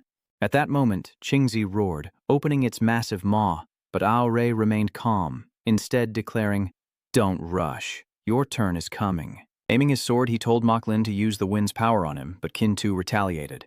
A powerful stream of water erupted from its mouth, corroding everything in its path, but R quickly jumped away. He rushed forward, wind restraint and thunderclap appearing instantly before the beast. It suddenly closed its eyes as if accepting its fate. When R used his power, a blue vortex rushed forward, but then he suddenly changed his mind, thinking, "I said I'd save the world, so why use such a destructive move? I should just talk to naughty kids." He flicked the horn on its head, sending it flying backward, and with a shout, shattered its shell. With that attack, the whale was gone. leaving Xian unconscious amidst the rubble, prompting Xiaohe to ask Are, "Weren't you a little too rough?" He sipped his noodles and calmly replied, "He's fine. Just a scratch. I'm more worried about the basin source being corrupted." Seeing this, Xiaohe irritably said to him, "Can you stop talking business while eating that damn cup of noodles?" Prodding his unconscious, bruised face, she asked, "So, what do we do now?" "You knocked him out cold. Honestly, you went too far this time." A asks, "What's wrong?" "Are you worried about him?" Xiaohe retorted, annoyed. "Spare me. My idiot brother is enough trouble. I don't have the energy to care about anyone else." Then someone nearby asked for a favor. "Then help me get him and his friend into the village. I'll treat you to noodles. How's that for a ridiculous favor?" She shouts, "Pay for the meal, the transport, and the damages. Don't even think about running. Pay me every last cent." Elsewhere, a stream of blue water flows into a pool where Tuan soaks peacefully. He slowly opens his eyes, finding two unfamiliar faces staring back at him. The girl wondered if he was awake, but the boy leaned in close and said, "Not yet." He then stuck two fingers up Xian's nose, saying, "Let me wake him up." He immediately jolted awake, and upon seeing his body, he asked, "What is going on? And what is this strange liquid?" His eyes concluded it was natural essence of unknown origin, capable of simultaneously restoring physical and spiritual strength, and possessing a certain degree of stabilizing power. The girl standing before him said to Jos, "Why would you do that to the High Priestess's guest?" Jazz took advantage of the fact that Xian didn't understand to tease him. The strange guest stared blankly with wide eyes, wondering what the two were whispering about. Suddenly, A appeared behind him, chewing noodles as he said, "You're awake?" causing Xian to jump. He shouted, You're from the Machu sect." Hearing this, the man retorted, "Demon Church what? It's just the name you outsiders like to give the Nianhao clan." Standing before Ao Rei, he exclaimed, "Where is this place? And where is Gubai?" He teased, asking if he was sure she wanted to see that, as the girl beside Xian blushed and offered him clothes, telling him to put them on quickly, or he'd catch a cold. He immediately took it, blushing, and stammered, "Thank you." Once dressed, he turned to the man and said, "You still haven't answered my question. Who are you, really?" But when he looked back, the figure had vanished. "Where is he?" A stone then struck him in the head. Annoyed, Xian turns around and snaps, "What are you doing?" Ignoring his anger, Joe said, "Follow me, idiot." Confused, Zuan asked, "What are you two talking about?" Completely clueless, the girl opened the door, welcoming him softly. "Welcome, guest." Gazing past the doorway, he was astonished by the sight of a mysterious city, a dark space that highlighted the strange blue patterns on the surrounding structures. Xian exclaimed, "This is underground." Pulled along by the girl, he panicked. "Hey, what are you two doing?" She pointed ahead, telling him, "The priests are waiting for you at the temple." Xian didn't understand, but followed her gesture, recognizing the place, yet still asking, "You want me to go over there?" Looking at the temple before him, he asked again, "You mean I have to go to that temple?" The girl handed Xian a 6-star spider. She tells him about this, pointing to the ring on her hand, and shows Xian how to wear the 6-star spider. Watching him, he asked, "You want me to wear this?" Looking at the spider on his hand, he mumbled, feeling strange. Meanwhile, Joss couldn't wait to move, still mocking Xian. "Hurry and follow me, you idiot." Hearing this, the girl chided him, reminding Joss to respect their guess. Jaws ignored them both, firing his 6-star spider silk forward, nimbly traversing the strange terrain like a monkey. Watching Joe's move, Xian finally understands the purpose of the 6-star spider. So that's how it's used.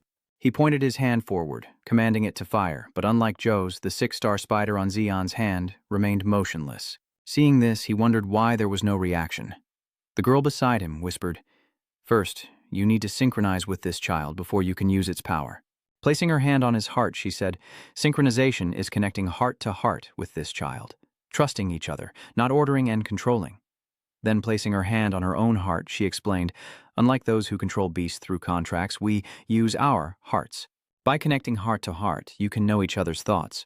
But she forgets that Suan doesn't understand her language, and he resorts to gestures. "I don't understand your language," he thought, "and you people talk way too much." Suddenly, a notification pops up beside him, and he stares in astonishment. The Eye of the Gods can translate? It summarizes what the girl said. She wants to use spirit energy to communicate with the spirit beast, not form a contract. He read it and thought, using spirit energy to communicate. Then he closed his eyes to try. Suddenly, a pair of blue eyes appeared in his subconscious, asking, "Who are you?" He calmly replies, "I am Xian." It repeats his name. Bai Zian looked behind him and said, "I mean no harm." Touching the entity behind him, Zian whispered, "I want to be friends with you." He received a notification that 6 stars had accepted his friend request, unlocking a new skill, synchronization. Then he immediately used the skill, saying, "Let's go." Using a skill, he navigates the city's strange terrain, landing at the temple, its grandeur now apparent up close. The girl followed him, bowing as she said, "The temple is sacred, and only the invited may enter. I'll take my leave here." Stepping inside, he found a bridge spanning an emerald lake. The light reflected, blending with the mysterious patterns carved on the bridge and surrounding pillars. He looked around, silently assessing. This was the Demon Lord Church's temple. They're clearly enemies, so why did they let me come here? Inside the temple, Shuan hears Ao Rei's voice as he steps inside. "Sooner than I expected. I thought it would take you much longer to understand resonance." He turned to face him and introduced himself. "Then allow me to reintroduce myself. I am Van Hunt Than, High Priest of the Moon Tribe, the Nian Hao Yin family." Reading Xian's hardening expression, he says, "You must be wondering why the likes of us, the Maju Order, would help you?" He paused, then said gravely, "As for the reason..." He snapped his fingers, and 3 large screens appeared, each pointing to a different ARS suit, explaining, "That's a very long story. This planet, or the Vanchu Secret Realm as you call it, is our home planet. We lived in harmony, reproduced for generations, and mastered the technology to communicate with these creatures." His voice echoed as if telling an ancient tale. Then, one day, these strange visitors began to colonize this place. On screen, images of the 2 planets interacting begin to appear. "Initially, we had a very good relationship with these strangers. We traded spirit stones and beast-controlling techniques for your technology." He continued in a monotone, "Even leading you to our Spider Queen Mother Goddess. Everything was supposed to develop beautifully. But then, his tone shifted. The story grew darker, and those strangers finally turned on them. You conspired to use the beast-controlling techniques we taught you to control the Spider Queen and elevate yourselves, but the Spider Queen was near godhood and could not be controlled. Ree lamented what happened, how the Spider Queen's fierce resistance led to her injury and fall into the planet's amethyst-grade spirit vein, affecting the spirit energy and causing instability. So, the quality of all creatures was capped at the amethyst level. Then, the natives like us began a centuries-long war with you outsiders. According to him, the story continued, but it's not over yet. The war has lasted extremely long, and with the support of science and technology, the outsiders have an overwhelming advantage, destroying many native tribes. In this war with no end in sight, the Spider Queen's clan split into 2 factions, and at this point in Ree's story, the Church of the Demonic Chu's Sun Radiance faction advocated for violence. The Sun Sect's faith lies in the Great Spider Queen, seeking revenge through force, while the Moon Sect strives for peace through negotiation and non-violence. Suddenly, Xian's voice cut through R's story as he pointed at him, saying, "Wait. You've been rambling for ages and still haven't answered my question." A speaks up, explaining, "Isn't that what I've been explaining?" But Xian doesn't accept that explanation. He pressed, "Why did you help me?" Suddenly, A appeared behind him, placing a hand on his shoulder and asked, "Child, do you believe in destiny?" Startled, he warily asks, "What are you trying to do?" "Hey, hey, hey." He waved his hand to stop him, saying, "Don't get worked up." Ree warns, "I'm telling you, the erosion of your origin hasn't been resolved. I advise you not to use your spiritual power, or your young master will really become a ferocious beast." As if to prove his point, crimson thorns erupted on his hand, prompting Xian to withdraw his power. Ao chuckled and continued. "Let me continue the story. Before becoming a high priest, the chosen priest must complete a pilgrimage, which means traveling to the Spider Queen's lair on a cycle." His story continued, shifting to a new chapter. The reason he helped Xian. "At that time, I reached the sacred place but didn't see the Spider Queen. Something unexpected must have led to her leaving her lair." A recounted his discovery. Near the lair, he found a young man and his spirit beast companion. According to him, both were severely injured.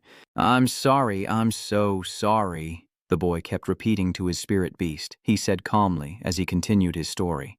"I think he was the first outsider I'd ever seen treat his spirit beast with such respect." He paused for a moment, then continued. "I saved him and his spirit beast, then brought them back to the tribe." Ree's tone was cheerful, as if recalling a fond memory. He then lived in the tribe for a while, perhaps genuinely sensing their kindness. "Someone who was destined to be an enemy became our friend." Orr's voice then deepened, and the boy told us his name. Pet scene. End of story.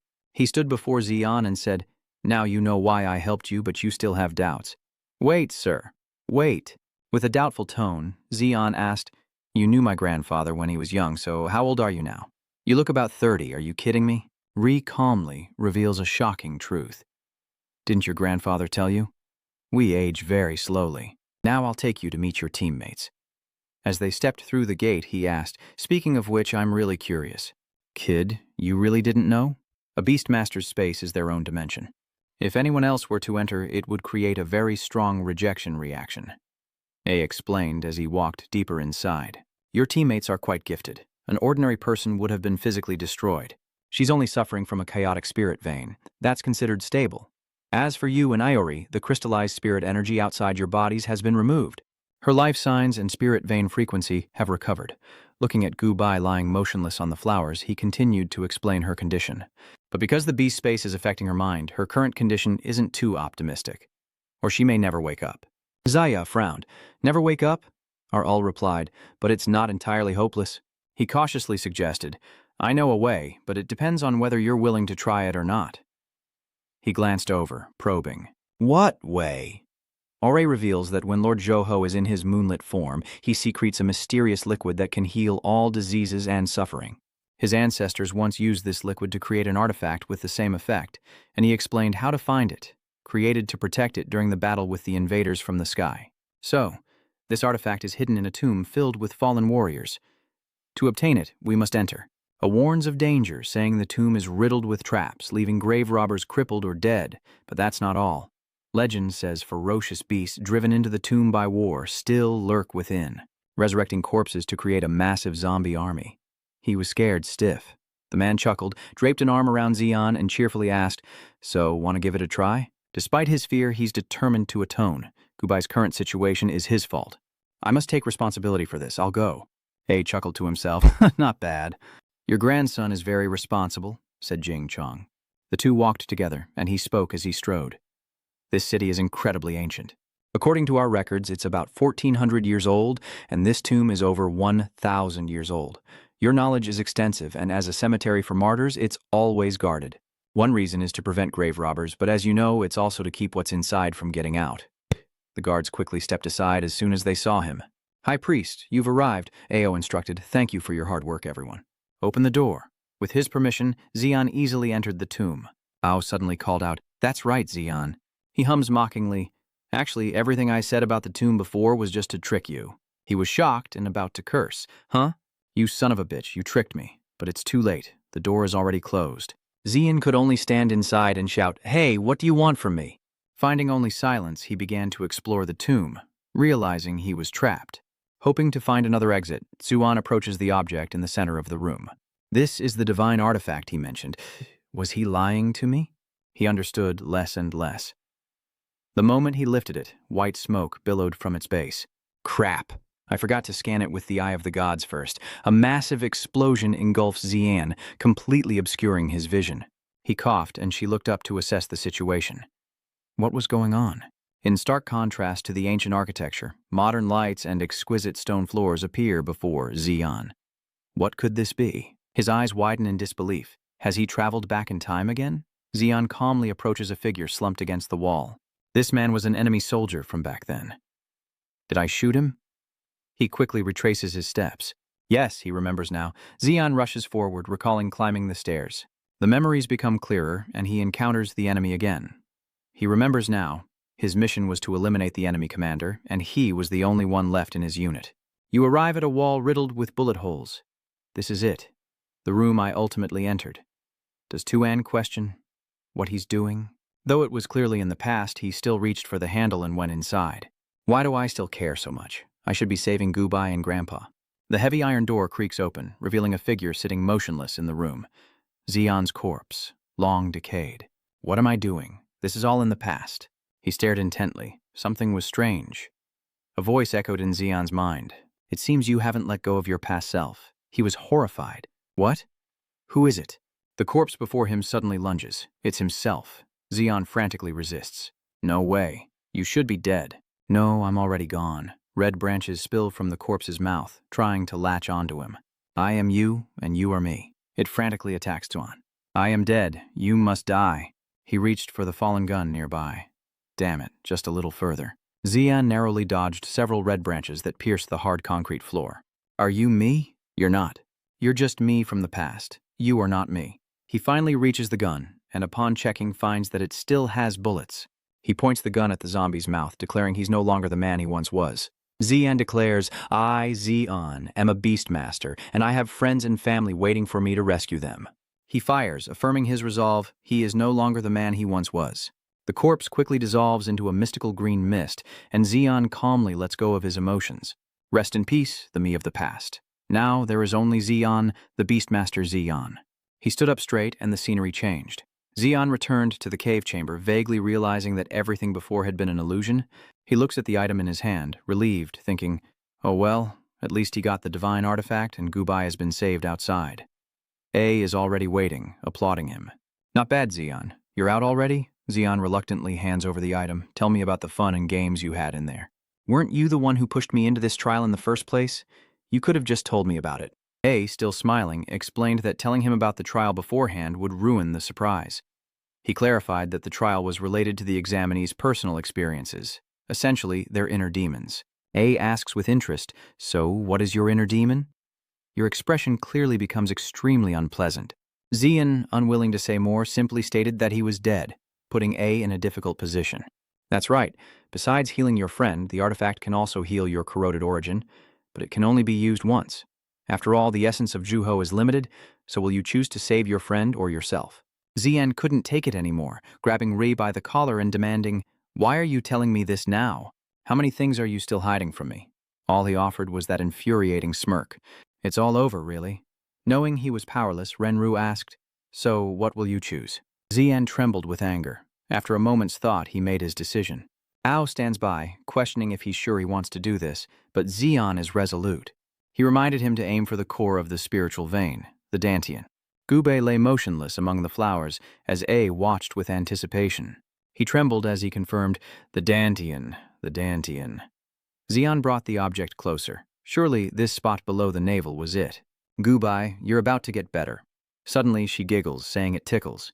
He froze, his eyes wide and mouth agape. He was mocking Xian as well. Realizing he'd been tricked, he flew into a rage.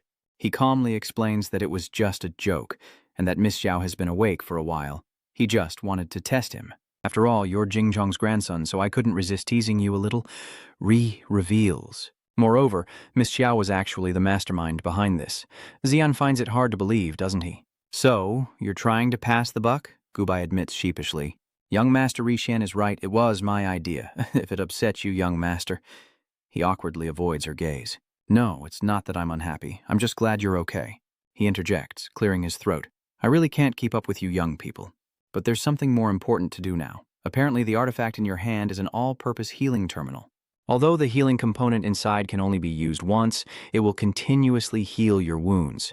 And as long as you have the artifact, it will have this effect for the rest of your life. He warns that while the artifact can suppress the essence erosion through continuous healing, it cannot be completely cured. And understands, realizing he'll need it to control the erosion from now on. Ah, confirmed. That's right. He frowned, contemplating, his hand trembling slightly with tension. This was likely the best treatment available. Without hesitation, Xian stabs into his lower dantian, characters appearing and enveloping his body as a mechanical voice announces the start of treatment. A mystical power surrounds Xian as he calmly deals with the situation. The Eye of God reports that the erosion rate is decreasing, with 13.8% remaining. Soon Xian will be able to control the erosion rate to a tolerable range. The divine artifact enters standby mode. He opens a portal to the island, needing to check on the fish. Standing before the vast ocean, Xian calls out, Fish, are you there? Frowning, he looks around. What's going on? Xian commanded, Eye of the Gods, show me the situation nearby. It quickly responded, a new device connection detected. Update? He wondered if the new device referred to this divine artifact, making the Eye of the Gods sound like a computer. Xian decides to update. The Eye of God processes it quickly, confirming the update content, updating the interface, updating the new display data, completing the update, and restarting. In the blink of an eye, the screen turns blue, completing the update and installing the new function. He's surprised. The interface has changed. Are the natives' scientific skills too advanced, or is it the Eye of God? Suddenly, he hears a sound like a whale's cry from behind. He frantically paddles through the water. Xian is startled. What's going on? The waves created by the whale beast engulf him, and Xian is at a loss. Wait, wasn't the erosion problem solved? Why hasn't it returned to normal? It continues to approach, the darkness enveloping him more and more. Hey, fish, it's me, Xian. Suddenly, Whale's eye licked Xian's face. Xian, friends, so happy. He was stunned. Xian thought to himself, why does this fish seem so mentally deficient? Could its mind have broken from the illness? Eyes wide, he commanded, Eye of God, scan the fish's condition. The screen displays, do you need a detailed diagnostic report, along with 2 options? Is there a way? Xian can't take it anymore. Yes, hurry up. A series of information appears. Pet name, whale. Race, giant shadow Mingshui whale. The origin was eroded, leading to missed evolution. After being healed by the artifact, it's mostly under control and in a normal state.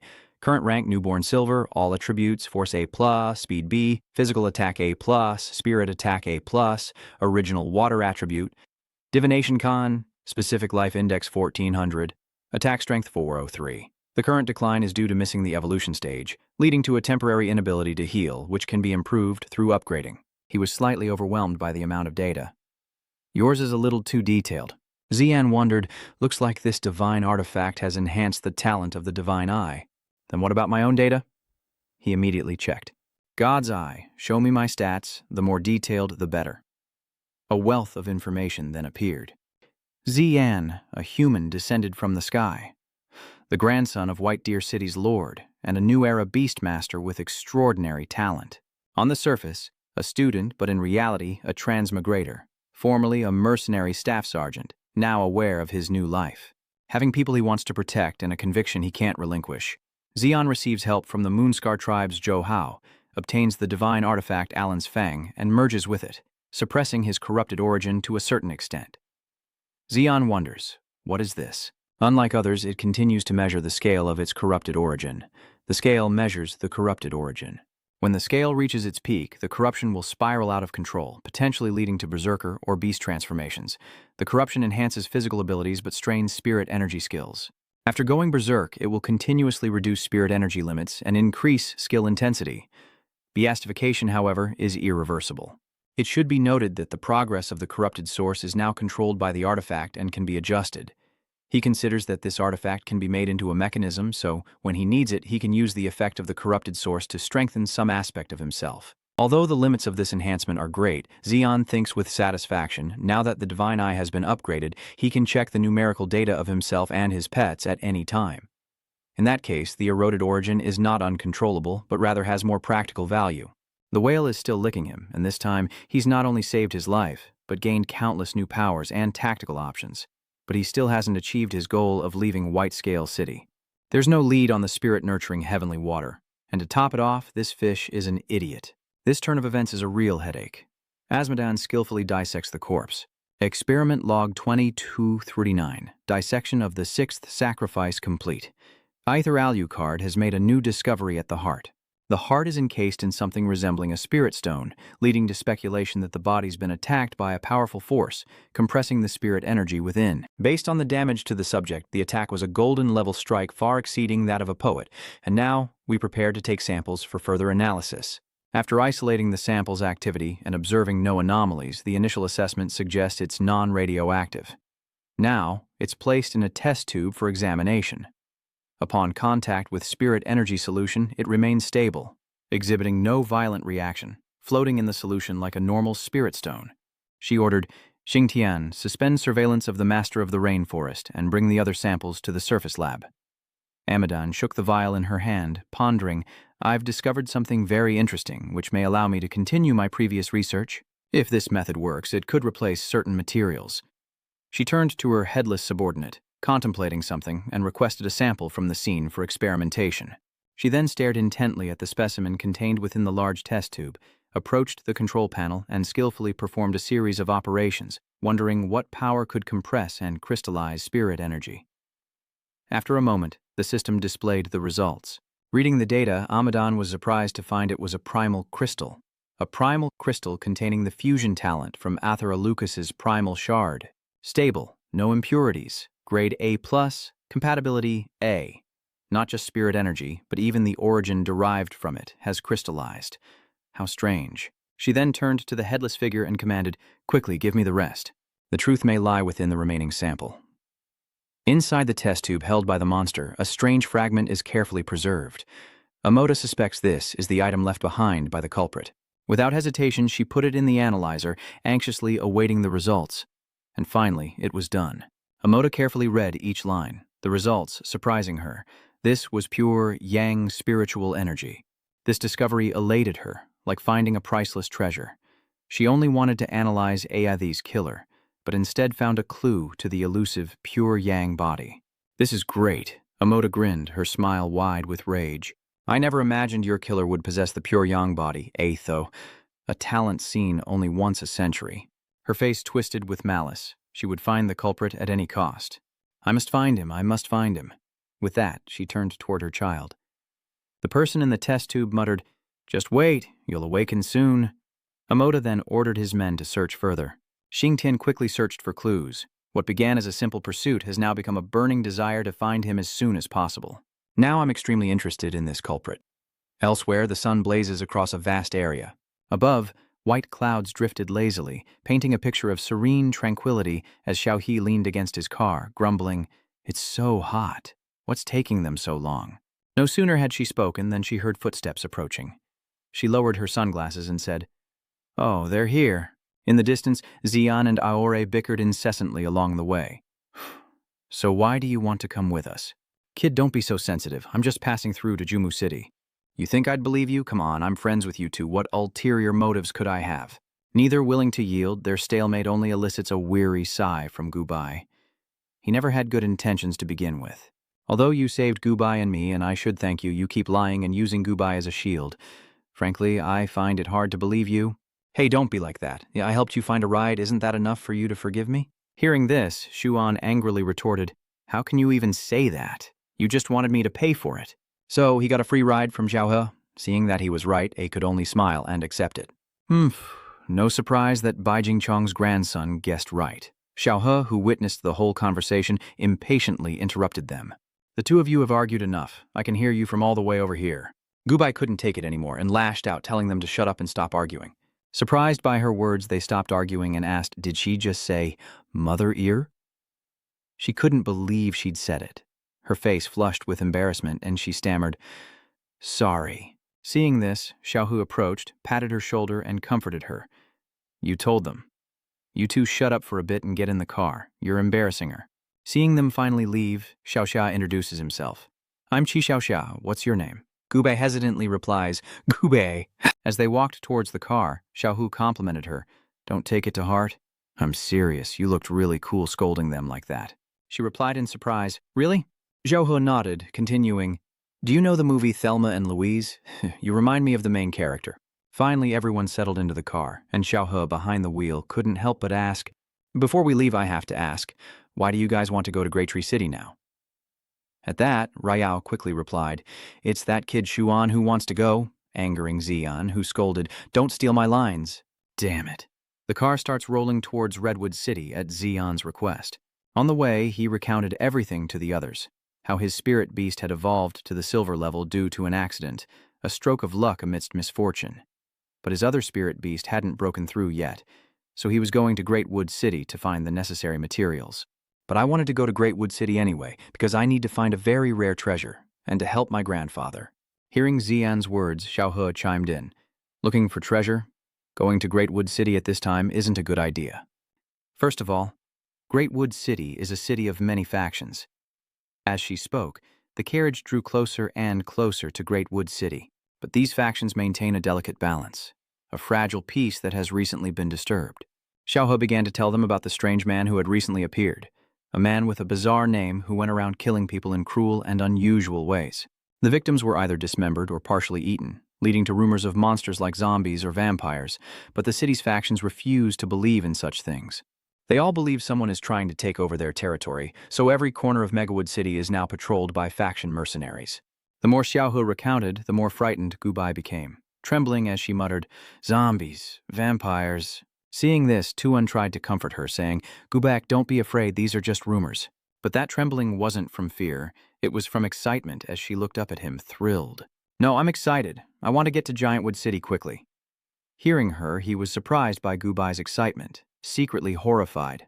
Huh, has some strange switch in Gubai been flipped? In the blink of an eye, they finally arrived.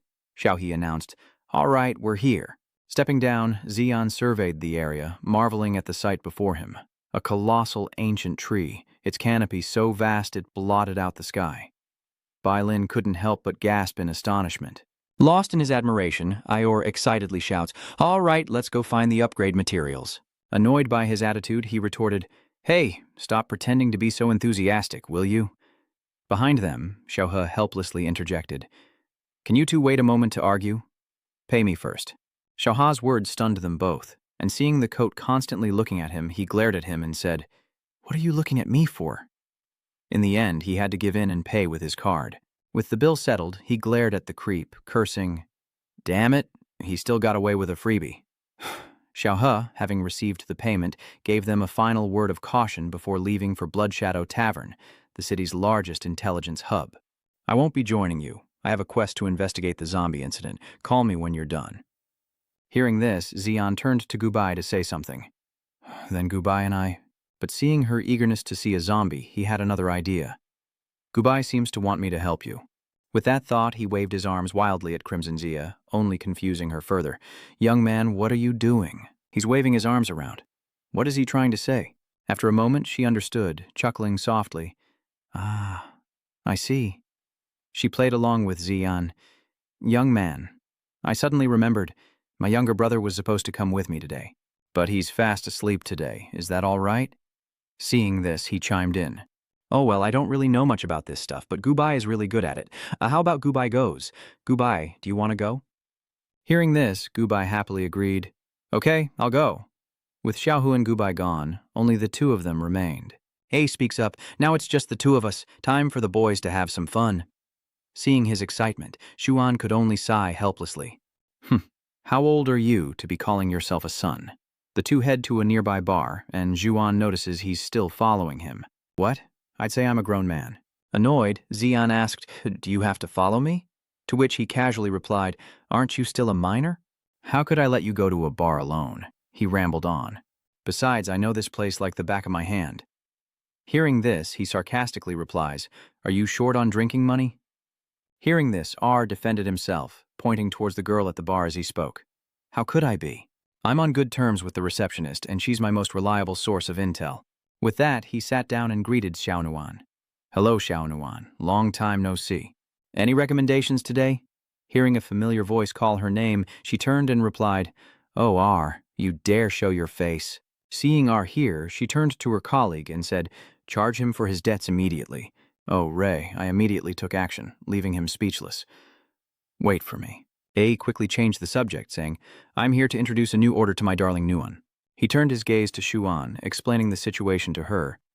"I'm here today to introduce a new order to my beloved Ms. Nuan." Hearing this, Xiaonuan quickly refused. "If it's about that, go find him yourself."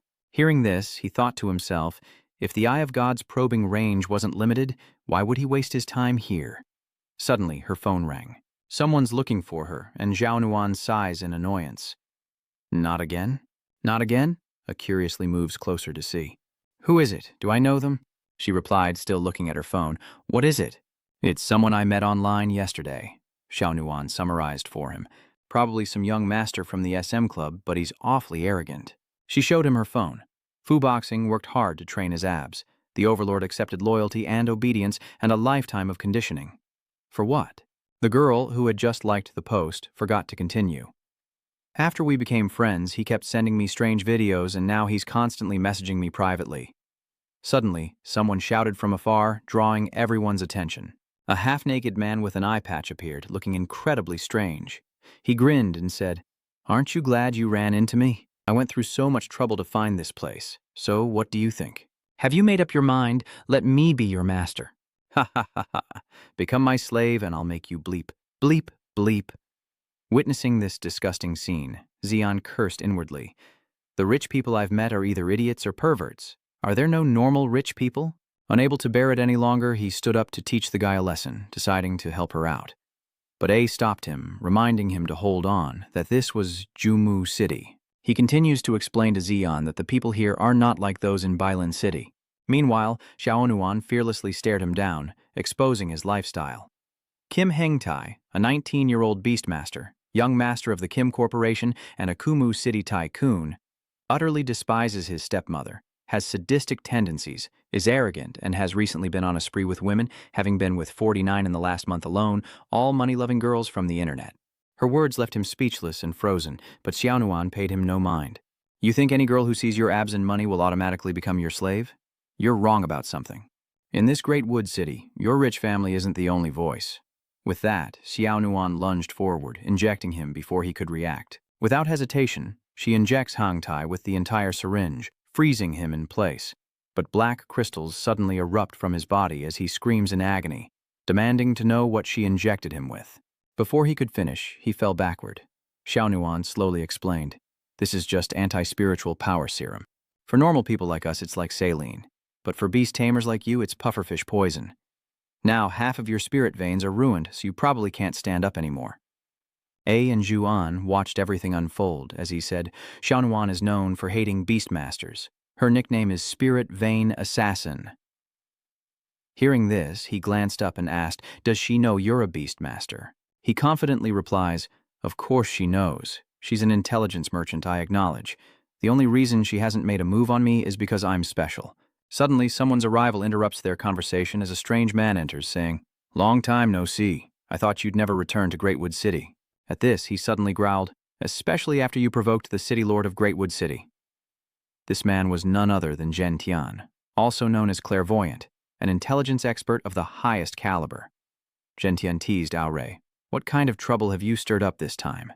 Aore immediately embraced him. "Oh, it's you, Zhen. Don't say that. I'm just here at Blood Shadow Bar for some intel, not to cause any trouble." With a cold indifference, Tran Thien replied, "I don't think you need any information." Meanwhile, Xiaonuan and her colleagues were busy dealing with the thug. Into the kitchen trash. The garbage truck will be here soon. Where should we dump this guy? Zhen Tian said, turning to Su Wan. The one who truly needs intel is that young man over there. Or rather, White City Lord's grandson, Baklan Than. He rattled off everything about him, leaving him stunned. Kai Tai could level Than Tio Forest. Their strength couldn't possibly be just at the silver level, and he was a beastmaster with extraordinary talent. "Of course I know," Zhen Tian replied calmly. "I am the boss of the Blood Shadow Bar after all." In other words, he's the boss of the 9 Provinces Federation's intelligence exchange. He finished speaking and politely invited him to sit down and talk. The greetings were pretty much over. "You're a valued guest. Why don't you sit down and we can talk this through?" The 3 of them took their seats. Zhen Tian speaks first. "Young Master Bai, it shouldn't be too difficult for someone as capable as you to find out where to obtain the materials to break off through to the silver rank, right? What you really want is some incredibly rare material, like the treasures you saw at the auction. Hey Zhu Yin, this time the tequila's without salt. Whose order is it?" Of course, it's for this young master. Seeing that he knew everything, Xian couldn't help but sigh, thinking that he even knew about the auction. It seemed his influence wasn't limited to Redwood City. Perhaps he had eyes and ears all over the 9 Provinces Federation. As he thought this, he responded, "Indeed." With that, Zhen Tian began to quote him a price. "Intelligence on materials doesn't come cheap. Which materials intel are you after?" Hearing that, he replied without hesitation, "I need spirit-nurturing celestial water. A violet-grade water-type material. And don't worry about the money." Seeing your decisive attitude, he reveals his deduction. "Is that so? From what I know, your second spirit beast is blazing fire, so you shouldn't need water-based materials. Could it be that this isn't for you, but for the gravely injured City Lord Bai?" Seeing that Chen Tian was right about everything, Xian wondered to himself in surprise. How is this possible? How does he know my grandfather is injured? Even something so secret. How could he know?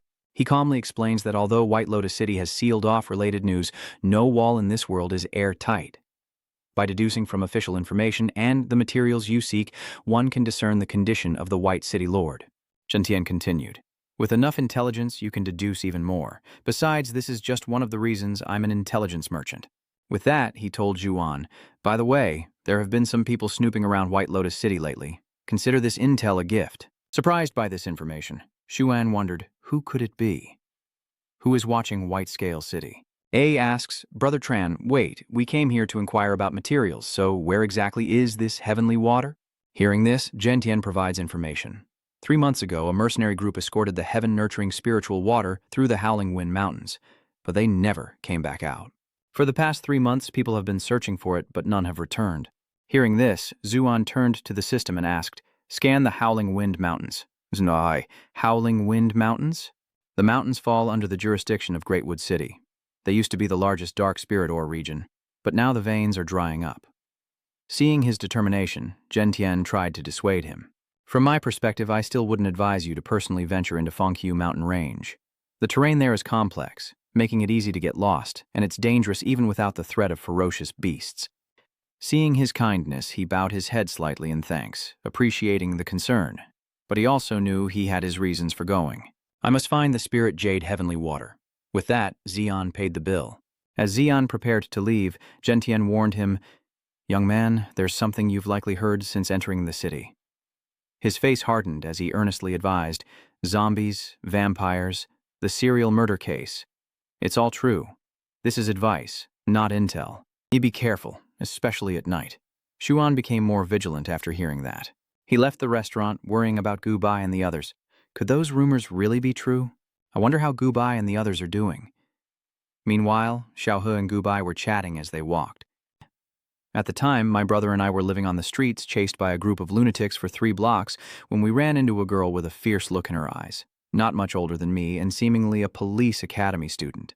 Because she was so fierce, those crazies thought we were in the same gang, and we ended up running all over, from the east to the west side of Jumu City. They entered a dark alley and Xiaohu began to reminisce. After that, we became friends. I heard he's a cop now, and a rare good one in Redwood City." Hearing this, Gu Bai realized, "So this policewoman is the one who hired you, Ms. Xiaoha." Gu Bai is surprised, not realizing the police would hire mercenaries. Xiaohe laughs, explaining that they still have a good relationship, and since they're police, there are things they can't do, so they leave it to them, like a partnership between the police and the people.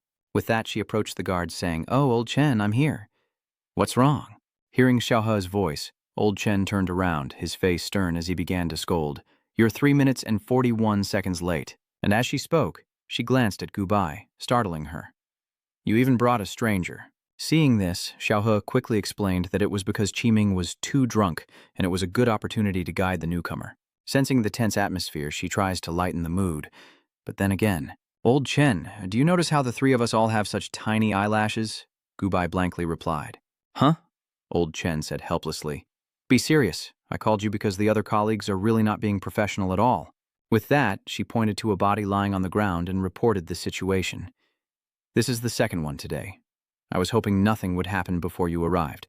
Time of death is 20 hours and 23 minutes. I could have joined the fun if I'd arrived sooner." Old Chen added, his voice laced with dissatisfaction. "But the coroner and forensics couldn't find anything that attacked the victim, though I suspect they weren't thorough in their investigation." Xiaohe comforted her. "Cut them some slack. You're the only zealous female officer in this city. The rest are just weaklings. Why bother holding it against them?" She took out her phone to photograph the body, then turned to Xiaohe saying, "I photographed the scene. I'll find someone to take the body away." Xiaohe asked, puzzled, "Take the body where?" After a long silence, Gu Bai approached the body to examine it, then suddenly spoke up. "Wait a moment." She then took a pair of tweezers from her bag. "Excuse me, Officer Chen." With that, Gu Bai reached out to collect a sample from the corpse and was surprised by what she found. "This is a human tooth." Hearing this, Old Chen asked doubtfully, "Are you sure?" Gu Bai replied with unwavering conviction, "Absolutely." She held up the tooth. Its shape was strange, riddled with cracks and a mysterious blue light. Moreover, it was severely damaged, with many fissures, unlike a living person's tooth. It also retained a spiritual energy reaction, a problem only found in those who constantly use spiritual devices. After analyzing the sample, Gu Bai concluded that the dead would not be aggressive. It seems the recent rumors are true. The culprit is a living corpse, gaunt and pale, skin stretched over bone, teeth decaying. He must also be constantly connected to a spirit energy device, a veritable Frankenstein. Meanwhile, Xian and A are searching for the artifact, and Xian eyes A suspiciously. "Are you sure this is the fastest way?" Hearing this, he stammered a reply. "I isn't supposed to be here. I might be mistaken." At that moment, a strange figure appeared behind them. He stood there, staring intently at their backs, and sensing his presence, Aor warned Xian, "Hey, look behind you!" Realizing he'd been spotted, he immediately attacked. The withered arm raised high, revealing a sharp blade, his face contorted with rage as he prepared to strike them down. A suddenly shouted, "It's a corpse spirit!" Another corpse spirit ambushed them from behind, and another after that. Both of them attacked at once, putting them in a difficult position, and the corpse spirit immediately swung its sword at Ari. He barely parries the blow, then shouts, "These corpse spirits are monsters created by the lunatics of the Sun Chaser sect, combined with the technology of you so-called Descended Ones." The other one lunged at Xion, but it was too slow, and he easily dodged it. "What are you babbling about?" he shouted at Ari. He swung his sword, beheading the undead spirit and blocking its attack, explaining that they were resurrected by using spirit stones or releasing materials with spiritual power to replace biological signals. He spoke without letting his guard down. He immediately went on the defensive, saying seriously, "Get out of here now. You're not strong enough to deal with these things yet." Hearing this, Xion frowned and retorted, "What? Are you looking down on me? When I was still bronze rank, I was already fighting monsters." I didn't argue, turning his gaze to the spirit corpse whose head he'd severed, now reattaching itself as if nothing had happened. "Even if they're beheaded, they can reattach themselves. After all, you can't kill what's already dead." Seeing the scene before him, Xion couldn't help but exclaim, "That's some crazy regeneration." A turned to him, calmly explaining and advising him to leave quickly. "Your power is impressive, but destroying them with your current skills would devastate the city. So it's better to find reinforcements, and don't underestimate the power of a diamond rank." Xian finally relents and turns to seek help, deciding to find Gubai and the others. "If you can escape, we'll meet at the bar." Now, only Aori remains with the two spirit corpses, never taking his eyes off them. He thought to himself, "Solaris, is this how the demon worship church treats the dead?" With that, A activated his power. Blue electricity crackles around him, his eyes harden, and he prepares for battle. It seems he must finally get serious. Meanwhile, Xion escapes the alley and rushes to find help. A corpse spirit suddenly appears, blocking his path. Its appearance is unlike the others, leaving Xion confused. What? There's another corpse spirit? Suddenly, the creature's forehead eye widened, activating its function and initiating a scan. Xion, still clueless, wondered what was happening. The ghoul's eye locks onto Xion, confirming the target and preparing to initiate capture mode. The third eye activates, unleashing a wave of sound that slams into Xion, sending him reeling as he covers his ears. His resistance is futile. The sound waves are too strong, and he can only succumb to the sonic assault. This time, Xion puts up more of a fight than he did against Xiaofang Huang, but as the spirit medium increases the intensity, he collapses, clutching his head in agony. Xian gritted his teeth, struggling to stay conscious, but the sound waves grew stronger, making it nearly impossible. "Damn it, I'm about to lose consciousness." Finally, he succumbed, his eyes closing as his consciousness faded. But before he lost it completely, Xion saw the figure of a girl appear before him. Time passed silently, the sun slowly disappearing behind distant mountain ranges, giving way to the cold moonlight that blanketed the land. Old Chen waited for Xiaoha and Gubai to join him. On the way, she turned to Gubai, intrigued by his earlier performance, and asked, "Little sister, where did you learn all this? You'll almost be able to keep up with us cops." Xiaohu chimed in, "That's right. I'm curious. I didn't think White Linden Academy taught Spirit Force investigation." Gubai awkwardly replied that it was just a hobby. Suddenly, a dark figure blocked their view. Xiaohe turned to Old Chen and said, "Hey, Old Chen, look up there. Is something falling?" Ignoring him, she replied, "Who throws things from the sky on a highway?" As she finished, a figure crashed onto their car, causing Xiaohe to exclaim in panic, "Damn it, it's real!"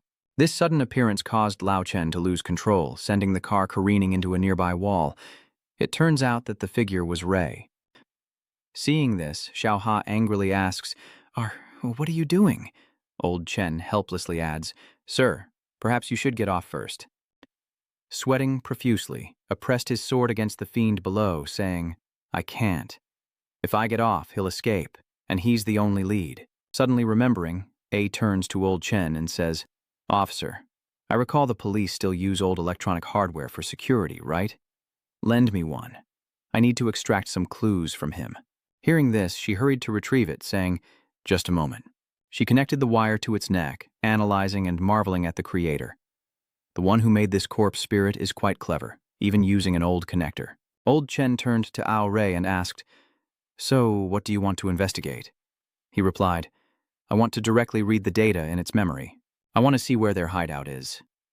Xiaohu teases Ao Rei, who is embarrassed and covering his face. "Ao Rei, what exactly are you trying to do? And wasn't that young man traveling with you? Where did he go?" Gubai's eyes lit up as he snapped photos with his phone. "So, this is a zombie?" Meanwhile, Old Chen frowned as he looked at the information on the electronic display. The address? Wait, this is Fengqiu Mountain Range, which is now a no-go zone. What exactly happened there? Ao finally regained his senses. "Zhuan has been captured." This single sentence sent shockwaves through the group. What? On the other side, a passed-out Xian is chained by her hands and suspended on a wall. Just then, the phone in his pocket suddenly vibrated, startling him awake, and Zhuan dazedly assessed his situation. "What's going on? Where am I?" His phone buzzed. It must be Gubai calling. The cuffs binding him were spirit-resistant, impossible to break with spiritual power. Xian tries to move his hands, but of course, it would happen now. After identifying its properties, he had an idea. If spiritual power can't destroy it, why not just rip it open? Xian urged the system to use the Eye of the Gods to remove the suppression of his corroded origin, receiving a warning that the operation was dangerous, but he didn't care. "Enough talk. Hurry up." As soon as he finished speaking, Xian felt his power surge, and the probability of removing the corrosion restriction increased. He forcefully ripped the handcuffs from their lock as Xian felt power surging through his body. This berserker transformation is quite useful, though a bit pricey, but the cost is acceptable. He quickly grabs his phone, eager to answer it before Gubai worries. The consequence of his enhanced strength, the screen shattered at his slightest touch. Gubai is trying to call him, but instead gets a message. "The number you're calling is currently out of service." Xiaohe, who was next to him, was startled to hear that. Did he just disappear? Xian stares at the shattered phone in his hand, his head throbbing. He's lost, and just as he realizes he's still in berserk mode, the system warns him he has 5 seconds left before losing control. He quickly activated the suppression function and then began to survey his surroundings. It seems this place used to be a quarry or a mine. If it's a mine, he suddenly considers a possibility. It could be a spirit stone mine. Zixuan reached out, sensing the lingering spiritual energy, and realized that if he used his own power to blast open the veins, he might find an exit. Suddenly, the wall in front of him trembled and began to crack. What's going on? A powerful energy source caused it to explode, shooting straight towards him. Xian coughs, choked by the dust. Cough, cough. What happened? I haven't even activated my spirit energy yet. The person who just arrived in front of him said, "Why does this star look so familiar?" "Oh, isn't this the young master of the Bai family? Long time no see." "Long time no see?" Xia was surprised to see her. "Ren Yi, what are you doing here?" She pointed at him, displeased. He asked, "Aren't you happy to see me?" Xian was intimidated by her aggressiveness. "Yes, I am." Ren Yi drops her playful demeanor, looking behind her. "We have another guest arriving." Unbeknownst to them, several corpse spirits were already standing there, but Ren Yi was unfazed, snapping her fingers with excitement.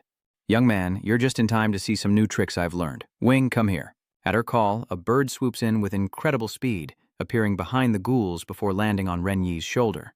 "Let this kid see our true power." She clasped her hands together. "Come on up." The fire spirit rose to attack the undead spirits.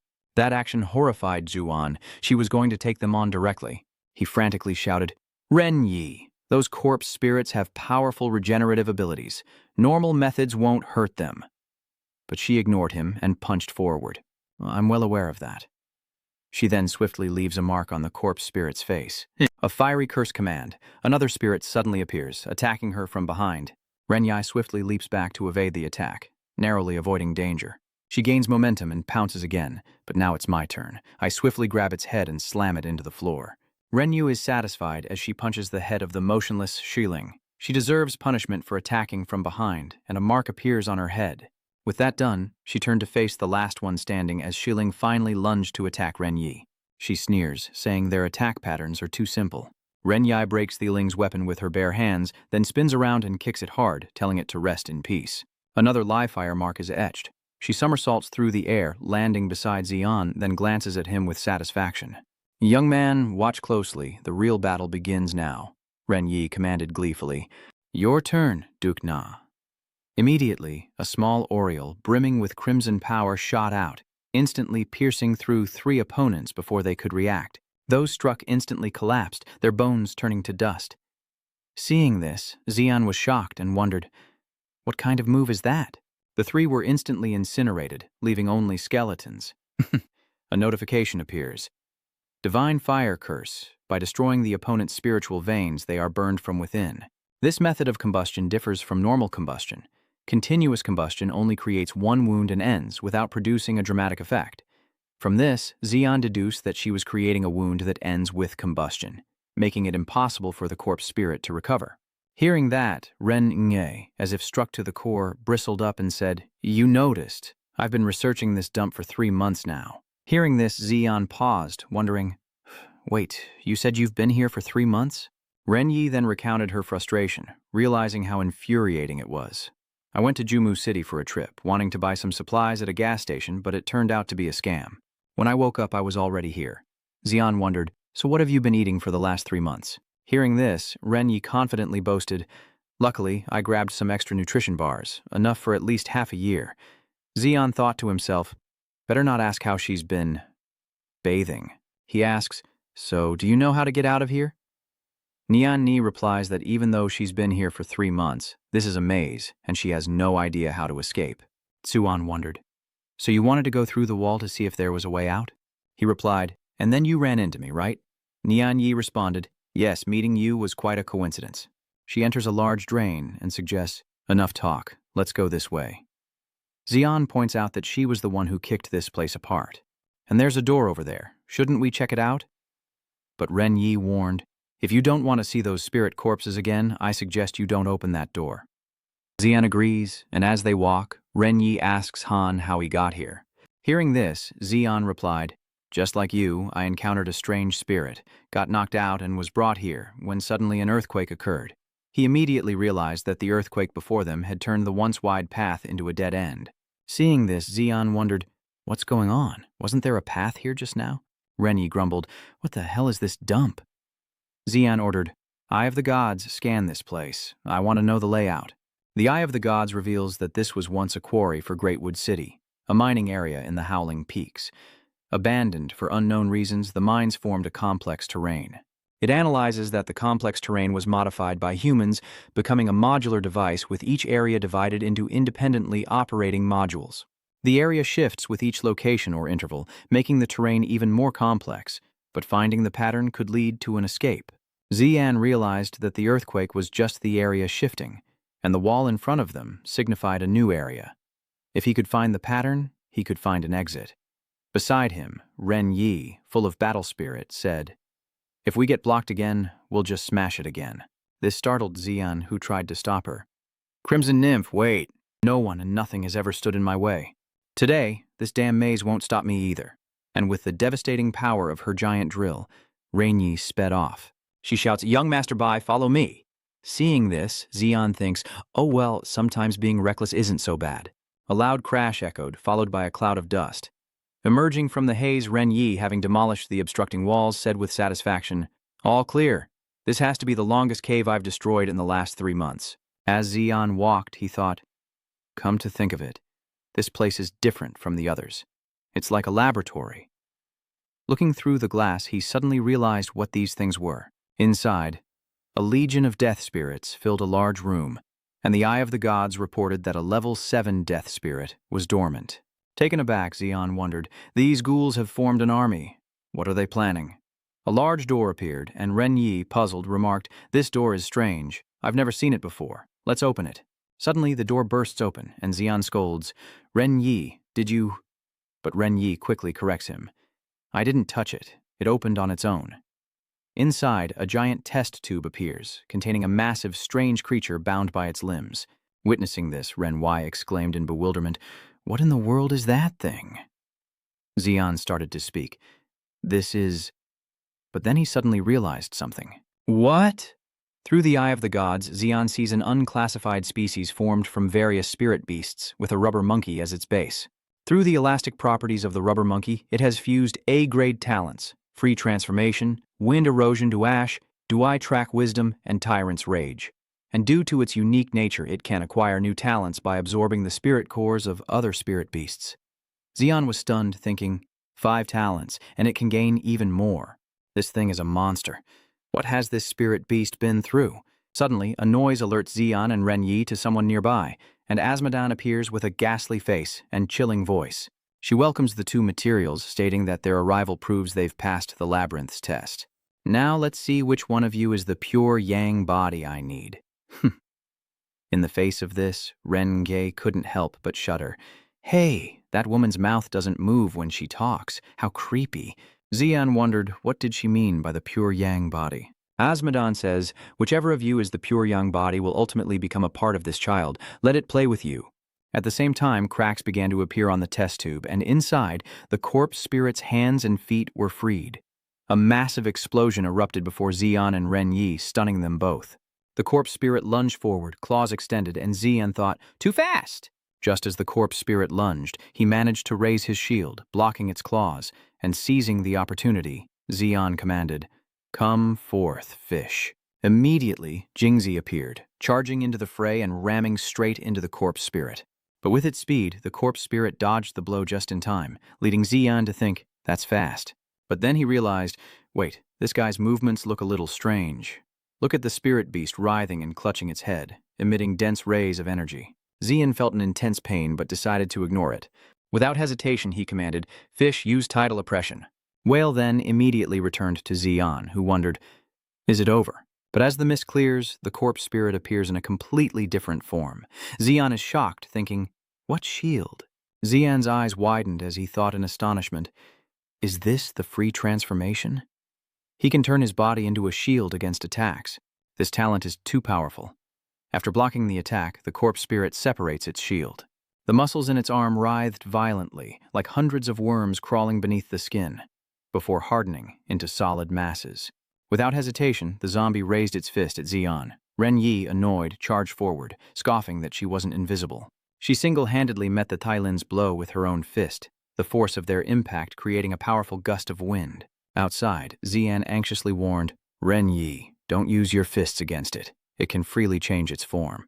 At that moment, the tendrils of the corpse spirit began to move, wrapping around Ren Yi's arm.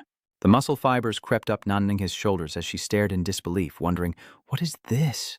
In an instant, she was completely wrapped in muscle fibers, and Ren Yi cried out in panic, ugh, disgusting! Let me go! Seeing this, Zia quickly ordered Jingzi, use Moonlit Pillar Reversal.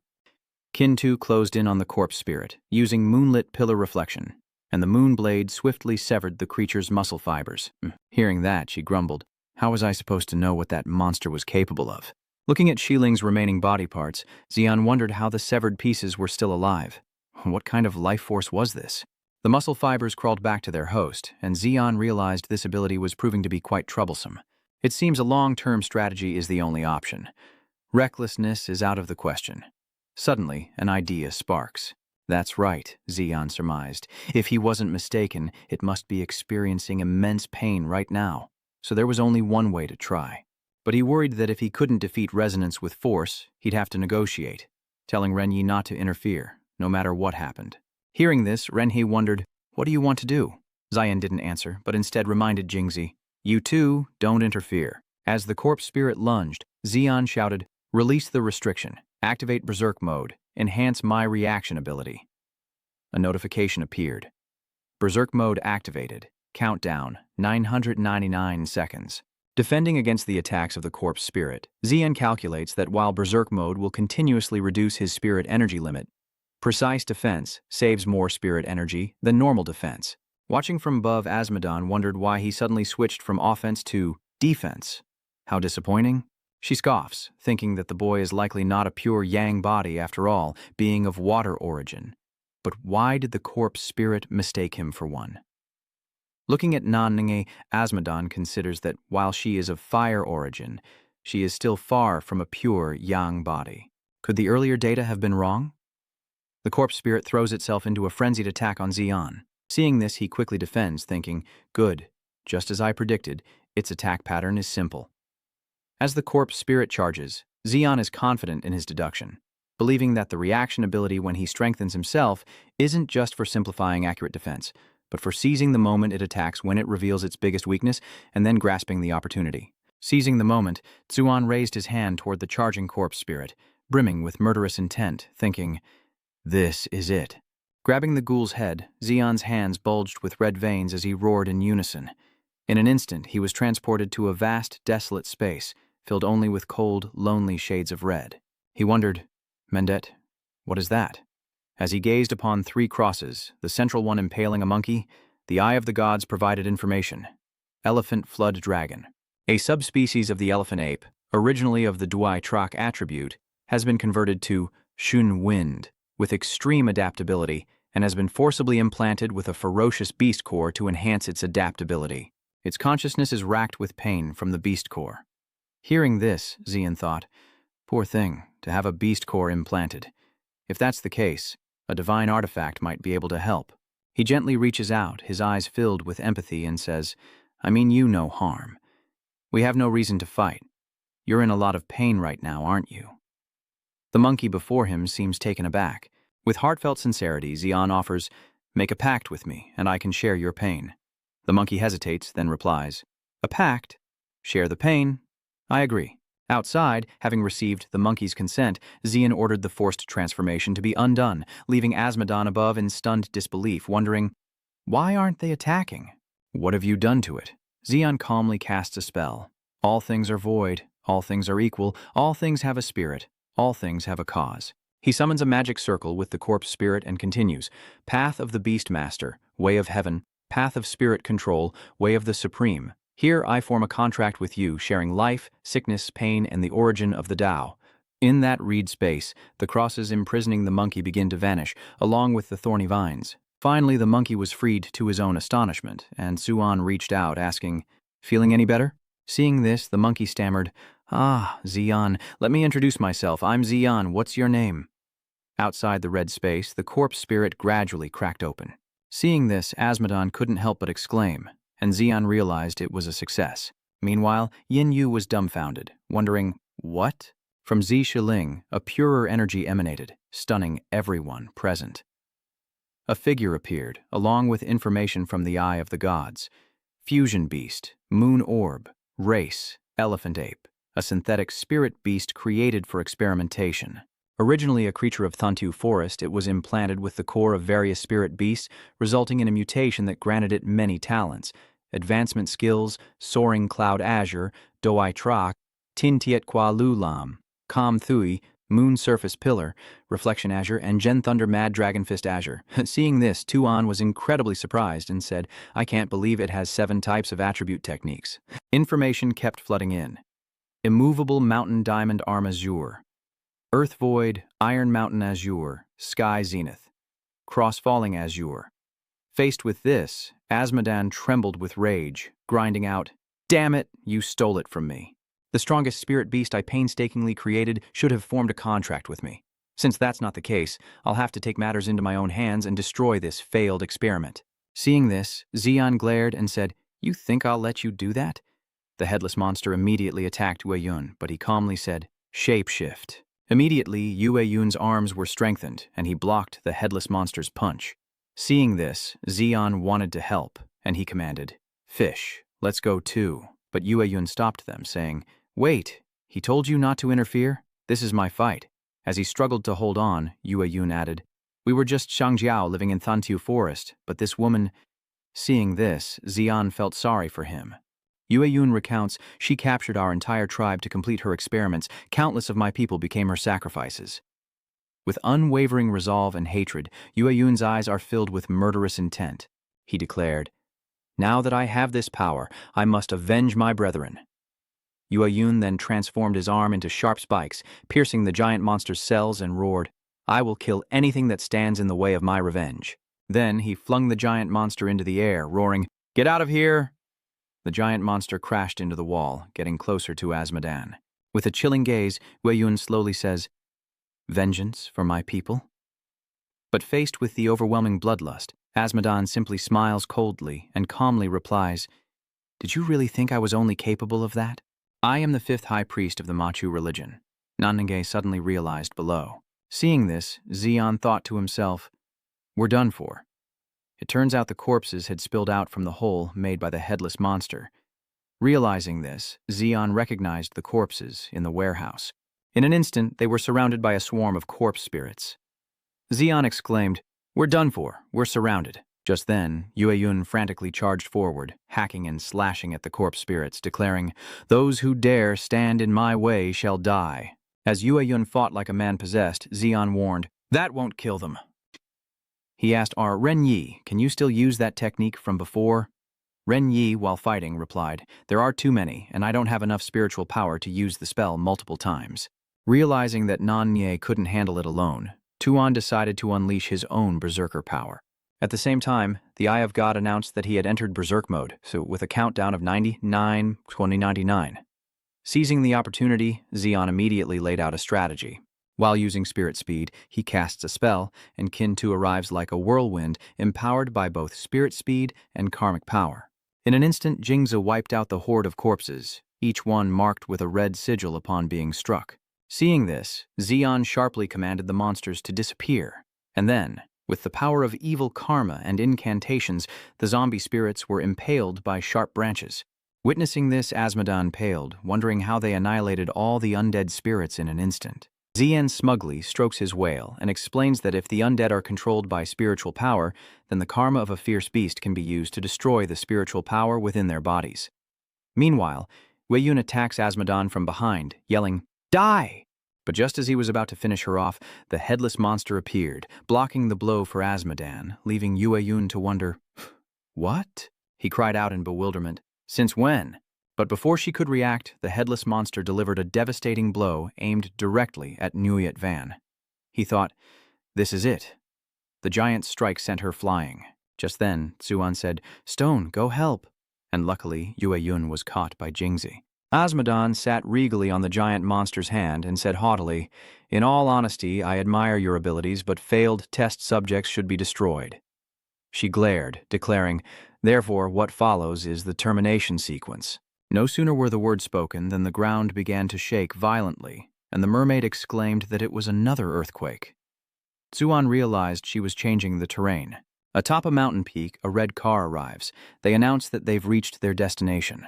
But then, Xiaohe, Gubai, and Ao Lei were all stunned. "Wait, what's going on?" Seeing the devastation before them, the group couldn't help but exclaim, "It's ruined." Meanwhile, Xian uses her power to remove the pipeline cover, and they quickly move down. Looking around, he thinks to himself, it seems she teleported the model outside. Seeing the car with its lights on in the distance, Xian wondered, "What's going on?" The car immediately moved closer. Getting out of the car, Gubai tearfully rushes towards Xian, who can't hide her surprise at seeing her. He thought to himself, "Huh?" Gubai hugged him tightly and said, "It's so good. You're alive. I thought you made Xian blush." He stammered, "Well, Gubai, you're hugging me so tight I can barely breathe." It was only then that Gubai realized and exclaimed reflexively, "Are you all right?" Ozzy asked tentatively. "I'm fine," Gubai stammered. Rage filling his voice, Ren Yi interjected, "I knew it. It's that old hag from the outer tribe. That's why my right eye kept twitching." Xiaohu chimed in, "Oh man, I didn't check the calendar today. Why did we have to run into this little brat from the clan? How utterly boring." But A interrupts the four, worried, "Sorry to interrupt, but whatever conflict you have, we're in big trouble now." He said, "The corpses beneath the earth have risen, and before them is an army of the undead. There's no mistaking it. Those are ghouls." The group stood motionless, eyes glued to the scene before them, no one daring to breathe. Xian spoke up. "This really is a zombie legion." He considered the situation in his head, asking, "Ring of the Gods, is my current spiritual power enough to eliminate these undead?" The system displays a message. Xian's current spirit energy is insufficient to eliminate the 27,591 undead spirits. It highlights a particularly gruesome one with glowing blue eyes, but these spirits lack regenerative abilities, and ordinary physical attacks can incapacitate them. Old Duan gripped his large gun from above, shouting, "The delivery's here!" He fired continuously at the zombies, blasting them to pieces, as Xiaoheng looked up, a sinister smile on his face, and said into the phone, "You guys are late with the delivery. I'm giving you 1 star. From the other end, Qiming replied teasingly, "Don't be like that." He was sitting in the helicopter with the Windwolf, aiming down below. Looking down with a grin, he said, "And for delivery, we offer after-sales service, including vehicle roasting. How about that 5-star review now?" The helicopter hovered above Xuan's group, deploying a ladder. Xiaohe, annoyed, shouted, "Hey, I only asked for a lift. What about my car?" Suddenly, an eerie voice echoes as Asmodon grins menacingly. "Looks like there's more trash to dispose of." Xingtian begins his cleanup as a pair of terrifying glowing blue eyes and a massive blue arm emerge from thin air, reaching for the helicopter. Seeing this, Ximing was shocked and shouted, "Crush it! Get out of the way!" Hearing this, the pilot quickly dodged the giant blue hand. However, the helicopter's tail was struck and smoke billowed out. Xiaohe thought to himself, "We're done for," as Ximing looked over, a look of panic on her face. "What's this?" Asmodon appeared, perched on her pet's shoulder, sneering, "Now I'll show you the true power of Xingtian and then command the demon. Let the punishment of Xingtian begin." Xingtian appears as a headless beast, eyes and mouth on its stomach. The system displays its information. Xingtian. Race, human, intelligent species, sharing a name with the legendary monster. A spirit beast, refined by the dead, and virtually unkillable. An unkillable monster that was already dead. Xian stared at Xingtian, a slight smirk forming on his face. Another giant enemy. You guys really have a thing for big stuff. Just then, Laoduan and the others emerged from the wrecked helicopter, weapons in hand, approaching Xian. Qiming taunted, "Next time, don't let Xujing fly, he's too short to see clearly," to which Xujing retorted, "What? Are you blaming me for not dodging? If I didn't know how to dodge, the 5 of us would have been long gone." Xian said sternly to Xiaojia, "Xiaojia, go check on them. I'll handle things here. Dealing with big guys is something I have experience with." Suddenly, a hand patted his shoulder from behind, and a voice said, "Hold on, so it's Oren." With a serious expression, he advised, "You can't handle this alone. Don't be overconfident, kid." "It's a rare sight," Oren continued. "Until now, the strongest opponents you've faced were only at the gold level. But diamond-level opponents are not to be trifled with. Moreover, it's Asmodan, one of Celine Asmodon's siblings, the Asmodan siblings. Her brother was the strongest warrior of the Sunchaser sect, and her sister, its most brilliant mind. After his death, she used forbidden magic to transform him into what you see now. Xingtian." No sooner were the words spoken than Xingtian attacked with a massive hand. He cried out, "Are you serious right now?" Ao pulls at his cloak with one hand and summons, "Divine Shield, come forth!" A green shield appears, blocking the monster's attack, but it relentlessly tries to break through, creating a cloud of smoke.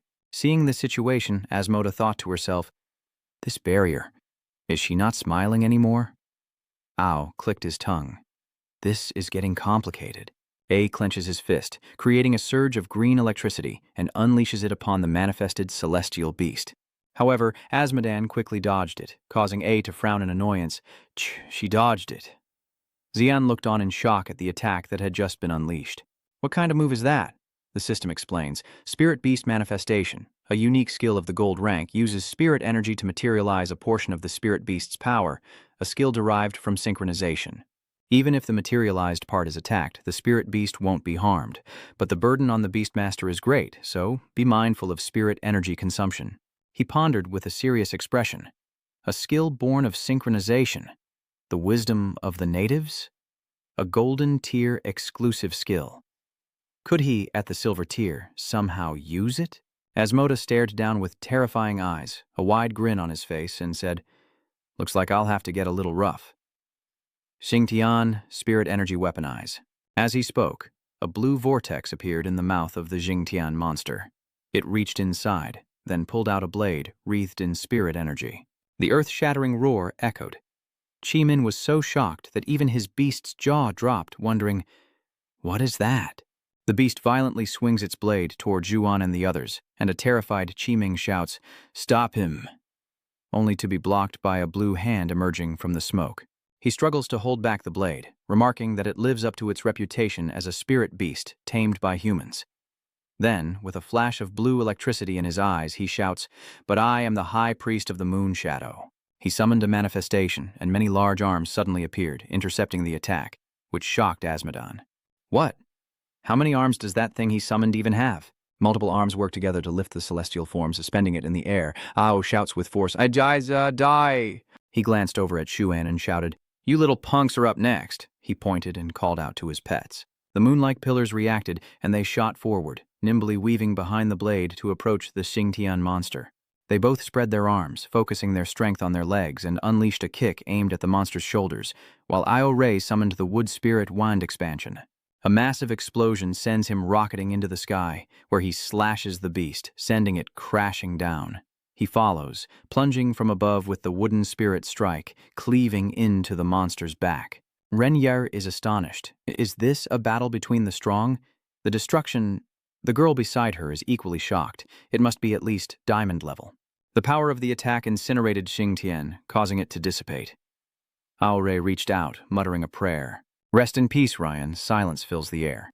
Looking at the ruins of the battle, Xian wondered if it was truly over. As the dust settled, Azmodan walked heavily, eyes downcast, his face a mixture of helplessness and weariness. She gritted her teeth. Damn it! Is Mercury in retrograde today? Why am I running into them? A blade flashes across her throat, stopping her cold as A stands tall and declares, Enough sailing, stand down. His eyes locked onto her with unwavering resolve. I don't want to harm our people, and neither should you. Azmodan lowered his head, his hair falling over his face, and laughed derisively. Ha! His people. Tears welling, she glared at him with hatred, screaming, You didn't say that when you beheaded my brother, you traitor! Then she unleashed a force that pushed him back, forcing him to block her attack with his sword. With resentment in her eyes, she gritted her teeth and shouted, You betrayed our people the moment you joined the Moonshadow sect. Behind Azmodan, a monstrous celestial figure gradually emerged from the void as she firmly declared, Brother, I won't fail again. From watches in shock, wondering, How is she alive again? What's going on, Eye of God? Azmodan grins wickedly. Let the second round begin.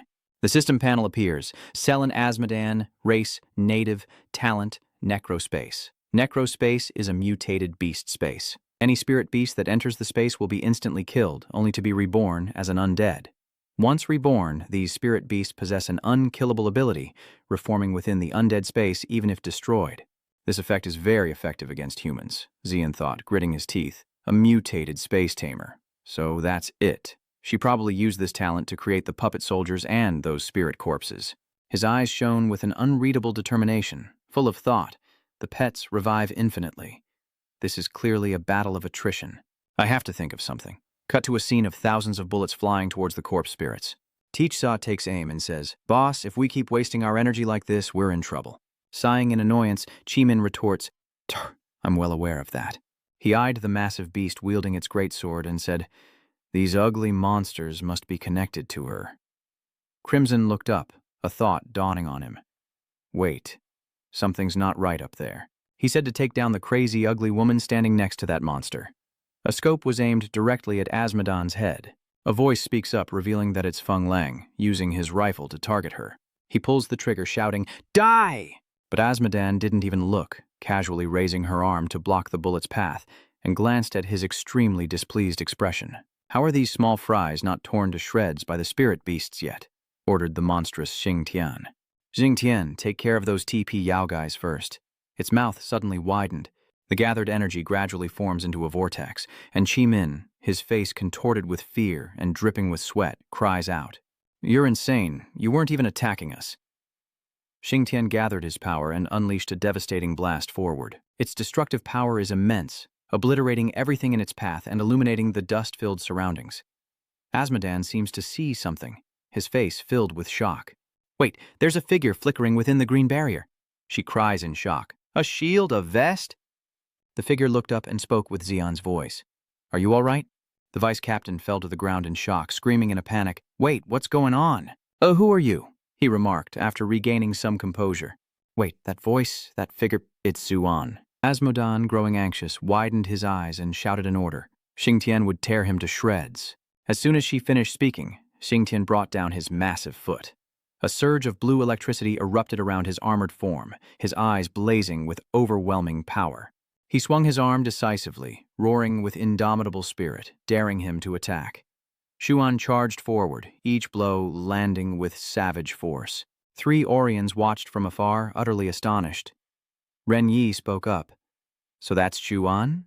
The girl added, How did he get here in the blink of an eye? His speed is incredible. He looks up, scrutinizing. It was only a moment, but I'm certain that kid and that fish merged. Their combined form must be the source of that super speed. Xuan approached, thinking that if Xingtian couldn't be killed, he'd defeat this woman first, then focus his power into his arm and strike. Unafraid, she smirked and cried out, "Manifest!" It seems Azmodan is starting to resonate with Xingtian as well. He's surprised. "What?" she exclaimed. "Unbelievable. I, too, will wield this golden power one day." 6 arms emerge, seizing his limbs. He struggles, cursing his immobility. She stands before Xian, sizing him up with a critical eye. This is quite a surprise. Soul-merging talent? She strokes his face. But I suspect there's more to your abilities than just that, isn't there? In the end, this talent is useless. It seems you're not trash after all. I'll have to study you properly. With a contemptuous tone, Azmodan conjures a blade, saying, "I'll just kill you here and dissect your body to find out the reason."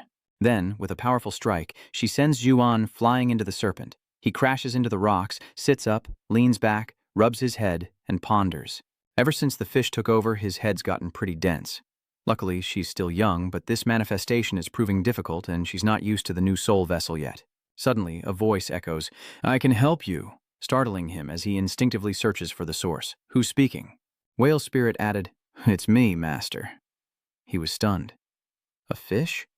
Haven't you gotten dumber? It explains, "It's a soul possession that allows me to temporarily regain my will." He's relieved. That's great.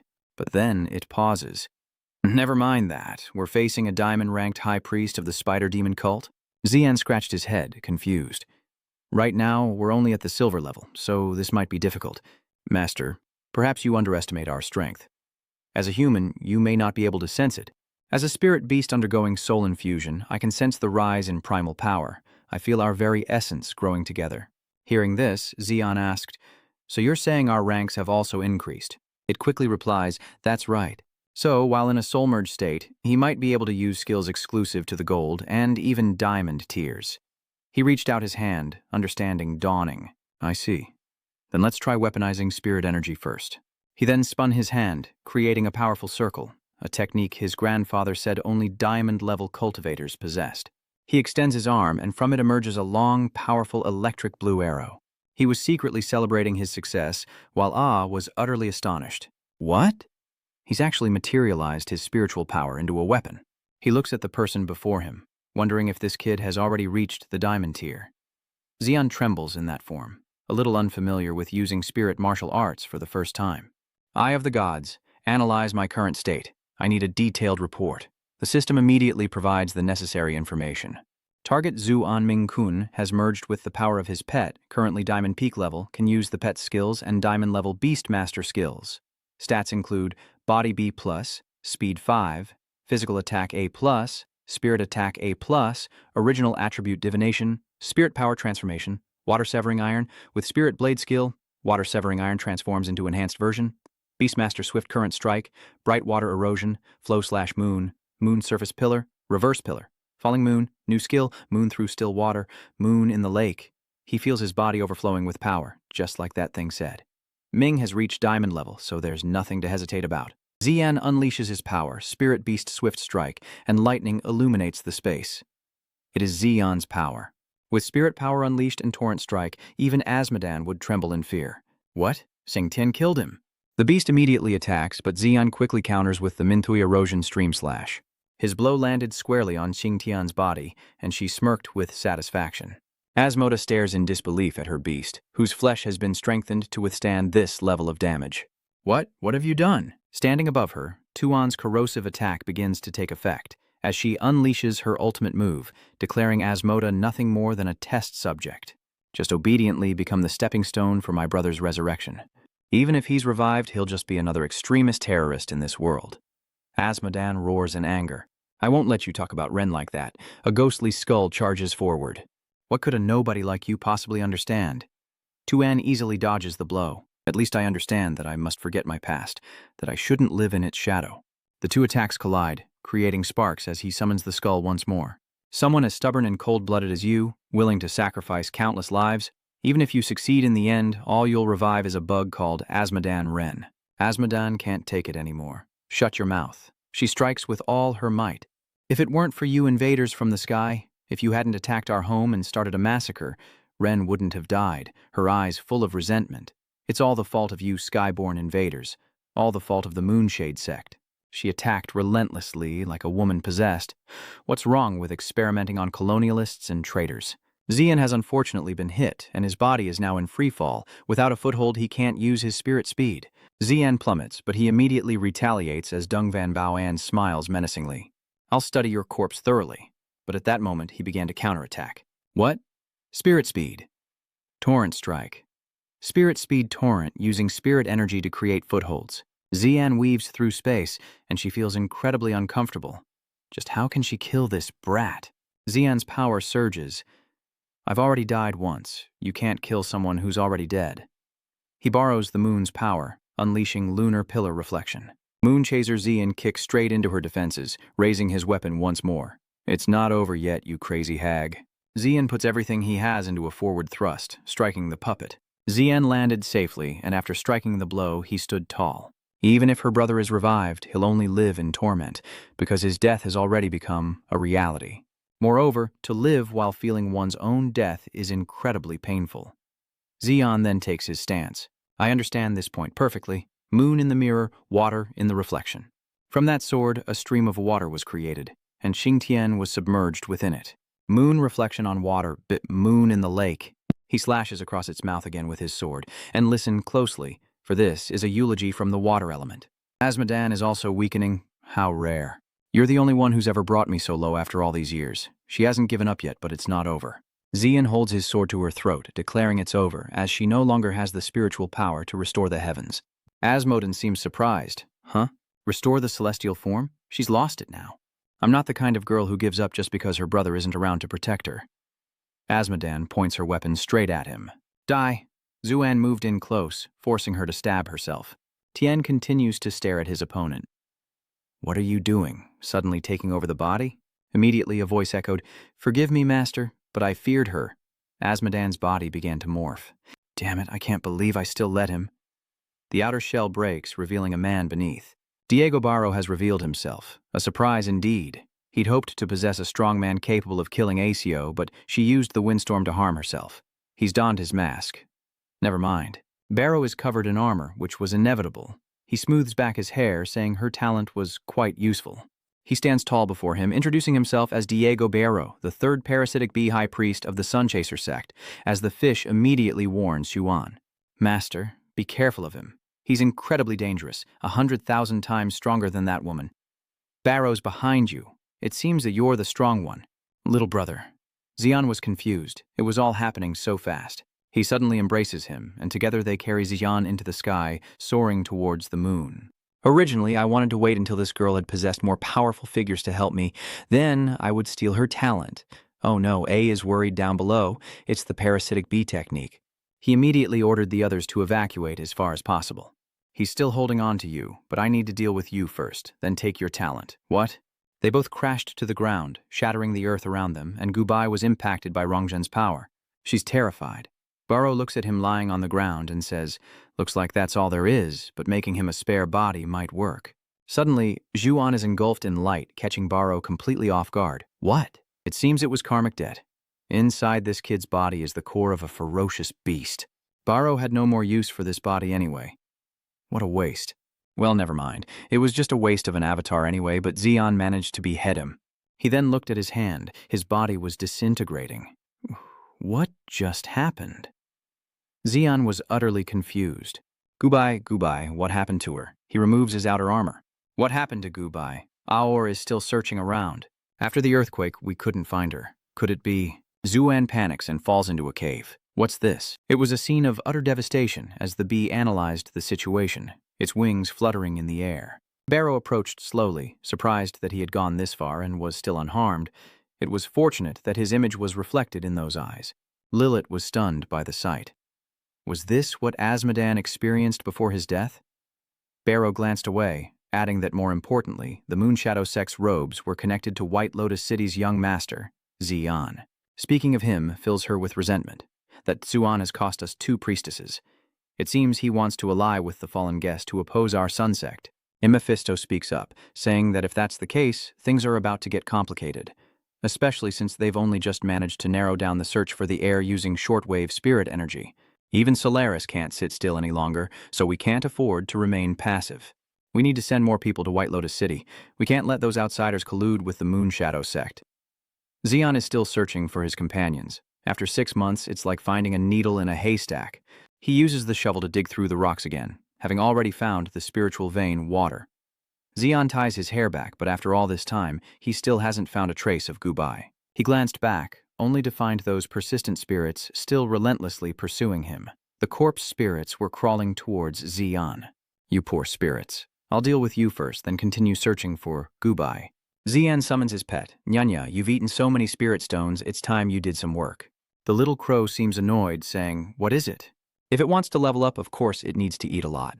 Nha Na, a fire-type sunwheel bird, mid-level silver realm with a 55-point blazing sun fire talent, a fire spirit body, damaged initial origin, and skills like sunwheel ray, scorching sunburst, and blazing sunfire. It immediately unleashed countless flames, incinerating the undead spirits with its solar flare. Nana had completed its mission. Xian, I truly don't understand human emotions. It glanced at him meaningfully, but it's been half a year and you're still so hung up on it. That's not like you at all.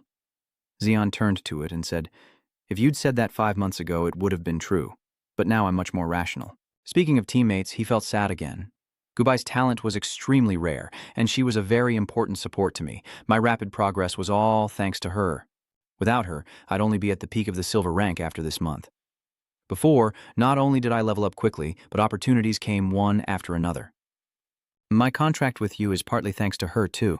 All right, then I wish you luck in finding that tool of a young lady soon, and then find me some more spirit stones. Xion was still very upset. A tool? She's not that.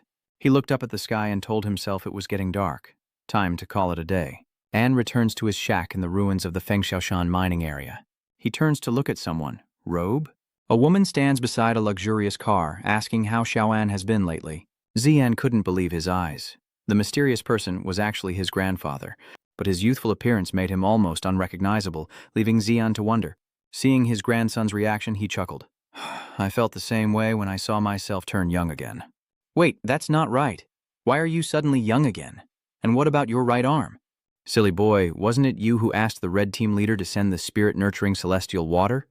Kyungsung patiently explained to his grandson. And this right arm is thanks to the azure fruit. He continued to explain his transformation to Xian.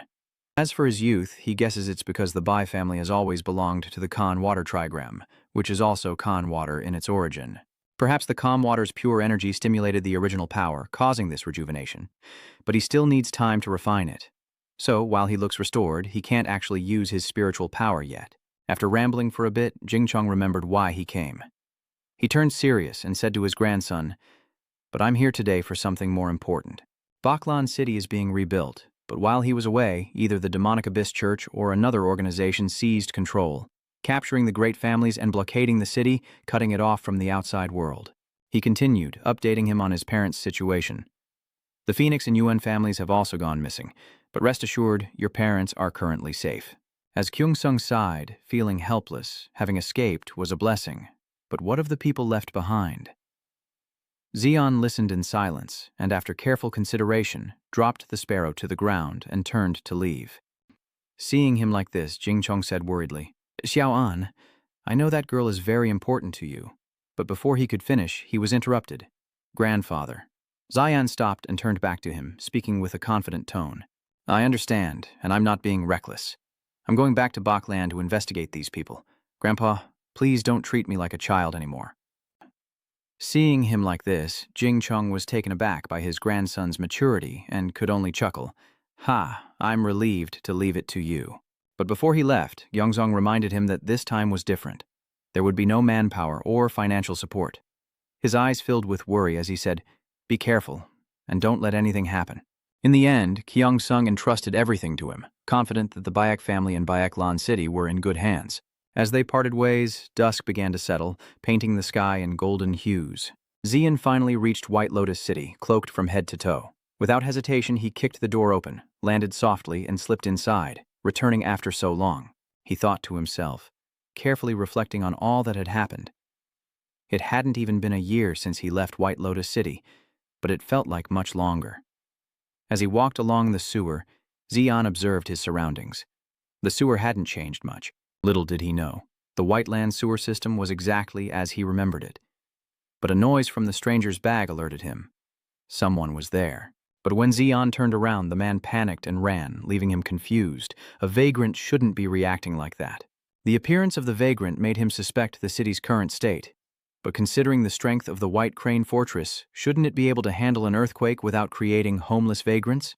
As he climbed, Zuan surmised that the occupiers of White Lotus City must have done something. He opened the manhole cover, observing his surroundings, feeling a sense of unfamiliarity. Is this the city center? Xian quickly climbed up and stared at the massive city before him, unable to believe that White Lily City had become like this. He starts walking, eyes darting around, silently assessing the situation. It's become a completely foreign city, and there are far too few people on the streets. Suddenly, a wanted poster catches his eye. Wait, this is a wanted poster. Xian picked it up and examined the person in the picture, frowning as he read, "This person resembles me. And the reason for the warrant, wanted.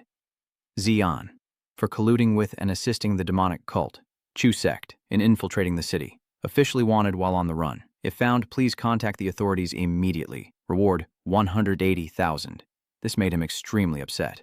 He cries out, "Why me? They dare accuse me of colluding with terrorists." Suddenly, Xian remembers the homeless man's reaction and realizes he's been recognized by the underground boss, who's probably already called the cops.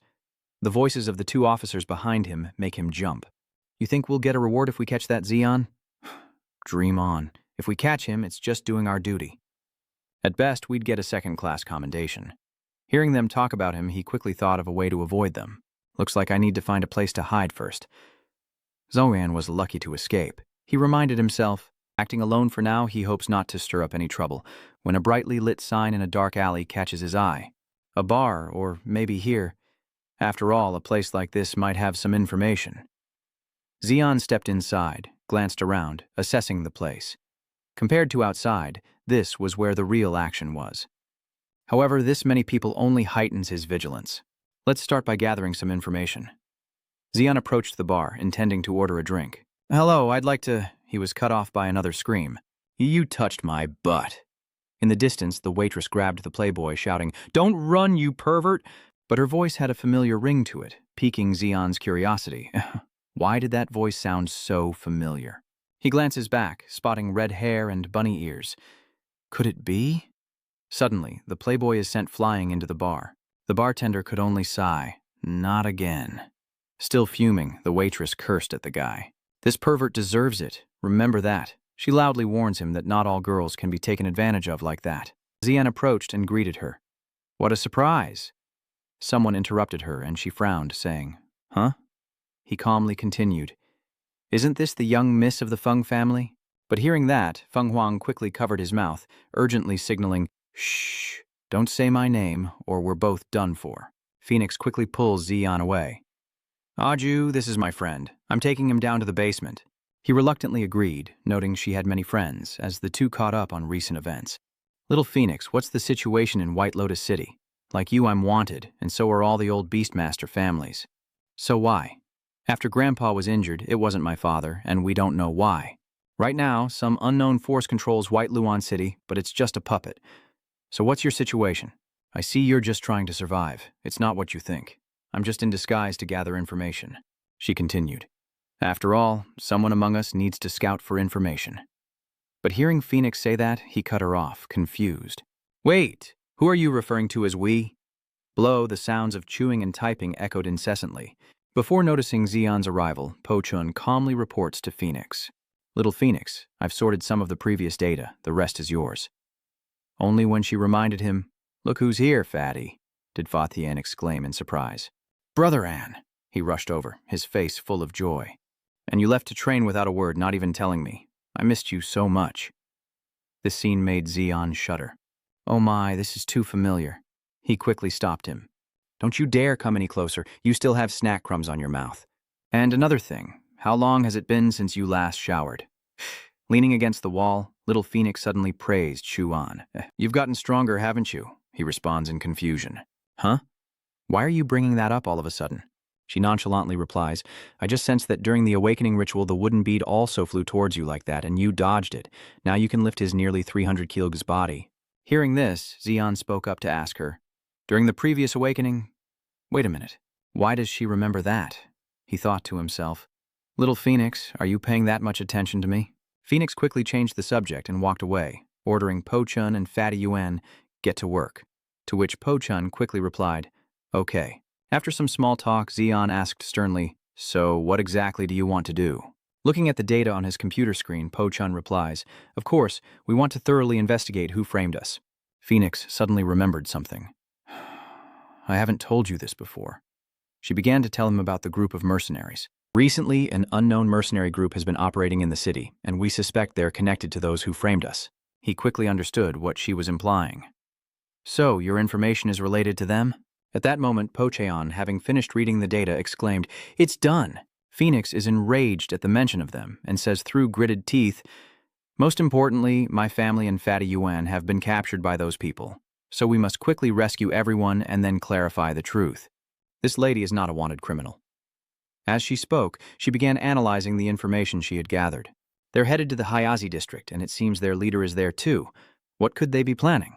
It seems they want to meet someone. This is our chance to meet their leader. Suddenly, Po Cheon notices something strange, exclaiming, wait, there's a document here. It seems to be about the person they want to meet. The computer displays an image of a girl with red hair and a long scar on her face, looking incredibly unique. But there's no information about her. Phoenix lamented. Just a picture? Breaking Heaven quickly explained, our equipment is too old to fully decode everything. Hearing that, she had no choice but to leave, at least now knowing what the target looked like. Then Xian, who had been silent, suddenly spoke up. I have a proposal. Let me go meet that commanding officer. Phoenix teased, what, are you trying to join the club? He shrugged, replying casually, of course. As the City Lord's true nephew, I'll participate in your operations. And as for me, if you keep your promise, all previous debts between us will be cleared. Xian glanced at her bunny suit, making Phoenix blush furiously. Hey, I'm not letting her talk anymore, he says, quickly turning away. I'm off then. Phoenix, blushing furiously, yells after him, Xian, you jerk! In Ha-Track district, at a deserted construction site devoid of life, Xian surveys his surroundings, thinking this is the place.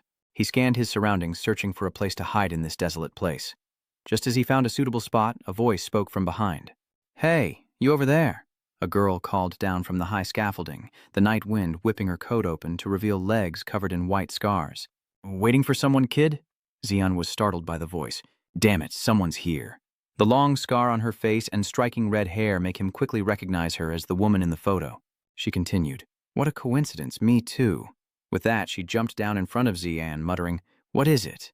I'm a stranger in this strange land. You still don't know who this girl is, constantly wary of this woman's origins? She stares at Xian, speculating, judging by your appearance, you must be from the lower realm. How about we have a little chat? Sensing danger, he activates his defenses, pondering her words. What's this? Is it because my actions seem suspicious? Seeing Xian so agitated, she quickly tried to soothe him. Oh, so easily provoked? Young man, I think you misunderstand. I meant nothing by it. But suddenly she challenges him. If he's a beastmaster, does he want to fight? Hearing this, he wondered if this woman was a martial artist. And at that moment, the system revealed her identity. Scarlet Flame is at the initial diamond level. Seeing this, Xian refuses Yan Yan's challenge. He thinks to himself, I don't want this noble person from the upper realm and lowly me from the lower realm. Isn't that just bullying? She's clearly a diamond level. Yan Yan nodded in agreement, but was still unwilling. All right, how about we do this instead? She then proposes another idea. What if we temporarily lower our ranks? That should do it, right? The system displays the information just as Yan Yan said. Yan Yan. Battle Talent, S. Scarlet Spear, S. Realm. Low Tier Silver, temporarily reduced. Beast Companion. Night Howling Demonic Flame Crow, Low Tier Gold. Dao Manifestation, Roaring Tiger. Peak Gold, sealed at Bronze Tier. Lava Spirit, High Tier Bronze. Seeing this, Shuan stated his conditions. If he won, she would have to grant him 3 requests. He secretly wondered if dropping to the silver rank would get him any information from her. But before he could state his conditions, Yan Yan closed in. She urged him to hurry up, and Xian panicked, saying, Hey, I haven't said what my conditions are yet. She charged in like a whirlwind, saying, "Defeat me first, then talk," and launched a kick straight at his face. It all happened so fast, but his fighting instincts allowed Xian to dodge in time. He thought to himself that she was too fast. Yan gave him no time to react and continued her assault. She launched a devastating kick from above, aimed straight at Xian's head, the speed catching him off guard. But he managed to block it just in time, though the force sent him flying.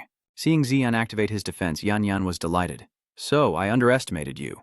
She immediately summoned her own spirit beast, ordering it to crush Shu An. "Lava spirit, grind him to dust." Not to be outdone, he quickly summons his own spirit beast. "Come forth, King Tu." With that, a colossal entity suddenly appeared from the void, its massive form startling Yan. Seeing this, she thought, not bad, but still a little slow. She looked up to observe the two spirit beasts fiercely fighting. Whale didn't disappoint its master, using its tail to knock the creature to the ground. Not stopping there, it prepared to strike again, and in a flash, Whale swung its tail down on a lava spirit's head, forcing it back several meters, kicking up dust everywhere. Zhuan, who had been watching, happily said, "Well done!" But Whale didn't dare let his guard down, saying, "Master, don't underestimate them." And with that, the lava spirit launched a counterattack. It launched scorching hot lava stones, aiming them directly at Jingzi and Xian. Seeing this, he quickly activated a protective shield, rendering the stones unable to reach them. Witnessing such a dramatic display, Yan smirked, thinking it was quite a rare sight, before turning to check on his own beast. "Are you all right, Jingzi?" It responded softly. "I'm fine." Yan took note of this. "In the upper realm, no one would actively protect their beasts. It seems you value yours quite a bit." She spoke to Xian, saying that in the upper world, no one would dare accept her challenge, and few who have fought me could truly fight. Yet you, little one, have traded blows with me, something rare even in the upper world. Xian tensed as she approached, realizing the warrior was strong, and imagining her full power was difficult to fathom. He'd have to give it his all. Without warning, Yan and her beast charged in for another attack. She shouts, "Use all your power, fight with all your heart." Xian, no longer surprised, orders Qingzi to launch a counterattack. "Use that move, Kintu." It lunges forward, unleashing a flurry of attacks that leave them both unable to retaliate. Yan could only hide within her crystal ball of defense, sweat dripping down her anxious face, wondering what kind of move this kid was pulling. Yan watches Jingzi's every move, wondering if it's the advanced Water Moon reflection technique. In a flash, Jingzi swings his tail, unleashing the next attack. Moon reflection, pillar, repulsion. Yan reached out and summoned her weapon. With a single move, she sends Whale soaring into the sky, shocking Xian. He rushes to Whale's side, asking, "Whale, are you all right?" Dazed, Qingzi weakly replies, "Master, she broke the rules." As the smoke cleared, Yan, drenched in sweat, said, "I yield. You're the first to force me to break my oath." She continued, "My name is Qi Yan, a rude warrior. I've offended you. May I ask your name?" Xian, leading Qingzi into the silent space, thought, "It's best not to tell her who I am." Suddenly a voice rang out, and a man with silver hair spoke with a sinister grin. "Hey, the girl's asking your name. What's there to be ashamed of? Or perhaps it's brothers Zihao and Zining." She sticks her tongue out, while he raises a hand in disdain and continues. "Is it that shameful to be the descendant of an exiled member of the White family from the upper realm, Suan?" From a defensive stance, Xian demands, "Who are you?" Zihao retorts mockingly, "Oh dear, I almost forgot our cousin has been stuck in the lower realm, never seeing the world." He sneered. He probably doesn't even know about the main White family. "Don't you think so?" Xian and Zining added sarcastically. "It's normal for those in the lower realms to be ignorant of the upper realms, let alone the descendants of exiles." Yanim spoke up. "Did the higher-ups send you two White Clan brats to meet me?" That statement made Xian turn to her in surprise. "They know each other?" Yan grabbed her spear, its tip covered in talismans, and walked past Zihao and Zining. The two brothers turned to watch her go, saying, Yan the fiery, you haven't changed a bit." She coldly replied, "We're not here to meddle in the White family's affairs. Hurry up and get it done properly." At that moment, a group of people in black, along with an orange-haired individual, appeared behind Zihao. One of them speaks up, "Young master, we've brought her." Zihao glances over. That was fast. Tianyu, restrained by the men, struggled and shouted angrily, "You bastards! Do you know who I am? Let me go." Seeing this, ZA was stunned, her eyes wide. "Little Phoenix a Yuan." Hearing this, Xu Hao slapped Tian Yu hard across the face, yelling, "Shut your mouth! Lowly scum from the lower realm! How dare a mere worm from the Phoenix family run rampant here?" Seeing this, Zhu Ei angrily shouted, "Stop at once!" He then summoned Wing Fang to attack, who soared into the sky, creating sparks and launching them downwards. All the sparks hit a single point, creating a huge explosion, scattering smoke, which gradually dissipated, revealing Zining's group still standing tall. From within the smoke, Zi Hao speaks. "Not much status, but quite the temper, my dear cousin. Is this lowly girl from the lower realm worth becoming enemies with us? With the upper realm?" The system displays that the spirit energy reflection shield is made of anti-spirit metal light female alloy and cannot be destroyed by any spirit energy skills. Annoyed, he thought, another spirit energy nullification shield. Zi Hao's subordinate raised his gun, shouting, "How dare you attack our young master? Guards, you are authorized to kill the target." Zi Hao waves his hand, stopping them. "Fall back, he is a Bai after all. I, a man from the upper realm, am still very generous." Zuan shouts, annoyed, "Just who are you people? Why do you want to occupy Bakulan City? What is your purpose?" With a contemptuous smile, Zi Hao smoothed his hair and replied, "Occupy? What's wrong with me coming to my own colony, dismissing officials and appointing new managers? Your grandfather was just an exile sent to develop a new world, a criminal working to redeem himself." Zi Ning chimed in. Yes. It's a pity he never purged the natives of this planet, so the higher-ups sent us." He chuckled darkly, adding, "Besides, this world is now merging with another." Xining continued, "We want to use White Lotus City as our base, investigating the transfer portals to the merged world to search for powerful creatures." Zi Hao turned to his subordinates and asked about the status of the transfer portals. A subordinate quickly replied, "The soul energy in the area is stable. There are no signs of a gate appearing." Hearing this, he summoned a poison electric man lamb from his dimension, a thrilled smile spreading across his face. "So, first, we'll eliminate these useless things." System display, Zi Hao, pure water restraint, S-rank talent, initial gold rank with the beast's silver fish, scarlet eye, initial gold rank, and electric poison Mamba, initial gold rank. Zi Hao read this and pondered seriously. A golden rank should be able to win. He waved his hand, sending the electric mana serpent towards Tian Yu, saying, "Then let's start with this lower realm girl." The system display continues, showing the toxic electric man lamb, early stage gold. The toxic electric man lamb creates a large ball of electricity in its mouth. Tianwu grits her teeth and closes her eyes, bracing for the attack. Suddenly, a surge of spiritual energy moves with incredible speed, striking towards Phoenix before circling back. It turns out Xian used his power to save Feng Huang and Ai Wen. His face flushed as he anxiously asked if she was all right. Tian Yu, flustered and red-faced, awkwardly turns away and kicks Xian in the chin, yelling, "Stay away from me, you jerk, Xian." He replied in pain, "Don't be so polite." Xu Hao watched in shock, wondering what that thing was. "It feels like a savage beast." He immediately waves his hand, ordering the electric mana ray to incinerate them. The poisonous electric blue rapidly flies forward, unleashing a massive surge of purple electricity, its power aimed directly at Xian.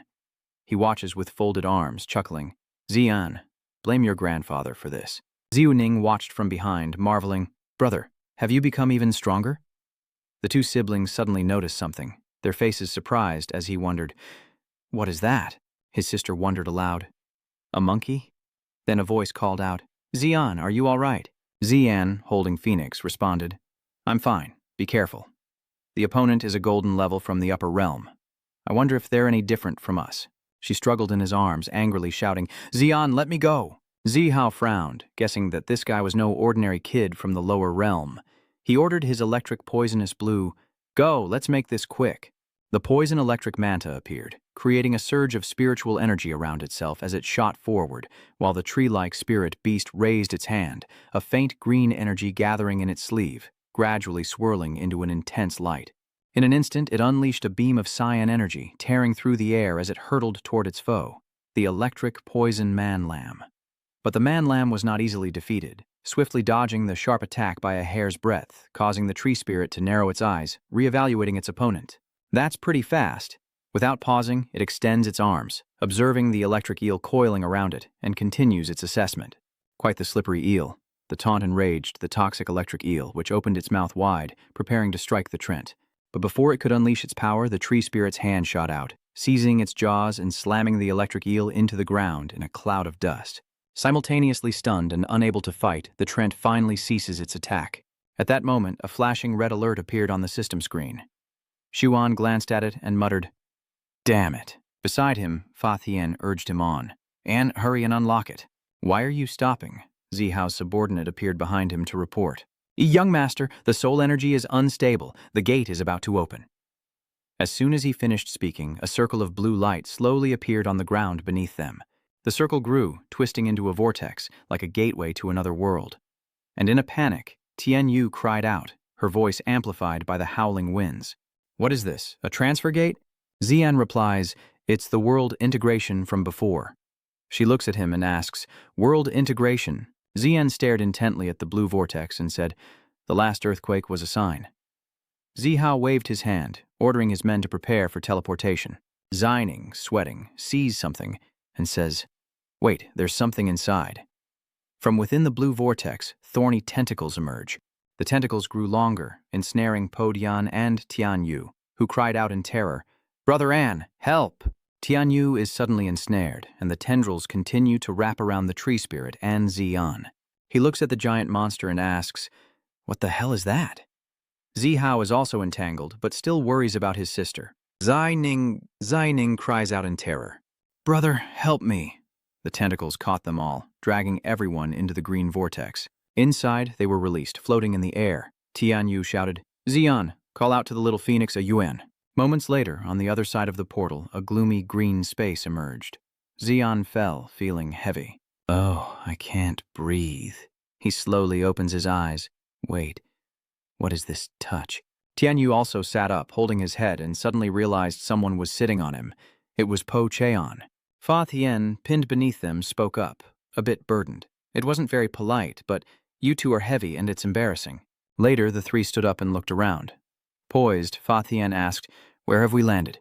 Tian Yu replied softly, "I don't know, but we're definitely in another world." Xian saw something and called to the others, "Look over there." Before them stood a bizarre creature. Tian Yu wondered, "Is that a spider?" "I think it's a crab," Poche says. "Whatever it is," Zuan replies, "it only proves how dangerous this place is."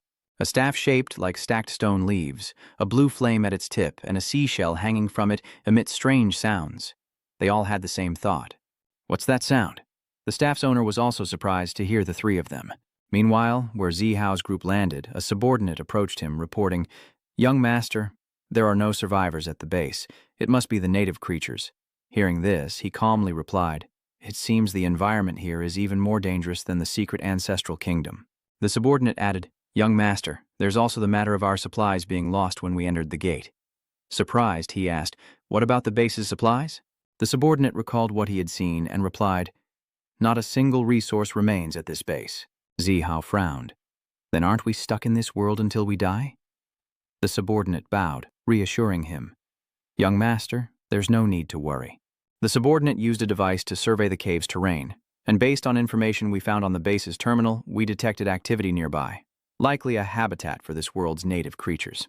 Hearing this, Zihao rubbed his hands together and ordered, "Then let's prepare ourselves." He smiled slyly. "Let's go to that habitat to buy some supplies." Meanwhile, the three of them faced Little Lamb, both sides wary of each other, as Po Tian hid behind Xian and shouted, "What the hell is that thing?" Tian Yu cried out in fear, "Is it going to attack us?"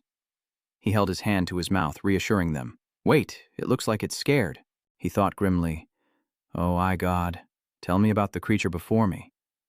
Before the god could react, Shaolin trembled and reached out a tentacle toward Xian, causing him to freeze, thinking, "Tentacles? Reaching right for me?" A tentacle touched Xian's forehead and his eyes flashed, recognizing the familiar sensation. The two floated in the air, bathed in a blue light. Does he suspect he's benefiting? At that moment, Shaolin spoke hesitantly. Hello." He introduced himself. "I'm Lam, from R. You can call me Tio Lam. You don't seem to be from this world." He listened and quickly replied politely, "I'm Tuan from the secret Spider Kingdom. My companions and I were caught in a transfer gate and ended up here, now trapped in this world." He thought to himself, "So it is an intelligent creature." Tian Yu, who had been watching in confusion, finally spoke up. "Fatty, did you understand any of that octopus language? How is Xian able to communicate with it?"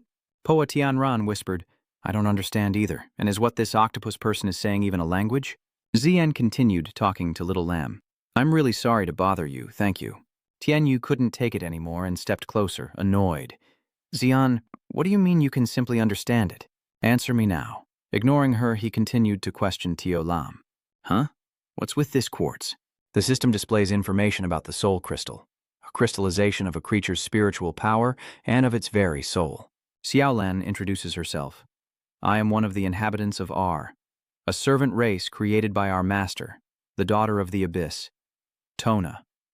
The image of a woman standing high above, looking down at her kneeling subordinates, begins to appear. He continued, but 3,000 years ago a plague turned our master cruel, and we were forced to seal our former master on her throne. The image of a large woman bound to a throne followed his words. Beside them, 3 figures in black robes held torches, as if performing a ritual. The voice continued. What's more, this epidemic turned us servants into monsters called the Soulless. Shaolin refers to the blue crystals that Zian saw earlier, formed when souls separate from their bodies. He gazes at the blue crystals before him. My parents died in that plague. Within these crystals may lie the souls of my parents. Little Lamb's face is etched with sorrow.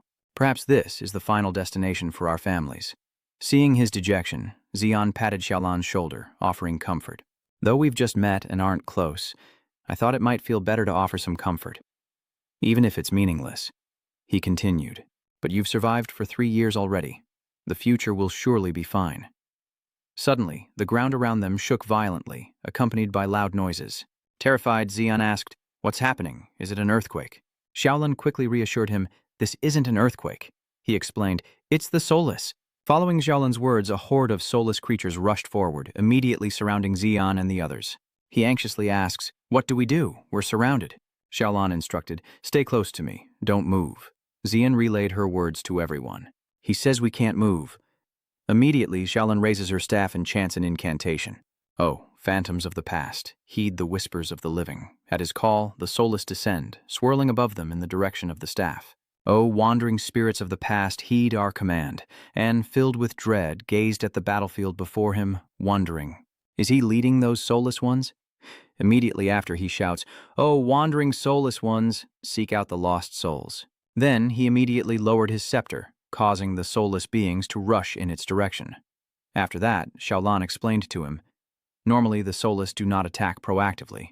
As long as there is a red guide, one can safely pass through their territory. Hearing this, Bai Shawan exclaimed, So you really are a peaceful race. He looked around and asked, Judging by the terrain, this place used to be an ocean, right? That's right, but the plague corrupted the ocean, leaving it lifeless.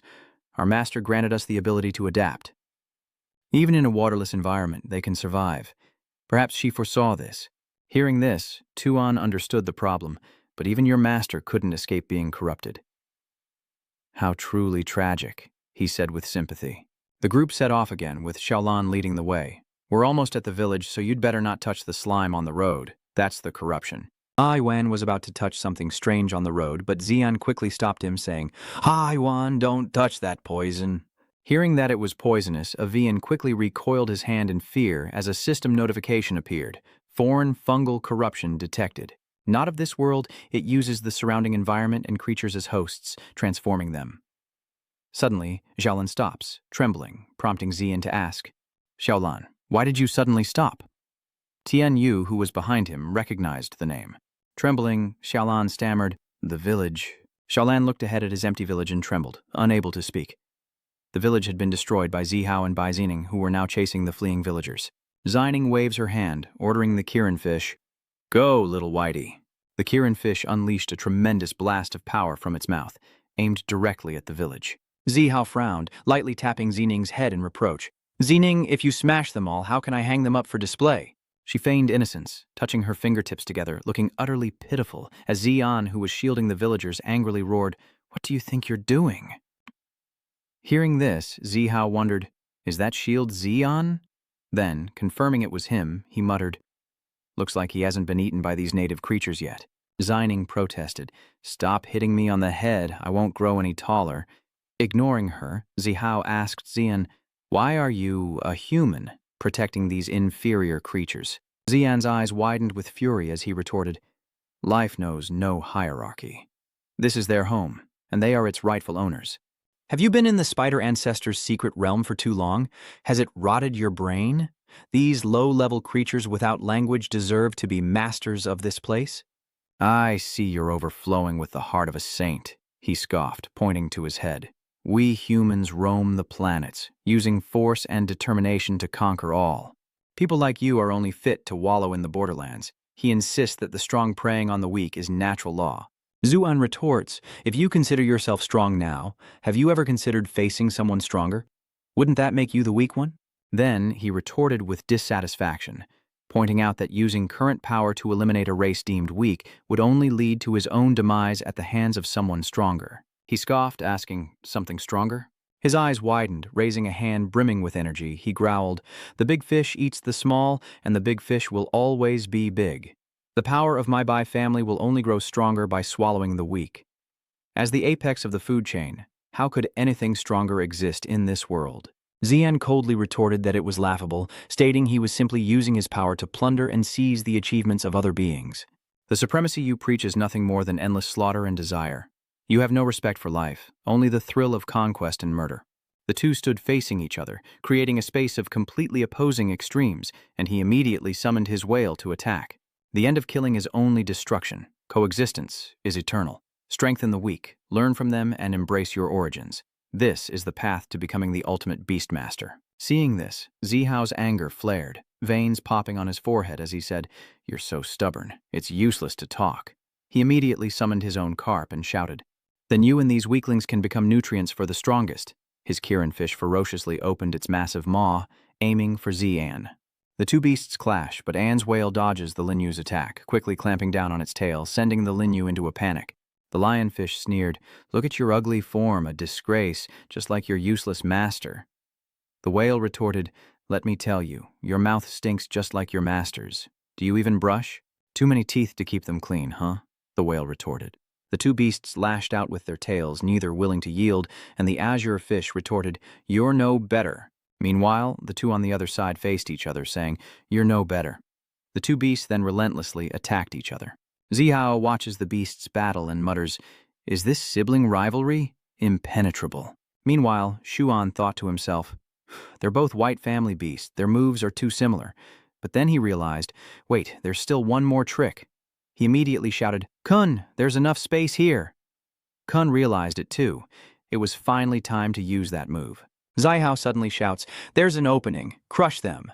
Immediately, the scalefish unleashes a massive burst of power, but it's reflected by the whale's outer layer, dealing no damage. The Linyu, now under a massive shadow, wondered, What's this? Then the whale, 100 times its size, calmly replied, Now I'll show you who the big fish is and who is the small fry. Zihao gritted his teeth, asking, Is this its true form? Xining cheers. Wow, what a big fish. Whale swallowed the entire scalefish in its massive mouth, and it screamed in terror. So, it was cheating after all. Whale then immediately swallowed the fish scale and coldly retorted, What cheating? I'm just naturally this big. Seeing this, Zihao was shocked and speechless. It swallowed it whole. The scalefish screamed in terror from inside the whale child's belly. Let me out, it's too dark in here. Xian coldly reminded him, Big fish eat little fish. It's basic knowledge and a rule of nature. But he asked Zihao, if I actually swallowed him, how would you and I be any different? Immediately, Whale spat the scalefish out of its mouth, leaving it suspended in the air, screaming. Damn, I'm gonna die. The scalefish flies out, heading straight for Zihao. From above, Xian and Qingzi look down on him, shouting, Is it clear now? Your upper realm's values are wrong. Zihao clutches his head, a voice of bitter resignation. Have I lost? Am I weak? Impossible, impossible. He screams in disbelief. I am not weak! He's referring to the blue crystals, whose energy efficiency is extremely high, with 50 times the spiritual power and quality of any spirit stone. He continues, adding that it can also strengthen a beastmaster's mental power, enhancing the connection of spiritual energy. Using it to control beast would definitely save a lot of time. As Zihao listened, he sank into thought, then his eyes suddenly lit up and a strange smile crept across his face. Very good, very good. Zihao thought to himself, Xian, just you wait. Meanwhile, back with Xian, Tianyu asked Fatty Yuan, just if, White Lotus City hadn't faced certain events, would Xian have become its lord in the future? Breaking Heaven wasn't sure how to respond, I don't know, but as his good friend, of course I'll support him. He then asked her, Little Phoenix, what about you? Would you object? Up ahead, Xian is talking to some villagers saying it's nothing. It's nothing. After all, we're currently stuck in your world, and we don't know how to get back. Is that so? That's great. Tianyu pondered, then replied, I don't know. She looked at Xuan, who was laughing happily. I always saw him as a rival, only looking at his weaknesses and wanting to defeat him. But after recent events, I've noticed some potential in him. The potential to become a good leader. She quickly backtracks, embarrassed. My compliment doesn't mean I acknowledge him, but I'm not saying I hate him either. Her voice trails off. Perhaps just a little. Hearing her words, Fathian's face showed understanding, and he gave a thumbs up in response. I understand. I understand. Is that it? Is that the one? A moment later, Xian, having finished speaking with the villagers, approached the two and said, I have 2 pieces of news. One good, one bad. Which one do you want to hear first? Tianyu asked, bewildered. Huh? What is it? Seeing her face flush, Xian asked worriedly, Little Phoenix, are you all right? Your face is so red. Are you feeling unwell? Her face flushed even more at his question, and she shyly replied, I'm fine. Tell me the good news first. Immediately, Xian announced the good news. Before the civilization's collapse, Rai was equipped with space-time technology, and we only need to reach the ancient city to find the teleportation device. The 3 formed a triangle, and Xian continued, explaining the bad news. Where they stood was actually underground, or the deep sea trench. But the ancient city of Rai is now above ground, so we must find the ancient lift device, which is now a nest of the soulless, though the Red Riders make the soulless seem insignificant. As you can see, Tu Lam is the last Red Rider of this land and must stay here to protect it. Finally, he turned and said, so we have to rely on ourselves. Then, Tuan and the others headed to a dark place. He turned back and said, this must be it. Tian Yu, following behind, sees a corpse on the ground, likely a mercenary who lost his way. Unafraid, Xian forcefully opens the door and steps inside. Perhaps they've already been here, but either way, caution is advised. Suddenly, he realized that it was Xian's group, stopping to take in the scene before them. Chisiahe, weapon in hand, stood triumphantly over the monsters, a proud smile on his face. Is that all? How boring. Seeing her, Xian became wary, while Shi Chixiao greeted him. Isn't that little Xian? Suddenly, the guards with guns advanced, pointing them at the group and ordering them to freeze and raise their hands, urging them to be honest. Hey, hey, hey, this isn't the time to play cops and robbers. Seeing this, Chisaoxia was furious and shouted down, You too! Stop it now! She scolded, We're stuck in this world. Didn't the White family teach you to assess the situation? Xian, seeing the guards retreat, said, Sister Chi, she seems pretty reasonable. I thought all those from the upper realm were mindless warmongers. She approached Xian, pointing a finger at him as she spoke coldly. First, I don't care what you think of us from the upper realm. As I said before, I have my own mission and I don't want to get involved in the White family's troubles. Looking down at Xian with a serious face, she stared into his eyes and said, Second. She immediately grabbed his neck, cheerfully adding, You're the first Beastmaster to defeat me, so I'm quite interested in you. Xian, caught in her grip, choked out, Interested or not, what do you think you're doing? Let me go. Seeing the situation, Tianyu angrily shouts, Xian, you 2 soldiers, one doesn't dare to look, the other is scratching his head in confusion, and Po Tian is standing by, not daring to stop her. Suddenly they both freeze, and Xian loudly asks, What's going on here? A strange creature appears before them, and Qi Xiaohe immediately releases Xian, pushing him back as she says, Stand back. I'll handle this. Before them stood a terrifying, colossal monster, and Xian, eyes wide, stared up at it, exclaiming, What is that thing? God's eye, what the hell is that? What you're referring to is a giant blue-black carnivorous plant with limbs that look like drills. After using his divine eyes, its information immediately appears before him. Star Spirit Beast. Race, Star Spirit Dependent. Grade, Diamond. Elementary, Skill, Void Howl. Purple, Psychic Power. Blue, Astral Form, Infection. Purple, a strange beast born from another world's fungus with the special ability of psychic skills. Yan Yan intended to ambush it from above, but unfortunately, it detected her and retaliated. She crossed her arms in front of Zhao Hui, forming a shield to block the star beast's attack.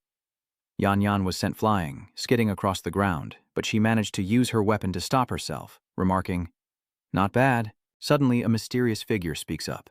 How interesting. A soldier standing beside him asks curiously, What are you doing? He removes his mask and throws it to the ground, slowly advancing as he says, I only wanted to investigate whether you Outer Heavens are colluding with the Moon Shadow sect. I never expected this. It turns out to be Diego, the third priest of the Devil's Hand sect. Seeing him, Yan Wen asked suspiciously, Hey, wait, who are you? Diego ignored her, arrogantly approaching the beast, and said excitedly, And here I find such a rare beast. He launched his sword at it, shouting, Then serve me. The sword, radiating golden light, shot forward like a bolt of lightning, piercing the star beast. The powerful blade pierced through it, causing strange golden liquid to gush out like a spring, and the creature's body instantly shifted from blue-black to gold-black. Its information has also been altered, a poisonous wasp for breeding, forcibly controlling spirit beasts, even those with strong mental power cannot resist. Seeing this, 2A cried out in alarm, Parasitic bees, why is the demonic church here? Hearing this, Padian was terrified and hissed. Anne, have you been fighting the demonic church for the last 6 months? The mention of the demonic church ignited Yan Yan's fury, and she charged forward, roaring, Demonic church! Prepare to die! Yan Vian faced the monster head-on, unleashing a powerful strike, but Diego remained unfazed, perched atop the star beast, asking calmly, Madam, I don't believe we've met. Why do you seem to hold such a personal grudge against me? Enraged, Yan Yan retorted, What are you pretending for? Do I need to use my spear to help you remember? Hearing this, Diego seemed to recall something, asking in surprise, You're Yan. Could it be that you're his... Before Diego could answer, a pillar of energy from Jingzi shot straight towards him, but the attack was useless against his shield, shattering on impact. Diego frowned, looking down and saying with annoyance, I almost forgot about the gullible one. Below, Xian had somehow run to Yan Vian's side, pointing at him and shouting, Parasite, I don't care how you came back to life, but we still have a score to settle. He glanced at Yan Yan, thinking that Miss Scarlet and the parasitic wasp had a score to settle, while Yan Yan sensed his gaze and thought that young master Xian. Diego stood on the star beast's back, waiting for it to gather its strength, and triumphantly yelled, I'll test this beast's power on you. Or Yan Vian braced herself before the beast, suggesting, Since we both have a grudge against him, why don't we join forces? Xian chimed in, glancing at her with a sly grin. What do you say, Miss Scarlet? Yan Vian smirked, replying in agreement. Great minds think alike. Once they were done chatting, the star beast had gathered its power, unleashing a massive beam of energy crackling with blinding golden electricity. Diego is impressed by its power, but the attack leaves a massive trench in the ground, obscured by dust and smoke. Diego was impressed, saying, This power is at least diamond tier. I've really found a treasure. But before he could celebrate, a stream of magenta energy shot toward him from the smoke. Diego frowned slightly, calmly tilting his head to the side, perfectly dodging the attack. You launched the spear at him. None other than Yan Yan. She gradually emerges from the smoke, clicking her tongue in regret. Fooled you, Diego remarks, not too surprised by what just happened. He wondered, Why am I not at all surprised to see you unscathed? He turned to the figure still shrouded in smoke, using a shield for cover, and coldly asked, Why do you think that is? Yan Yan followed her gaze and suspiciously questioned Bai Zi, but as the smoke cleared, the person holding the shield wasn't who she expected, causing Yan Yan to shout in alarm, Who are you? The soldier trembled, answering his father, I'm just a regular mercenary. Shuan appeared behind him, placing a hand on his shoulder, and said with a friendly smile, See, I told you so, didn't I? There's definitely something wrong with the power of this spirit energy-reflecting shield. The soldier responded blankly. Huh? Oh yes. Looking at the enemy before him, Xian realized their strategy was to force them to open their shield and waste their spiritual energy. This guy is clever. Time to see his trump card. Before Xian, Diego's complete information was revealed by the power of the parasitic eye of God. Diego Barrow, native of the Myriad Nest secret realm, Diamond Strength, Peak Beast Tamer, Master Talent, Spirit Gear Beast Tamer. After reading his information, he couldn't help but sigh, noting 2 talents, the second of which was hidden. Immediately, a plan sparked in Xuan's mind as he summoned 2 golden chains. He says, We'll just have to copy it and see. Chains of Zen. 2 chains immediately flew out, surrounding Diego, along with a system notification. Beast Spirit Enlightenment. Copy successful. Talent? A copy error? Xuan was filled with doubt. A copy error? This talent can't be copied? Why? After his question, the system immediately provided an answer. diagnosing the reason he couldn't copy the hidden talent. An quickly regained his composure, his eyes hardening as he thought, "It doesn't matter if I can't copy it, at least I can use one." Immediately following that, a system notification rang out. "The Heavenly Dao slot is full. Please change your existing talent." Hearing this, Zuan thought to himself that only 3 copied talents can exist at once. The system then listed the A-rank talents: Phoenix Flame, Flowing Fire Body, and Soul Possession. He carefully considers which talents to select, realizing that the 2 live fire talents from last time, Soul Possession and Winged Tooth, don't quite align with his attributes. After making his decision, the system's voice echoed, changing the fire spirit body. The fire element symbol within the circle also transformed into a different shape. The fire spirit body has been replaced with the Star Awakening Beast Tamare, and Diego senses that something is wrong. He wondered what that strange feeling was, like something had entered his body. Thinking this, he angrily shouts, "What have you done? I am an extraterrestrial, you ignorant fool." Hearing this, Xian was taken by surprise. Could he sense the chains of humanity? Diego's controlled spirit beast unleashed its power, emitting waves of electric-like blue-gold energy. This energy awakens the trees beneath the earth, causing them to rise and ensnare the group. Yan Yan, witnessing this, cries out in alarm. The underground microbes are reviving. The trees grow, their roots snaking around one of the group's legs, carrying with them streaks of green and gold electricity. The mercenary is quickly restrained, his entire body ensnared by the roots. Instantly, the roots tore the mercenary apart, limb from limb, a brutal display that left Xian impressed by their cunning strategy of eliminating the shield-bearing mercenaries first. One moment of carelessness and the roots lash out, aiming to ambush Xian from behind. By the time he realizes it and turns, it's too late, and he can only think, "I'm done for." But before the roots could reach Xian, they were torn apart in a single blow, leaving him puzzled. What? His saviors are none other than Tianyu and Jinzhuodiao.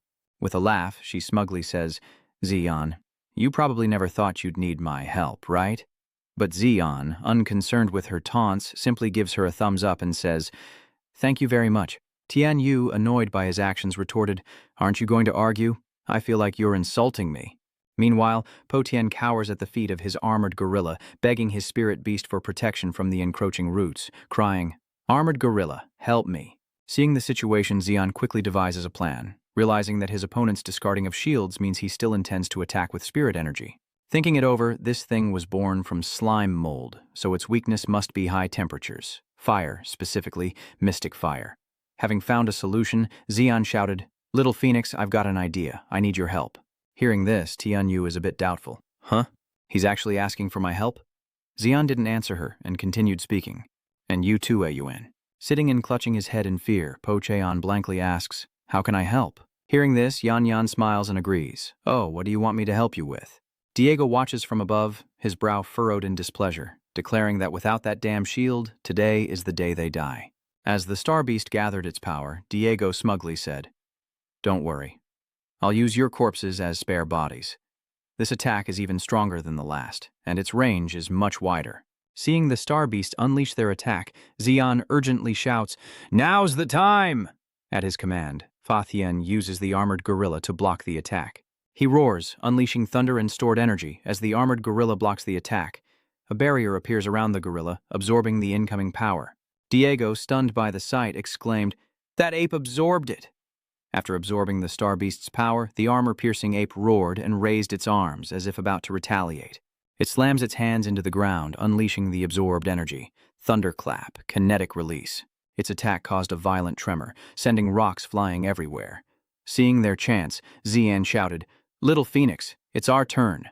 Hearing this, Tianyu responded with an excited grin. "I don't need you to tell me, you jerk, Xian." With that, they both unleashed their attacks, Blazing Sunfire and Scarlet Fang, unleashing a torrent of flames upon the Star Beast. As a plant-based creature, the Star Beast was critically wounded by the fire. Yan Yan began chanting an incantation, raising one hand to the sky and gripping her weapon with the other. The gods know that even the truest prophecies will fall on deaf ears. Emptiness is form. Impurity fills the heavens. Ignorance and chaos manifest, and life permeates all. If countless cycles of reincarnation exist, then I shall become a demon. Suddenly, her eyes widen as Yan Yan shouts, "This is the Asura path. I am a demon." As she spoke its name, A fiery spirit beast with violet eyes emerged from the darkness, ready to cleave through all with its Asura flames. After the incantation, a bird-like spirit beast with gray and white feathers appeared before them, and Yan Yan looked at it, exclaiming triumphantly, "It's hunting time! Night Patrol Demon Fire!" As she spoke, the system revealed the spirit beast's information. A diamond-ranked elementary-level Night Patrol Flame. A Yoya-type beast of the Yoya family, possessing the Flame Stance, Karma Stance, and Asura Stance. This spirit beast's fighting style, possessing 3 stance skills similar to combat techniques, makes it a rare subspecies of the winged Ya. Is it another rare spirit beast? Skills completely different than before. Stance skills? As Anne watched the fire sprite's movements, he wondered if its stance skills were similar to human combat stances. By using different stances, it can generate different skills. The fire demon crow leaps into the air, preparing to strike Diego. The fire demon stance? Diego could only watch in stunned disbelief. Infernal fire crow. Wasn't that species supposed to be extinct? He couldn't believe his eyes, frozen in place as the hellfire crow raked its claws across the star beast, inflicting grievous wounds. It then jumped back, creating distance from the beast as the fiend fire crow folded its wings, rapidly gathering violet-pink energy. Seeing a chance to counterattack, the star beast gathers energy in its mouth. But then the fiend fire crow unleashes its karmic fire stance, and 2 pillars of violet and gold energy collide, creating a violent tremor. From watches the battle unfold and cries out in shock, "Karmic Rakshasa!" The battle between the 2 beasts reaches its climax, with the fiend fire crow emerging victorious, its energy completely overwhelming the star beast. The fire crow landed, and purple energy surged around its feet as Yan Yan began to chant once more. Is that the power of a rare subspecies? The road ahead is fraught with peril. A mirror to the world, the hellfire crow stands proudly amidst the violet sea, its sharp gaze fixed on its enemy. Diego limps from the smoke, muttering, "Purify the 6 senses. Purify the 6 senses. No alien creature can defeat a rare spirit beast." He looks up, still muttering, "If only it could serve me." Before he could finish, a spear was thrust in his face. With the aid of the demonic flame tooth, Yan Yan pointed the spear at Diego, saying, "Despicable wretches like you from the Devil's Hand Association will never gain the demonic flame tooth's recognition. Die." Diego, realizing the truth, cried out, "So that's it. You're the heir to the legendary flame spirit. I can't believe I'd fall to you." Immediately, Yan Yan unleashed a wave of violet energy, shouting, "Silence!" The puppet Xian, witnessing this, broke out in a cold sweat, thinking, is this the power of the upper realm? Rare spirit beast and overwhelming personal strength. Looking at Yan Yan's imposing and sharp appearance, he guessed that her strength might even surpass his grandfather's. Xian clenched his fist with a serious expression. He told himself that after this, the Myriad Nest secret realm would surely displease the upper realm, and he had to become stronger before that day came. Watching Yan Yan in front of him, his mind raced with possibilities. But the grade limit of the Myriad Nest secret realm is fixed, so the only way to get stronger is to go to the Primal Origin upper realm. But that's after everything else is over. Crimson Yan Yan raised a sword from the ground, then approached the group, carrying it on her shoulder. She speaks, noting that they all appeared to be descendants of great families. Hearing this, Xian thought to himself, how does she know everything? Then she said, Xian of the Bai family, the Starsea Dragon and grandson of an exile. She concludes that his uncle was a powerful figure in the upper realm in his youth, and that he is destined to break the heavens.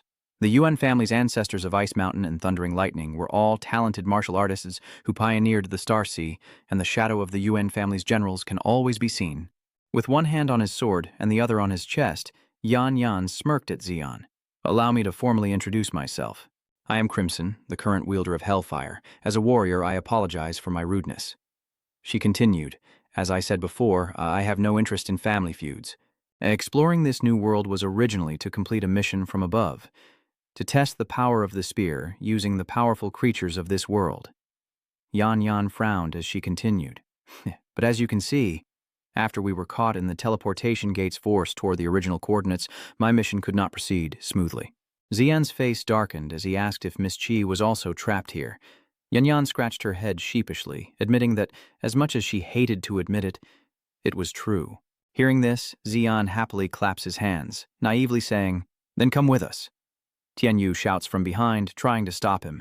Hey, don't just decide on your own. She glared at Xian, unable to hold back her anger. Xian, are you serious? She's from the upper realm. She then grits her teeth. My family's troubles in Whitescale City are all because of them. With that, Xian patted her shoulder, explaining with a smile. Have you forgotten what my divine beast is? Trust my intuition. Tianyu, embarrassed, pushed his hand away, reluctantly agreeing. All right.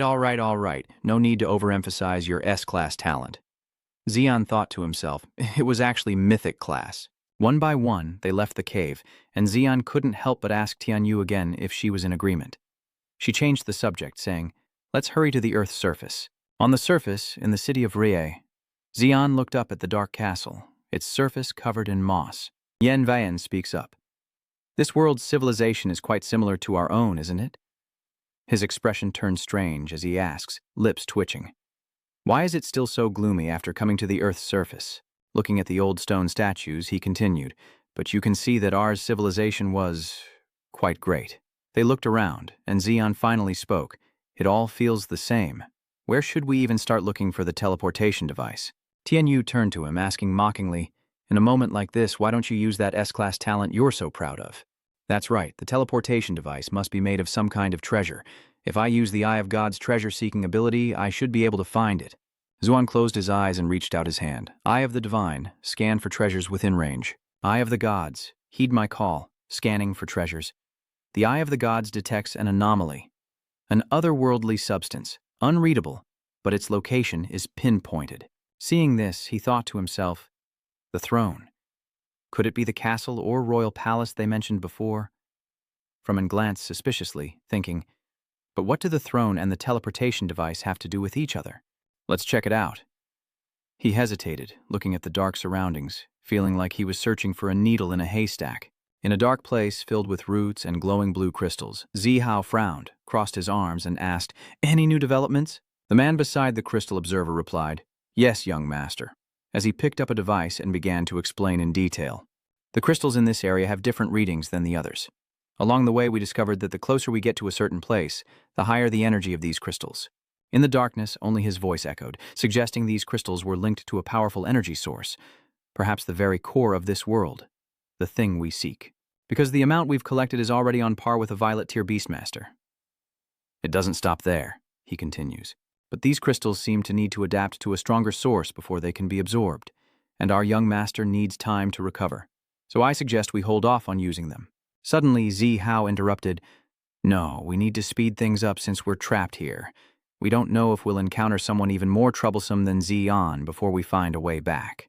With sparkling eyes, Xining held up a crystal and said, Long. Brother said this rock is very nutritious and might help you evolve faster. Zihao looked at her, puzzled. Xining, what are you doing? Xining explained. Oh, Long is hungry. Xining continued, her voice a little hesitant.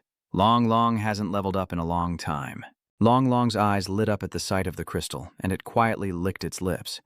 I think Long wants to level up. Hearing this, Zihao wore a strange expression, replying, but the energy level of that soul crystal is very high. Eating it directly could cause great damage to its origin. Not now. Xining panicked as Long snatched the crystal and devoured it, its eyes suddenly glowing with vibrant colors. Seeing this, Xining worriedly asked, Long, are you okay? Zihao and the soldier were both shocked, and he shouted, Damn it, it ate it! Its spirit energy continues to rise, nearing critical levels. Long spreads its wings, emitting a strange yet powerful purple-pink light.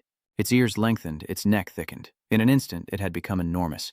The tiny Xining shouted from below, Brother, look, Long is bigger now. Zihao, holding his head, said helplessly, Thank goodness it's okay. What's the situation? The soldier replied. Its power has indeed increased significantly. Looking at the information panel, the man continued. But there's no breakthrough in rank yet, though it's already at the peak of the gold rank. Fortunately, the young lady's summoned beast is strong enough to withstand such a huge amount of spirit energy. Zihao pondered seriously. Golden pinnacle. Just one step away from diamond. Indeed, Xining's talent surpasses his own. As he watched Azure Dragon lick Xining, who looked delighted, he couldn't help but feel a twinge of envy. Remembering his past, he had strived to become stronger, only to be defeated by insects from the lower realm. A truly shameful story, if it ever got out. Zihao pondered, holding the crystal. The path to power before him was still unstable. Could it only be used with overwhelming strength? Gazing at the glowing crystal, he told himself that the strong would only grow stronger. He frowned, realizing the soul crystal was quite compatible with his disposition, when suddenly Zening called out to him. Startled by the shout, Zihao heard his sister call out his name. "Big brother!" Xining stood atop Long Long, excitedly raising her hands above her head. "Long Long and I want to take a walk. It's so boring here." Hao angrily retorts, "Are we here on vacation?" But the fearless Ning gleefully exclaims, "Long Long, let's go." Zihao was annoyed that his sister was ignoring him. "Are you even listening to me? That brat." The scene shifts to a dark night, where a colossal stone statue looms before Xian. He thought to himself that the path ahead must lead to Kassuna's sealed throne. Looking around, he couldn't help but wonder why those here who were corrupted didn't turn into soulless husks before noticing the golden sword. "What is this? It's like it's preventing corruption." Tian Yu speaks up. "Is there anything normal in this world?"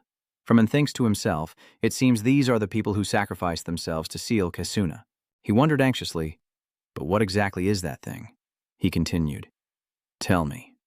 Eye of the Gods. Information from the Eye of God reveals it's an otherworldly metal, a high-level alchemic product from City R's unique technology, capable of absorbing souls. Having grasped the information, he surmised that these special Rai people sacrificed their souls to empower this thing. No wonder they weren't corrupted, but didn't become soulless husks either, because their souls were gone. Just as Xian reached for the sword, a voice boomed, "Hey, don't touch that!" Hearing another voice, Tianyu instinctively turned around, on guard. She asks, "Who spoke just now?" Yan Yan replies, "I don't know, but they must be nearby." Xian, drenched in sweat, thought to himself, everyone heard it, so it wasn't a hallucination. The blue crystal spirit gripped the sword tighter and asked, "What are you?" "You're a foreigner?" Seeing it speak, Tianyu cried out, "It's that thing!" Yan Yan agreed, "That's right, it's that thing." And Po Tian concurred, "I heard it too." Xuan had to stop them, saying not to get excited, that this was a corrupted divine weapon seal. Suddenly, something crawled out of the sword's body, shocking the crystal spirit. A corrupted seal. Wait, could it be? Why am I trapped within the Sword of Authority's spiritual energy? And why is my body like this? Where's the water? Where's the water? Gazing at the dark surroundings, it cries out, "The seal, it's weakening? Damn it, we've still failed." Seeing this, Xian's eyes lit up as he pondered how they could hear its voice, while the crystal spirit cried out, "Hey, you despicable outsiders, give me a hand." The Eye of God relays information. The seal's essence is a psychic sword force. Anyone within its range can hear its voice. Xian continues listening to the water spirit. "Quick, destroy this sword staff. Existing like this is pointless." A second later, he shouted, "Wait, you haven't failed." He recalled a past memory and explained it. "Also, your descendants continue to exist in this oceanic trench. Though it is arduous, they still have a chance." The crystal spirit disagreed upon hearing this, but the seal could no longer stop the sect's corruption. "The complete corruption of this world is only a matter of time." Zuan immediately retorted, "I refuse." Meanwhile, Yan Yan muttered, "Out of my hands, out of my hands." He continued, "We're here for the teleportation device. We don't have time to waste on a 500-year-old fossil." Looking at the sword, the crystal spirit cautiously asks, "Looking for the teleportation device. You want to enter the main hall?" Recalling that terrifying scene and immense form, it advises, "Don't go in. Kassuna is sealed inside. Entering the hall will awaken Kassuna, a corrupted incarnation." But Xian immediately retorted, "I don't care what kind of mutated being she is, or this Kassuna. There's still a city waiting for me to save it, and if she dares to stop me, she'll have to step over her corpse." The crystal spirit embraced the sword, gathering more and more blue energy. "You damned outsider," it sneers. "You're right, the seal would be broken sooner or later anyway. Outsider, take me." Xian turns, listening with a doubtful expression. "If you've finished your epiphany," a Rockfu Howard graphic. The corrupted sword splits into three, and from the cracks, a blue crystalline spirit crawls out, lengthening the sword. They emit a blinding light, turning this withered body into a flame. The green parts of the sword sharpen, burning with soul as fuel, shining brightly, igniting with spirit. The sword's hilt resembles an eye. This is the final mission of this body. Astonished, Zuan thought it can even shapeshift. The sword was plunged deep into the ground, and the soul crystal continued, "Come, outsider, lift the sword." He approaches the sword, reminding it, "You said it, don't regret it." It impatiently replies, "Stop stalling, hurry up." As he lifted the sword, the jade energy within began to permeate the air. All things decay, all events conclude, all things have spirits, all events have actors, the way of beast mastery, the way of heaven, the way of spirit mastery, the highest of ways. The sword is drawn from the earth, creating a large fissure. Xian raises the sword, and the jade-colored energy intensifies, weaving through the corrupted matter. Here, I pledge an oath to you. I will complete what you could not until your soul returns to the void. With the oath complete, Xian smiles contentedly. Okay, the contract is complete, the crystal spirit asked in utter surprise. Wait, what kind of ritual is this? He replied, it's a contract. Didn't you want me to take you with me? Suddenly, a stream of green energy like a tornado surrounds the four of them, and Xian shouts, Earthquake! Is it a soulless being? The crystal spirit retorts, that's not right. It's not a soulless being. This aura is very similar to an outsider. Suddenly, a pillar of purplish-pink light erupted from the ground, as if tearing through space itself, and when he looked up, he was astonished. Isn't that a dragon? The Eye of God reveals its information.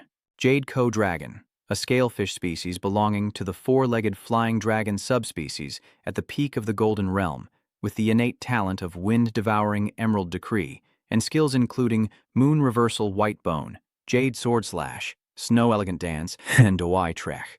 A variant of the scalefish four-legged flying dragon subspecies, also a protected dragon species possessing some of the habits and adorable appearance of a cat.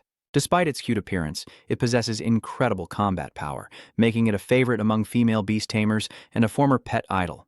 Zining is delighted, finally reaching a vast open space. Sitting atop Long, she looked down to see four figures below. Zining squinted. Wait, is that Xian? She gasped in astonishment. Yan of the Chai family sighs at the sight of her. That ignorant girl from the Bai family. Zining shouts at her, asking why a person from the upper realm is working with that foolish Xiajie, Xian. Weinan retorts, didn't I tell you I was only ordered to enter the portal with you, not to work with you? Annoyed, Zining crossed her arms and declared, my brother once said that Xian's grandfather was a scoundrel who did many bad things, so Xian is also a bad scoundrel, and you're helping this scoundrel? Standing atop the Jade Machine Dragon, Zining shatters the silence, declaring that anyone who helps Xian is a scoundrel, and therefore, so is the woman who hired them. Today, she will punish them all in her brother's name. Hearing that, Xian felt a sense of bewilderment. What kind of logic is that? Yan replies, unconcerned, that his cousin is just an idiot. Xian sweats, offering an awkward smile. Looks like I've implicated Miss Chai, he thought. Sorry. But she didn't seem to mind, calmly replying, it's fine. I cut ties with the Bai family long ago. I'm referring to the White Clan of the Upper Realm. With that, Yan gestured to Yan Xiao and the tiger. It crossed its arms, radiating arrogance, its massive form and blazing energy making it look incredibly fierce. Viens tu, let's burn some things down. Looking at the sword, Tuan said, sorry, but we have to stick around for a bit. The crystal spirit inside was shocked. What? You don't mean to tell me you're going to use me to fight that girl? I'm a spirit trying to conserve my strength. Don't waste me on trivial matters. Vim Tio Kwang Ho smirked, reassuring him. Little brother, it's okay. We can handle this. Xian couldn't help but exclaim upon hearing that. He looked at Yan and called out to her, but no matter what, this battle started because of me. She confidently waved her hand and replied, say no more. Don't you have something more important to do? Yan conjures a purple sword, saying boldly, you go take care of that, I'll beat this girl and then come find you. Zining then commands Long, attack her. Obeying her command, its bright eyes lost their innocence, replaced by a sinister gleam, as it shifted, poised to crush Yan. Long's pounce explodes the ground, sending debris flying, but a hand stops it. Zining is shocked. He blocked it. It's Yan Xiao arriving just in time to protect Qi Yan. With disdain, it replies, is that all? It clenches its fist, energy gathering and glowing brightly, its face hardening with resolve. Taste this. At that moment, Yan Xiao, the mad tiger, used his tiger's roar fist, striking Jade Dragon's foot directly without even looking. Yan turned back to remind Xuan, hurry and go. Xuan reluctantly agreed, but still warned, be careful. That dragon is not easy to deal with. Then he shouted to the other two. Little Phoenix, Avian, let's go. The soul crystal couldn't help but warn, Outlander, my soul energy is almost depleted. You only have 2 chances left. But Zeon confidently replied, 2 times? I only need 1. He raised his sword and smirked. Ah, I've never missed before. He swung his sword down with great force, creating a sharp line that cut through the corrupted matter. With his sword in hand, An arrogantly says, just like I said, right? He hesitates for a moment. He continued, seriously, never failed before, then suddenly, wait, look. Then corruption began to flow from within, and he was shocked to see it still covering the path ahead, filling it completely, as powerful energy emanated from the sword. Suddenly a voice says, it's all right, there's still one more chance. One last strike should stop its rebirth. The sword emphasizes, Outlander, this is my last time. Hearing this, Zeon smirks playfully, teasing, hold on a sec. Why so eager to die all of a sudden? He raised the sword, his eyes filled with determination, and said, don't you want to witness the end of your gods with your own eyes? The sword hesitated. But this is the only way. Only the soul of the Ru can... Zeon believed there had to be another way, and silently commanded, Eye of the Gods, analyze this. Information immediately appeared. The Rai Ruin's metal life form was forged from Rai metal and the souls of the Rai people. It can change shape depending on the user and possesses self-awareness, capable of using souls to convert into mental energy. It has the effect of releasing mental power, which the Rai people use to resist degeneration, and the soul will significantly enhance its effect. In the Shadow Realm R, there's no spirit energy, only a special kind of mental energy that can convert souls into power. Theoretically, spirit energy could replace mental energy, but mental energy is far superior. Therefore, only a higher form of spiritual power, like the karma from a ferocious beast's core, can activate these functions. Zeon immediately gathers his strength, declaring, then let my origin and his connect, to reactivate the karma. Seeing this, the sword immediately cried out in panic, hey, outsider, what are you doing? At the same time, a notification appeared. The origin has been linked, and the energy supplied to replace the soul with karma has been established. Sensing Zeon's power flowing into it, the sword exclaimed in surprise, what is this power? With the surging power within him, Zeon assessed the surroundings, realizing he was stuck at the door, and charged forward, shouting, vanish with the door! A surge of immense power erupts as Zeon unleashes a flurry of decisive, forceful strikes. His power quickly shattered the vines in his path and the wall behind them. Meanwhile, a clash of immense power unfolds. Red and blue energy clashed, creating a massive tremor as the white fox, brimming with blue energy, unleashed its power to counter the opposing force. The energies clashed, creating a massive vortex of power, while on the other side, the pink dragon was equally formidable. Both spirit beasts are fighting with all their might, as Zening confronts Yan Yan, criticizing her for helping the descendants of criminals, despite being the strongest genius in the Upper World Academy. To this, Yan Yan coldly replied that those were nothing but empty titles. With a sharp look, she said, I've cultivated for many years and learned one truth. Yan Yan believes that spiritual power is the foundation of beast mastery, and also the externalization of one's character. I can tell what kind of person someone is after just a couple of moves. Yan Yan added firmly, so you ask me why I side with him? Yeah, because the so-called criminal's heir hasn't committed atrocities like slaughtering civilians. Something your feeble mind probably can't comprehend. Hearing this, Zening was provoked. Her face contorted as she couldn't help but scoff. Zening thinks no one could understand such complicated words and orders Long Long to attack relentlessly. Seeing this, Yan Zhao mocked, looks like she can't understand complex issues. Is independent thinking all the Bai family teaches? Enough talk, throw me over there. And with that, he received his orders. Vimxiao said, all right, and with Vimxiao's throw, Yan Vim shot off like an arrow. She says, today, I'll help the Bai family teach you a lesson. But Yan Yan effortlessly dodges Long Long's attacks, which fall like rain. Zining paled, thinking, she's coming again? Her eyes were sharp and terrifying. Yan Yan charged at Zening with her weapon, causing Zening to panic, thinking, you're a scary, strong woman.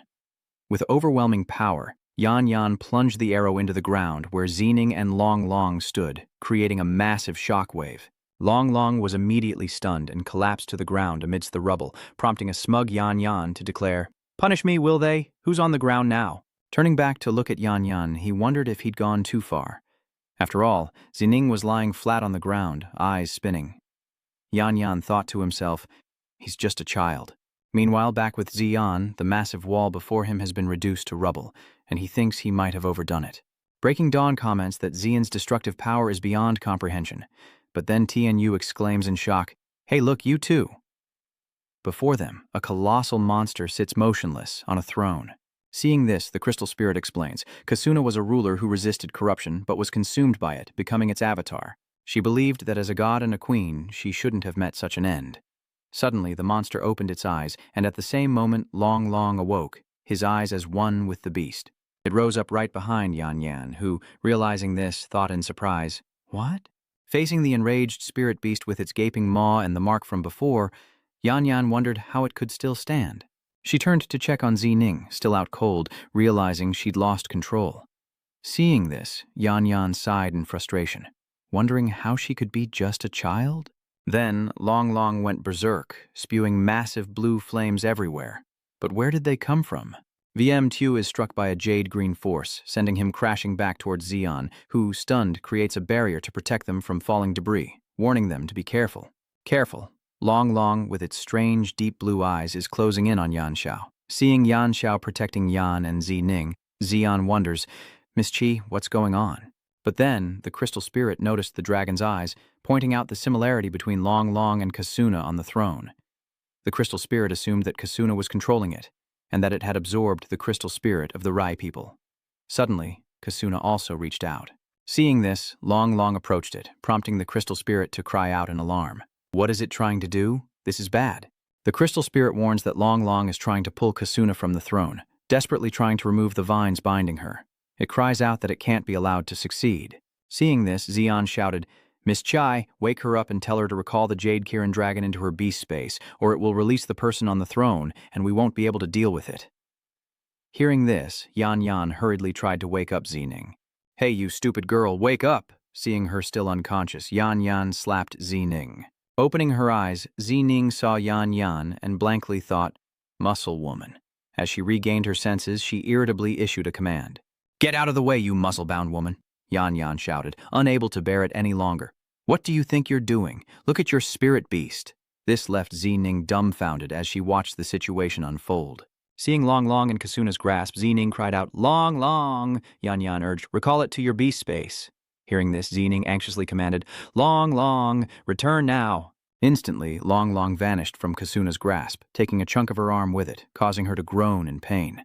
It immediately unleashed its powerful energy, surging through her body. Seeing the wriggling tentacles, Xuan realized they were the same ones that appeared when the portal activated. As Yan Yan declared, "Perfect, the master being of this world."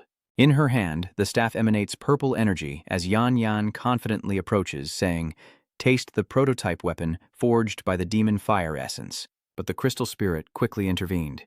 "Wait, don't attack, let me."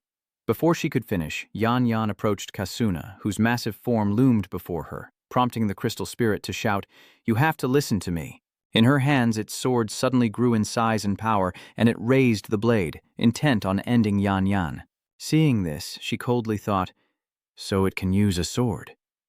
Yenvium quickly ordered VM to fight, thinking that they weren't pushovers either. While Yan Xiao held Kassuna's sword, blocking its attack, Yan Yan seized the opportunity to jump high, confidently diving down to defeat Kassuna with a swift blow. But unfortunately, Kassuna suddenly produced strings from her arm. In an instant, the threads formed a spear, which Kassuna raised high. Seeing this, VM2 realizes he can deflect the demon fire and immediately retreats into a defensive stance. Seeing this, the Kassuna monster pressed its advantage, charging forward with its new spear, instantly piercing Yan Xiao's body. It was then that Yan Xiao realized it had all been a feint. Outside, Yan Yan was also affected by the blow. Seeing her falter, Xian rushed to Han Qixiao and asked, "Are you all right?" Yan Yan, watching, realized he'd been careless and couldn't dodge in time. Yan Yan strained to cast some kind of spell, thinking she should rest first, and so Yan Xiao was quickly taken back. Witnessing this, Xian couldn't help but exclaim that it was indeed a being called a god. The Soul Crystal then spoke, saying that Kassuna was, after all, a great being capable of creating life. The Eye of God also revealed information. The corrupted Kassuna avatar, the pinnacle of the amethyst, the former master, was infected by an even older being. Originally a god-level being, the infection has degraded and warped him, but with an immortal soul he can revive infinitely. To kill him, the spirit believes they must consume his entire soul. But the only way to kill a soul is with another soul. The water spirit added, but with the Outlander's spirit energy, you can only destroy physical matter, not harm the soul. Zuan replies, which means we can't inflict any real damage on Kassuna. But then Yan Yan just smiles and says, "It's okay, little brother." She struggled to rise, wanting me to try again. Ziyun tried to stop her, but her beast's injury proved her strength. With unwavering eyes, Yan Yan declared, "It only proves she's worthy. Just like you." Despite her injuries, she rose with fiery determination. Yan Yan believes that as long as this spear can hit her, she can prove to the superiors watching that she is the one who is right. He thought with annoyance, what a martial arts fanatic, completely fearless. But then he suddenly realized, wait, speaking of fear. ZA remembered every detail and calculated, regenerating from any attack. He remembered, but facing the spear's attack, she was holding back. Was she afraid of the spear? The Eye of the Divine quickly provides information. Demon Fire, Star Crystal Spirit Stone, specially refined from unique Demon Fire spirit power through an ultra-high-pressure environment, possesses all the attributes of Demon Fire. It can be used to create Demon Fire weapons, a special form of spirit power that can affect both the physical plane and existences beyond it. Legend says it has the power to kill souls without a physical form. Now Zeon confidently says, indeed, that spear can damage souls. The Soul Crystal chimes in. So that means the spear is now the only weapon that can kill Luna? Xian approached Yan Yan and said, Miss Chi, we haven't had a chance to let you explain yet. But Yan Yan interrupted, we've already heard his analysis. Xuan suggests, then I'll take responsibility for restraining her.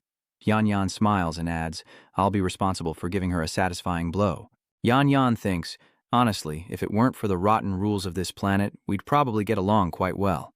Xuan replies, I think so too, and by the way, it's an honor to fight alongside Miss Crimson. And so, the two joined forces to destroy the monster. Xian declared, then I won't hold back either. Hearing this, the Soul Sword wondered, Outlander, what do you want? Then, in an instant, he was enveloped in magical armor. Now Xian is a warrior clad head to toe in modern armor, a spirit beast armor formed by manifesting primal power for enhancement. The user's abilities will change depending on their unique source of power. Xian wonders, is this the Parasite Ong's gift? Beside him, the sword spirit exclaimed, Outlander, what new trick is this? And then Xian realized that even the appearance of the sword had changed. The clear sword immediately cried out, Hey, don't just stand there, he's coming. In a flash, Kassuna appeared before Xian, sword raised, ready to strike. But just as Kassuna struck, a massive explosion erupted, sending a beam of light piercing through the central dome, leaving the monster stunned. Xian declares, Sorry, but we won't go down that easily. It turns out Xian used the Crystal Spirit to defend himself just in time. The Crystal Spirit chimes in, You're using me to block Kassuna's giant sword, but please don't use me as a shield. Xian retorts, It's a conditioned reflex. And is this really the time? Seizing the moment, Xian shouts, Miss Chai, now's our chance! Don't give that monster time to react. Yan Yan plummets from above with her spear, a fiery force crashing down on Kassuna. But from below, Kassuna quickly unleashed its tentacles, ensnaring Yan Yan, who thought, This is it. In an instant, Kassuna had Yenviem under control, and she cursed inwardly, These tentacles are killing me. Xian realized Miss Chi was in danger, and seeing the monster about to attack Yan Yan, he knew he had to help her. He quickly escaped Kassuna's blade, conjuring a magical rhino with his sword, and sent it towards Yan Yan. The spirit sword exclaimed excitedly, Foreigners, you have many tricks up your sleeves. But then, Xian just awkwardly replied, Yeah, I don't even know how I did that. He thought to himself, that was clearly manifestation, but he hadn't reached the golden rank yet. The Eye of the Gods reveals that the life metal is highly connected to mental power and can amplify the user's mental power many times over. The essence of manifestation is achieving the effect of illusion through the amplification of mental power, the synchronization between beast and master. Reaching the golden level is only because the master's own spiritual power needs the beast spirit armor to release it. Combining the conditions of using the life metal and the beast spirit armor simultaneously will achieve the conditions for using manifestation. Yan Yan has been rescued by the mysterious rhino. Xian wondered, is that technique behind him from the demon church? What's their connection? Despite her injuries, Kassuna remained in surprisingly good condition. See, the crystal spirit warns. It seems the tricks of an outsider are no match for him. He simply replies, I'm not blind. Looking at the formidable monster before him, he thought, if that's how it is, might as well let his thoughts run wild. And so Xian used the whale before the soul, Crystal could stop him. Hey, no need to be so wary. He figures he's already manifested. Xian tells himself to take advantage of it and immediately have Kintu attack Kassuna, thinking it's time for him to step onto the stage, confidently summoning Kintu. Suddenly, behind Kassuna, a spatial gate opens, putting her on high alert. But it was too late. From behind, the Whale King opened its jaws, ferociously targeting Kassuna, instantly clamping down on the monster's head. Seizing the moment, Xian charged forward, sword in hand, and stabbed the struggling Kassuna in its side. Xian taunts, asking what a whale's favorite food is. He lands a few basic blows on Kassuna, then shouts, "The answer is giant squid." At the same moment, Xian signaled the Crimson Girl that now was the time. Seeing the opportunity, Yan Yan confidently declared, grabbing her spear and aiming it at Kassuna, "I'll let you taste this." Finding the perfect spot, Yan Yan gleefully throws the spear forward, shouting about the power of the demon fire. But suddenly, her spear is blocked by a magic shield. Seeing this, they both recognized the shield in dismay, and Yan Yan cursed under her breath. "Damn it, just a little bit more." Plunging the sword into Kassuna's severed flesh, Zuan apologizes. Upon hearing this, the sword spirit cried out, "Hey, why are you suddenly saying that?" It frantically asked, "Wait, what are you planning to do? Why do I suddenly have a bad feeling about this?" Xian hopped onto the sword, saying politely, "Mind if I borrow your face for a bit?" Just as he prepared to put his plan into action, the sword spirit cried out, "It's breaking! It's breaking!" Xian immediately abandoned the sword and shot off like the wind, leaving the sword sheath behind, cursing in a frenzy. That low-down foreigner. Xian leaps into the air, turning his attention to Yan Yan's spear stuck in the shield. Without hesitation, he prepared to record the scene, and with a single shot, the spear pierced the shield, striking the monster's unhealed flesh. The strike sends violent tremors through Kassuna's body, as brilliant violet light erupts. Yenviem asked, "It's over this time, right?" Just then, Xian landed on the ground, leaving behind a monster burning to ashes. Looking at Kassuna's remains, he wondered if this was the fate of a god. Xian mused that it was unexpectedly beautiful. "Thank you, Xian," Yan Yan said, approaching him after he removed his armor. She thought those old fogies wouldn't question her again this time, that they'd no longer doubt the power of the demon fire. Xian asked, "I've always wondered, what exactly is Miss Chai trying to prove?" Hearing this, Yan Yan says that he will understand when he has the opportunity to go to the origin star. Suddenly, the soul crystal interrupts, ruining the atmosphere, but it wants to remind them to look over there. Suddenly, a space gate appears and grows larger, and Xian realizes it's a teleportation gate. Before this gate, everything is being sucked in, and Xian and the others are struggling to hold on. As he resists, Xian asks, "Why did it appear now?" The crystal spirit wondered, "Didn't you want to go back?" Beside him, Tianyu said, "But we still haven't found the culprit." Sensing something amiss, Zihao exclaimed, "What's going on?" His subordinate urgently reported, "Young master," this reaction. Staring at the monitor, he exclaimed in surprise, "It's a transfer gate!" A terrifying force emerged with a bang, like a hungry beast wanting to devour everything. The massive vortex was like a bottomless pit, continuously sucking in everything around it. Zihao wondered, confused, as the structures were pulled inside. Hearing this, the subordinate explained, "It's a fusion portal." He replied, "Does that mean this world and the Myriad Nest secret realm are merging through this portal?" The soul crystal finally spoke up, yelling, "Hey, outsider!" It angrily asked him, "Where are you taking me?" Hearing this, Xian happily replied with a smile, "Of course, we're at my home, and by the way, it's quite large." All the while, the portal continued to pull everything in. It was like a space jump. When he awoke, he was in a different place. Zihao asked, bewildered, "This is your home?" The jump had knocked Zihao unconscious, and as he felt someone's gaze, he slowly opened his eyes to a pair of mountains. Tianyu crossed her arms and asked Xuan, "How long are you going to lie there?" Xuan blushed, retorting, "What the hell are you looking at?" Xian quickly sat up, and Tianyu explained the situation, noting that the portal didn't seem to return them to their original location, likely due to differing time flows between the two worlds. She looked around, then continued, "This is the desert surrounding White Lotus City, but it seems closer to Black Sand City." Still flushed and dazed like a drunkard, Xian mumbled, "Yeah, this desert is huge." Suddenly, Poche pointed and shouted, "Look, there's a city over there. Let's go check it out." The crystal spirit grumbled, displeased. "Hey, Outlander, why is your home so dry?" It continued to complain. After fighting for half a day, they'd arrived at a place filled with death. It wanted a beautiful city. Xian gripped the sword and replied, "Be quiet for now. This is called a desert, of course there's no water." He impatiently sheathed the sword, too lazy to explain. Go find water yourself and die there. The crystal spirit, seeing this, angrily shouted, Hey, what are you doing, you lowly, despicable outsider? With the crystal spirit silenced, Zeon was satisfied. Now, let's head to Black Sand City. In truth, there was no other way to get to Black Sand City. He sighed. After all, we can't exactly walk back to White Lotus City. The Black Sand City was indeed harsh, devoid of any beauty of life. Zihao leaned against a piece of architecture sucked in by the portal and stood up. He looked around and guessed that he seemed to have returned to the Myriad Nest secret realm.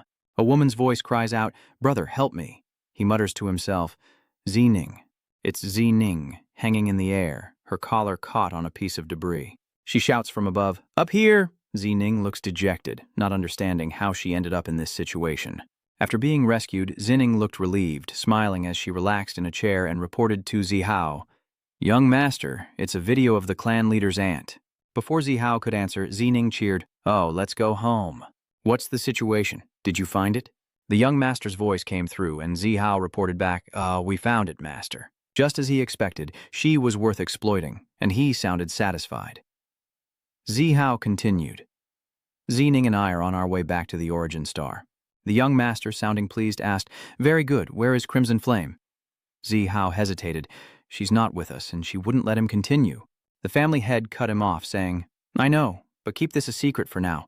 We need to unite all our forces to deal with the hostile power of the Myriad Nest secret realm. Inside the computer, a blurry image of a man appears, the one Zihao calls Family Head, who speaks as if he has everything calculated. Once the time is ripe, wiping out those remnants before our joint fleet will be a piece of cake. Just do what I've arranged for you. The family head spoke, then cut the connection. Zihao responded respectfully, Yes, my lord. Just as the connection was lost, Zihao suddenly raised his voice. Wait, and had the subordinate, who had just reported, step forward. Our Bai family has always respected our elders, so we address the head of the family as esteemed master, and the head of the clan as family head. I've never heard of a clan leader.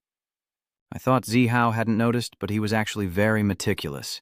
He approached the subordinate from before, his voice laced with menace. Who are you, really? How dare you impersonate a member of the Bai family? Knowing she couldn't hide any longer, the subordinate removed the disguise that made her uncomfortable, revealing a stunning figure with short silver hair, fishnet stockings, and a tight black suit. It's Gubai, but in a different guise. Gubai reveals her true self, admitting to Zihao, You really pay attention to detail. I didn't expect to be exposed by such outdated rules. At that moment, the Bai family's men surrounded her, warning Gubai not to move, and, to be honest, but she didn't seem worried, even a little teasing. Now, these security guys are pretty quick to react. Gubai's voice suddenly deepens as she prepares her weapon. With confidence, Gubai charged forward, saying, Did you think I'd surrender? Zihao's men opened fire, but strangely, every bullet missed. The subordinates were shocked, whispering, Why aren't we hitting her? What kind of luck is this?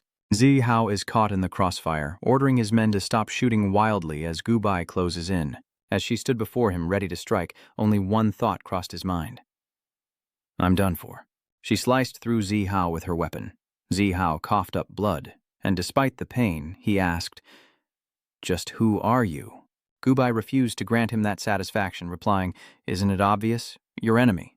Tears welling, Zining supports the injured Zihao, who asks, Why don't you look like a native-born hybrid of the lower realm?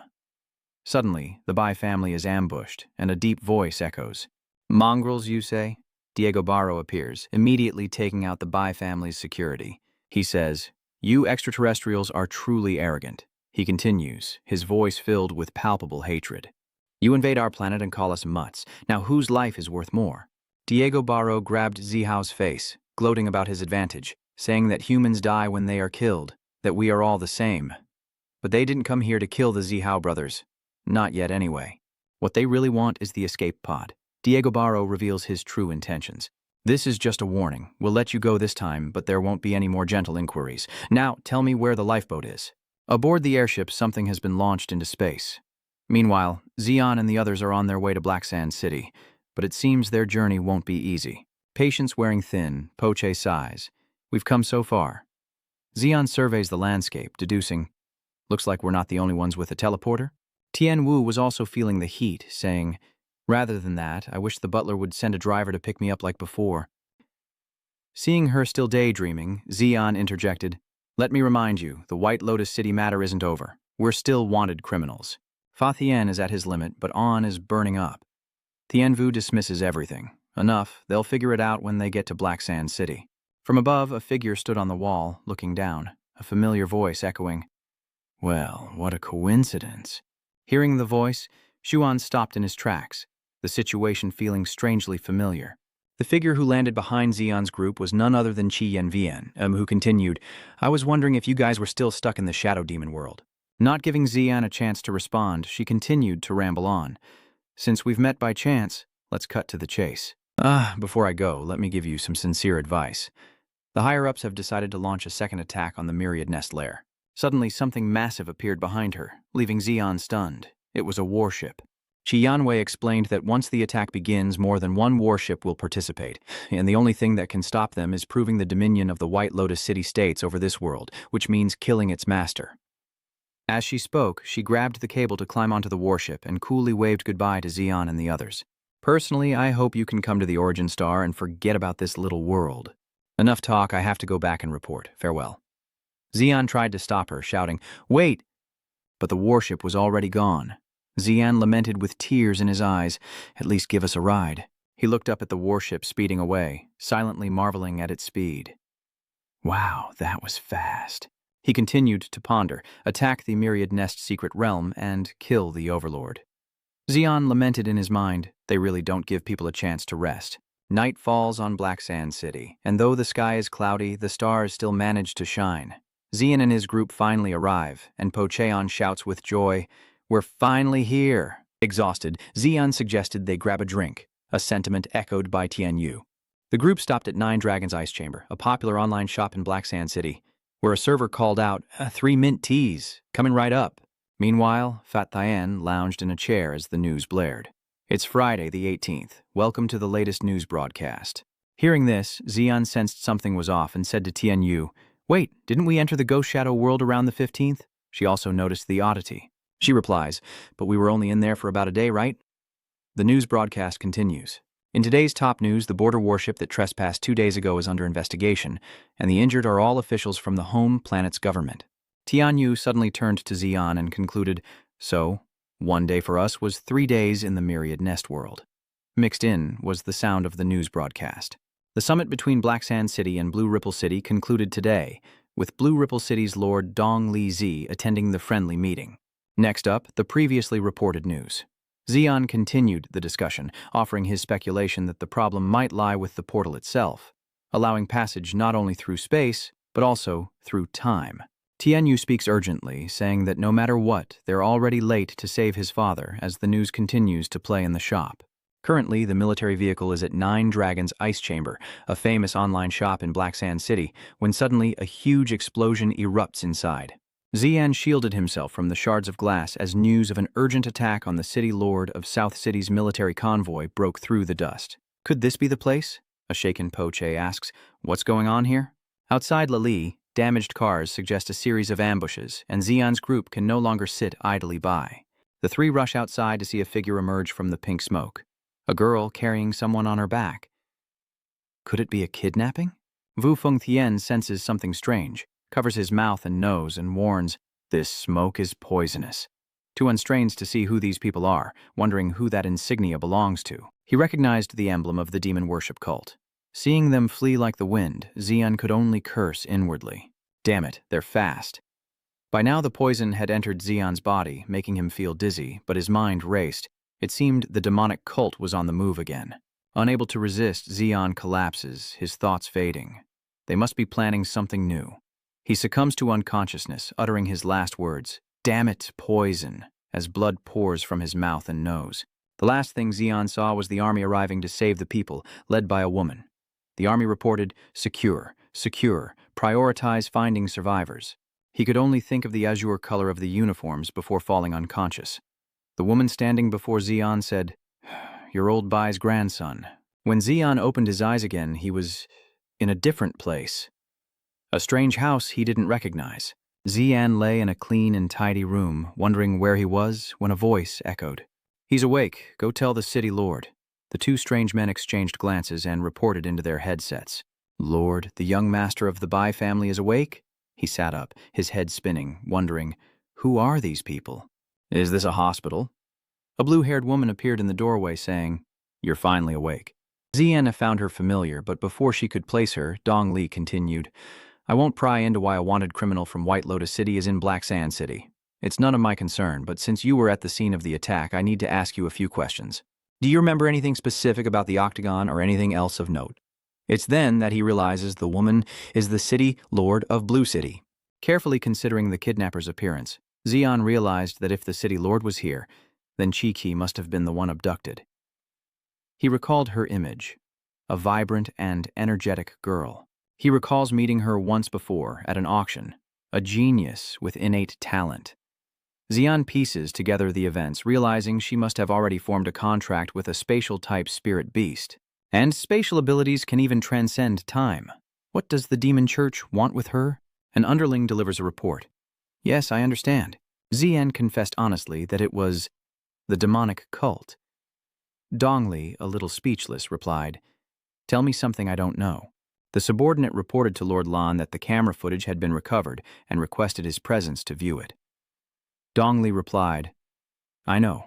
Zian is a little surprised. Cameras? She strode out of the room, adding, Follow me, Xuan. Zian sat in a daze, silently wondering why the city lord was being so passive-aggressive with him. Should he call her the old hag? But on second thought, he hadn't offended Lord Lam in any way, so he reluctantly agreed. Dongli led Zian to an operations room filled with modern equipment and addressed someone inside. Old Lin, what's the situation?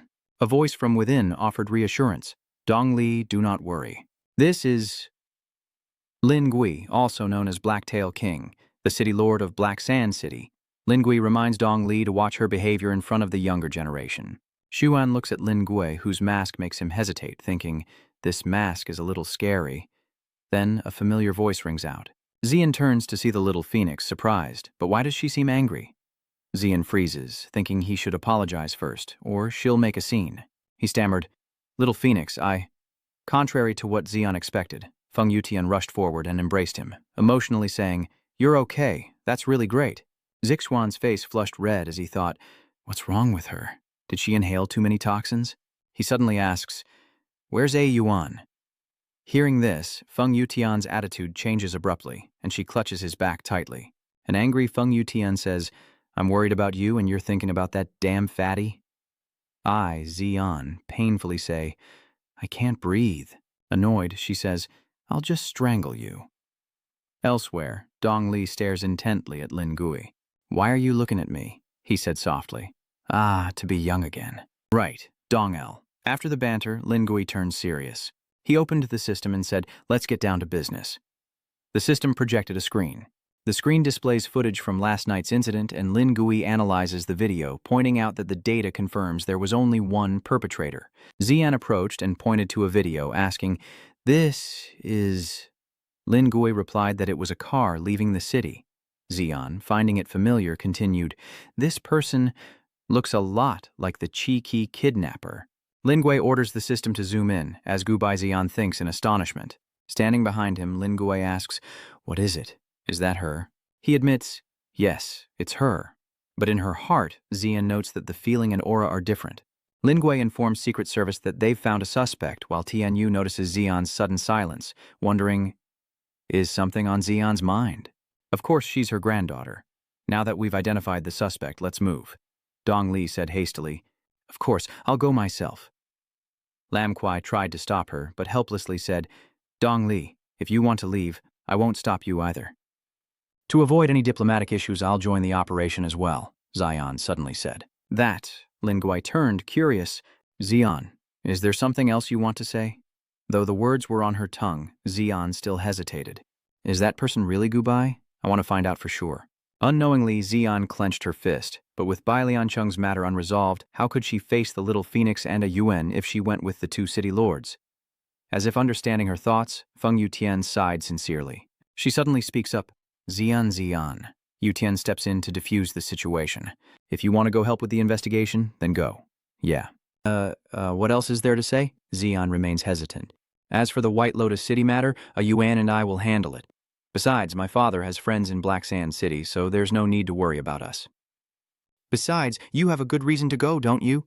Lingui added. Legally speaking, neither White Scale City nor Black Sand City has the right to arrest criminals from other cities, right? It's not like I'm doing it for old Bai, but you don't have a problem with that, do you, Dongli? Dongli was speechless. As the #1 witness, she just wanted to get going. Time was precious, so no more dawdling. Xian felt a little guilty, thinking, Little Phoenix, look back at Wu Tian's back, I'm sorry. She then sighed, realizing she was expecting too much, and mocked herself for even wondering what she was hoping for. Outside, a convoy of military vehicles followed closely behind. While reviewing the documents, Longui outlined their strategy. We're approaching the target, so let's go over the key points for this mission. A train speeds along the coast, carrying the suspect towards Jumu City. In the passenger car, Gubai discreetly studies the file through his sunglasses so as not to arouse suspicion. We didn't ask the train staff to make an emergency stop, just to slow down. At the same time, 2 military vehicles began to approach, running parallel to both sides of the train, allowing us to enter from the rear. Once we're inside the train car, chaos is inevitable. Grim Reaper intently monitors the situation on his tablet. In short, once we're in, we need to secure the area as quickly as possible to avoid chaos. He carefully laid out the plan, emphasizing that the young master would then identify the suspects and he'd need his help. Then, Baigongzi Xian looked up and replied, Yes, but he couldn't help but frown. Why do I keep feeling like something's wrong? Xian pondered, lightly touching his fingertips together. The train's destination was fixed and unchangeable, and being discovered was like being trapped in an iron box. The train continues onward, cutting through the arid landscape, fueling his unease. Why choose such a method to transport someone? And is that person really Gubai? Just then, the train operator turned around to announce, The chief's here. Lin Gui immediately signaled, Good, let's move. At that moment, 3 fully armed Special Forces soldiers jumped onto the roof of the vehicle, approaching the cabin from the side. While inside, Gubai calmly monitored their every move as they drew closer. Gubai glares, her eyes icy as she flashes a faint smile. Suddenly, a soldier speaks up. We have a passenger approaching, and slowly points his gun at her. But as they moved in for a surprise inspection, Gubai vanished, only to reappear above, mask removed, diving straight toward him. By the time he realized it, it was too late. Gubai landed, her slender legs clamping around his head, her eyes filled with murderous intent. The soldiers immediately surrounded her, guns raised, yelling and firing, but she leaned back, head to the ground, still locked on her target, ignoring the bullets whizzing past. They continued to fire, but luckily he was wearing a bulletproof vest. Suddenly, Gubai flipped backward, delivering a powerful kick to the surrounding soldiers, then unleashed a barrage of purple lightning, striking them down one by one. Damn it, she's way too fast. They're falling one by one, completely unable to withstand the Beastmaster. Finally, Gubai takes down the last soldier, brushes her hair back, and scoffs at the bodies on the ground, saying they barely warmed her up. Just then, a hesitant voice called out from behind. Gubai? Gubai tilted her head. There was still one left. Zuan stuttered, dumbfounded. Is that you, Gubai? Why did you react to that name? She repeated coldly as Dongli, standing behind her, frowned and shouted. What are you doing? Why aren't you attacking? The Devil's Feather quickly reached out to stop her. Calm down, Dongli. Young Master Bai seems to know her. Now Gubai Ru's eyes have turned into cold, dangerous blades. He sneered. You must be talking about that unlucky child. She's not here anymore. The person standing before them now is completely different, devoid of any former lucidity. Hearing this, Xian quickly asked, What do you mean she's not here anymore? Gubai smirked derisively. Looks like you don't know anything. Suddenly, her eyes flashed red, a demonic fire in them, as she chuckled contemptuously. That unlucky child was so weak, and an orphan to boot. Who do you think protected her as she grew up? With that, she put a finger to her lips, as if keeping a secret. That's right, it's me, a secret even she doesn't know. It was then that Xian realized with a start. Could she have split personalities? Xian regained his composure, staring at her, asking why she would help the demon worship cult, but the current Gubai casually replied that it was for profit. Suddenly, a voice cried out, Report! An emergency has occurred! Lin Gui immediately asked, What is it? The soldier hesitated. You might not believe it. Since using the techniques of Lam Lam City, there hasn't been a sandstorm in 20 years. But for some reason, one has appeared today. He was startled, muttering, How can this be? This isn't normal at all. The soldier added urgently, Wait, there's more. As the sandstorm intensified, someone noticed something moving within the sands, and the ground near the train tracks began to tremble violently. A colossal creature with rough skin and sharp horns erupts from the earth, sending debris flying, and the entire train car lurches violently, making it hard to stand. Instantly, Demon Hair recognized the creature as a black sand soft worm, its gaping maw a bottomless abyss, lined with rows of razor-sharp, spiraling teeth, ready to devour the entire train. In the corner of the train car, Gubai slowly stretched and stared intently at the black sand worm, whispering as if she had been waiting for this moment. "It's finally here." A soft cough echoed from behind, and Xian hurried over, saying, "Wait." He panted, furrowing his brow as he questioned, "What is your purpose?" But Gubai didn't care. She calmly picked up her suitcase and walked out, where a figure appeared, seemingly waiting at the door of the compartment. "Why are there still survivors?" she replied calmly. "Why don't you see for yourself?" Diego Barro wondered if this was someone she couldn't bring herself to kill. Gubai walked straight out, coldly replying, "Didn't you say to keep him as a spare tire for yourself?" He crouches down, surprised to see who it is. A fateful coincidence. Xian roars with hatred, calling him a parasitic wasp. Diego Barro looks down, reminding him, "Don't call out anymore. Just stay put." It's then that he realizes his entire body has been stuck in a layer of opaque liquid, unable to move. He leisurely stood up and chuckled. "Once you've grown a bit more, I'll come find you. After all, a special spare tire like you needs time to develop." Then, the two of them rode on the back of the black tendril worm, and Diego Barro glanced over to remind Gubai, "Our boss has been waiting, so let's deliver the package first." "Don't sit on it, got it?" But she remained silent, her eyes fixed on something, lost in thought. Meanwhile, chaos reigned on the train as desperate calls echoed out. "Commander, Commander, do you read? Please respond." However, the communication system is down. Lingui reports that a sandstorm is causing interference, and they can only wait it out.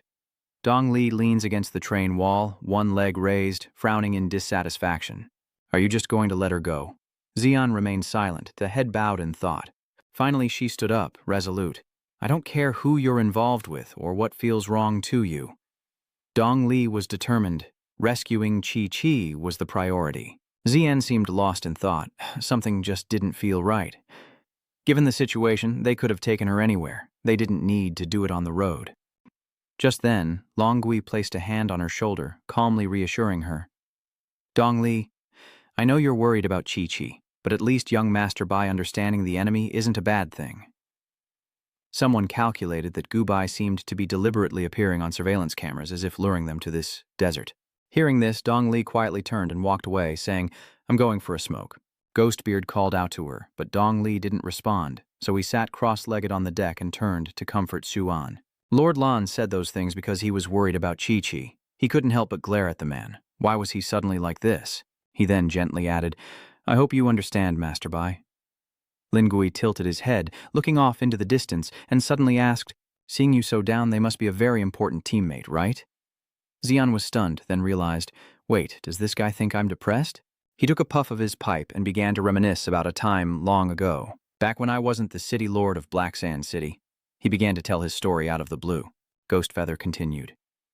"Your grandfather Dong Li and I, an exile from the 4 source stars, a genius from humble beginnings, and an illegitimate child of a great clan." He added, "We all became friends aiming for the 4 source stars, training together in the Myriad Nest secret realm. We shared a secret we saw clearly but couldn't speak of." Images of Jing Chong avoiding Dong Li, who was shy and full of love, surfaced in his memory. Dong Li was in love with your grandfather. Recalling how his image faded with time, Devil Hair continued. "But just as we were about to reach our goal, Jing Chong suddenly left. When they met Kyung Song again, the distance between them only grew, and the next time they saw him, he was the city lord of Baklan City, drifting further and further away, like a stranger.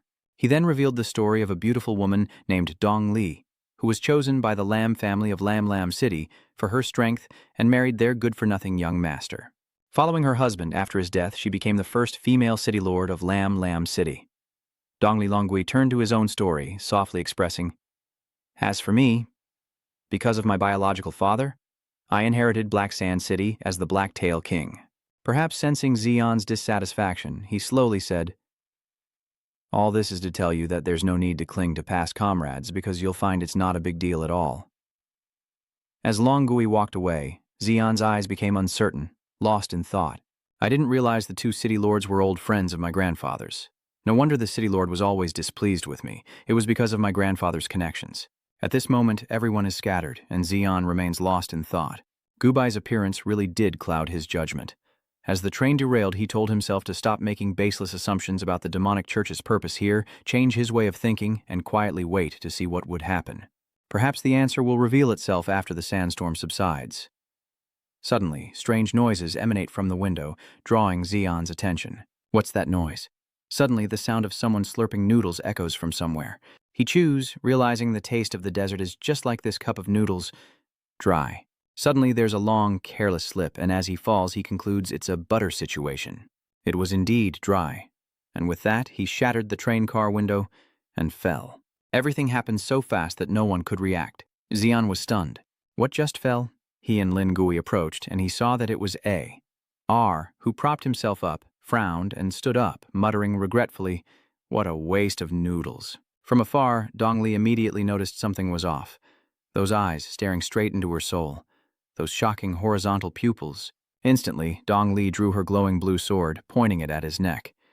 "You are a demon disciple." Unable to contain herself, she shouted, "What is your purpose in kidnapping my granddaughter?"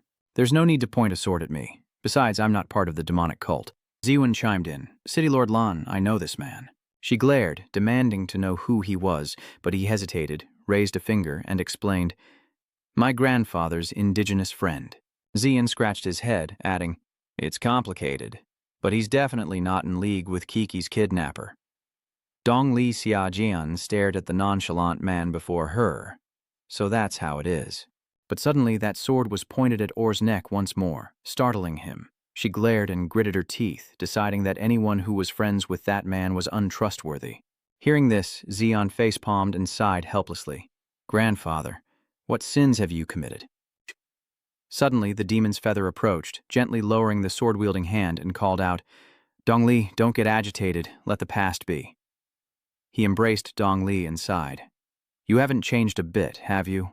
Immediately, A held up two fingers, politely asking for a moment. "All right. I want to understand the current situation, so sorry for interrupting." He then continued to explain his understanding of the situation. The granddaughter of the Blue City Lord was captured by either the Sunchaser sect or the Devil-suppressing sect. Amidst the wreckage of the train, A continued, explaining that a chase led to their entrapment by the sandstorm. R rubbed his chin, recalling the destroyed cabin, and recounted how the sandstorm eventually subsided. "I wasn't careful and fell down here, then I met you all. Is that okay?" Xian loses patience, gesturing for R to stop, and glares coldly at him. "Ray, if you're going to talk so much, tell us why you're here. Can't you tell? Our goals are the same." Xian was surprised, crossing his arms and asking with wide eyes, "You're also after the Church of the Demon." Ao replied immediately. "Of course, my Moonshade sect wants to monitor the Sunflare sect's activities. They're always up to something." Inside the airship, Lin Gui finally voiced his questions. "Wait, this gentleman is from the Moonshadow sect, and as for the Sun Radiance sect," both sects hurried to explain.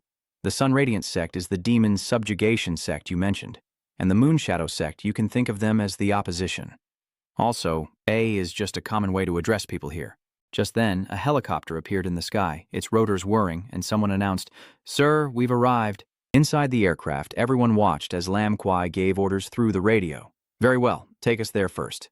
The helicopter hovered in the crimson sky as a soldier in the ship turned to ask, "Where to now, sir?" Lin Gui turns and points, ordering, "First, scout the surrounding area for any traces of the giant creature's movements. Remember, they still have our people. We have to catch up to them quickly." Below, Xion sat next to Dong Li, glancing at him as he spoke with A. "A, you must know something, right? Otherwise, you wouldn't be in this desert." A looked at him, raised his index finger, and said, "Indeed, there is some intelligence, and it concerns you." Xian pointed at himself, confused, and asked, "How does this involve me?" A simply replied, "Correct." He then began to count on his fingers, saying, "Do you remember what happened half a year ago in Hantu Forest and Kumok City?" Xian smirked, recalling his meeting with Atho and Asmodan, and asked, "Wait, are you talking about those two high priests from the demon-worshipping sect?" R frowned and replied, "That's right," as he continued to explain their actions. The Sun Sect is facing a shortage of combat power, so they're trying to find successors before our Moon Shadow Sect by bestowing blessings to increase their strength. And that's because you, Xian, killed those 2 high priests. Dong Li was shocked and exclaimed, "What?" Lin Gui also admired Xian's strength, gritting his teeth as he said, "And so young." Dong Li sincerely praises Xian, acknowledging the strength of a diamond-level expert. He rubs his head, avoiding the compliment, and humbly replies, "It's nothing. I was just lucky." Despite the praise, he remains vigilant, but it must be said the situation is complex and he contemplates his next move. Yan Yan once said, "The Bu Yuan Star has assembled its army and will soon defeat the Spider Queen." Chi-Chi has taken action, and perhaps tracing his actions back to their source could lead us to the Spider Queen, but then we'd have to face both the demon worship cult and the Spider Queen at the same time. There are still many unknowns, and more importantly, some things remain unclear. Dong Li clenched his fist, furrowing his brow as he wondered, what does the Spider Queen have to do with my granddaughter? A also wondered about this. He said, "This is the issue I want to clarify. Their inexplicable actions make him suspect that the Demon God Church keeps targeting people without talent and ordinary people. Could it be?" Suddenly Xian remembers something, and in a panic realizes that the Heavenly Revelation person had guessed Chi-Chi's identity. He pointed and smirked, asking, "Your daughter is a beast master with a rare talent." At that moment, Chi-Chi awakened her talent, and without an awakening stone, she did so automatically, effortlessly gaining extraordinary power before everyone's eyes. What's more surprising is that there are reports of spatial rifts in the desert. When Chi-Chi awakened her talent, a blue mythical beast appeared around her, shocking everyone. What's even stranger is that space parasites are only supposed to exist in legends, yet one actively formed a contract with Chi-Chi. This is truly unheard of. Or suddenly jumps up, startling the others, and points, exclaiming, "That's it!" Our, with a worried frown, explained, "Dimensional parasites are higher dimensional beings that can freely create portals between different dimensions. The Sunchaser faction wants to exploit this ability." He hesitated, explaining that they could only control the person who made a pact with it. He urged everyone onward. "We don't have much time left." Just then, the helicopter flying overhead passed over a large trench, and the pilot immediately reported a discovery to the chief. Devil Hair rushes over, gripping the seat tightly, as the pilot reports, "The tracks below must belong to the Black Earth Worm." He orders them to follow the trail. The sky darkens as time runs short, and he urges them to hurry and catch up. The helicopter follows the tracks below, transitioning to a space filled with spiderwebs as Gubai follows Diego from behind. She scoffingly remarks, "Our footprints in the sand won't be noticed? How unprofessional." Diego turns, glances at her, and says sternly, "I have my own plans." He warns her, adding that he knows she's plotting something. Gubai, ever confident, directly provokes him. "Then tell me, don't just make accusations." Diego frowned, pointing at her. "I have no interest in your goals, but remember this, don't get in my way." He added, reminding her that the two of them were on edge. Diego grabbed her chin, his eyes blazing, and hissed, "Don't forget, without me, you'd still be buried in that mine." But Gubai remained unfazed, even amused. "Then I should really thank you, shouldn't I?" At that blatant provocation, Diego let go and quickly turned away. He left her with a warning. Remember not to cross the line. Carrying his luggage, Gubai rubbed his neck and glared at him. Diego glanced back and ordered, "And don't forget to keep our inside man alive. He can't die." Night falls, the last red embers fade on the horizon, and the helicopter arrives at a desolate area of gray, abandoned buildings. An announcement echoes. The trail ends here. Ghost Hair peeked out of the aircraft and ordered, "This is the Abandoned Research Institute of Black Sand City. Everyone go inside and take a look." As they entered, everyone curiously looked around. Xian asks, "What was this place used for?" And Lorgi steps up to explain. He replied, "It's a comprehensive research institute that studied ways to control sandstorms." Dong Li retorted, "But the technology of Blue City has helped Black Sand City solve the sandstorm problem, at least until today." At that moment, Xian raised his hand, channeling his spiritual power, believing that the Eye of Thian Koi would find something within this area. He summoned the Eye of Thian Koi to survey the surrounding area. His eyes flashed, sensing something beneath the surface. He placed his hand on the ground, visualizing what lay below. He wondered about the reaction of the Spirit Stone, and just then a deep box-like structure appeared beneath his feet. This is an elevator. He wondered in surprise why there would be one here.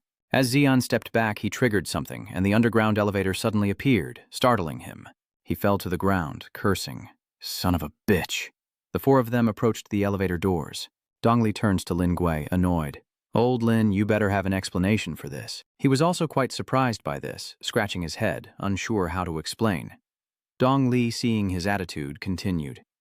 It seems this lab was never abandoned. Finally snapped out of it, frowning as he peered inside, offering his thoughts. Very suspicious. I suggest we investigate. They stepped inside the elevator. Grim Demon put his hands in his pockets, encouraging everyone, saying that at least this suspicious elevator proves they're in the right place.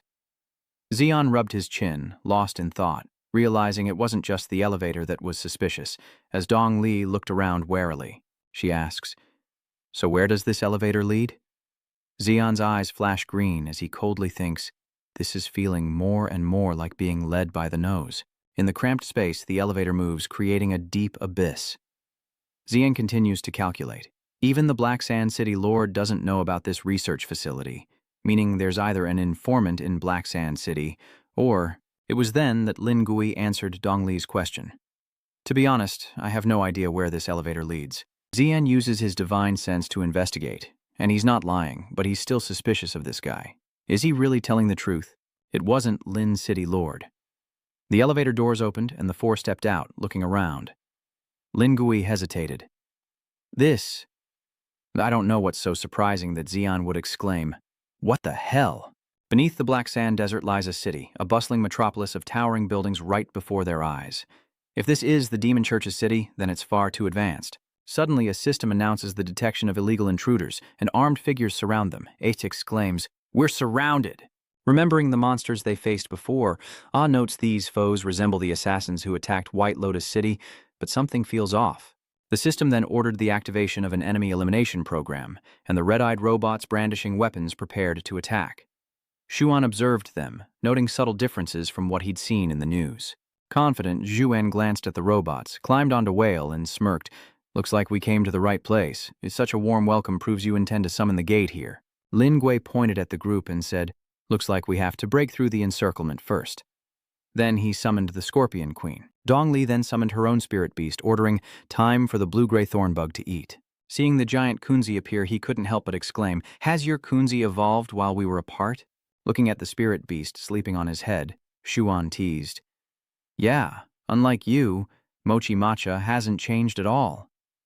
This made the wood spirit angrily sit up and cross its arms.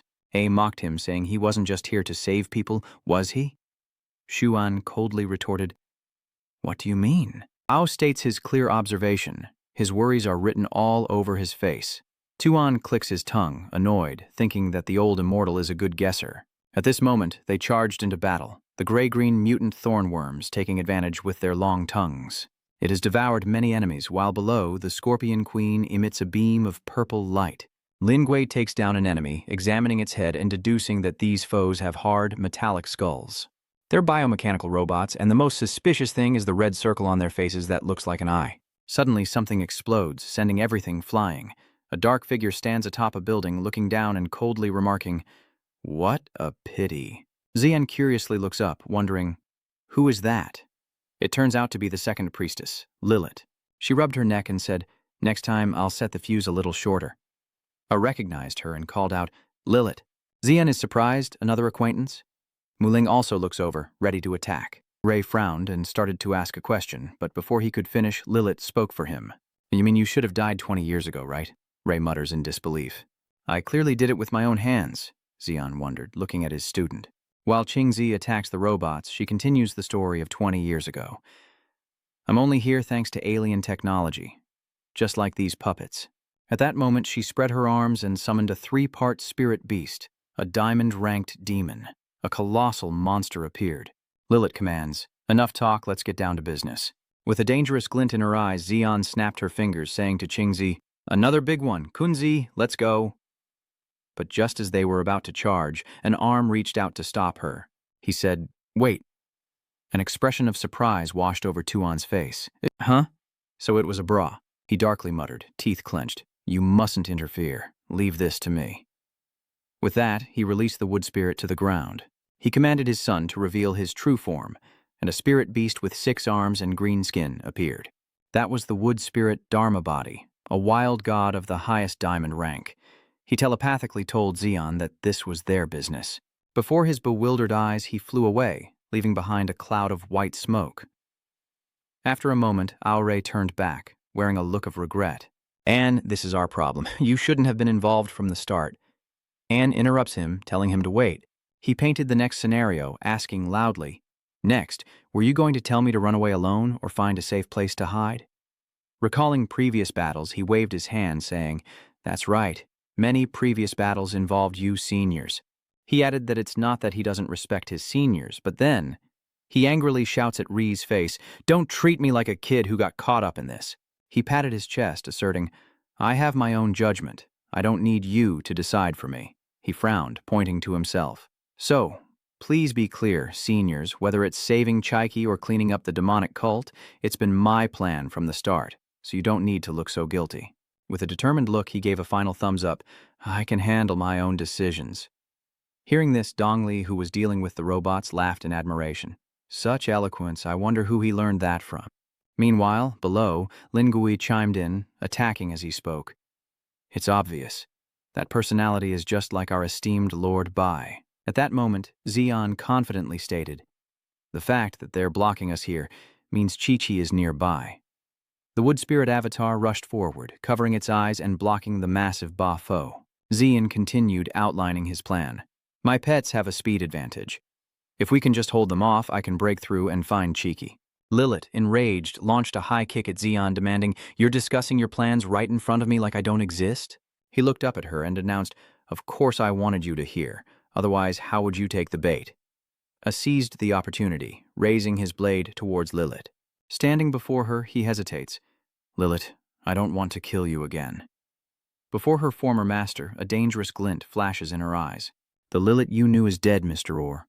Amidst the flickering lights of the buildings, Ree slammed his blade into the ground, aiming for Lily, but she dodged in time. He turned, pleading, "Just one request. Whatever your purpose, don't kill the Empress." Xuan thought to himself, but couldn't bring himself to say it. This request is a bit difficult. If the Spider Queen isn't killed, the fleet will level the Myriad Nest Grotto, and he can't be sure. Avoiding their gaze, he gave an ambiguous reply. "I will make a choice." "That's right." With that, he turned his back on their fight and waved for Kunzi. "Let's go, Kunzi," Xian asked uncertainly as he climbed onto Kunzi's back. "This isn't a problem, is it, Kunzi?" He reassured him that it was no problem at all, and he could rest assured. Only then did he feel relieved and control Qingzi to fly towards the robots, waving his hand and commanding it to fly. Xian and Whale create electric attacks against the surrounding obstacles, including the robots, as he excitedly shouts, "No, sorry, I'm out of time." They have escaped the control of the group below, hovering above the skyscrapers.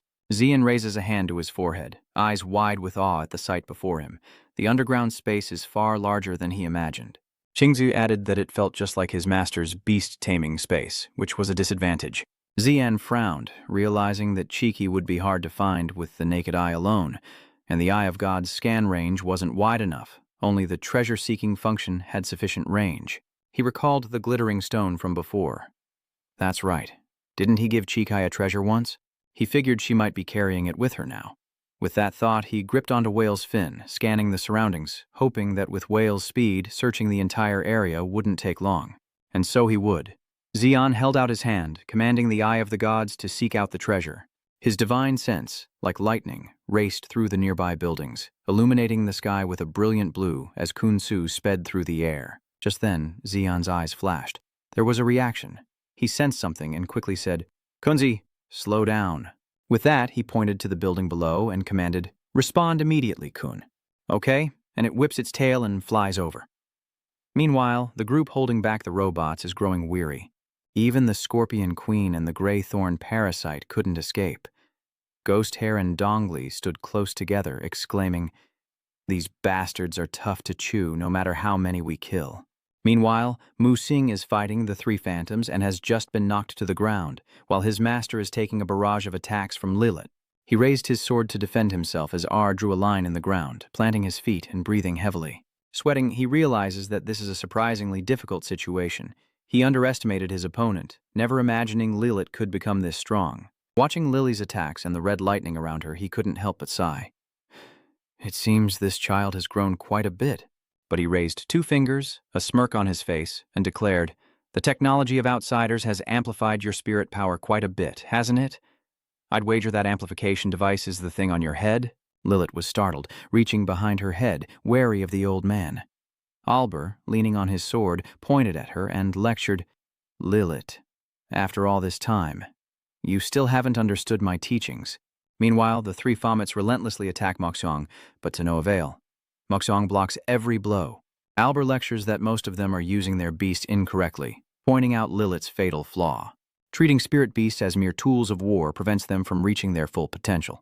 The essence of beast mastery is combining the spirit energy of master and beast to achieve a synergy greater than the sum of its parts. As a teacher, A advises Lilith, you're currently too reliant on that booster. It's because you and your spirit beast have a master-servant relationship contrary to the beast-taming Jadao our ancestors passed down, which teaches us to respect and understand our spirit beasts, not enslave and force them. The Bafue's strike reverts the wood spirit to its small form, perched atop Albur's head as he smirks, good work. Now for the fun part. Bafu, still enraged, roared at Albur, but he remained calm, simply ordering them to prepare. The three-headed monster slammed its massive hand down, sending dust flying everywhere. It lifted its hand, revealing a massive crack, but no one was beneath it. It wondered, where did they go? He didn't get hit by that? Lilith wondered where he'd gone. Suddenly, a dark figure swung a staff, poised to strike. Re descended upon Lilith, the electricity seemingly splitting her in two. Her mask shatters, revealing terrified eyes staring ahead as the LUC robots short-circuit, their red eyes flickering and losing connection. The robots all collapse, unmoving, as Lingui and Dongli look around in surprise, asking, what happened? He then turned and asked, Dongli, are you all right? She replied, I'm fine. Looking ahead, he continued, looks like we have to thank Old Man Bai's friend. Moktin sat with his arms crossed on A's head, as Essie looked down at Lilith trembling on the ground, saying with pity, what's wrong, little one? Not going to continue? Albur mused. That's right, this scar is from that time. Lilith, terrified, didn't dare look up, as if trying to hide the scar across her forehead, reminding Albur of the moment he killed her. Seeing her tremble and clutch her arm, A felt guilty, perhaps reminding her of her own death. He looked away, turned and said, I told you, I won't kill you again. Watching Orr walk away, leaving Lilith behind, the demon lamented, I truly don't know how long the war between us and the demonic cult will last. Dongli, behind him, narrowed his eyes dangerously and asked, you agree with them? He retorted. No, I'm just thinking. Faced with A's troubled expression after fighting his former student, he voiced his thoughts. They're not like us. Do they also have emotions? Unbeknownst to them, another figure appeared behind them, Lilith emerging atop the very building they stood on. The shadow looks at Dongli and says, there's no time to think. Find Chi-Chi quickly. Lingui responds normally, unaware of what's happening with Bai, seemingly oblivious to the person behind them. Our points and shouts a warning, look up there. Gubai smiles menacingly, throwing a dagger downwards. Lingui was startled, barely able to utter a word, when the shadow fell upon him. Meanwhile, Xian and Qingzi landed at the foot of a red tower. This was it, but Qingzi uncomfortably warned, Master, this place makes me uneasy. Xian reached out and touched the surface of the red glass, his eyes widening as he exclaimed, this is insane. Inside this blood-red tower was the Cheeky they had been searching for. But she's unconscious, her eyes closed, seemingly lifeless as he calls out to Cheeky, who is inside the tower. From the shadows, a figure in a hat emerges, saying, don't worry, the girl will be fine. Startled, Zuan turns and asks, who's there? The figure introduced himself. I am Mephisto, the fourth priest of the Sun Sect. He then proceeded to justify his act of kidnapping and imprisonment. We just need to borrow the young lady's pet for a bit. Angered, Zuan grits his teeth. Is this how the demonic church borrows things? He condemned their crude behavior. You didn't speak so reasonably when you launched your terror attacks. Misto, with its single red eye, looked grotesque as he justified their terror attacks. So, you see our resistance as something like that? This was our home to begin with, and we just want you to understand that. Amidst the deserted buildings, he brands Shuan an outsider and condemns him, saying, you outsiders will never understand us. Shuan shouts in anger, even if I could understand, I would never accept your methods. I advise you to release Jishi now. Whale also sensed the discomfort of approaching this place, remaining constantly on guard. He would do anything to save Chi-Chi as Whale hovered above, channeling its spiritual energy. Xian continues his threats, suggesting they consider the fate of Asmodan and Arthur. Mephisto exclaims, realizing it's a person. Behind him, a spirit beast with purple flames and flashing red eyes appeared, as he ominously declared, "Then, a fierce battle between us is inevitable." Both Xian and Qingzi stared in disbelief, exclaiming, "Master, that's impossible. How?" Tang Yang Han was angular, with a high nose, strong arms bearing strange patterns, and metal armor clinging to her body. Mephisto's spirit beast has appeared, the evil spirit queen, a ferocious beast of the highest diamond rank, an evolution of the alchemic beast, a form theoretically impossible to achieve through natural evolution. Only outside interference could have forced its evolution to this level. He never imagined that he could contract with a ferocious beast. Mephisto opened his palm, revealing another dangerous-looking red eye. It seems he's controlling the spirit beast with that eye. No matter how he made a pact with the beast, it's incredibly dangerous for the beast to consume his own body. Meanwhile, the evil spirit queen monster is charging toward him. He clenches his fist, realizing that both this guy and the beast are not to be underestimated. As Qin Tu dodged aside, it unleashed a torrent of green flames at the evil queen. Xian spotted their weakness, regaining his confidence, and thought with a smile, so, just like before, its vision only detects spirit energy. The evil queen strikes first, forcing Xian and Jingzi to jump back. From above, he declares, "Let's use the old trick, summon Yi Ya."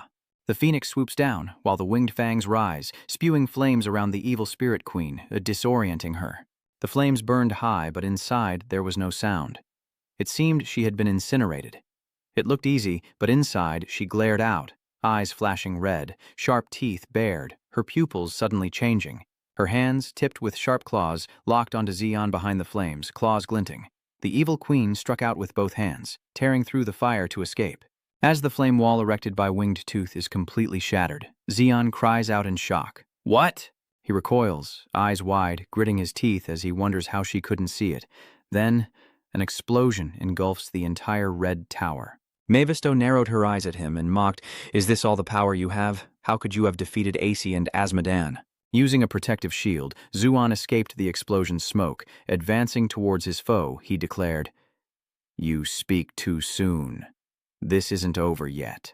The evil spirit queen had fully emerged, waving away the white smoke as Zuan watched in stunned disbelief, berating himself for his carelessness.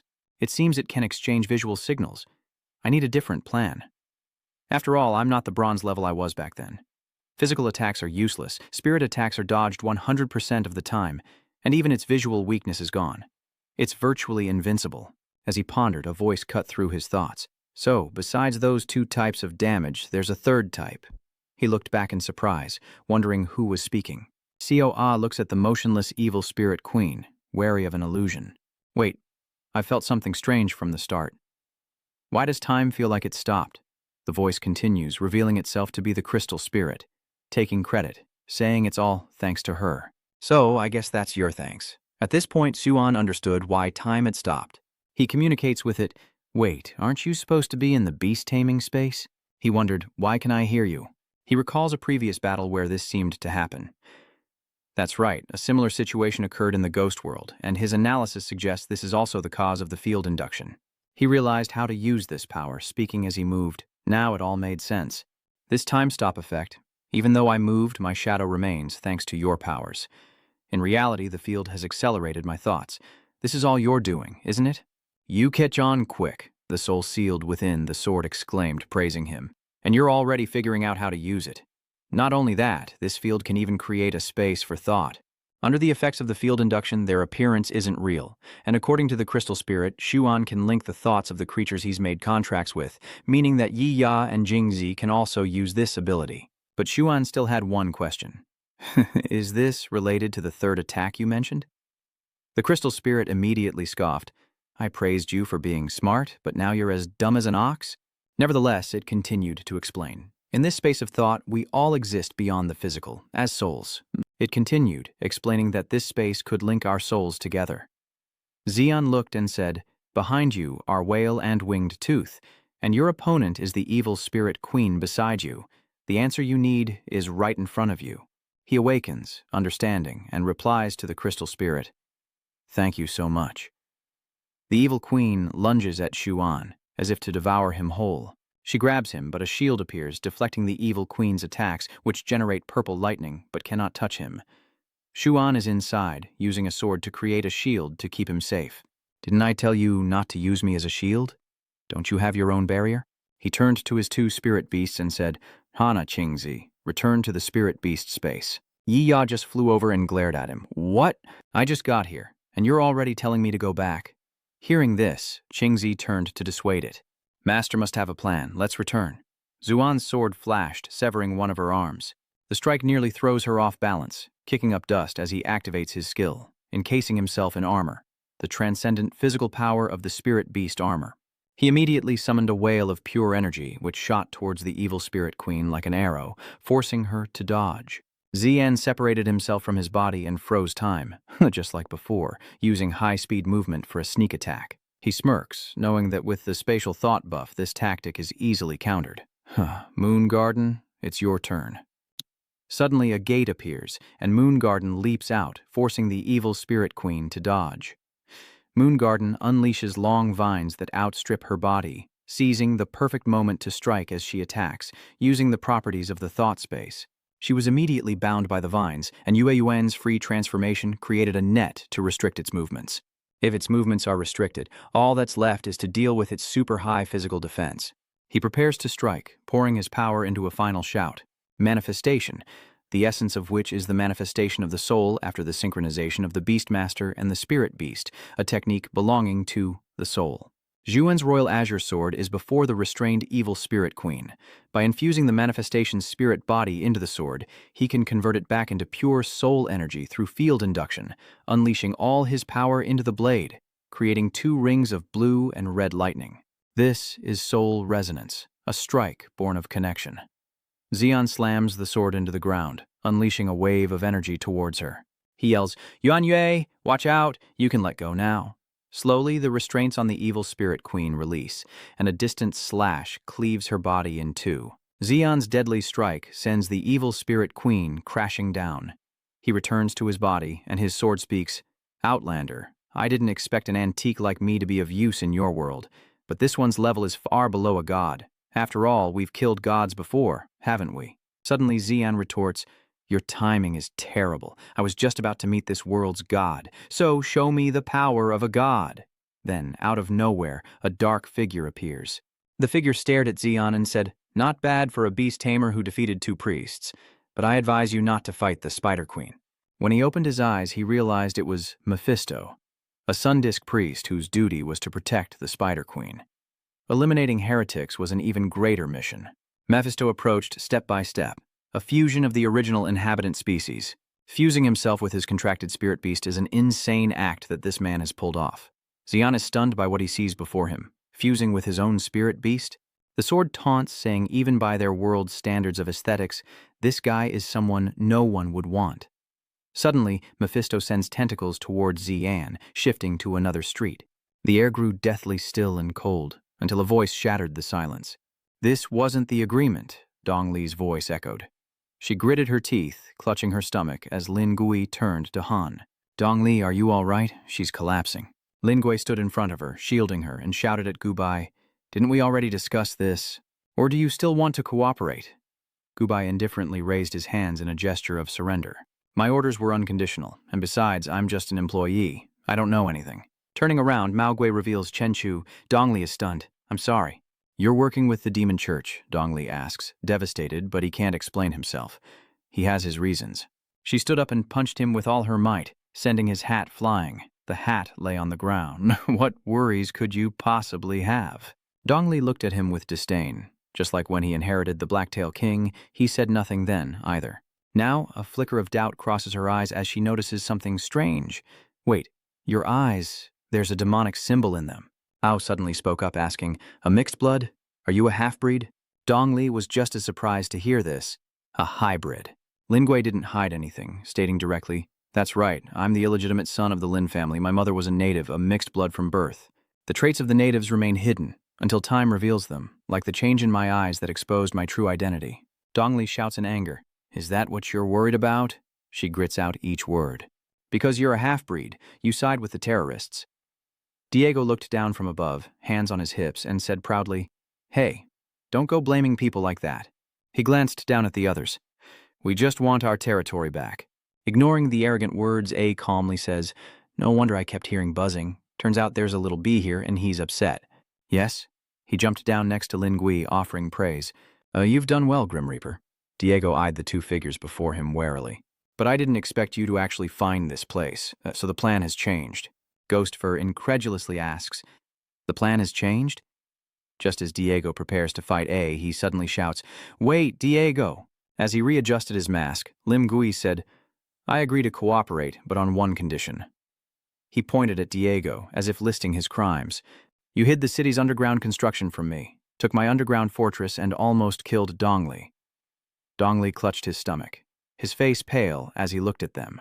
The devil's hand continued, stating that this was different from what they'd agreed upon, leaving Gubai and Diego speechless, both thinking that this guy really didn't understand the situation. He glanced over, leaving only a single cautionary remark. Didn't you say you wanted to end this war?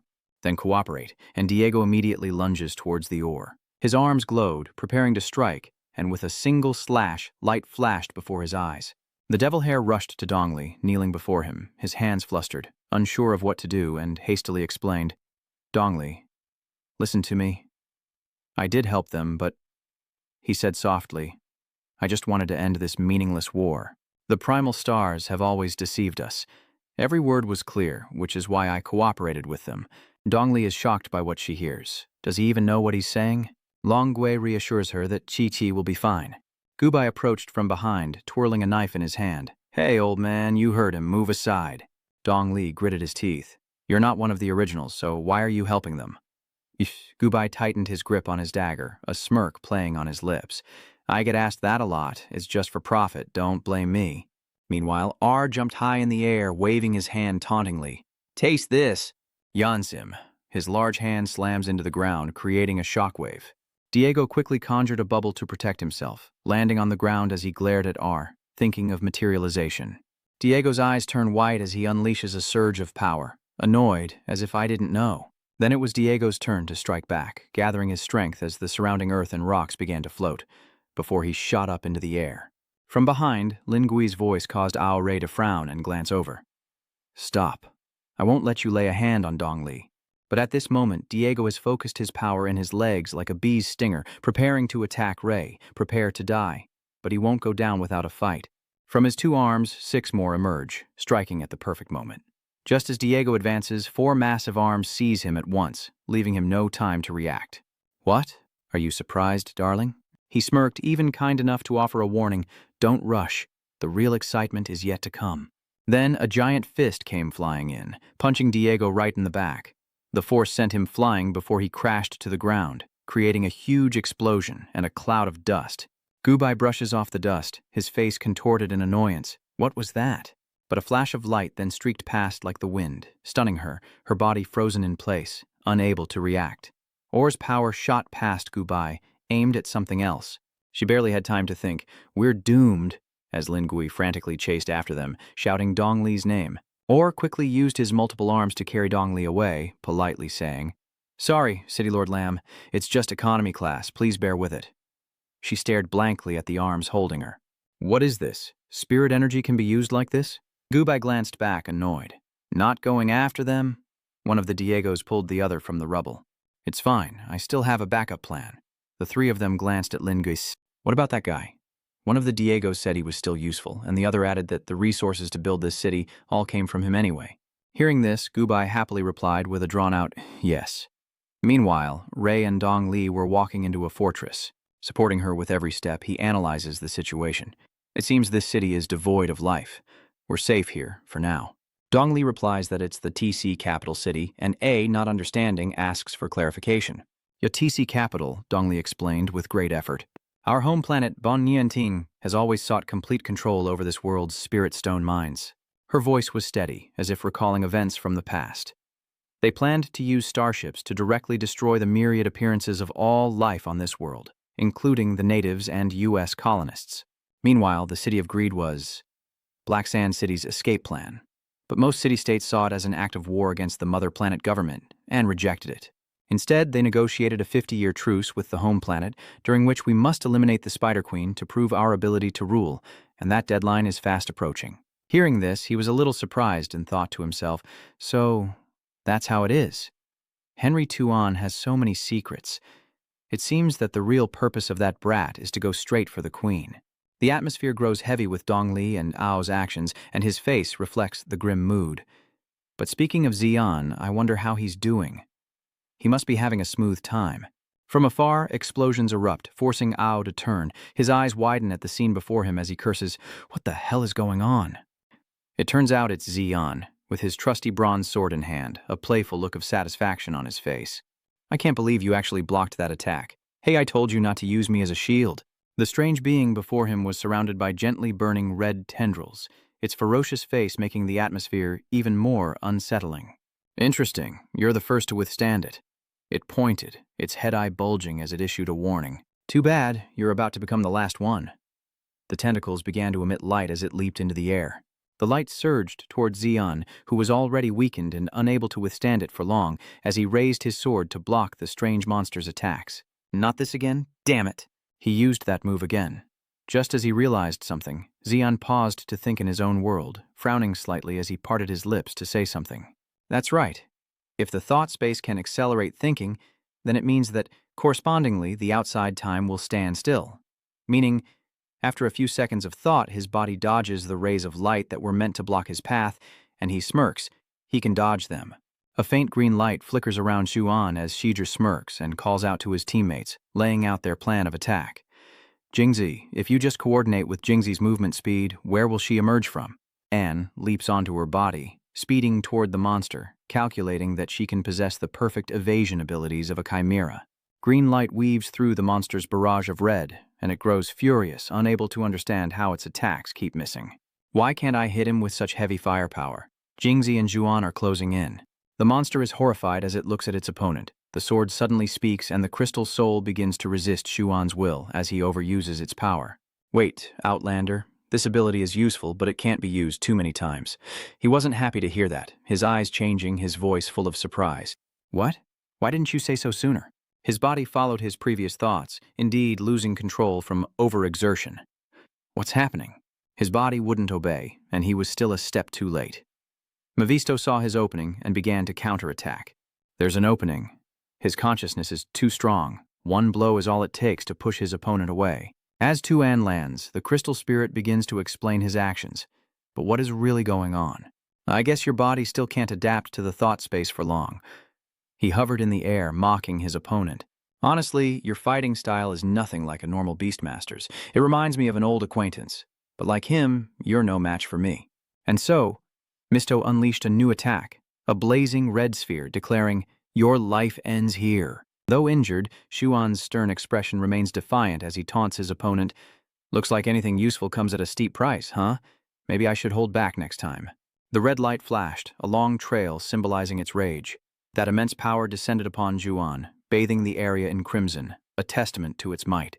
"Where'd you fly off to?" retaunts Mephisto, who just showed off his power. "Hey, don't go making things up." He jumps down to expose the monster's lie. "I thought I won last time." He panicked at the sight of him. "Oh, Ray." Seeing his savior, Xian got up and spoke to him about how difficult things were. "Ray, you came at the perfect time. This guy is impossible to deal with." He hadn't noticed Ray's expression, and suddenly the sword was drawn, its blade now at his throat. Suddenly, an ally became an enemy, and before he could react, Ray's cold voice questioned if his goal was to kill the Spider Queen. "This isn't the time, and didn't I already say?" The sword begins to cut into his skin. "I need a straight answer from you. Is your ultimate goal to kill the Spider Queen?" Xuan grits his teeth, his face unreadable as he stares at the man before him, brow furrowed in thought as he tries to understand his strange actions amidst the swirling dust. What is this immortal old man up to? But to stop the primordial star's actions, the Spider Queen must be killed. A weight lifted from his shoulders as the sword was removed from his neck, and he could finally speak. "Indeed, I once considered killing the Spider Queen because it seems he knew everything." To Xian's surprise, Ray replied with an icy tone, "The extraterrestrial fleet will destroy all life on Earth." "Right, so you knew all along?" Mephisto was furious. They were clearly provoking him, attacking repeatedly to get his attention. "Do you think I don't exist?" A is still engrossed in conversation with Xuan, completely oblivious to the power descending behind him. He ignores Mephisto's rage and continues talking, as the Spider Queen's core is deeply connected to this world. The Spider Queen's injury lowered this world's level limit to Amethyst, yet they chat as if no one else is around. May remained silent, ignoring his fury, as the potential consequences of the Spider Queen's death loomed large. He began to think, haunted by visions of what he had seen, his face relaxing slightly, though his lips remained tightly clenched. If that's the case, the Myriad Brood Hive world will likely merge into another world, like the Shadow Wraith world. The two begin to cooperate to stop it, and also start discussing what they hadn't finished talking about before. Everyone grimaced at the smoke and the gravity of the situation. Killing the Spider Queen would destroy this world. That's right. A realizes something, then turns around, revealing a playful and cute side. A seems to be teasing him while also lecturing him on the world's gravity. Why couldn't he just say it directly? After all, you're an outsider. What if you don't care about the fate of this world? Ray and he were just about finished discussing things, but it seems someone wants to ruin the conversation, forcing them to stop midway and team up to fight, resolving this issue first. Agreed, he begins to smile slyly, meeting his old opponent. His first move is to greet him with moldy old memories. Mephisto dodges the embarrassing topic. How many years has it been since our last fight? Who remembers such things? The man attacks, he retaliates, and it just keeps running its mouth about past embarrassments. Yes, well, you're just going to suffer a crushing defeat this time anyway. I clearly sent you packing in the end. He narrowed his eyes at him, his voice low. He knew what that meant. His face lights up, eager to continue the fight. The battle is officially underway. The monster's attacks and Ayoshi's abilities are unleashed, creating a truly chaotic scene. Mephisto unleashes a fierce attack, his tentacles extending towards Aod, who stands before him. He smirks at the attacks, recalling their past battles. It's been so long, and he's nostalgic to see those moves again, never backing down. Arms emerge, deflecting 6 of its attacks.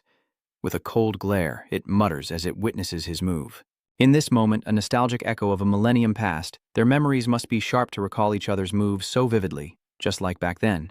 But this time, you're the one with allies on my side. Together, A and Qingjian trap the crystal spirit, unleashing a beam of blue light skyward, a calculated move that surprises even him.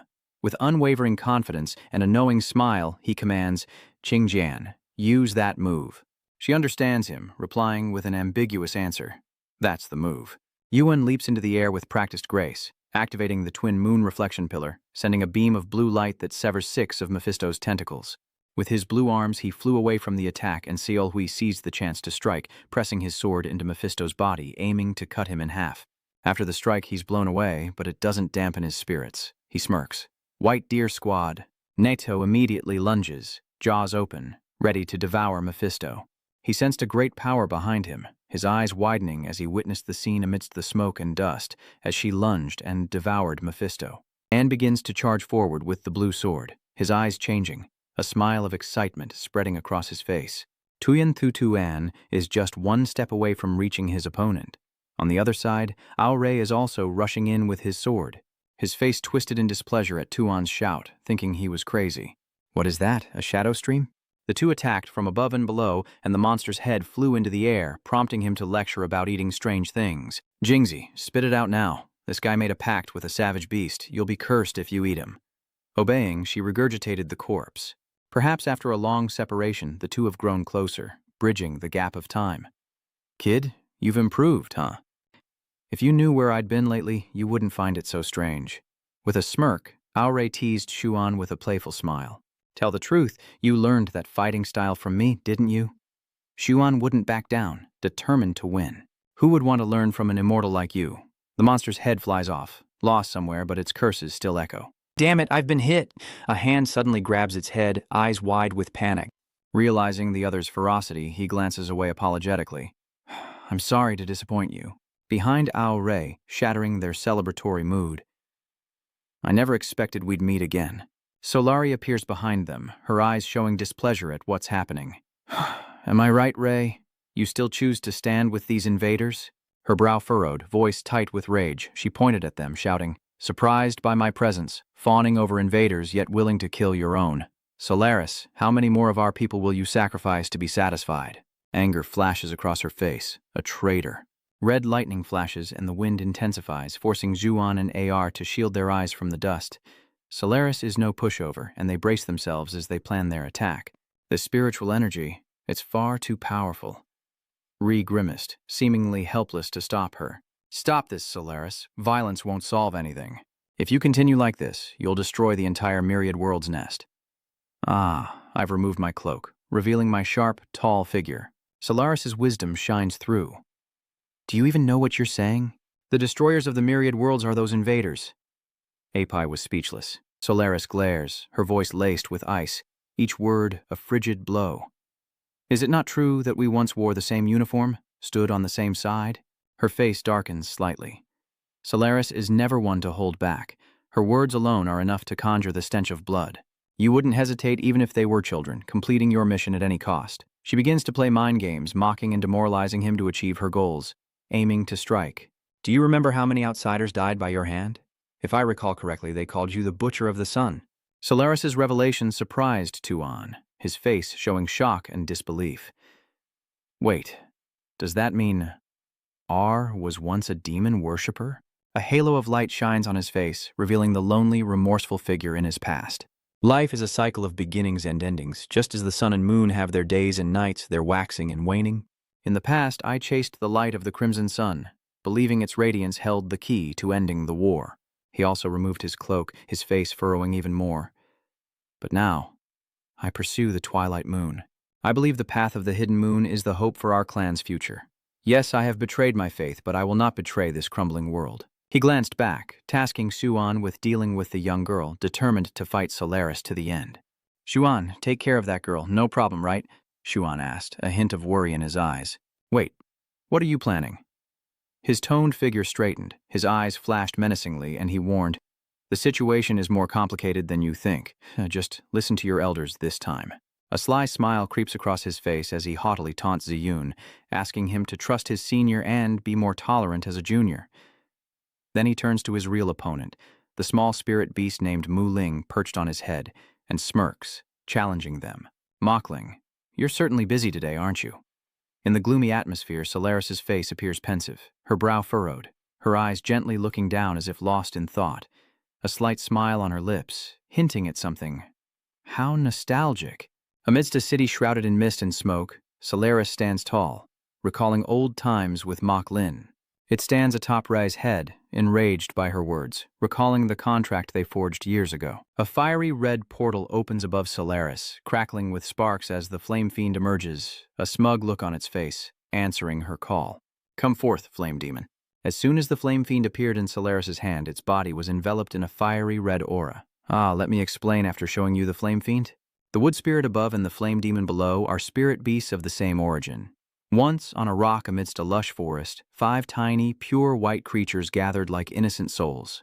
These images depict the birth of the purest spirits in all creation, followed by the Wood Spirit and Flame Demon's arduous transformation into their current forms. Through days of training, the primal spirits will gradually diverge, and those with the same origin will become Wood Spirits and Flame Demons.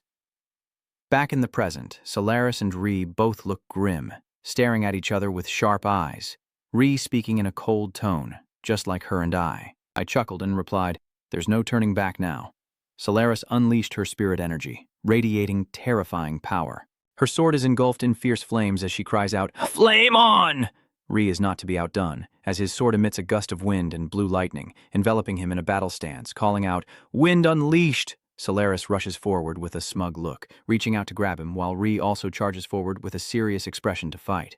As the two swords collide, a burst of light appears, and their combined power explodes, creating a massive pillar of energy that radiates everywhere. Everything is blown away as smoke engulfs them. She opens her eyes wide with delight. His face remained stern and cold as they both summoned their divine bodies. As the smoke cleared, the majestic forms of the Wood Spirit and Flame Demon divine bodies appeared. Suddenly, 4 more arms sprout from behind the Netherfiend avatar, and both avatars prepare to charge at each other. Below, the battle rages on as both warriors swing their swords, while the Wood Spirit and Yama Fiend avatars clash, using all 6 arms to push against each other. Below, the two combatants resort to hand-to-hand fighting as Solaris presses his attack, saying, Ray, I presume you've met L? Even your own student doesn't support you, so what exactly are you clinging to? He retorted, blocking her attack. Stop using her as bait. You said you wanted to negotiate peace with the extraterrestrials for the sake of our people, but all we've gotten is suffering and pain. Does he really think the extraterrestrials will agree to coexist with us? He fixed his sharp gaze and replied, "One day they will." While everyone else fought, Xian ran off, knowing he had to rescue Ziqi now. He stood before the red pillar of light, where Ziqi was being held captive. He pointed at the red pillar of light and shouted, "Kintu, smash that pillar!" As he spoke, she flew towards it with her powerful stream of water. Kintu slams into the pillar, creating a shockwave, sending water and smoke everywhere. The smoke from the impact is drawn into Lanji's body, who then looks at him and says, "Master, just because I'm hard-headed doesn't mean I should use my head to ram things." When its attack proves ineffective, Dongzi's eyes widen and brows furrow. This stele is tougher than your head, it seems. Meanwhile, within the stele, Ziqi slowly opens her eyes, startled to find herself floating in the water-filled pillar, wondering what's going on. Looking out, Chiki asks, "Where is this?" Seeing someone there, she asks again, "Where is this?" It was Xian approaching, and she was shocked to see him. "Brother Xian, why is he here?" He approached the red pillar and told Lamchi, "This pillar is too hard. We need to find another way." Xian smiled gently, reassuring the panicked Chi-Chi inside. "Don't worry, I'll get you out of there." Hearing this, she seemed calmer and rushed towards the pillar as directed. Kintu grew in size, lowered his hand, and pointed towards where Chi-Chi was imprisoned, ordering through gritted teeth, "Tear it apart." Hearing this, she opened her mouth wide, revealing sharp iron teeth, and lunged straight at the pillar of light. Just then, Solaris, in the midst of battling Ao Rei, paused as she saw Qingzi biting into the red pillar, a dangerous glint in her eyes and a sinister smile on her face. Realizing she'd fallen into a trap, she said, "So that's it, you want to stop me." She commanded her flame demon avatar to unleash its spiritual power, creating a massive energy orb, and arrogantly declared, "How naive." A frowned, calmly replying, "Solaris, you have no idea what the situation is." He then commanded the wood spirit avatar to create a massive energy sphere, preparing to confront her. Unfazed, he declares, "Your plan was flawed from the start." Both avatars then unleashed their energy orbs at each other. When the two powerful energies collided, they created a cataclysm of light that illuminated the entire area, slowly closing in on the wood spirit avatar. The immense energy weakens the wood spirit body, allowing the flame demon body to completely overwhelm it. Overpowered, A shields himself from the intense light, grimacing, "Damn it, I can't hold on much longer." In the next instant, a massive explosion of energy from the flame demon avatar obliterates everything, including the red stele, leaving only smoke and dust. Only Solaris and her flame fiend avatar remained standing, surveying the scene. With a hand on her hip, she arrogantly declared, "You can't stop me." From the smoke, the flame fiend avatar shrunk back into a small flame, hovering in Solaris's palm as she approached R and the others. Her face twisted in anger as she frowned down, lecturing that without struggle everything would be lost, a principle he didn't seem to grasp. An was battered and exhausted, collapsing to the ground and leaning against Qingzi, his face contorted in pain as he wearily asked, R, why does it feel like the High Priest is targeting you?" R slowly rose from the smoke, with Wood Spirit, now in its original form, looking up at him with concern. His face was bruised, but he smiled gently, his eyes weary as he replied, "You'll understand when you have a girlfriend." As Solaris approached, the two had regained some strength and struggled to their feet, Ziying resuming his conversation with A. "So, according to you, she's your ex." He struggles to stand, using his sword for support, and replies, "At least that's what she thinks, since she was the one who broke up with him." Despite the danger and his injuries, he smirks, chiding Sangri for his frivolousness at such a critical moment. Ray, hearing this, glances at him, a smug look on his face, and says that this is the skill of a mature adult. After their idle chatter, back in reality, Ree sees Solaris standing before him, radiating murderous intent, with lingering smoke around her. Ma cautiously asks him, adding that they can't handle her in their current state. Wearily, he replies, "Is this the matriarchal society they speak of?" A cold voice emanates from the white-haired man in the black coat. "Blow it all away." Following that cryptic statement, a massive explosion erupts in the sky. The explosion successfully drew the attention of Solaris below. A, pleased to see someone arrive, turned to him, wondering, "Is that the backup you called for?" Meanwhile, Xian recoils in horror, retorting, "Do I look like a pushover to you?"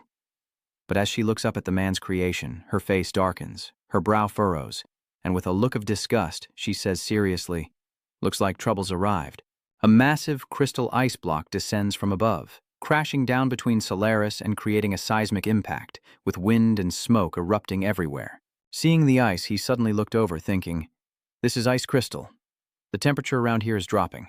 From within the ice crystal, a pair of iron legs emerged, smoke billowing around him, forcing him to shield his eyes. The smoke slowly dissipated. Solaris lowers his arm to see who it is, his face twisting in displeasure as he recognizes the man. Stepping out from the crystalline ice was none other than Gyeongsong. With each step, the temperature plummeted, creating a chilling mist, and he still wielded the power he used to shatter the ice. With a chilling expression, Gyeongsong frowned in displeasure. "You still haven't changed your habit of living underground, have you? This place is truly difficult to find." The image of a younger Gyeongsong appears, with wisps of smoke and the majestic bone dragon behind him, as Gyeongsong reassures it. "No, you did very well, Bone Wyvern." Seeing Gyeongsong, A was surprised and a little guilty, thinking to himself that his grandfather's pet had even evolved. Witnessing Gyeongsong's grand entrance, A finally speaks, drawing his attention. "So you've arrived?" He looked at him and replied, "Har, how many years has it been since we last met?" R walked towards him, and as he turned, he taunted Gyeongcheol. "You little brat, you still know to ask?" The two raised their hands, ready for a greeting. The two men put force into their handshake as one questioned the other's secret return to become city lord and his secret marriage, while the other retorted without backing down. "Looks like the old man's still kicking. Time really is nothing. You haven't changed a bit." "Ah yes." Dragonbone's gaze sweeps down to Xian and the tiny Jingzi below. When its eyes met the bone dragon's, it felt a sense of unease, which manifested as glowing eyes. With affection and realization, Qin Tu sadly asks, "Master, do you think I'm weak?" Surprised by the question, he turned to her and replied, "What are you talking about?" Spirits appear with pride, but Jingzi seems saddened by the thought of it. "I'm supposed to be a descendant of dragons, yet I'm still stuck as a fish." Seeing his friend like this, he's a little lost, unsure of what to do. Still caught in his thoughts, Qingzi continues, "And I'm stuck at the silver level, hindering Master's breakthrough. The me of the past clearly had such potential." As he listened, Xian's hands trembled, then suddenly struck it on the head, causing it to tear up as he angrily shouted, "What nonsense are you spouting?" Then he grabbed its face with both hands, preventing it from escaping, and loudly said, "Listen carefully." Slowly calming down, Xian gently comforts her. "You don't need to blame yourself and don't be discouraged because you can't evolve into a dragon." Still trapped in her mental prison, Qingzi replies, "But this is so embarrassing." With earnest eyes and a sincere face, he tells her to think carefully, then unexpectedly squeezes her face, explaining, "Perhaps you were meant to evolve into a dragon, but in reality you couldn't become your ideal self due to an accident. But you've never given up, have you?" As he spoke, images from the past slowly resurfaced like a film reel. He recounts its 9 great achievements, saying that even when fate exploits and threatens their weaknesses, they will not yield. "With our own hands we defeated the strong. Think about it. With bodies of bronze and silver, we overcame countless gold and diamond masters." Finally, his face turned serious, his voice softened, and he affirmed, "To achieve such results under constraint, you've done incredibly well." Xian pulled her face closer, their faces close as they smiled happily, but he didn't forget to say, "I know you're just worried about what others think, but let me tell you, they don't understand anything. Those self-righteous people only know how to ride dragons in the mist, unaware of the long and dangerous road ahead." Flashbacks of them fighting side by side, swords in hand, destroying every enemy. "With your words, we turned our broken bodies, hellfire and shackles into sharp blades, cutting down countless injustices, constraints, oppressions, and arrogance." After speaking, he turned to her with a bright smile and delivered his final line. "How could you ever be a disgrace?" His sincere gaze, bright smile, and words of recognition made it clear that being contracted to him was an honor. His words and actions deeply moved Whale, who called him master with shining eyes. Meanwhile, Sung, with a determined gaze and chilling aura, pointed forward and commanded the ice dragon. "Abyssal bone dragon, go!" Obeying the order, a blue mist like the cold air from ice began to emanate from its mouth. The moment it took flight, the vapor transformed into colossal crystal ice. Solaris swiftly conjured a fiery shield, effortlessly blocking the bone dragon's attack. She's intrigued by Shuang Long and Kan Sung's power, and with a light laugh she remarks, "Not bad." With fire in her eyes, Mina Solaris gripped her sword, amused but still not satisfied, as Gyeongsong's expression suddenly turned grave, his mana surging. "What's going on here?" A assesses the situation and speaks. Hearing this, Gyeong Cheong turned to him, questioning, "She's really crazy. What do you mean?" he said, frowning with gritted teeth. "That's transcendent synchronization," Albrecht explained, observing her power surge. Using transcendent synchronization merges the summoner and the spirit beast souls. A torturous and painful process for both. Solaris's spirit beast unleashes unprecedented power, emitting a blinding golden light that exudes menace. But it also maximizes the abilities of both Beastmaster and Pet through transcendent manifestation. Solaris's eyes turn white as she uses it, her brow furrowed, radiating unprecedented ferocity. Her fiery red hands, surrounded by the flickering golden power of her spirit beast, slowly rise, then slam down on the ground, unleashing a deafening roar and unprecedented shockwaves. The earth begins to crack and rocks erupt from the ground, putting everyone on edge. Lava erupts from the earth, threatening to consume everything in its path, and she cries out. Lava erupts from the ground, and sensing the urgency, Yongshong raises his hand, his eyes filled with resentment. Instantly, his hand slammed into the rocky ground, and freezing ice spread through the area. He conjures massive ice blocks around himself to fend off the erupting lava, and after a moment, sighs in relief. Looks like we've managed to hold it back. Affected by his attack, Alb shivered, clutching his arm and complaining about the cold. Seeing him like that, he couldn't help but speak. Sorry. Behind his master, Soaring Dragon quietly assessed the situation. It arches forward, looking magnificent. Gyeongchil raises his arm, pinching his first two fingers as he senses, "That's right, Azure Dragon.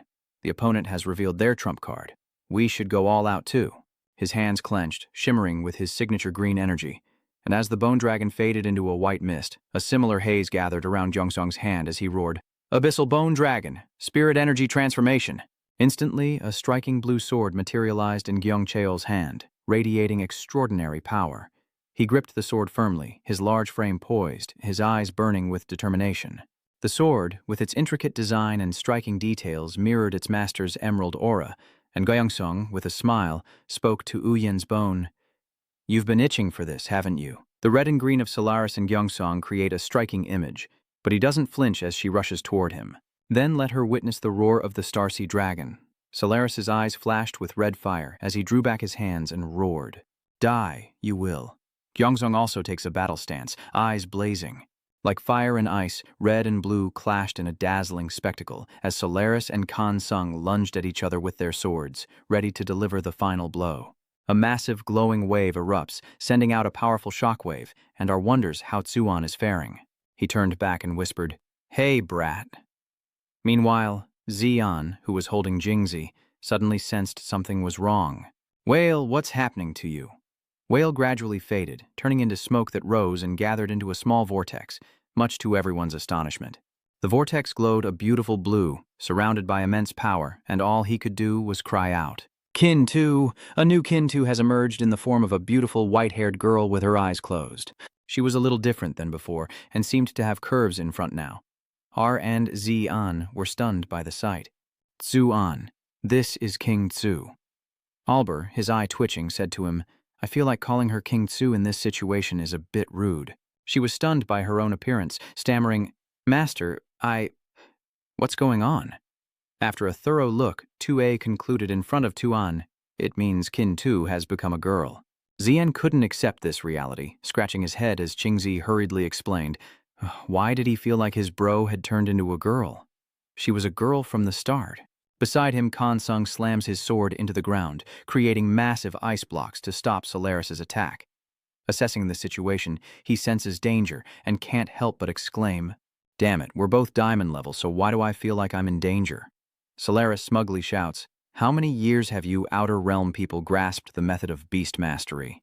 We are the oldest users of beast mastery here." With a wave of her hand, her spirit beasts continued to apply immense pressure. Sensing danger for Sung, Xian began to worry. "This is bad, Grandpa." Before he could react, he was startled as the whale tyrant flew forward, resolute. "Leave it to me." A silent, terrifying void appears, and a mysterious young man emerges, filled with awe. "It's still so cold." His tall figure approached the gate, assessing it. "I don't know what that guy's thinking, just throwing out orders like he's some kind of micromanagement master." The door opens, its blinding light fading everything behind it, but hoping for some progress today. Two figures face each other, their identities still unknown, but the immense pressure is palpable. "Let's talk." just for a bit. A massive, shirtless figure sits huddled in a corner, listening as the other asks, continuing the previous question, "Who are you, M?"